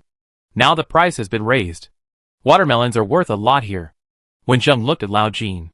Lao Jin smiled and said, This is the watermelon my father-in-law planted. I'm selling it to you at a price that's in goodwill. If you feel bad, come and help me harvest the peanuts in a few days. Okay. So you're waiting for us here? Xian Yu teased Lao Jin, turned around and picked up the bucket, and ran out in a flash. Watermelons are best eaten cold. I'll go get a bucket of well water. As soon as the cold well water arrived at the house, Lao Jin was about to put the watermelon in. But Wen Zheng threw in the water purification tablets first. Brother, you're too particular. It's okay to be careful. You won't use the water purification tablets I gave you, right? Wen Zheng raised his eyebrows. Lao Jin didn't live in the base, so he couldn't get the water purification tablets distributed by the base. Wen Zheng had some extra, so he gave Lao Jin 2 bottles and told him not to bother. I used it. My daughter supervises us every day. And she also gave a bottle to my father-in-law and mother-in-law. Lao Jin said hurriedly. You can't drink raw water in the wild. Yesterday, Brother Wen went up the mountain to hunt, and there was a stream. Anyway, he couldn't eat watermelon for a while. So Qian Yu told the story he heard vividly. When Wu Han and the others came back, they heard Qian Yu's ending. Huang added, We just met the roommate of the man who drank stream water. He said he hasn't recovered yet. He feels sick and vomits when he eats anything. He probably has a psychological trauma. As soon as Huang finished speaking, he felt that he had said something wrong. There was a child with a psychological trauma next to him. He looked over worriedly and saw Wu Xian looking at the covered bucket seriously. He ran over and opened it and looked back excitedly. Dad. Watermelon. Lao Jin. You actually brought 2 watermelons. Do you know how many contribution points they are worth? I still have to find you. If you don't give us some good stuff to help us with the work. Can you agree to give us some good stuff? Brother Jean. Thank you very much. It's been frozen for a while. I'll go get a knife to cut it. This watermelon is so sweet. who said that this place is not suitable for growing watermelons. I think we should plant several acres of watermelons. It would be great if we could set up a few large pig farms, chicken farms, cattle farms, and duck farms. I'm dreaming before it gets dark. On a hot summer day, sitting with relatives and friends, chewing on cold watermelons, the sweet juice filling your mouth. It's the happiest thing. Chapter 173. Picking peanuts in summer is not an easy job. Usually, people choose to work in the early morning and at night when the temperature is lower, and sweat profusely in the fields. Not only the people in Wenjing's dormitory, but also several families in nearby villages asked people in the base for help. They could choose peanuts or other things as rewards. Those who thought it was worthwhile also came. Lao Jin did not watch them from the side, but worked in the fields with them. When a hearty voice sounded from the edge of the field, Lao Jin's wife shouted, "Lao Jin, come over and take a break and drink some water." "Thank you, sister-in-law." Jianyu ran to the ridge of the field quickly, picked up the bowl that was still cold, and drank it gurglingly. Wenjing walked slowly behind and chatted with Lao Jin. "Lao Jin, you didn't say your peanut field was so big. Last time Lao Jin sent them watermelons. Several people were thinking about picking peanuts. After waiting for a few days, they finally waited for a heavy rain. After waiting for a day of sun, when the soil was soft but not too wet, they ran to Lao Jin's village. When Lao Jin pointed out the land that needed to be worked, everyone was dumbfounded. "This area is too big. This belongs to my family and my father-in-law. If it weren't for the large area, would I need to find you? I did it alone." "You are just bragging," Wen Qinyu shouted. Everyone laughed. Lao Jin drank a bowl of water in one breath and sat on the edge of the field carelessly. "Brothers, why don't you stay in the village for 2 days? I'll provide food, drink and accommodation. We can work overtime at night and try to finish the work in 2 days. I think it's okay. If we delay for 2 more days, the land will be hardened by the sun and it will be a waste of time. Brother Jin, do you want to pack fruits? There are 2 grape trees at home, all of which belong to you." That night they worked until late at night before returning to Lao Jin's house, where they simply washed and rested. Lao Jin's house is a self-built house built at the head of the village. It has 3 floors and a large yard with many fruit trees. It covers a large area. Spraying special insect repellent, lying under the grapevines, and watching the stars is a rare enjoyment. In the past, I didn't feel anything when I was busy in the city. Now I look up at the sky and realize that I haven't seen the starry night sky for a long time. In the past, there were bright lights all around, covering the light of many stars. Occasionally, when I looked up at the sky, only a few stars dotted the night sky, and I couldn't find the feeling of the past.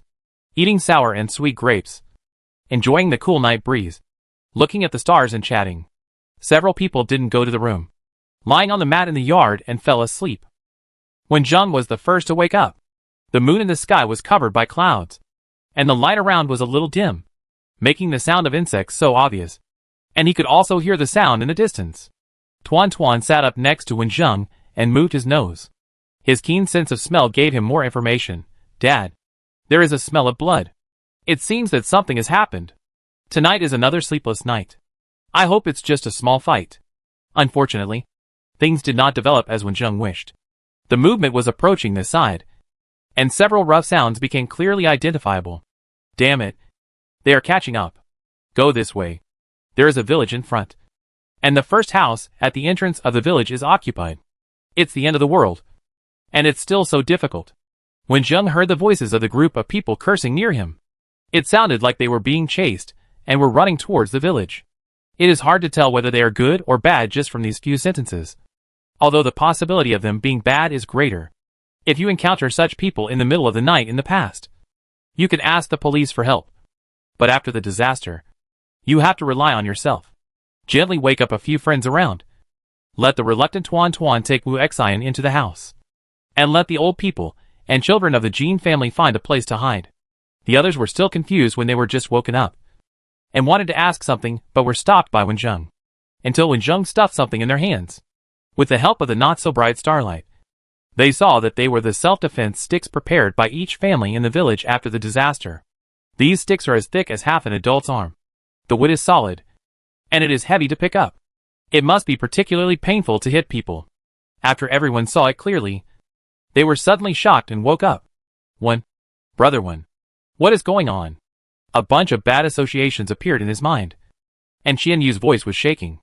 The rest of the people behaved better, remaining calm, following Wen Zheng to the wall and hiding themselves under it. Wen Zheng didn't need to say much, as they could vaguely hear footsteps approaching the wall.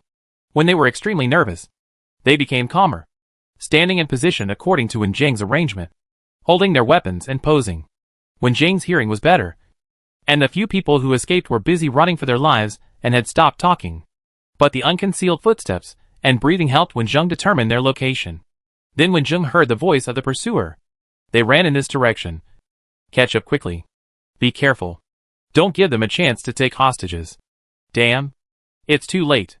Now that he was sure which side had a problem, Wen Zheng raised his hand gently. Hearing the sound of the pursuers getting closer and closer, the fleeing people finally came to the wall.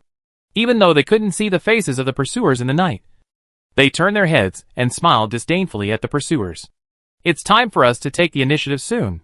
Turning around, they stepped on the wall and quickly climbed over the wall. Bang! Ah! The people who climbed over the wall didn't notice the danger in the wall at all. Their eyes were only focused on the house in front, looking for the room where the villagers might stay. As soon as their feet landed on the ground and they hadn't stood firm, several sticks hit their heads with a slight sound of breaking through the air. They only had time to scream before they fell straight to the ground. Wen Zheng stood aside, holding a wooden stick in one hand and a few stones in the other, controlling the situation. Seeing that several people who climbed over the wall fell to the ground, he walked over to check. All fainted. As soon as the words fell, there was a sound of a stick hitting the ground. Qian Yu half leaned against the wall, wiping the cold sweat from his forehead with his hand weakly, and was extremely scared. Wen Zheng, what are these people doing? Let's beat them up. Is it okay? At this time, there were several more sounds of kicking the wall, and a head poked out from the wall. Ah! Ah! Someone else is coming! Accompanying Qian Yu's screams. The wooden stick that Wu Han held in his hand kept waving, but just didn't hit anyone, and the Huang brothers still didn't react until now. Their bodies were still stiff in place. Only Wen Zheng tried to look surprised. Guard Yang. It turns out that you were chasing people. So we didn't make a mistake in beating people? No. Guard Yang recognized Wen Zheng, a familiar member of the base, and looked at the person they had chased all the way lying under the wall, with a complicated mood. At this time, the guards heard something wrong and climbed in from various places. Qian Yu and others were so shocked by this series of changes that they couldn't recover. But seeing a few familiar members of the guard team, they at least felt relieved and answered whatever they were asked. Wen Zheng added a few words from time to time, guiding them in his words, and the whole thing turned into a collective discovery that something was wrong. Thinking that the person who climbed over the wall in the middle of the night must not be a good person to launch an attack. You hit the mark by accident this time. Don't be so reckless next time.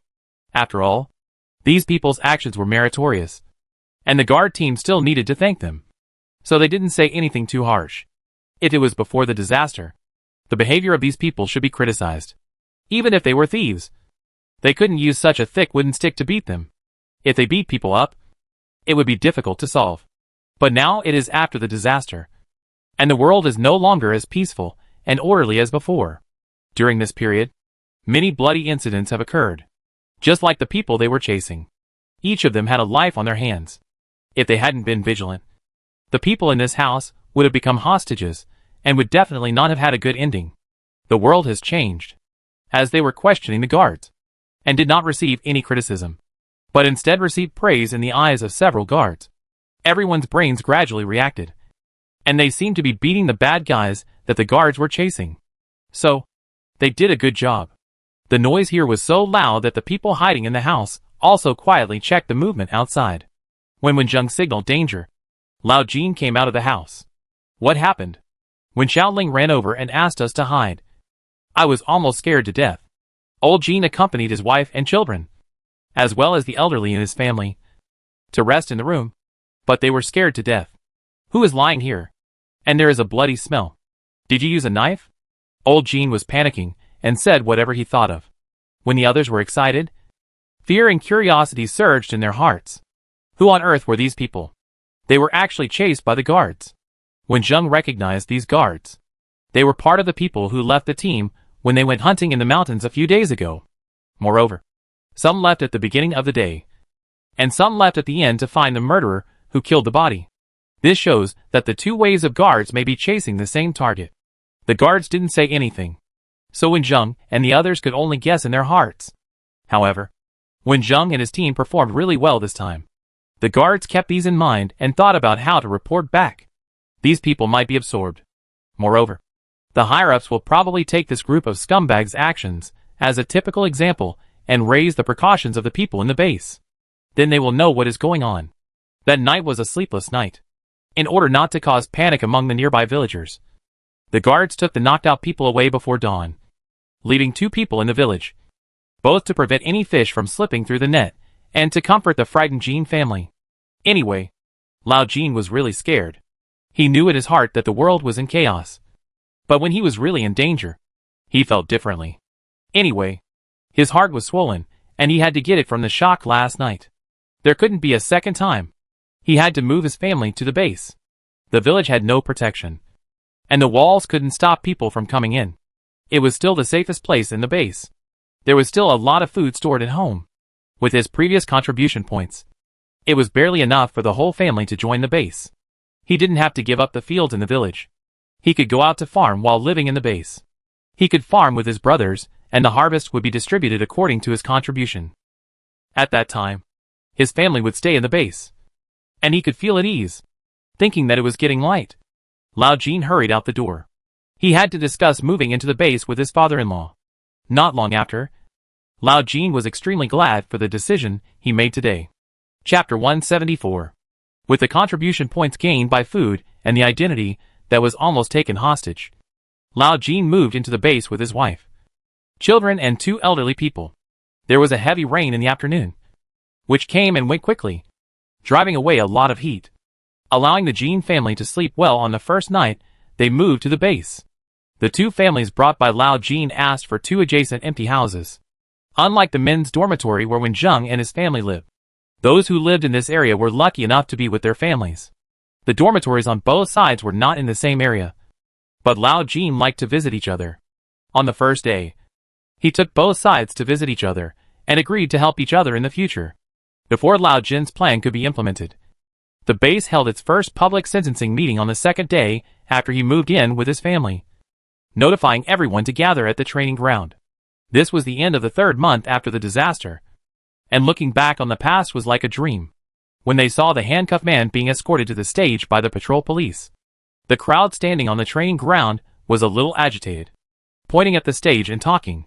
Wan Bao, Li Hao, and Wang Yingjie stole the base's finances several times. According to the temporary management regulations of the base, those who steal and refuse to change after repeated warnings should be sentenced.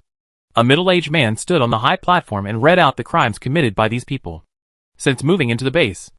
Except for the elderly and children who are unable to work, the rest of the people living here need to use their own contributions to obtain the necessities of life. However, there are always people who want to take shortcuts and like to get something for nothing. Some people are ashamed and correct themselves after being caught, but some people continue to act with a fluke mentality and only regret it when they are caught and sentenced on the platform. Stealing, fighting, wasting food. When these problems are caught by the base for the first time, they will only be punished privately and educated.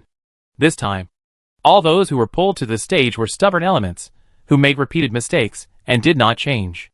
Now they lowered their heads and dared not face the people below. According to the temporary management regulations of the base, intentional homicide. The previous ones were all minor crimes such as theft and fighting. When the 4 words intentional homicide came out of the mouth of the judge, there was an uproar below. They looked at the stage in confusion until the judge explained the crimes of these people. Everyone knew the specific situation and talked about it below. After recognizing that these prisoners were the ones they knocked out at Lao Jin's house, Qianyu and his friends were scared. 3 months ago, when the disaster occurred, there were tourists playing in several mountains not far from the base. Afterwards, most people chose to go down the mountain, but some people stayed in the hotel on the mountain. At first, they lived in the hotel together peacefully, but the police were slow to go up the mountain. Evil thoughts appeared in their hearts and lingered. Some humans turned into demons and monsters, turning the hotel into a hell on earth. The long and difficult mountain road became the biggest obstacle for the escapees. The people who finally escaped met the guards of the base and asked them for help. After discussion, the base sent people to rescue. The body that Wenjing's team encountered when hunting in the mountains last time was the victim who tried to escape from the hotel, but was caught up in the end. The murderer who killed him was shot dead by the guards in the hotel melee and did not stand trial. Fortunately, I made a decision at that time and came here with the police. At least I can guarantee my safety. Do you think those who stayed in the city will also encounter this situation? These murderers deserve death, and they must not be forgiven lightly. The people had their own ideas, but in the end, all their ideas became extremely unified, and all of them demanded that the authorities deal with these murderers severely, and must not forgive them lightly. The crimes committed by these murderers were serious, enough to sentence them to death even before the disaster, let alone now when people's hearts need to be stabilized. The people were not angry for too long. After the judge finished talking about their crimes, he directly announced the base's verdict on them. They will be shot and executed today, and the location is outside the base.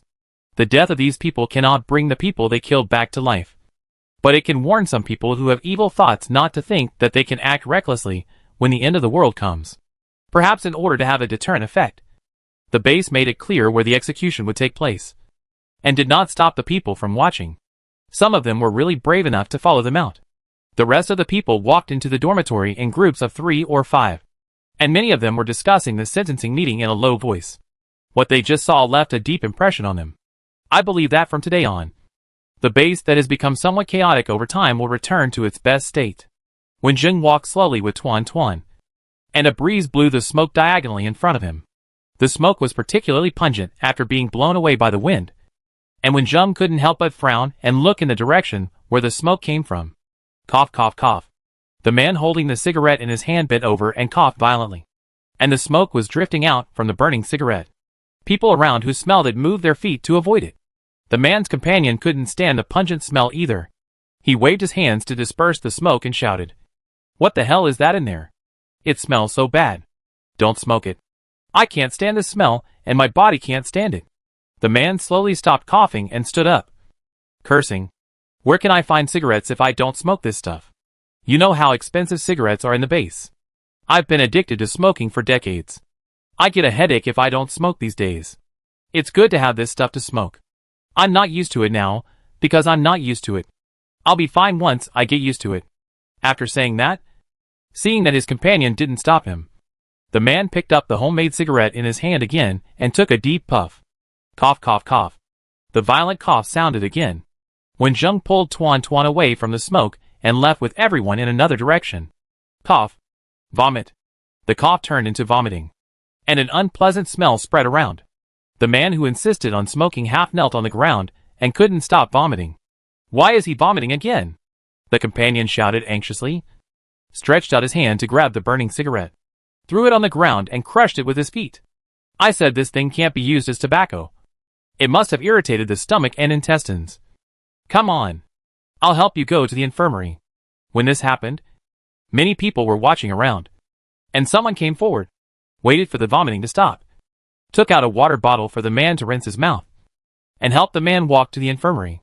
The two brothers of the Jean family touched the light cigarette box in their pockets.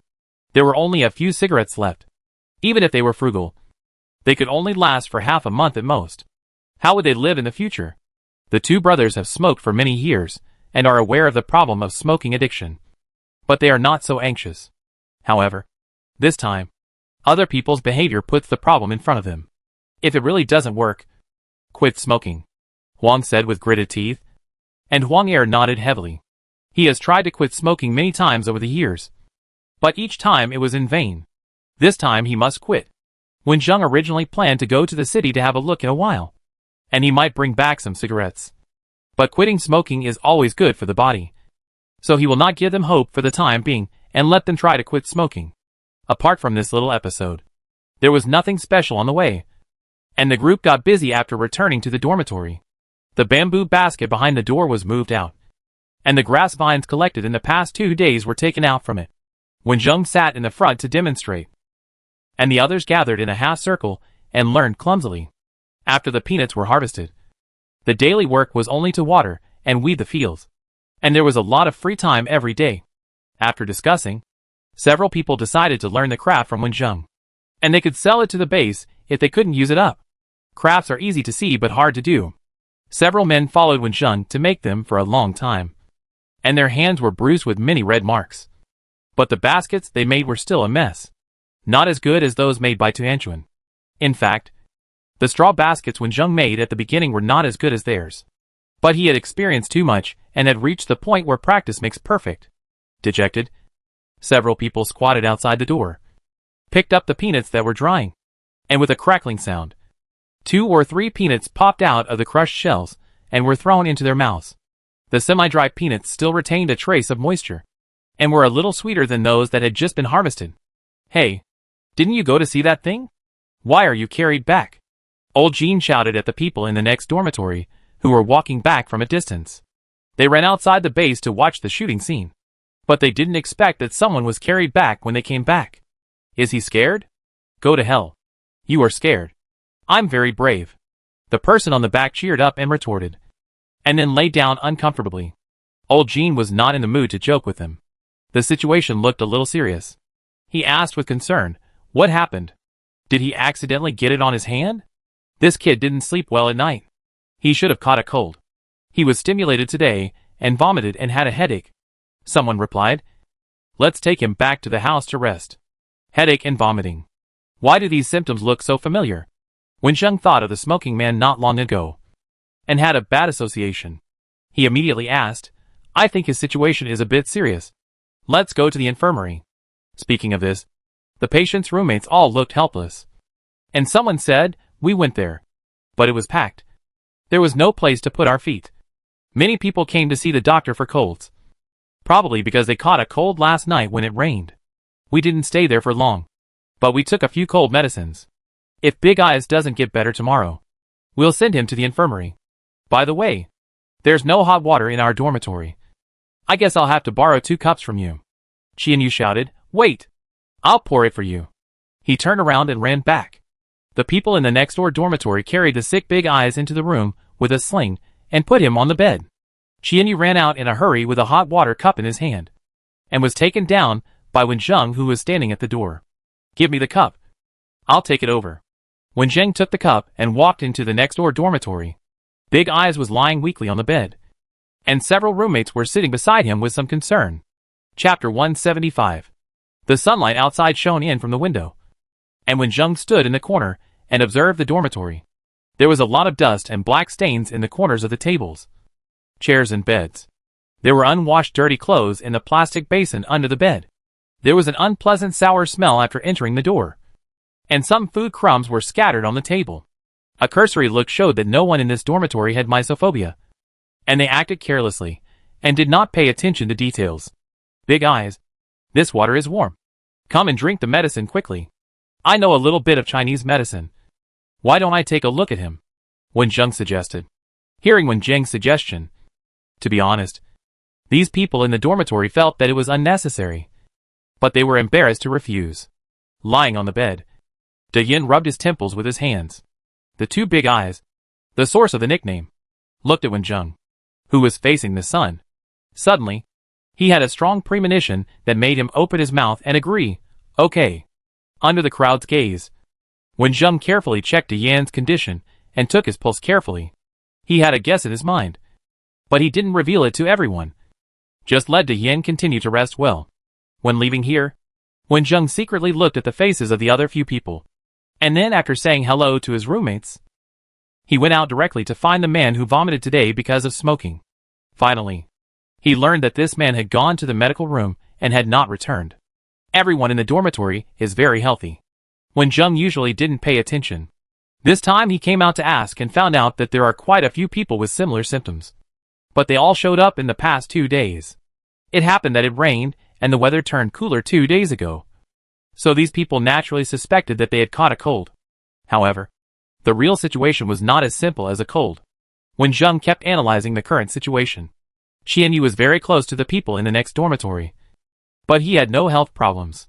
Moreover, many of the roommates who lived with these patients day and night were in good health. On the bright side, this disease may not be contagious between people. If this is the case, other sources of infection should be considered. As long as the sources of infection can be controlled, no new patients will appear. But the most important question is how to cure this disease. Wenjung ran around outside for a few laps and understood all the situations clearly. The sky had become dark, and he continued to run to the medical room with a heavy heart. The temporary medical room built by the base is certainly not as good as a hospital, but the area is equivalent to 2 or 3 outpatient clinics. Now there is a long queue inside, and the few doctors and nurses are busy. Wenjung looked around and saw several nurses answering patients' questions.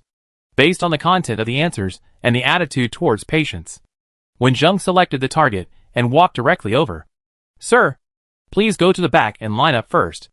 The nurse reminded Wenjung, who had walked straight to the front. The people who were waiting in line obediently also glared at this person, who dared to cut in line, and were ready to criticize him. Wenjung quickly took out a piece of paper and said the reason he had thought of. "I am not here to see a doctor. I have studied Chinese medicine before. I heard that many people have caught colds these days, and the medical room is busy. So I wanted to ask if I can help. This is the prescription I wrote myself. You can take it to the doctor to see if it is suitable."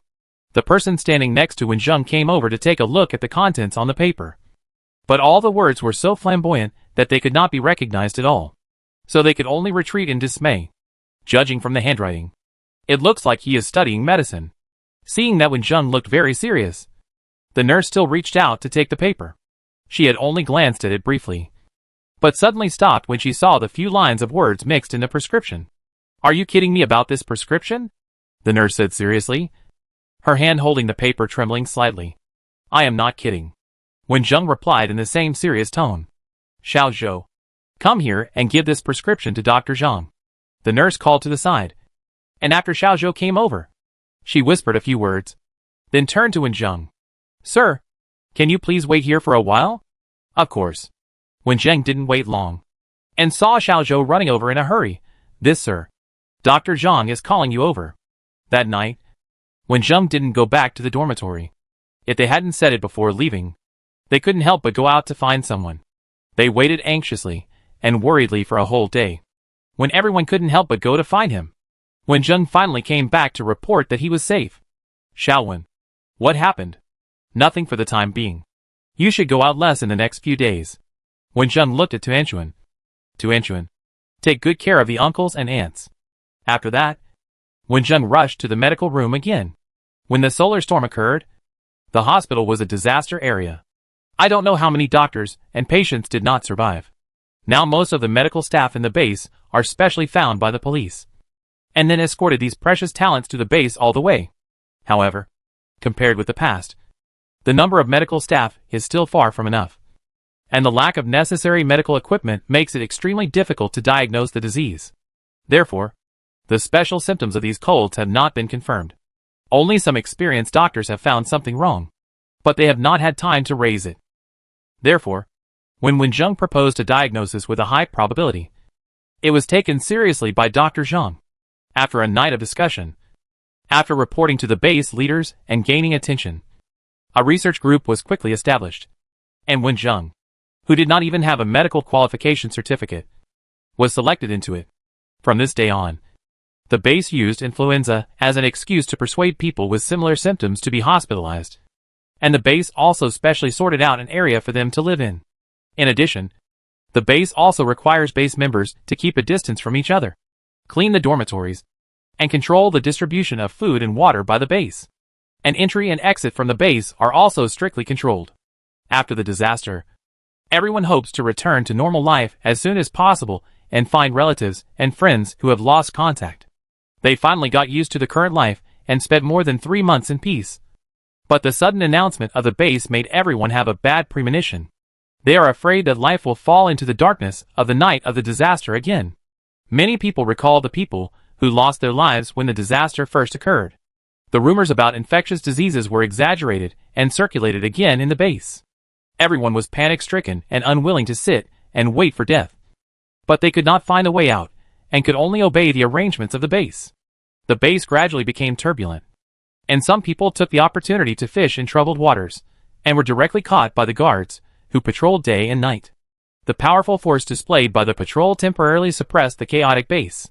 As time went by and the news spread, all kinds of homemade masks were worn by everyone. Even if they knew that they would not be of much use, they could still get some psychological comfort. The number of people going out became rare, and the distance between people unconsciously widened. Some people even proposed to live alone in a dormitory. The emotions of worry were suppressed in their hearts, accumulating more and more, waiting for the moment of outbreak. Until one day, a group of embarrassed patients came to the gate of the base for help. The patrol team could not take heavy measures against these people who should be protected by them, and persuasion was ineffective. The people who came for help made a great noise, attracting all the members of the base. Some people wanted to communicate with people outside, but were stopped by the patrol team. Their emotions had been suppressed to the extreme, and they were stopped by the guard team again. They burst into emotions and rushed to the gate regardless of anything. One person took the lead, and the rest of the depressed and somewhat crazy people followed. The patrol team still failed to control the situation. After the information was exchanged between the inside and outside, the members of the base realized that the situation outside was much worse than that inside the base. Those who did not join the official base, but wandered around the city had the same symptoms at about the same time.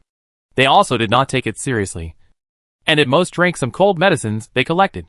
Some people who could not find medicine chose to endure it.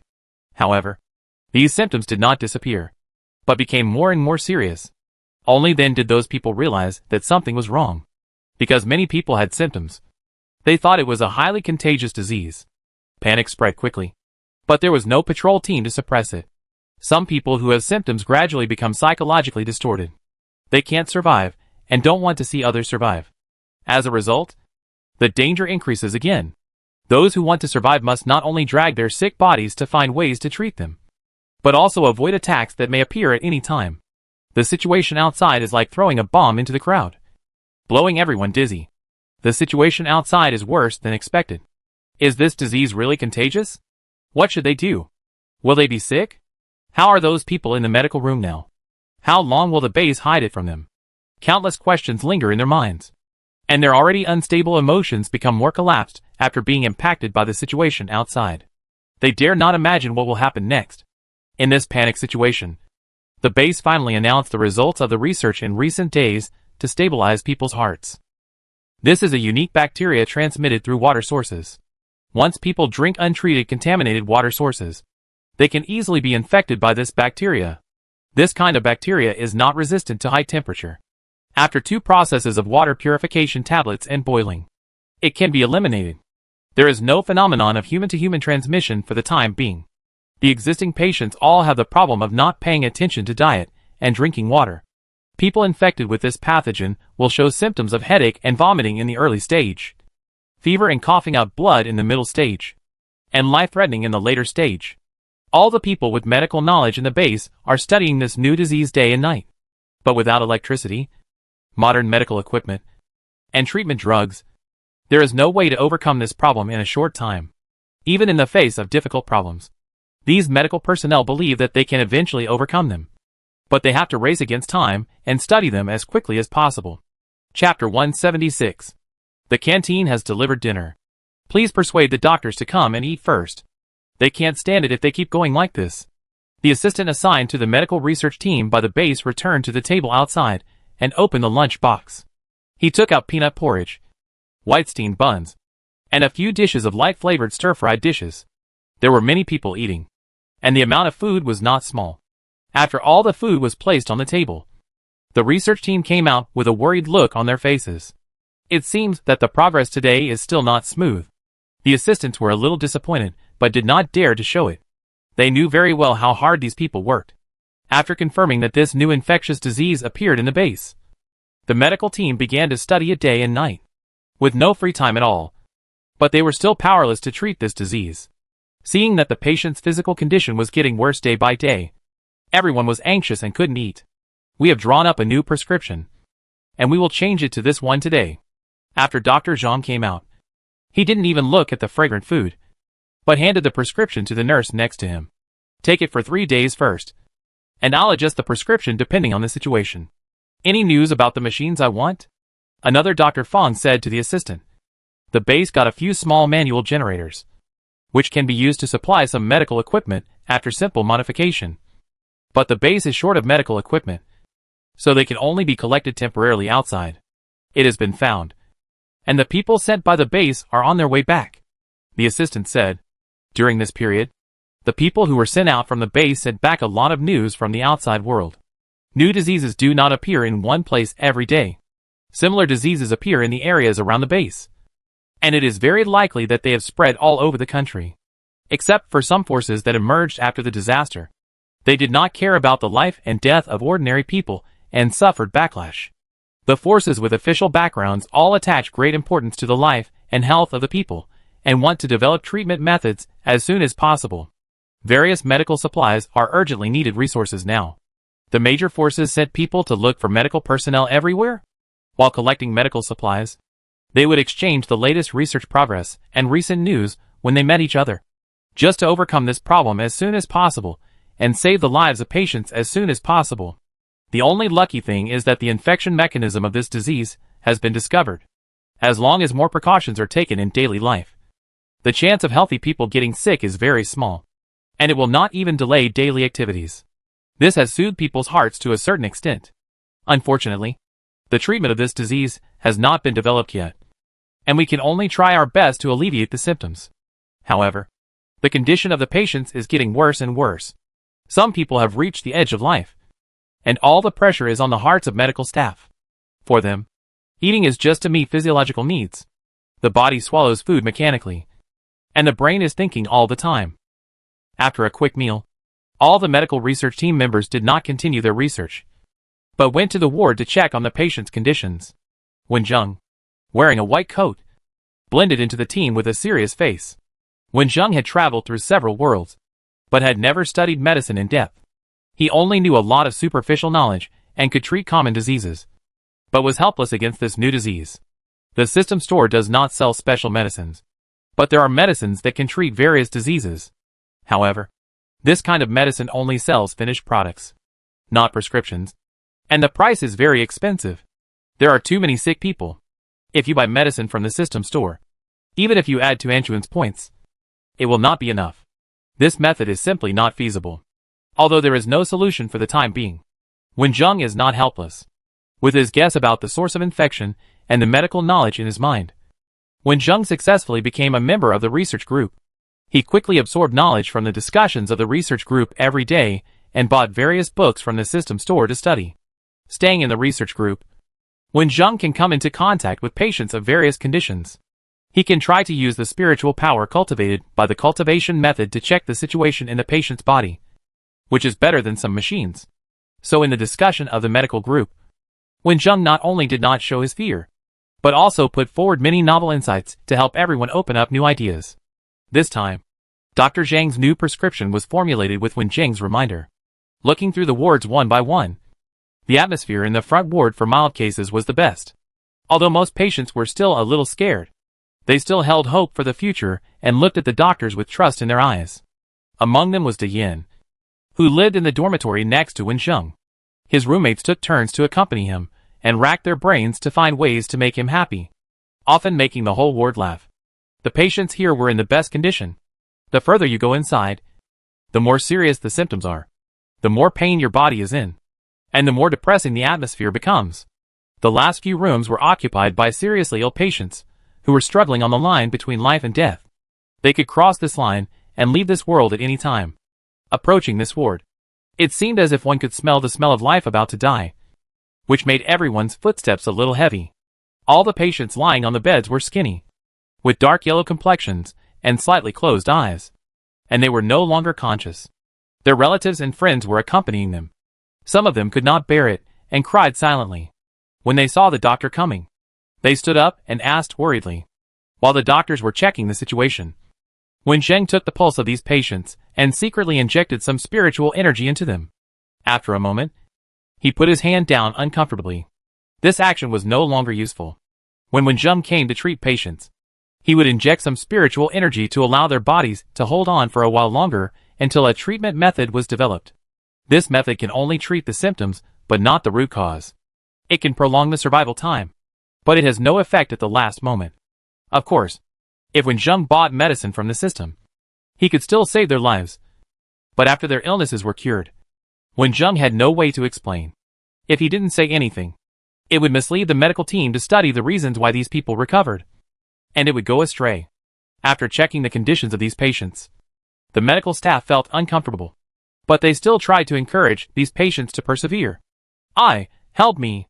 The patient in the middle opened his eyes, and opened his mouth to make a thin sound, which made his friend who was with him ask with concern. Wenjung knew this man. He was a teammate who drank stream water when he went up the mountain. From the fact that he dared to drink raw stream water, it can be seen that this person usually doesn't care about these things. So it was not surprising when Wenjung saw him in the ward. The once strongman now lies weakly on the hospital bed, skinny as a bag of bones. His eyes no longer have the spirit they once had. Only his mouth is still trying to say something. Brother Lee, what are you saying? His friend half lay on the hospital bed, his ear close to Brother Lee's mouth, trying to hear clearly what he wants to say. Brother Lee can feel that he is getting closer and closer to death, and his current spirit is just a flash of light. When he was just diagnosed, he regretted his usual behavior of drinking raw water. Now there is not much time left for him. He no longer regrets, but recalls every bit of his life. And the one he feels most sorry for is his parents. My savings are under the bed. Help me find my parents and tell them that I can't support them in their old age. His parents raised him to this age. How sad they would be when they knew he was dead. Okay, I will definitely find them. Before his friend finished speaking, Brother Lee's nostalgic eyes gradually faded, and he slowly closed his eyes. The feeling of powerlessness of life passing by in front of his eyes deeply stimulated everyone, especially the medical staff, who worked harder to study after returning. Li Ji's death seemed to have turned on a switch. Bad news appeared every day, and the base sent people to deal with the aftermath of these patients. Standing at the door of the dormitory, you can see the thick yellow smoke rising outside the base, covering the blue sky and people's hope. Dr. Zhang is about to retire. The elderly always sleep less, and Dr. Zhang is worried about the patients and can't sleep well. He only sleeps 3 or 4 hours a day. I can see you here every morning. Did you not sleep last night? Dr. Zhang walked to the laboratory and saw Wenjung inside without any surprise. Wenjung turned around and said, I'm asleep. I'm young and healthy. It's okay to sleep less for a few hours. When Dr. Zhang walked in, he saw Wenjung looking through the patient's examination reports. The medical equipment that Dr. Fong wanted arrived at the base yesterday, and the patients were checked again. The two of them discussed these reports. Dr. Zhang and Wenjung liked to talk. Young people's thoughts were always more flexible and could always give him inspiration. Wait, Xiaowen, what did you say just now? Dr. Zhang listened to Wenjung talking about what he just said, and his eyes gradually lit up with a faint light. He picked up the paper and pen next to him and wrote quickly. He might have made a mistake before, and he should change his mind. When writing on the paper and pen, Dr. Zhang felt full of confidence. But after writing, he hesitated again, worried that he would fail again and disappoint the patients again. Dr. Zhang? Wending's voice woke Dr. Zhang up. Dr. Zhang took the prescription he had just written down and read it over again from beginning to end. He became resolute in his heart and discarded the cowardly feeling just now. Even if the prescription failed this time, he would not give up, because there were still patients waiting. The new prescription was taken away by the nurse and sent to the ward after it was prepared. Is there a new medicine this time? As soon as the nurse entered the ward with the medicine, a patient with a sensitive sense of smell found that the smell was different from before. This is the new prescription prescribed by Dr. Zhang. Everyone, take the medicine quickly. The nurse distributed the medicine to everyone, and then asked one by one with concern, how do you feel today? The patients in the ward all knew that the disease they suffered from was a new disease, and medical personnel from all over the country were studying treatment methods. But there had been no progress so far. If they had better medical conditions before the disaster, the possibility of drug development would be greatly increased. But it was after the power outage. Some of them resented and cursed. But as long as they didn't want to leave this world, they had to accept the treatment of the base. During the days in the ward, they underwent various examinations and drank various medicines. But the effects of these treatments were not so obvious. This time they changed to a new medicine. Although they didn't dare to hold too much hope for the effect of the medicine, it at least showed that the base had not given up on them. They drank the medicine while talking and laughing. The taste was a bit unpalatable, but they were used to it. Chapter 177. Early in the morning, There was a clear bird call outside the window. Not long after, the nurse knocked on the door gently, and a new day began as usual. Big Eyes, get up quickly. I'm going to get breakfast. The base prepared breakfast according to the number of people, and sent it to the temporary inpatient department. The accompanying staff went to get the breakfast and brought it back to eat with the patients. For these patients, eating has changed from a previous enjoyment to a pain. The stomach and intestines seem to have lost their digestive function. They will vomit out the food they eat soon. However, there is not enough infusion equipment. In order to ensure that the body gets enough nutrition, they have to force themselves to eat. Big Eyes, lying on the bed, was awakened by his roommate and looked at the hazy sunlight outside the window. The days have entered autumn. The sun appears later, and the weather is gradually getting cooler. During the power outage without air conditioning and fans, such a temperature makes their lives a little more comfortable. Big Eyes felt that the quality of sleep last night was very good. It had been a long time since I slept so peacefully. I didn't have any messy dreams, and the symptoms of dull headaches were also relieved a lot. I really troubled you these days. Big Eyes sat up from the bed and looked at his roommates gratefully. Thanks to them staying by his side during the days of illness, he had the courage to persevere. We are all brothers. Don't be so polite. Get up quickly and wash up. And you can eat the meal when you come back, the roommate said indifferently, and then teased. Do you need me to accompany you to wash up? I'm not so weak that someone follows me everywhere. Big Eyes glanced at him in dissatisfaction and muttered. The patients in the ward got up one after another. As patients with mild symptoms, they still had the strength to walk to the bathroom by themselves. However, the clothes that originally fit them quickly became bulky during this period. In fact, it was because they lost weight too quickly. The loose clothes made a rustling sound when they moved, making the patients look particularly thin. A few caregivers were left here to watch over the patients, and the rest went out to get breakfast. Nowadays, the base dared not use raw water even for brushing teeth and washing faces. All daily water must first pass through water purification tablets and simple filters made by the base, and then be disinfected and sterilized in the boiler room before it can be used by everyone. Big Eyes cleaned himself up by himself. When he came back, his roommate had already placed the food on the simple small table. The sticky peanut rice porridge was bright in color, paired with fresh green stir-fried vegetables, and the color alone was pleasing to the eye. When De Yin saw the food, he reflexively recalled the unpleasant experiences of the past few days. Even if the food was delicious, he had no appetite, and he didn't even feel hungry. Eat something. The roommate pushed the food in front of De Yin. De Yin picked up the chopsticks and the bowl. During this period, the base provided the treatment and daily life expenses of these patients. Just for the base's care for them, they couldn't waste these meals. After stuffing half a bowl into his throat, his originally numb taste buds felt the sweetness of the peanut porridge and the freshness of the green vegetables. De Yin felt that his appetite seemed to have improved. On the other side, the medical staff were also eating breakfast, and after eating, they held another meeting for discussion. Wen Zheng sat quietly listening to others speak, verifying the knowledge these doctors said with what he learned, and then picked out the parts that might be useful. After a long meeting, the medical staff got up and went to the ward to check on the patients. Dr. Zhang was still muttering something while walking, and Wen Zheng could only walk beside him to watch, so as not to let the old man fall halfway. Dr. Zhang muttered about the new prescription that Wen Zheng reminded him of a few days ago. He was full of confidence when he just drafted the prescription, but after careful study these days, he felt that there were still some places that could be changed, and he was absent-minded when walking on the road. After entering the ward, he asked about the patient's conditions as usual.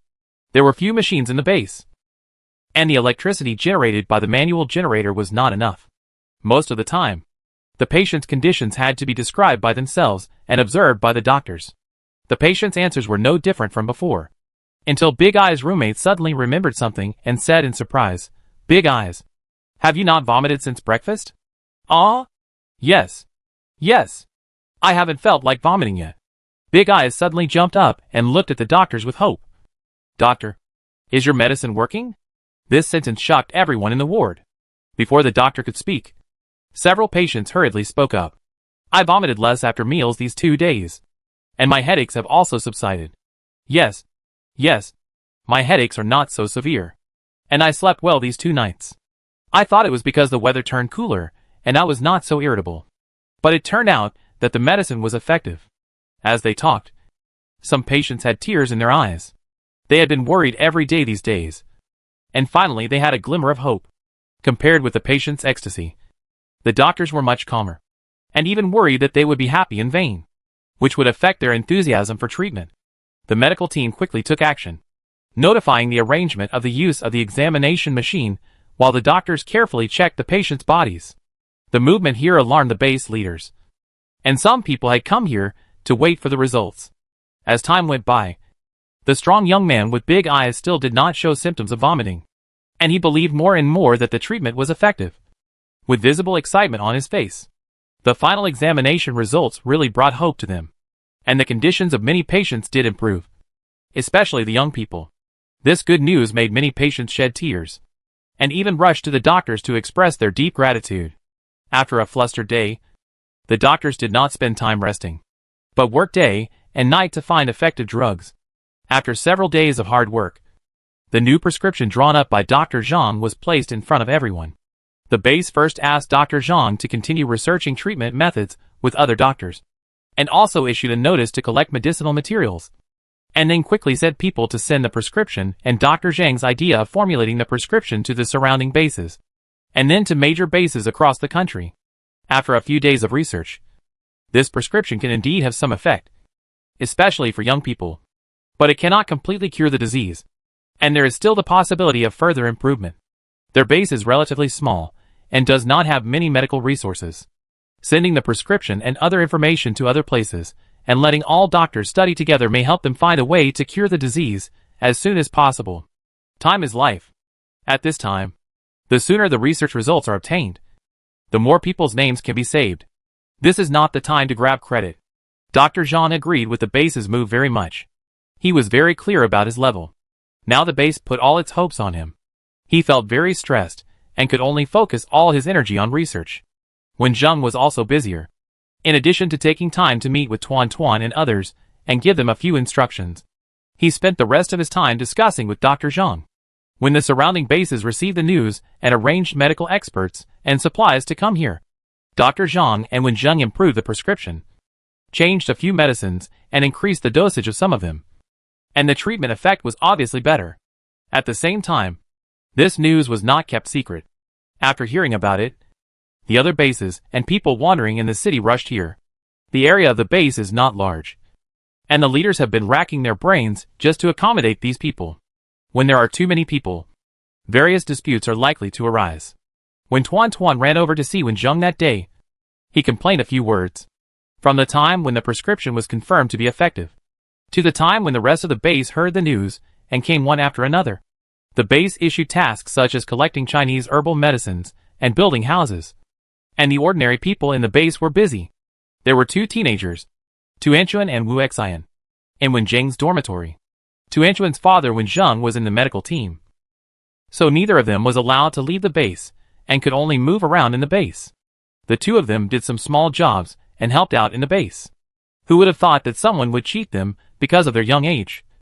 And they were beaten up by Tuanchuan. Isn't this good? Otherwise, let's teach them a lesson after Dad gets out. Wen Zheng joked. I reported to the patrol team after I taught them a lesson, and the man was kicked out a long time ago.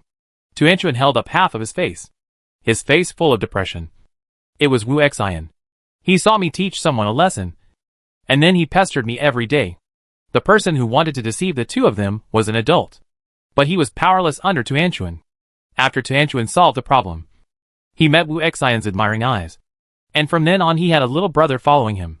Wen Zheng laughed and reached out to touch Tuanchuan's hair. Then you teach him martial arts, and when he is tired and falls asleep, he will have no time to disturb you. I'll go back and try, Tuanchuan said helplessly. Wen Zheng felt a little distressed when he saw Tuanchuan like this. Tuanchuan himself is a bird that likes freedom, and doesn't like to stay in one place all the time. He must have been suffocated by staying in the base recently. Once this matter is over, let's leave the base and go out for a walk, Wen Zheng promised with a smile. The mission in this world is only for 1 year.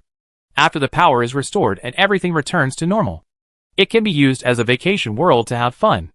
After receiving Wen Zheng's promise, Tuan Tuan, who was pestered by others, felt much better and thought seriously about what kind of exercise method would be effective. Not harmful to the body, but easy to get tired. Wen Zhang's busy time continued for a long time. But Dr. Zhang's prescription became a good start. Since then, a lot of good news has come from various bases. Dr. Zhang is no longer the most conspicuous one, but he is a name that will not be forgotten during this period. When Zhang hid next to Dr. Zhang, not many people knew his name, but his contribution could not be ignored and was recorded in the basis files. More than 3 months after the outbreak of the disease, news of the successful research of special treatment drugs came from the northern base. The prescription quickly spread throughout the country, and there was jubilation everywhere. Chapter 178. Dr. Wen. These are today's herbs. At dawn, the patrol team pushed a cart of classified herbs and greeted Wen Zhang. During these days in the medical team, Wen Zhang successfully upgraded to a doctor.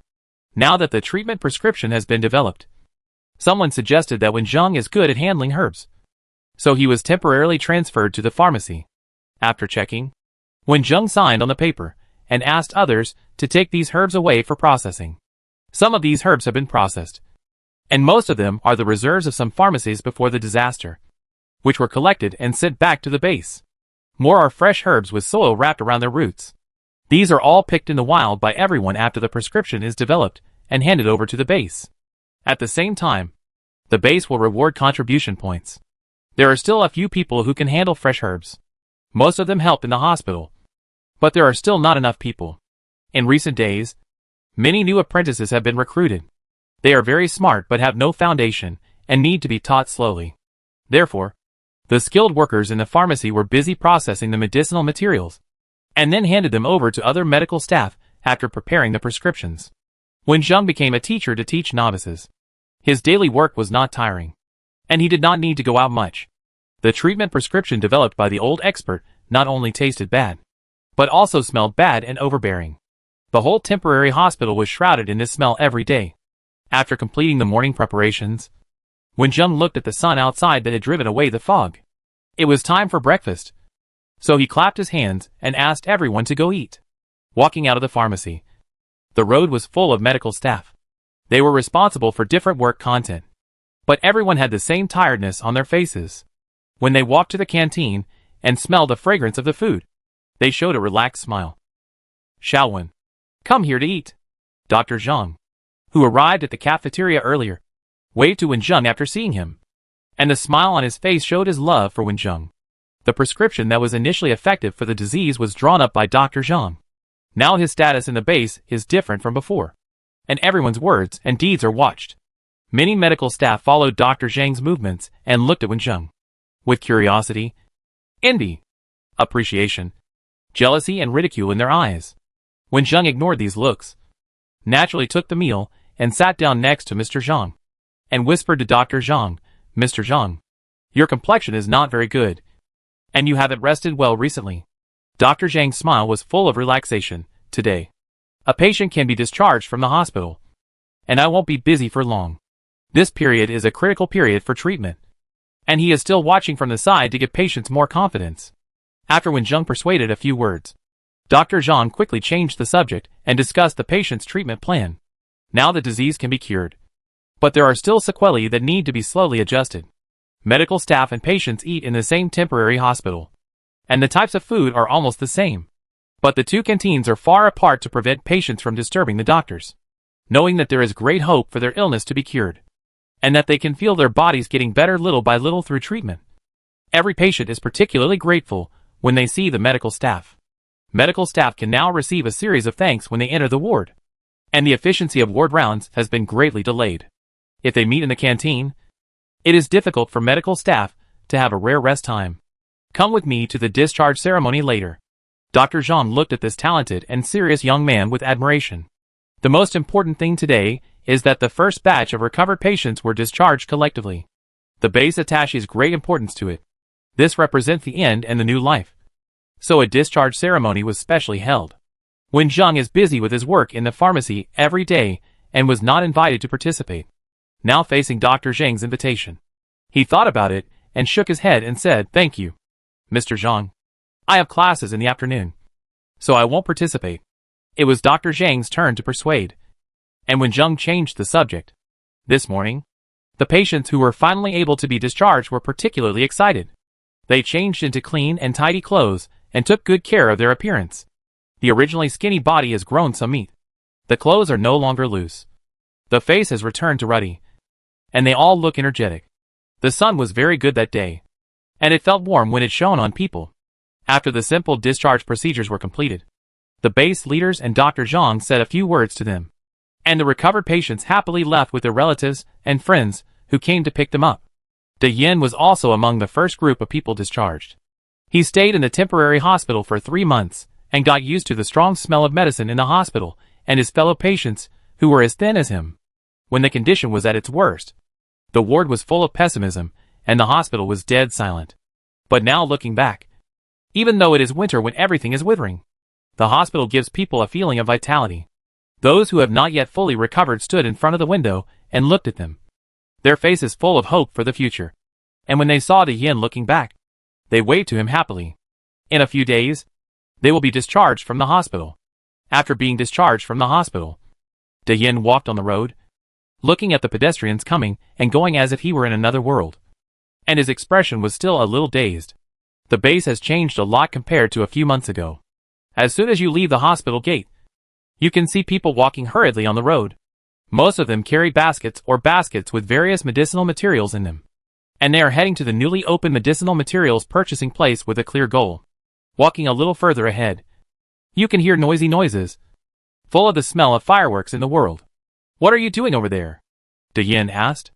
The roommate who came to pick him up looked in the direction he pointed, patted him on the shoulder, and smiled. You must have been stupid because of the treatment. That's the playground of the base. It has become a free trading market during this period. Didn't I tell you a few days ago? Once De Yin was reminded, he immediately remembered the news that his roommates had told him. After the news that Dr. Zhang's prescription worked, many people came to the base. Even if there was good news from other bases later, they did not leave. These people who came to the base later were all here for treatment. Perhaps considering the cost of treatment, many of them collected supplies on the way. Later, while they were being treated, some people began to exchange supplies. In order to facilitate management, the base designated the training ground as a free trading market. The trading market is quite lively. Let's go! We'll take you to see it. The roommate pulled De Yin forward. After staying in the hospital for so long, it was time to come out and have some fun. The training ground had completely changed its appearance. It was divided into small areas, and each area had a stall owner. Most of the stalls were filled with plastic sheets or straw mats, on which various common supplies were placed.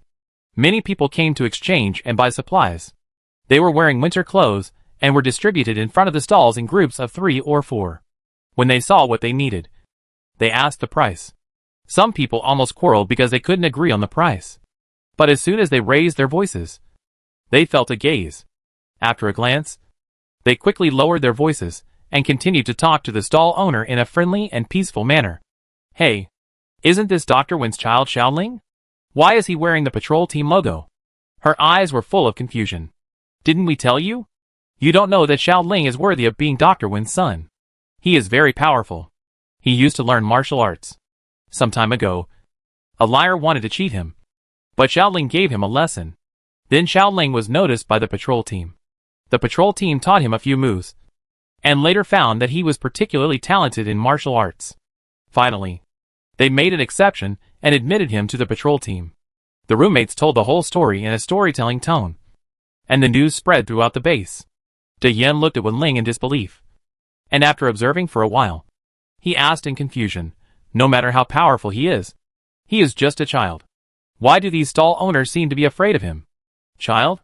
This child can easily knock down 3 of you. The stall owners are all adults. If they are caught by Xiaoling for violating the rules, they will be educated as minors. Even if they fight, they can't beat him. Then they will lose all their dignity. We suspect this is one of the reasons why Xiaoling was admitted to the patrol team as an exception. After several roommates talked at once, De Yin looked at Wenling, then looked at Wenling again, and finally said, I want to learn how to process medicinal materials from Dr. Wen. What do you think? In the past, as neighbors, he called him Brother Wen. But now De Yin respectfully calls him Dr. Wen from the bottom of his heart. You just came out of the hospital. And you can't wait to go back? Haven't you smelled enough of the medicine? The roommate asked in disbelief. De Yin smiled and said what he thought. Before the disaster, De Yin was an unemployed vagrant. He didn't study well and didn't work well.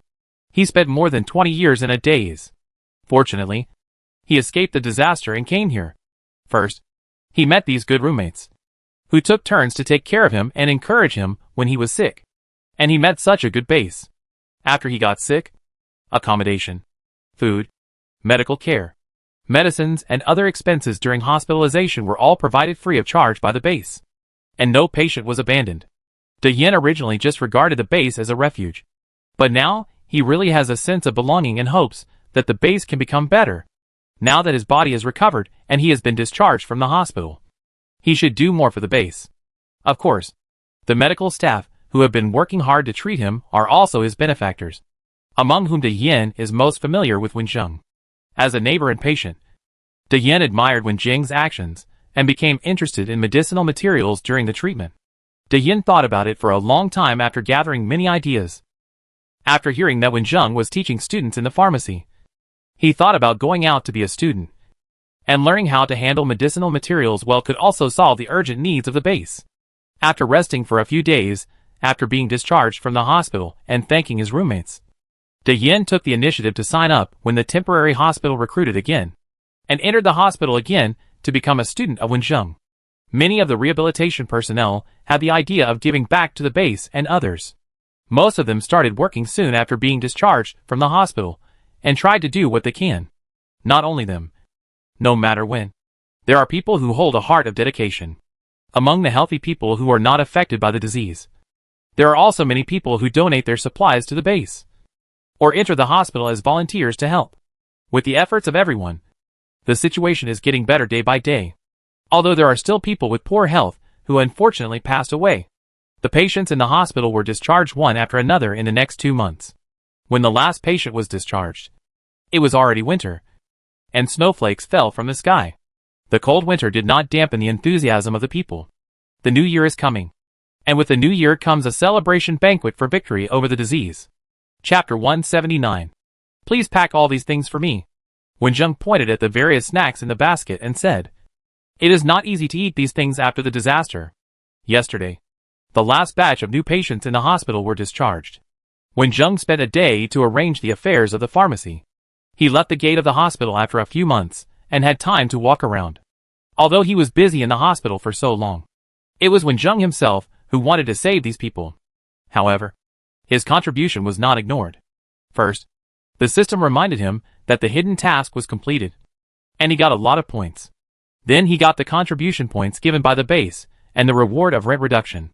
Before returning to the dormitory, Wenjing planned to go to the material exchange office first to bring some gifts to Tuan Tuan and others. But he almost spent all the contribution points awarded by the base. These down jackets are brand new. They are not worn by others. Right?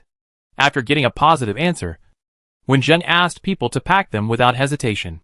His casual behavior made the people around him, who also came to exchange materials, but calculated the contribution points envious. Dr. Wen, these clothes have been packed. A few days ago, a new batch of canned food arrived. Would you like to come and take a look? The staff who knew Wenjing were very enthusiastic. As soon as the word doctor came out, the eyes of the people around him changed. From envy and jealousy to respect and taking it for granted. And they all moved aside to let Wenjing choose first. Their actions made Wenjing very happy. Entering a reliable base, the people inside will also be influenced by the environment. And various actions make people feel very warm. Carrying large and small bags out, Wenjing pushed the cart lent to him by the staff and slowly walked towards the dormitory. There have been several heavy snowfalls in the past few days. The thick snow covered the entire street. After being trampled by pedestrians, it melted and turned into smooth ice, making it easy for people to fall. So the base quickly issued a snow shoveling task. Those who took on the task received shovels and other tools to be responsible for the snow in public areas.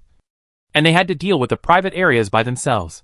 So when Wenjing entered the dormitory area, he saw Tuanchuan holding a big broom taller than him and working hard to clean the snow. Tuanchuan was the first to feel Wenjing coming back. When he looked up, he immediately threw down the broom in his hand and ran towards Wenjing. "Dad, You are finally back. The rest reacted a bit slower, and soon threw down their tools, and went to greet Wen Zheng with the same joy. Even the neighbors around him surrounded him, and the scene instantly felt like welcoming a hero back home. After talking to everyone for a while, Wen Zheng dragged Tuanchuan back to the dormitory, and motioned everyone to open the package. These are gifts for everyone, one of which contains candy. Brother Jean, please help me distribute the candy to the neighbors as New Year's gifts. Okay. Old Jean searched for them, and went out with the candy. Brother Wen, these things are worth a lot of contribution points, all earned by your hard work these days. You and Xiaoling should use them. Xianyu was a little embarrassed to accept this gift. Why? You are being polite to me after only a few months away. Wen Zheng raised his eyebrows and asked back. No, I don't mean that. Okay. Tuanchuan has been living happily these days, and I have to thank you for your care. Although Tuanchuan did not need care, the few Tuanchuan who came to the hospital to meet him revealed that every bit of their lives was very happy, and even small troubles were the fun of life. These are not something that Tuanchuan can achieve alone. The roommates all help Wen Zheng take care of Tuanchuan when he is busy, so Wen Zheng doesn't mind taking care of them more. Since Wen Zheng said so, the roommates did not hesitate to unpack the packages of different sizes and put them in the right places. Oh, these down jackets are really thick. Xiaoling, come and see the clothes your dad bought for you. Wu Han unfolded the compressed down jackets and watched them bulge a little bit, showing the style and pattern. The size was Wenling's size. Tuanchuan and Wen Zheng had been separated for too long. He was following Wen Zheng around. He looked up when he heard the voice. When he saw the down jackets, his eyes lit up, and he tightened his hand holding the corner of Wen Zheng's clothes. Wen Zheng was amused by Tuanchuan's behavior, and took Tuanchuan to the down jacket. This black one has a good version. Xiaoling will definitely look very handsome in it, Wu Han said. Wen Zheng shook his head. That one is for Wu Xian. Wu Xian, who was standing next to him, looked up in surprise, and Wu Han was also surprised. Wen Zheng didn't look at everyone's reaction, and reached out to take the other one in his hand. At this time, Tuan in front of him had already stretched out his arms obediently, asking Wen Zheng to help him put on the clothes. The others looked at the handsome black down jacket, and then looked at Tuan, who was putting on the clothes, and were almost blinded by the conspicuous reflective bright blue. This clothes is really fashionable. However, Wenling did look good in it. Tuan looked down at his clothes. This blue is not as beautiful as the blue-gray of his feathers, but it can sparkle in the sun, barely narrowing the gap. Plus, it was bought by his father, so it was successfully upgraded to his favorite piece of clothing. Wen Zheng smiled and looked at Tuan, who was conceited. He felt at first sight that Tuan would definitely like this one. And the most popular black down jacket definitely did not meet Tuan's aesthetic taste. It took them a long time to open and share the gifts. They did not go to the cafeteria to eat at night. They bought an alcohol stove, alcohol, and a lot of ingredients to cook hot pot in the house. After a meal, the unfamiliarity of not seeing each other for a long time disappeared. Everyone chatted enthusiastically and discussed how to celebrate the new year. Brother Wen, you must go to the celebration banquet this time, and you can't celebrate the new year with us. Xianyu felt a little regretful. Wen Zheng touched his chin and thought for a moment, then smiled and said, I don't really like to join in the fun. I'd rather have fun with everyone. Everyone was surprised, asked several times to make sure Wen Zheng was not joking, and happily discussed how to arrange the New Year's Eve dinner. Meat, meat, meat. We must eat meat. The little roosters raised in the base are just right for eating. I'll go buy 2 tomorrow, Qianyu said excitedly. He had long been thinking about the little roosters in the chicken farm. Wu Han adjusted his glasses. There are fish every year. The Bay sent people out for winter fishing these days. The fish they harvested are big and fat. On the other side, Lao Jin narrowed his eyes and shouted, Of course we have to eat dumplings. What's the point of not eating dumplings during the new year? We'll make them together when the time comes. The flour Lao Jin's family harvested this year is very good. It's delicious whether it's steamed buns or noodles. There are many kinds of fillings that can be matched. Unfortunately, there is no mutton, so we can only make pork fillings. There are many ingredients that can be matched, such as radish, mushrooms, Huang Lao said slowly, causing everyone to drool. After a busy day, Wen Zheng did not rest the next day, but woke up early to shovel snow with everyone and built a big snowman. There are still a few days before the new year. and the New Year atmosphere in the base is slowly becoming stronger. This year, their lives have been turned upside down. They have encountered disasters such as solar storms and diseases. They have survived until now with difficulty. Everyone needs a lively celebration to welcome the new year and look forward to a better future. The survivors warmly welcome this most important annual festival. They are no longer stingy and use the accumulated points to exchange for various supplies. After the base leaders discussed, they wanted to let the people of the base have a happy new year, and found many of the materials collected in the past 6 months. There are not enough spring festival couplets and door paintings. So it is the turn of those with painting and calligraphy skills to show their skills. And there are also people with dexterity, who use scissors to cut out beautiful window grills to decorate everyone's houses. The children were playing happily in the base, and the elderly were watching them happily. They received the thick clothes distributed by the base, which would ensure that they would spend the winter safely. The chicken farm and rabbit farm in the base were also very busy these days. Although the chickens had not grown up in just half a year, they did not care so much about the new year. Some roosters that could not lay eggs were selected. Some were sold to the public. Some were supplied to the staff of the base. And the celebration banquet on the night of the spring festival, just one day before the new year. The base got a few cows and a flock of sheep from somewhere. Except for those for the celebration banquet. The rest were quickly swept away. When Zheng was lucky enough to grab some. Brother one, I love you so much. Qianyu saw the meat in Wen Jing's hand at a glance. Combined with the news he just heard, his brain recalled the taste of beef dumplings and mutton dumplings, and his saliva was about to flow out. Hurry up and hold your saliva. Hang the meat in front of the window. Wen Zheng teased, and handed the meat to Qianyu to deal with. There is no refrigerator now, but the weather is very cold, and fresh meat can be kept for a long time if hung in front of the window. Qianyu quickly put the meat away and went back to ask Wen Zheng, Brother one, are you really not going to the celebration banquet tomorrow night? The menu has been passed out, and it's all big dishes. Isn't our New Year's Eve dinner rich enough? Wen Zheng left a word and took the fruit he bought with the meat and went out to find Tuanchuan. But not long after he walked out of the door, he was caught up by Lao Jin. Lao Jin was just outside the door and heard Wen Zheng and Qianyu's words clearly. He is not a student like Qianyu who is not very experienced in the world. His rich experience made him notice something wrong these days. He walked to Wen Zheng's side and asked softly, Xiaowen, did the base send you an invitation to the celebration banquet? It doesn't matter whether it is sent or not. I'm not going to go, Wen Zheng said with a smile, his face showing no concern. But Lao Jin was almost mad, and said angrily, how could they do this? Someone must be targeting you on purpose. The celebration banquet invited people who made great contributions in this battle. According to Yin, who was first a patient and then a pharmacy volunteer, Wen Zheng's contribution to the hospital was not small, and he definitely had a share of the celebration banquet. Thinking of this, Lao Jin made a suggestion. I heard that Mr. Zhang admires you very much. Why don't you go and talk to Mr. Zhang? Wen Zheng shook his head. Even you know that Mr. Zhang appreciates me. How could the people in charge of the celebration banquet not know? They just want to embarrass me. And then an excuse that is accidentally missed can solve the problem.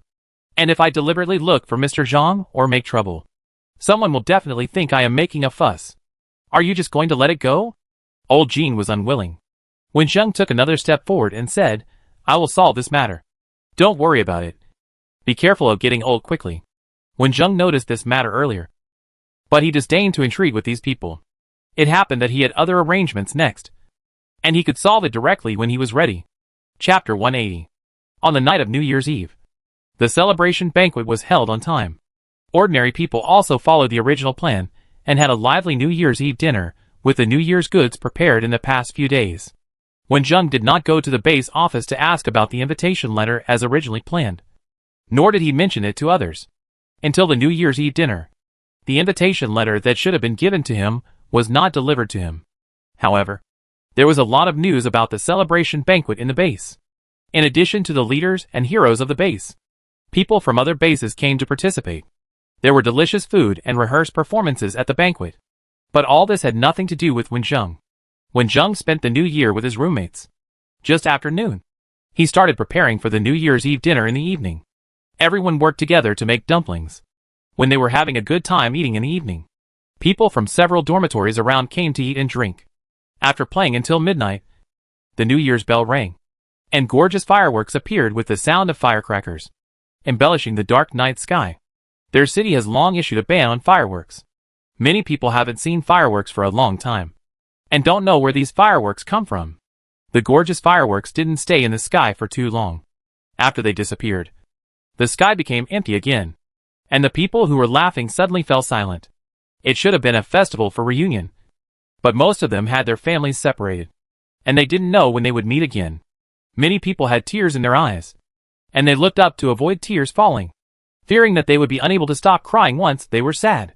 They just looked into the distance, looking forward to the day of reunion. When Zheng led Tuanchuan to Dr. Zhang's house with gifts, members like Dr. Zhang who became doctors as soon as they entered the base were given housing by the base, and did not need to live in a dormitory. After knocking on the door gently, when Zheng waited outside for a while before seeing a young man open the door. Through the gap, he could see Dr. Zhang sitting in the living room eating breakfast. The person who opened the door was the assistant assigned to Dr. Zhang by the base. Dr. Zhang's wife had passed away, and his children were not around when the disaster happened. Finally, he came here with the old neighbors. Dr. Zhang seemed a little unhappy at first, but when he saw Wen Zheng, he immediately changed his expression and shouted, "Come in quickly." When Zheng led Tuanchuan in, Tuanchuan was wearing a bright red dress today, and smiled and bowed with his hands together. "Happy New Year, Grandpa Zhang." Dr. Zhang's face was immediately full of smiles. "When you get older, you like children, especially those who are good-looking like Tuanchuan." Dr. Zhang waved his hand and called Tuanchuan to his side. He grabbed a handful of candy and put it in Tuanchuan's hand, and said with a smile, "You must be Shaoling. Your father should have brought you to see me earlier." When Zheng was not polite at all. He took food and drinks by himself and interrupted from time to time. Dr. Zhang and Tuanchuan chatted more and more happily, and the smile on his face never disappeared. However, he was still thinking about one thing. Finally, he looked at Wen Zheng and asked, "Why didn't you go to the celebration party last night?" Dr. Zhang thought Wen Zheng was just late at first last night, but later he didn't see him for a long time, and then he realized that he didn't come to participate at all. Wen Zheng didn't want to hide his intentions from Dr. Zhang. During these days of treating patients and saving lives, Dr. Zhang really admired him very much and gave Wen Zheng a lot of things without hiding anything. So Wen Zheng brewed a cup of chrysanthemum tea and pushed it over, telling the whole story. "I didn't receive the invitation letter from the base. If I went to ask for it myself, or asked you for help, if I really wasn't on the list, wouldn't it be a joke? After all, I don't even have a medical license, and I'm just a half-baked doctor.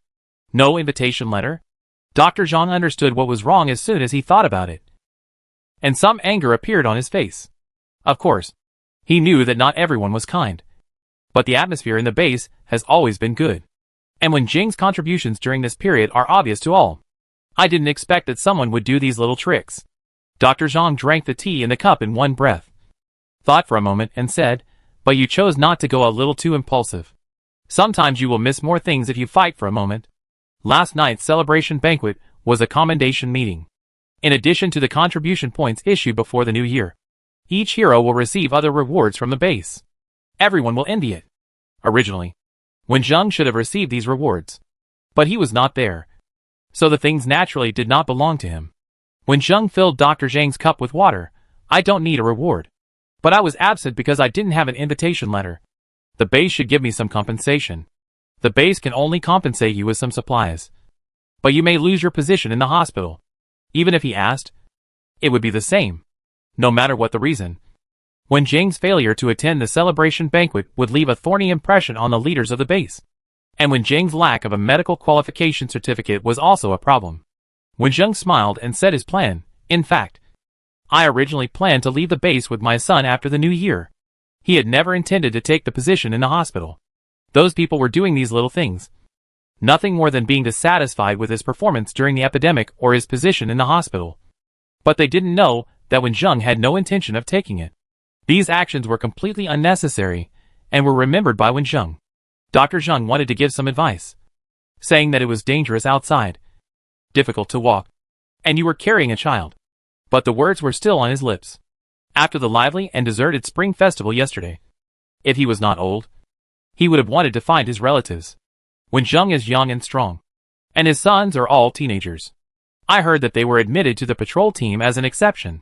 It is not really dangerous to go out now. It's not easy to walk on the road in winter. At least wait until Kaitsun is open before going out. We have to wait until the base's affairs are resolved. Then we will go out with the base's material collection team. You can rest assured. Just after New Year's Eve, the hospital received Wen Zhang's resignation application. At the same time, the base's department responsible for searching for materials received Wen Zhang's application to follow for a while. At first, neither side took it seriously. The hospital wanted to find Wen Zhang to talk, and the search department just saw it as one of many applications. It wasn't until the search department found out that Wen Zhang was a doctor, and the staff inside were Wen Zhang's patients. On the other hand, the hospital knew that Wen Zhang was serious after knowing that he had signed up to leave the base. No matter how the base leaders persuaded him, Wen Zhang was determined that the idea of leaving was not dispelled. After discussion, the hospital agreed to Wen Zhang's application. In the second half of the epidemic, Wen Zhang was responsible for managing the pharmacy and taught the volunteers, who signed up to help very well. Almost all students passed the hospital's assessment and became employees of the hospital. With them around, the hospital can run as usual even without Wen Zhang, as long as the new manager is reliable. After Wen Zhang resigned, the news that he did not attend the celebration banquet on New Year's Eve because he did not receive an invitation also spread. The hospital was discussing it hotly. A few days later, the base leader learned about the incident. It turned out that someone was behind the fact that someone did not come to the celebration banquet, so he directly asked someone to investigate. However, after the notice of the investigation, I had a bad impression of the people involved in this matter, and even felt that Wen Zhang's application to leave the base was a bit threatening. The people who received the task were also in a bad mood. There were still people making trouble during the Spring Festival, especially after learning about the course of the incident. Most of the emotions were directed at the person who made trouble. The investigation process was smoother than expected.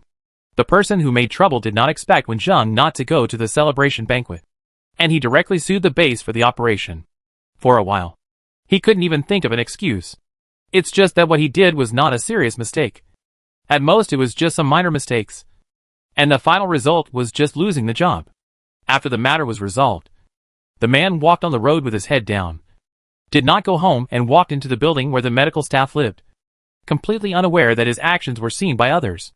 Wen Zhang found a few people to make arrangements and then ignored it. If the person who did it knew to turn over a new leaf after this incident, nothing would happen. If it gets worse, the consequences will not be too serious. Just pay the price. After the matter was resolved, the Lantern Festival had already passed.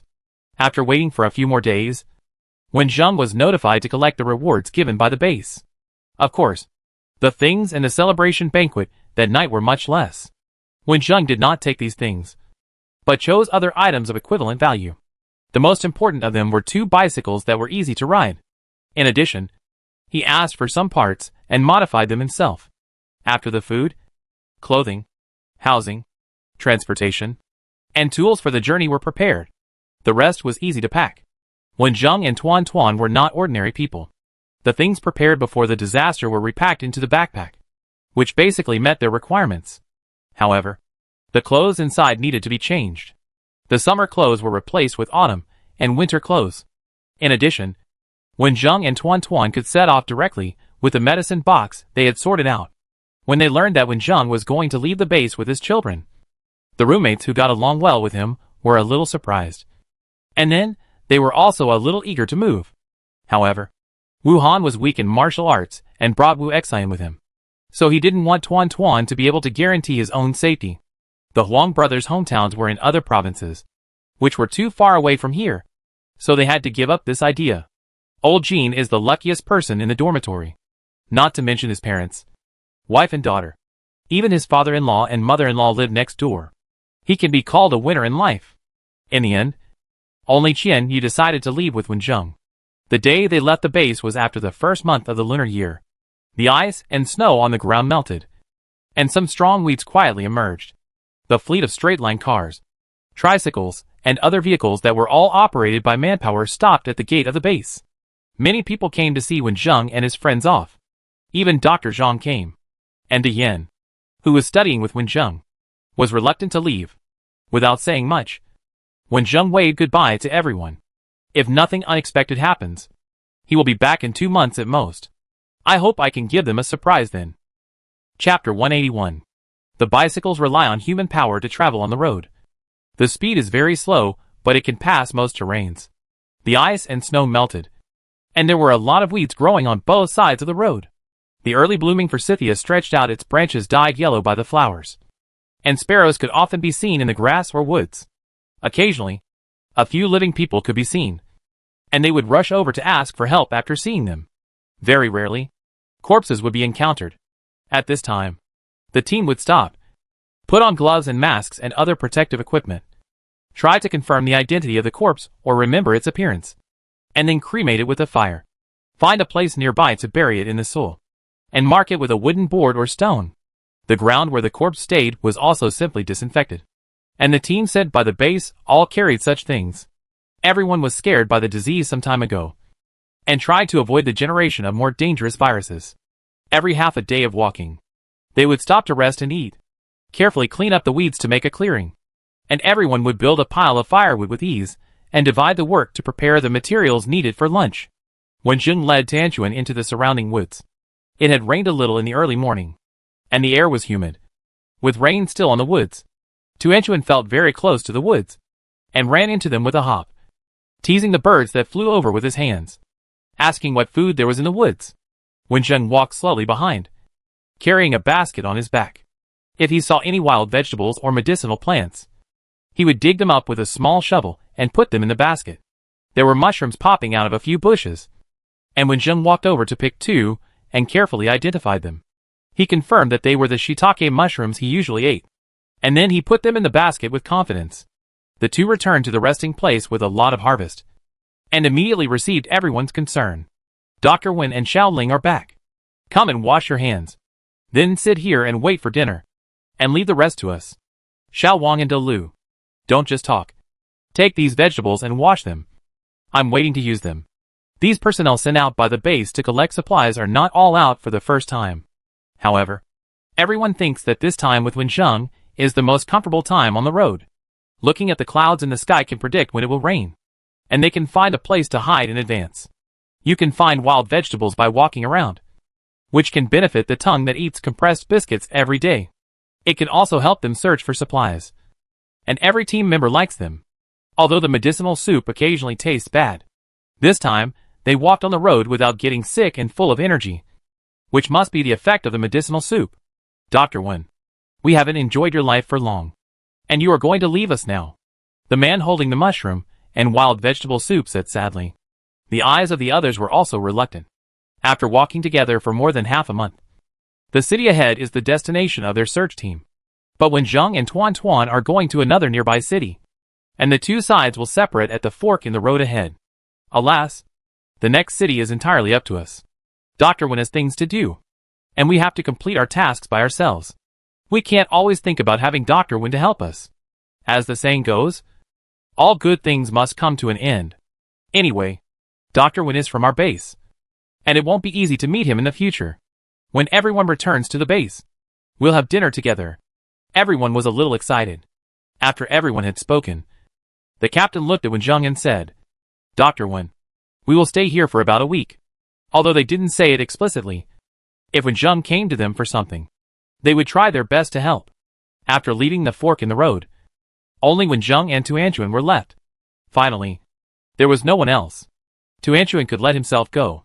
He was excited.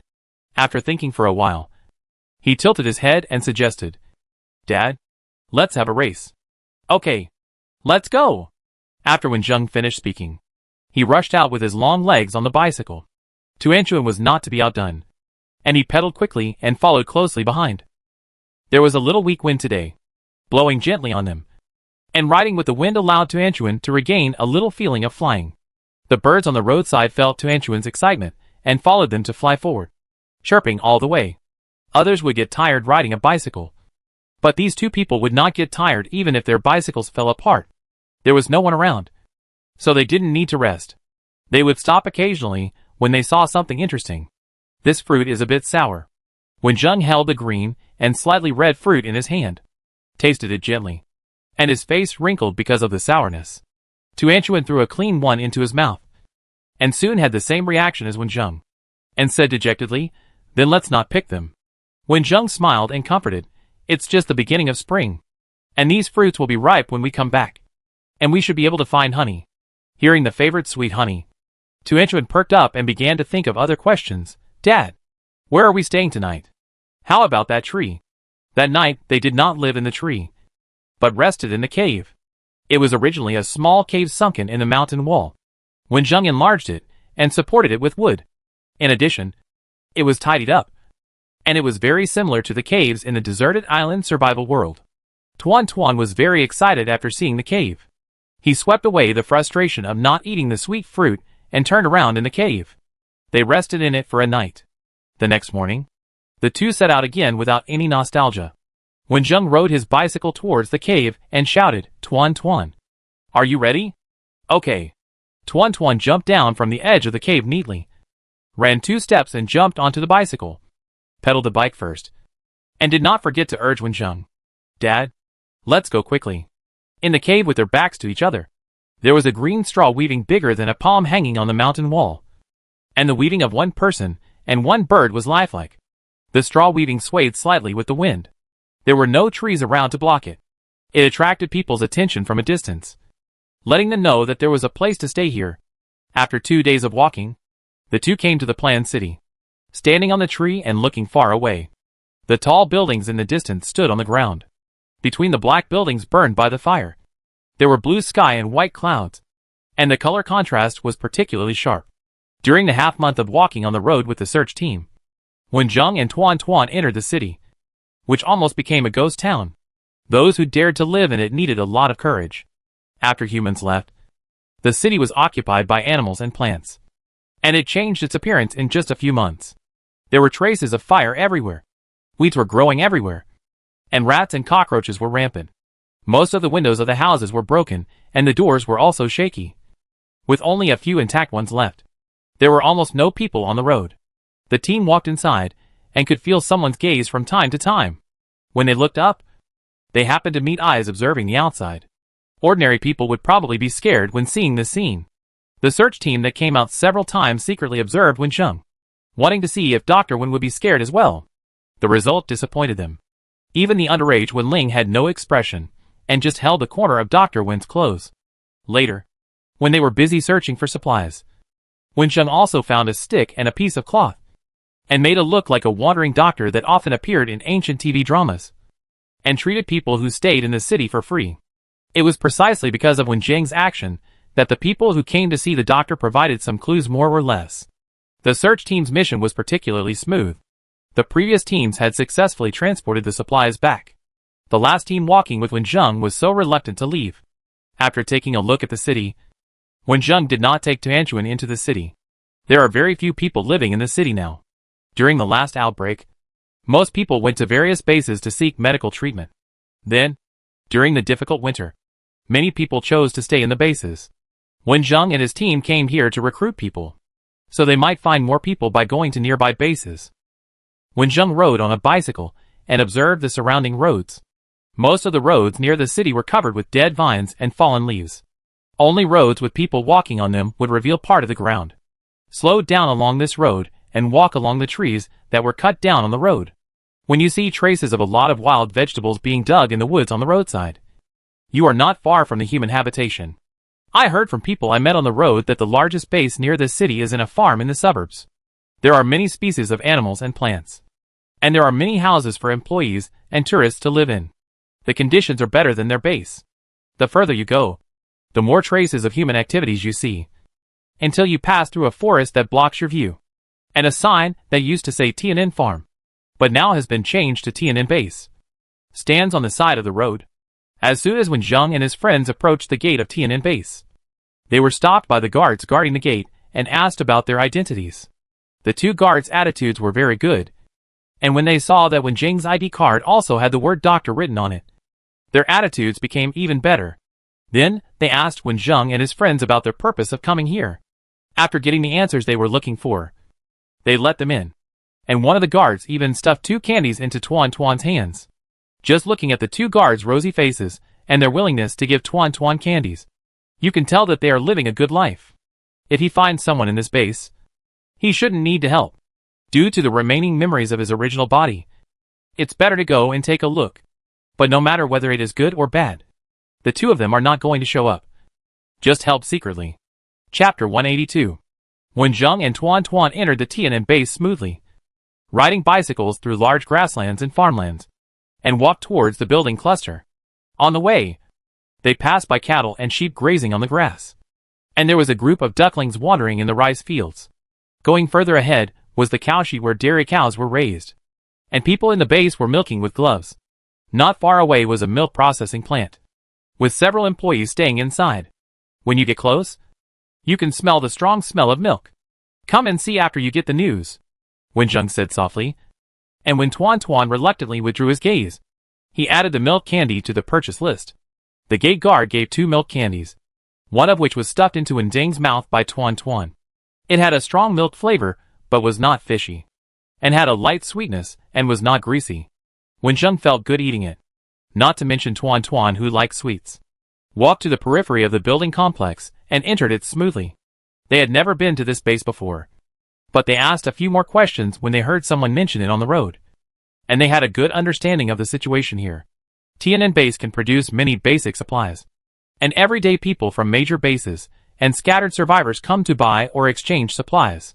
When Zheng and Tuan Tuan, 2 unfamiliar faces walking on the road, were only looked at by others because of their good looks.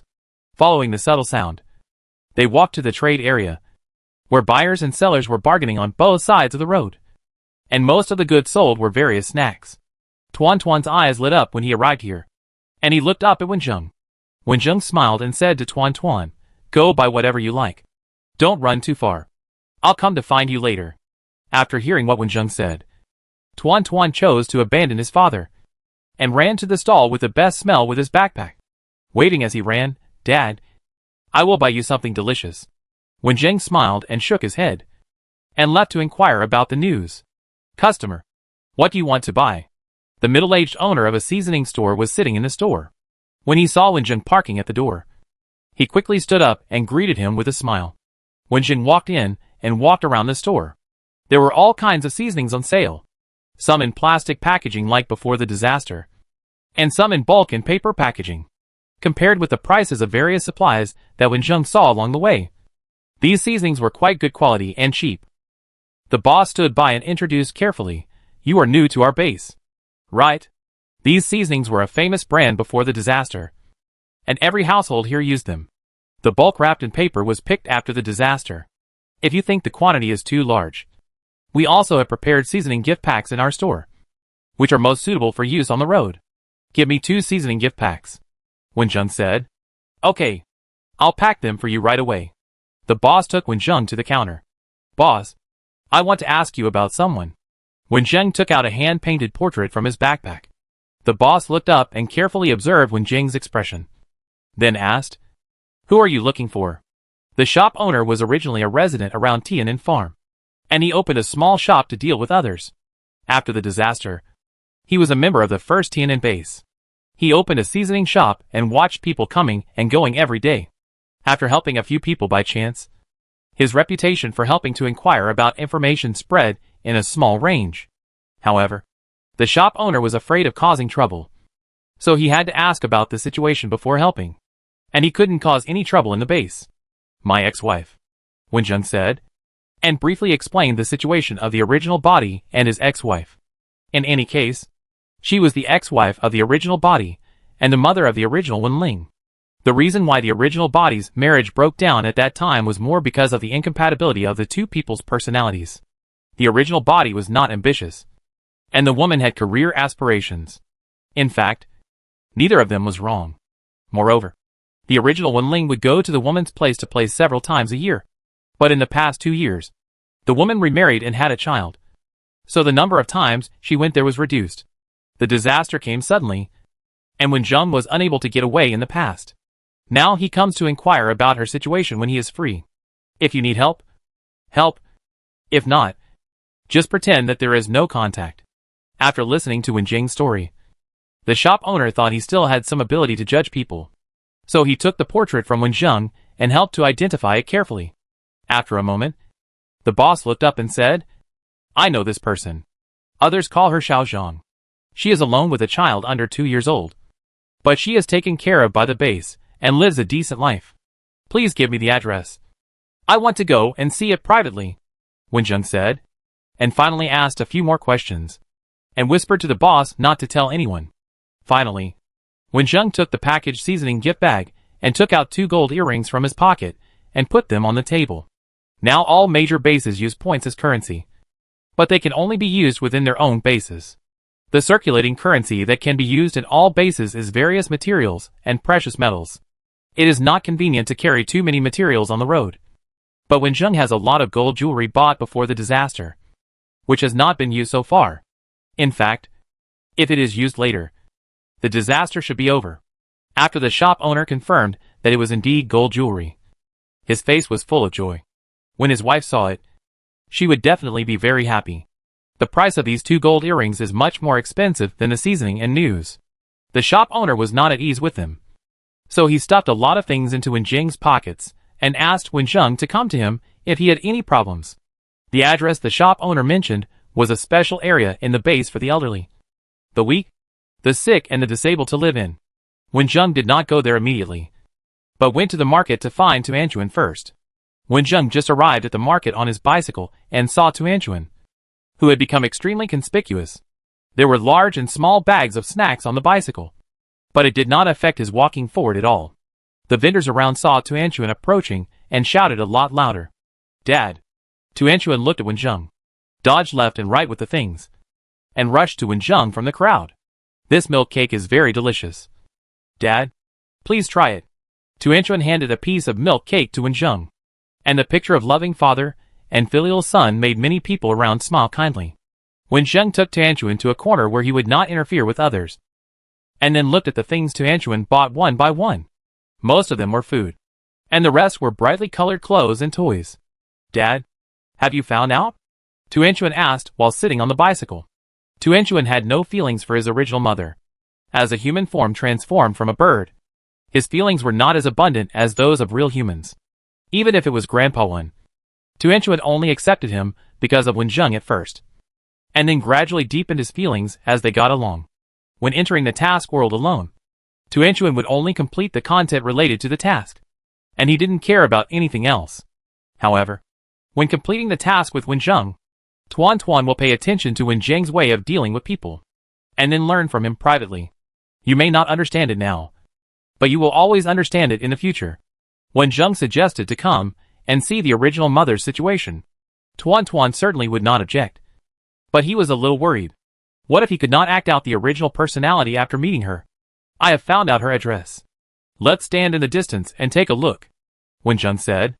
The two walked forward slowly, sharing the food Tuan bought while walking, and would go into any interesting shops on the way. It was just like a curious tour. After going around in a big circle, turning left and right for several detours, and walking for about an hour, the two arrived at their destination. The two people rode their bicycles half against the wall, as if they were tired and stopped to rest, and to avoid the sun.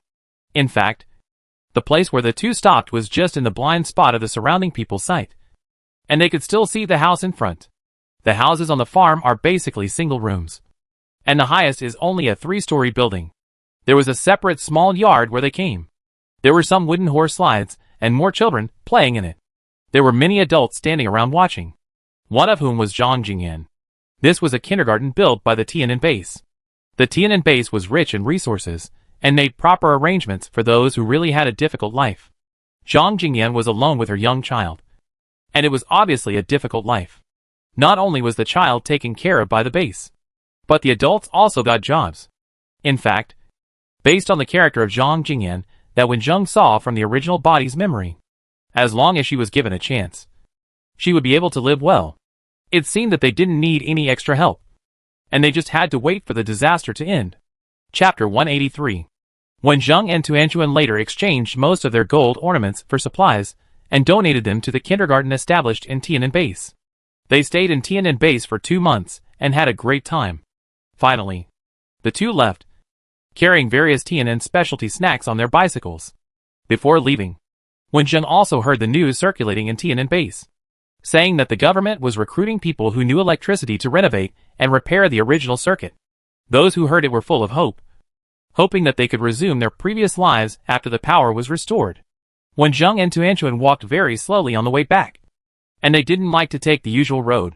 They had entered large bases, visited small villages, and encountered malicious gangs.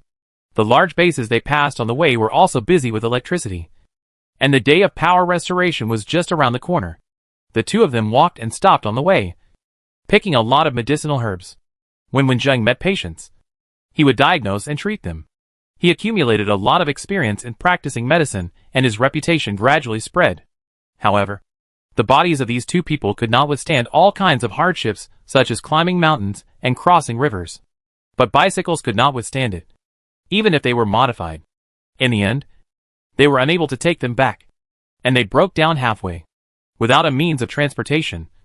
And after carefully calculating the time, the two simply adjusted their direction and returned to the base. During the days when they left the base, the weather turned hot, and crops such as rice, corn, and peanuts were sown by people, and soon young seedlings emerged. When Zheng and Tuan came back, Lao Jin and others were bending over to pull weeds in the field.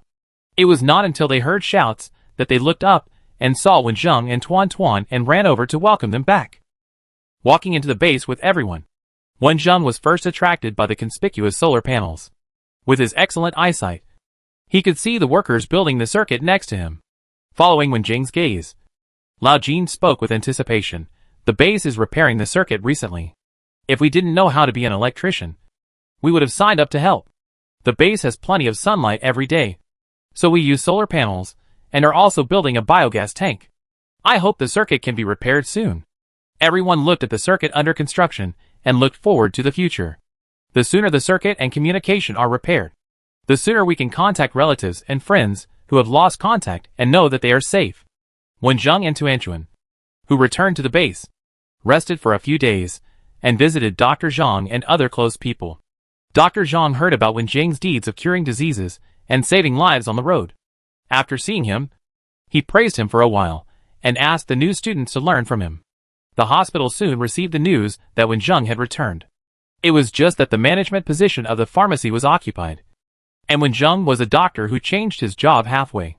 Even though he had saved many people, he was not qualified to become a formal doctor of the hospital, and he was a little unhappy when he left. After multiple considerations, the hospital simply ignored the news of Zheng's return. Zheng was happy to be free, and he summed up his experience in treating patients and saving lives these days. The days passed by in a dull manner. One day, Zheng was reading a medical book, and the long-lost system prompt sounded. The main task living in the power-off world for a year has been completed, and the basic points of 1,000 points are awarded. Players can continue to stay in the current world. Do you want to stay? Yes. Zheng's eyes did not leave the medical book for a moment. After silently answering in his heart, he immersed himself in the ocean of knowledge again. After reading this part, Zheng spent a few minutes thinking, and the prompt of the task was completed. It seemed that someone had repaired the circuit, and his base was a little late. Not long after, the busy electricians in the base appeared less frequently in everyone's eyes. Everyone guessed that the circuit was almost installed, and they were looking forward to trying to power it on. That night, many people stood in the office building of the base. They were going to go in and test the power today, but they did not notify the people in the base. In the dark room, the leader stood inside solemnly, patiently waiting for the switch to be turned on. In the room where it was so quiet that you could hear a pin drop. After a crisp snap, bright lights came on in the room. Everyone reflexively wanted to cover their eyes with their hands, but put them down halfway. The eyes were accustomed to the darkness around them, and were stimulated by the sudden light. Everyone standing in the room still stared up at the light in a daze, unwilling to blink even if tears were stimulated. How long has it been since I last saw such a dazzling light? Light! Light! The power is on! There were excited shouts outside the office building. Everyone knew about the progress of the base circuit repair. In recent days, many people had difficulty falling asleep. They were still wandering around the base after dark, catching fireflies flying in the grass. Just as the office building was powered on, some people who were wandering outside were dazzled by the light, blinked, rubbed their eyes. Some asked their companions around, and finally someone screamed excitedly. The sound woke up the rest of the people who had fallen asleep. After they came out, they shouted again, spreading the news farther and farther, until the entire base was awakened and a grand carnival began. Starting from the office building, the newly installed street lights in the base lit up one by one, illuminating the entire base like daylight. Excited people hugged people they didn't know and shouted loudly, jumping and jumping on the crowded streets. Some people stood and cried silently, while others knelt and cried, venting the emotions accumulated in their hearts. After the office building was powered on, the most important hospital was immediately turned, and then the major offices in the base and everyone's dormitories. Later, I learned from the returning search team that the rest of the bases had also resumed power supply one after another. After the power system was able to supply power stably, the plan to return to the city was put on the agenda, and the base leaders held several meetings to discuss it. The city was severely damaged when the disaster occurred. Now, another year has passed, and those prosperous cities have long been reduced to ruins. If you want to turn the city back to its original appearance, post-disaster reconstruction is a long-term project. The leaders decided that the base could not be abandoned as a base camp and should continue to develop. But some people could be sent there to rebuild and slowly restore the city to its original appearance. The base quickly issued a notice to recruit volunteers to build the city. Everyone knew that this was a very difficult task, but there was no hesitation. People who signed up lined up from the registration point to the gate of the base. Xianyu followed them out in the beginning of the year, but followed another base halfway and turned to his hometown city. There has been no news until now. Wuhan wanted to stay at the base with his son, and in the end only Lao Jin and the Huang brothers signed up. Wen Zheng and Tuan Tuan decided to go there too. But unexpectedly, De Yin and several other pharmacy students resigned and prepared to go with Teacher Wen. The hospital was reminded when it received the resignation letter, so it planned to let Wen Zheng be responsible for the management of the city's pharmacy during the reconstruction period. Wen Zheng was not prepared to agree at first, but after discussing with Dr. Zhang, he took an exam prepared by the hospital and obtained a medical qualification certificate with equivalent effect issued by the base. In the end, Wen Zheng became the captain of the reconstruction medical team, managing not only the pharmacy students headed by De Yin, but also the medical staff who took the initiative to sign up. The day of departure was a sunny day. In front of the base was a solar-powered bus that was produced before the disaster but not used in time. It was found and brought back by the search team some time ago. The strong sunlight in summer provides a lot of energy for these solar-powered vehicles, and they can rest in the car when they stop at night. After walking for 2 days, we successfully returned to this familiar yet unfamiliar city, and everyone felt a lot of emotion in their hearts. First, we returned to the junior high school where we stayed during the disaster. When we left, we cleaned up the place. Later, it was occupied by people and used as a nest by various animals. Tuanchuan even picked up a few duck eggs by the artificial lake. The room was messy and smelled bad. We spent a day cleaning part of the room. After that, we spent a lot of time repairing the circuit. After the power was turned on, the commander-in-chief arranged the work according to the pre-arranged division of labor. Among them, the medical staff led by Wen Zheng belonged to the logistics department. Those who signed up for the reconstruction mission were all in good health. At the beginning, no one came to see a doctor, and those who came were just skin injuries accidentally caused during work. There were not many patients, so Wen Zheng simply led people to make some insect and mosquito-repellent drugs, took people out to dig herbs, and went to drugstores and clinics with smashed doors and windows to find things that could still be used. Later, several groups of teams came to rebuild the city. Even those who knew nothing had the strength to help within their ability. With the efforts of everyone, the deserted city gradually regained its former glory under the hands of hard work. It only takes a few hours to destroy, but it takes several years to rebuild. The rebuilt city is not the same as before, and the things around us can't be exactly the same as before. Those scars can't fade away. But people always have to keep moving forward. Wen Zheng found a goal for himself in this world, which is to learn medical skills. When Wen Zheng decided to study, Tuanchuan locked himself in the house for 3 days to think, and decided to teach others martial arts after coming out. When the reconstruction work came to an end, Wen Zheng rejected the invitation of the hospital and traveled with Tuanchuan to practice medicine and save people. They would also rest for a few months every year. Tuanchuan would teach some students who were abandoned for a few months in the local area.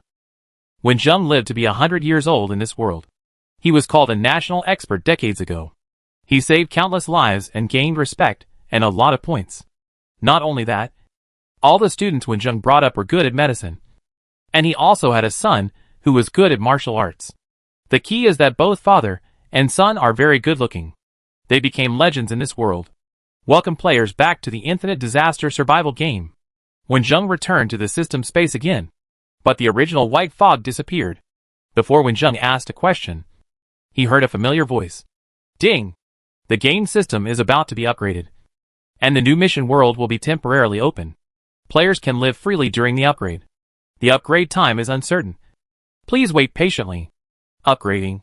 The sudden upgrade message caught Wenjung off guard.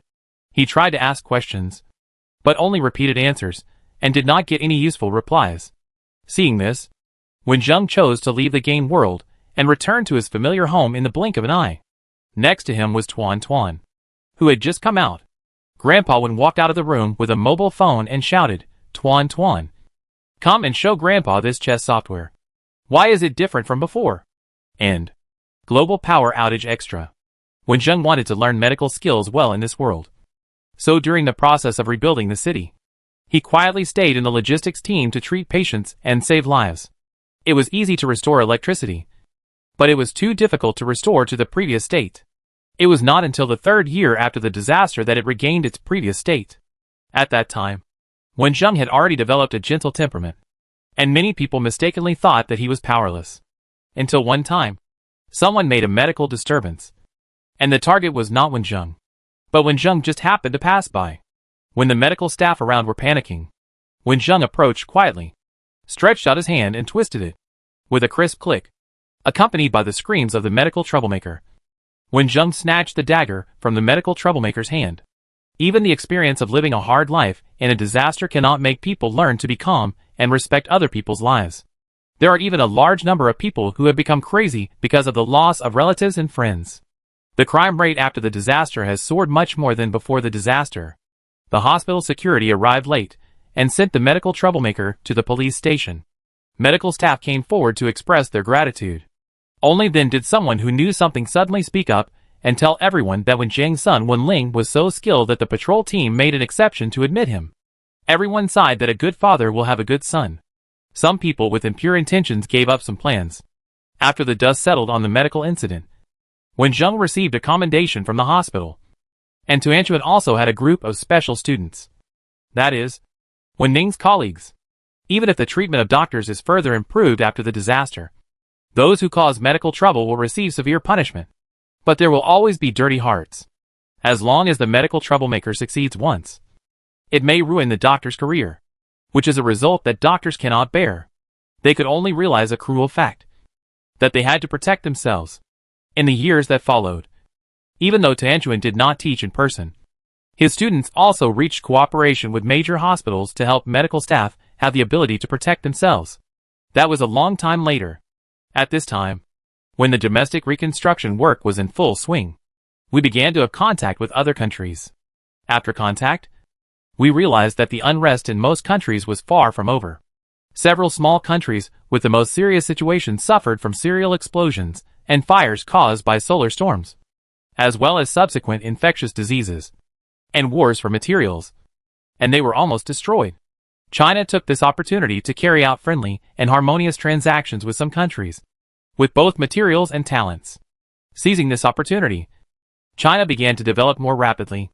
Later, the country selected medical personnel from major hospitals to go abroad for assistance. Wenjung took the initiative to sign up and stayed abroad for a long time before returning. After returning, the domestic reconstruction had been completed, and the society had returned to its previous order. Wenjung had become a well-known doctor at this time. According to his qualifications over the years, he was sure to be promoted. But he chose to resign at this time, shocking many people. After a gathering with friends, Wenjung and Tuanchuan embarked on a long-planned trip. Whenever Wenjung arrived at a place, he would visit famous local doctors. If he met someone who was willing to discuss with him, Wenjung would not hesitate to share. The knowledge he learned from the medical skills exchanged by the system was slowly spread. Sometimes when the chat was pleasant, Wenjung would stay in the local area for a while. Tuan has been following Wenjung. He himself has a childish personality. He plays with the teenagers around him, and teaches them a few moves when he is happy. It happened that a child encountered a drunk and crazy man. He protected himself with the moves he learned. Finally, Tuan set up a martial arts training class. Later, this training class appeared all over the country, but most places only open one session. In the following decades, Wenjung never stopped learning. He not only integrated all the knowledge in the system books, but also studied modern medicine. In his spare time, he would exchange experiences with doctors, and went to the deep mountains and forests to look for medicinal materials. He never stopped treating patients, and accumulated rich experience.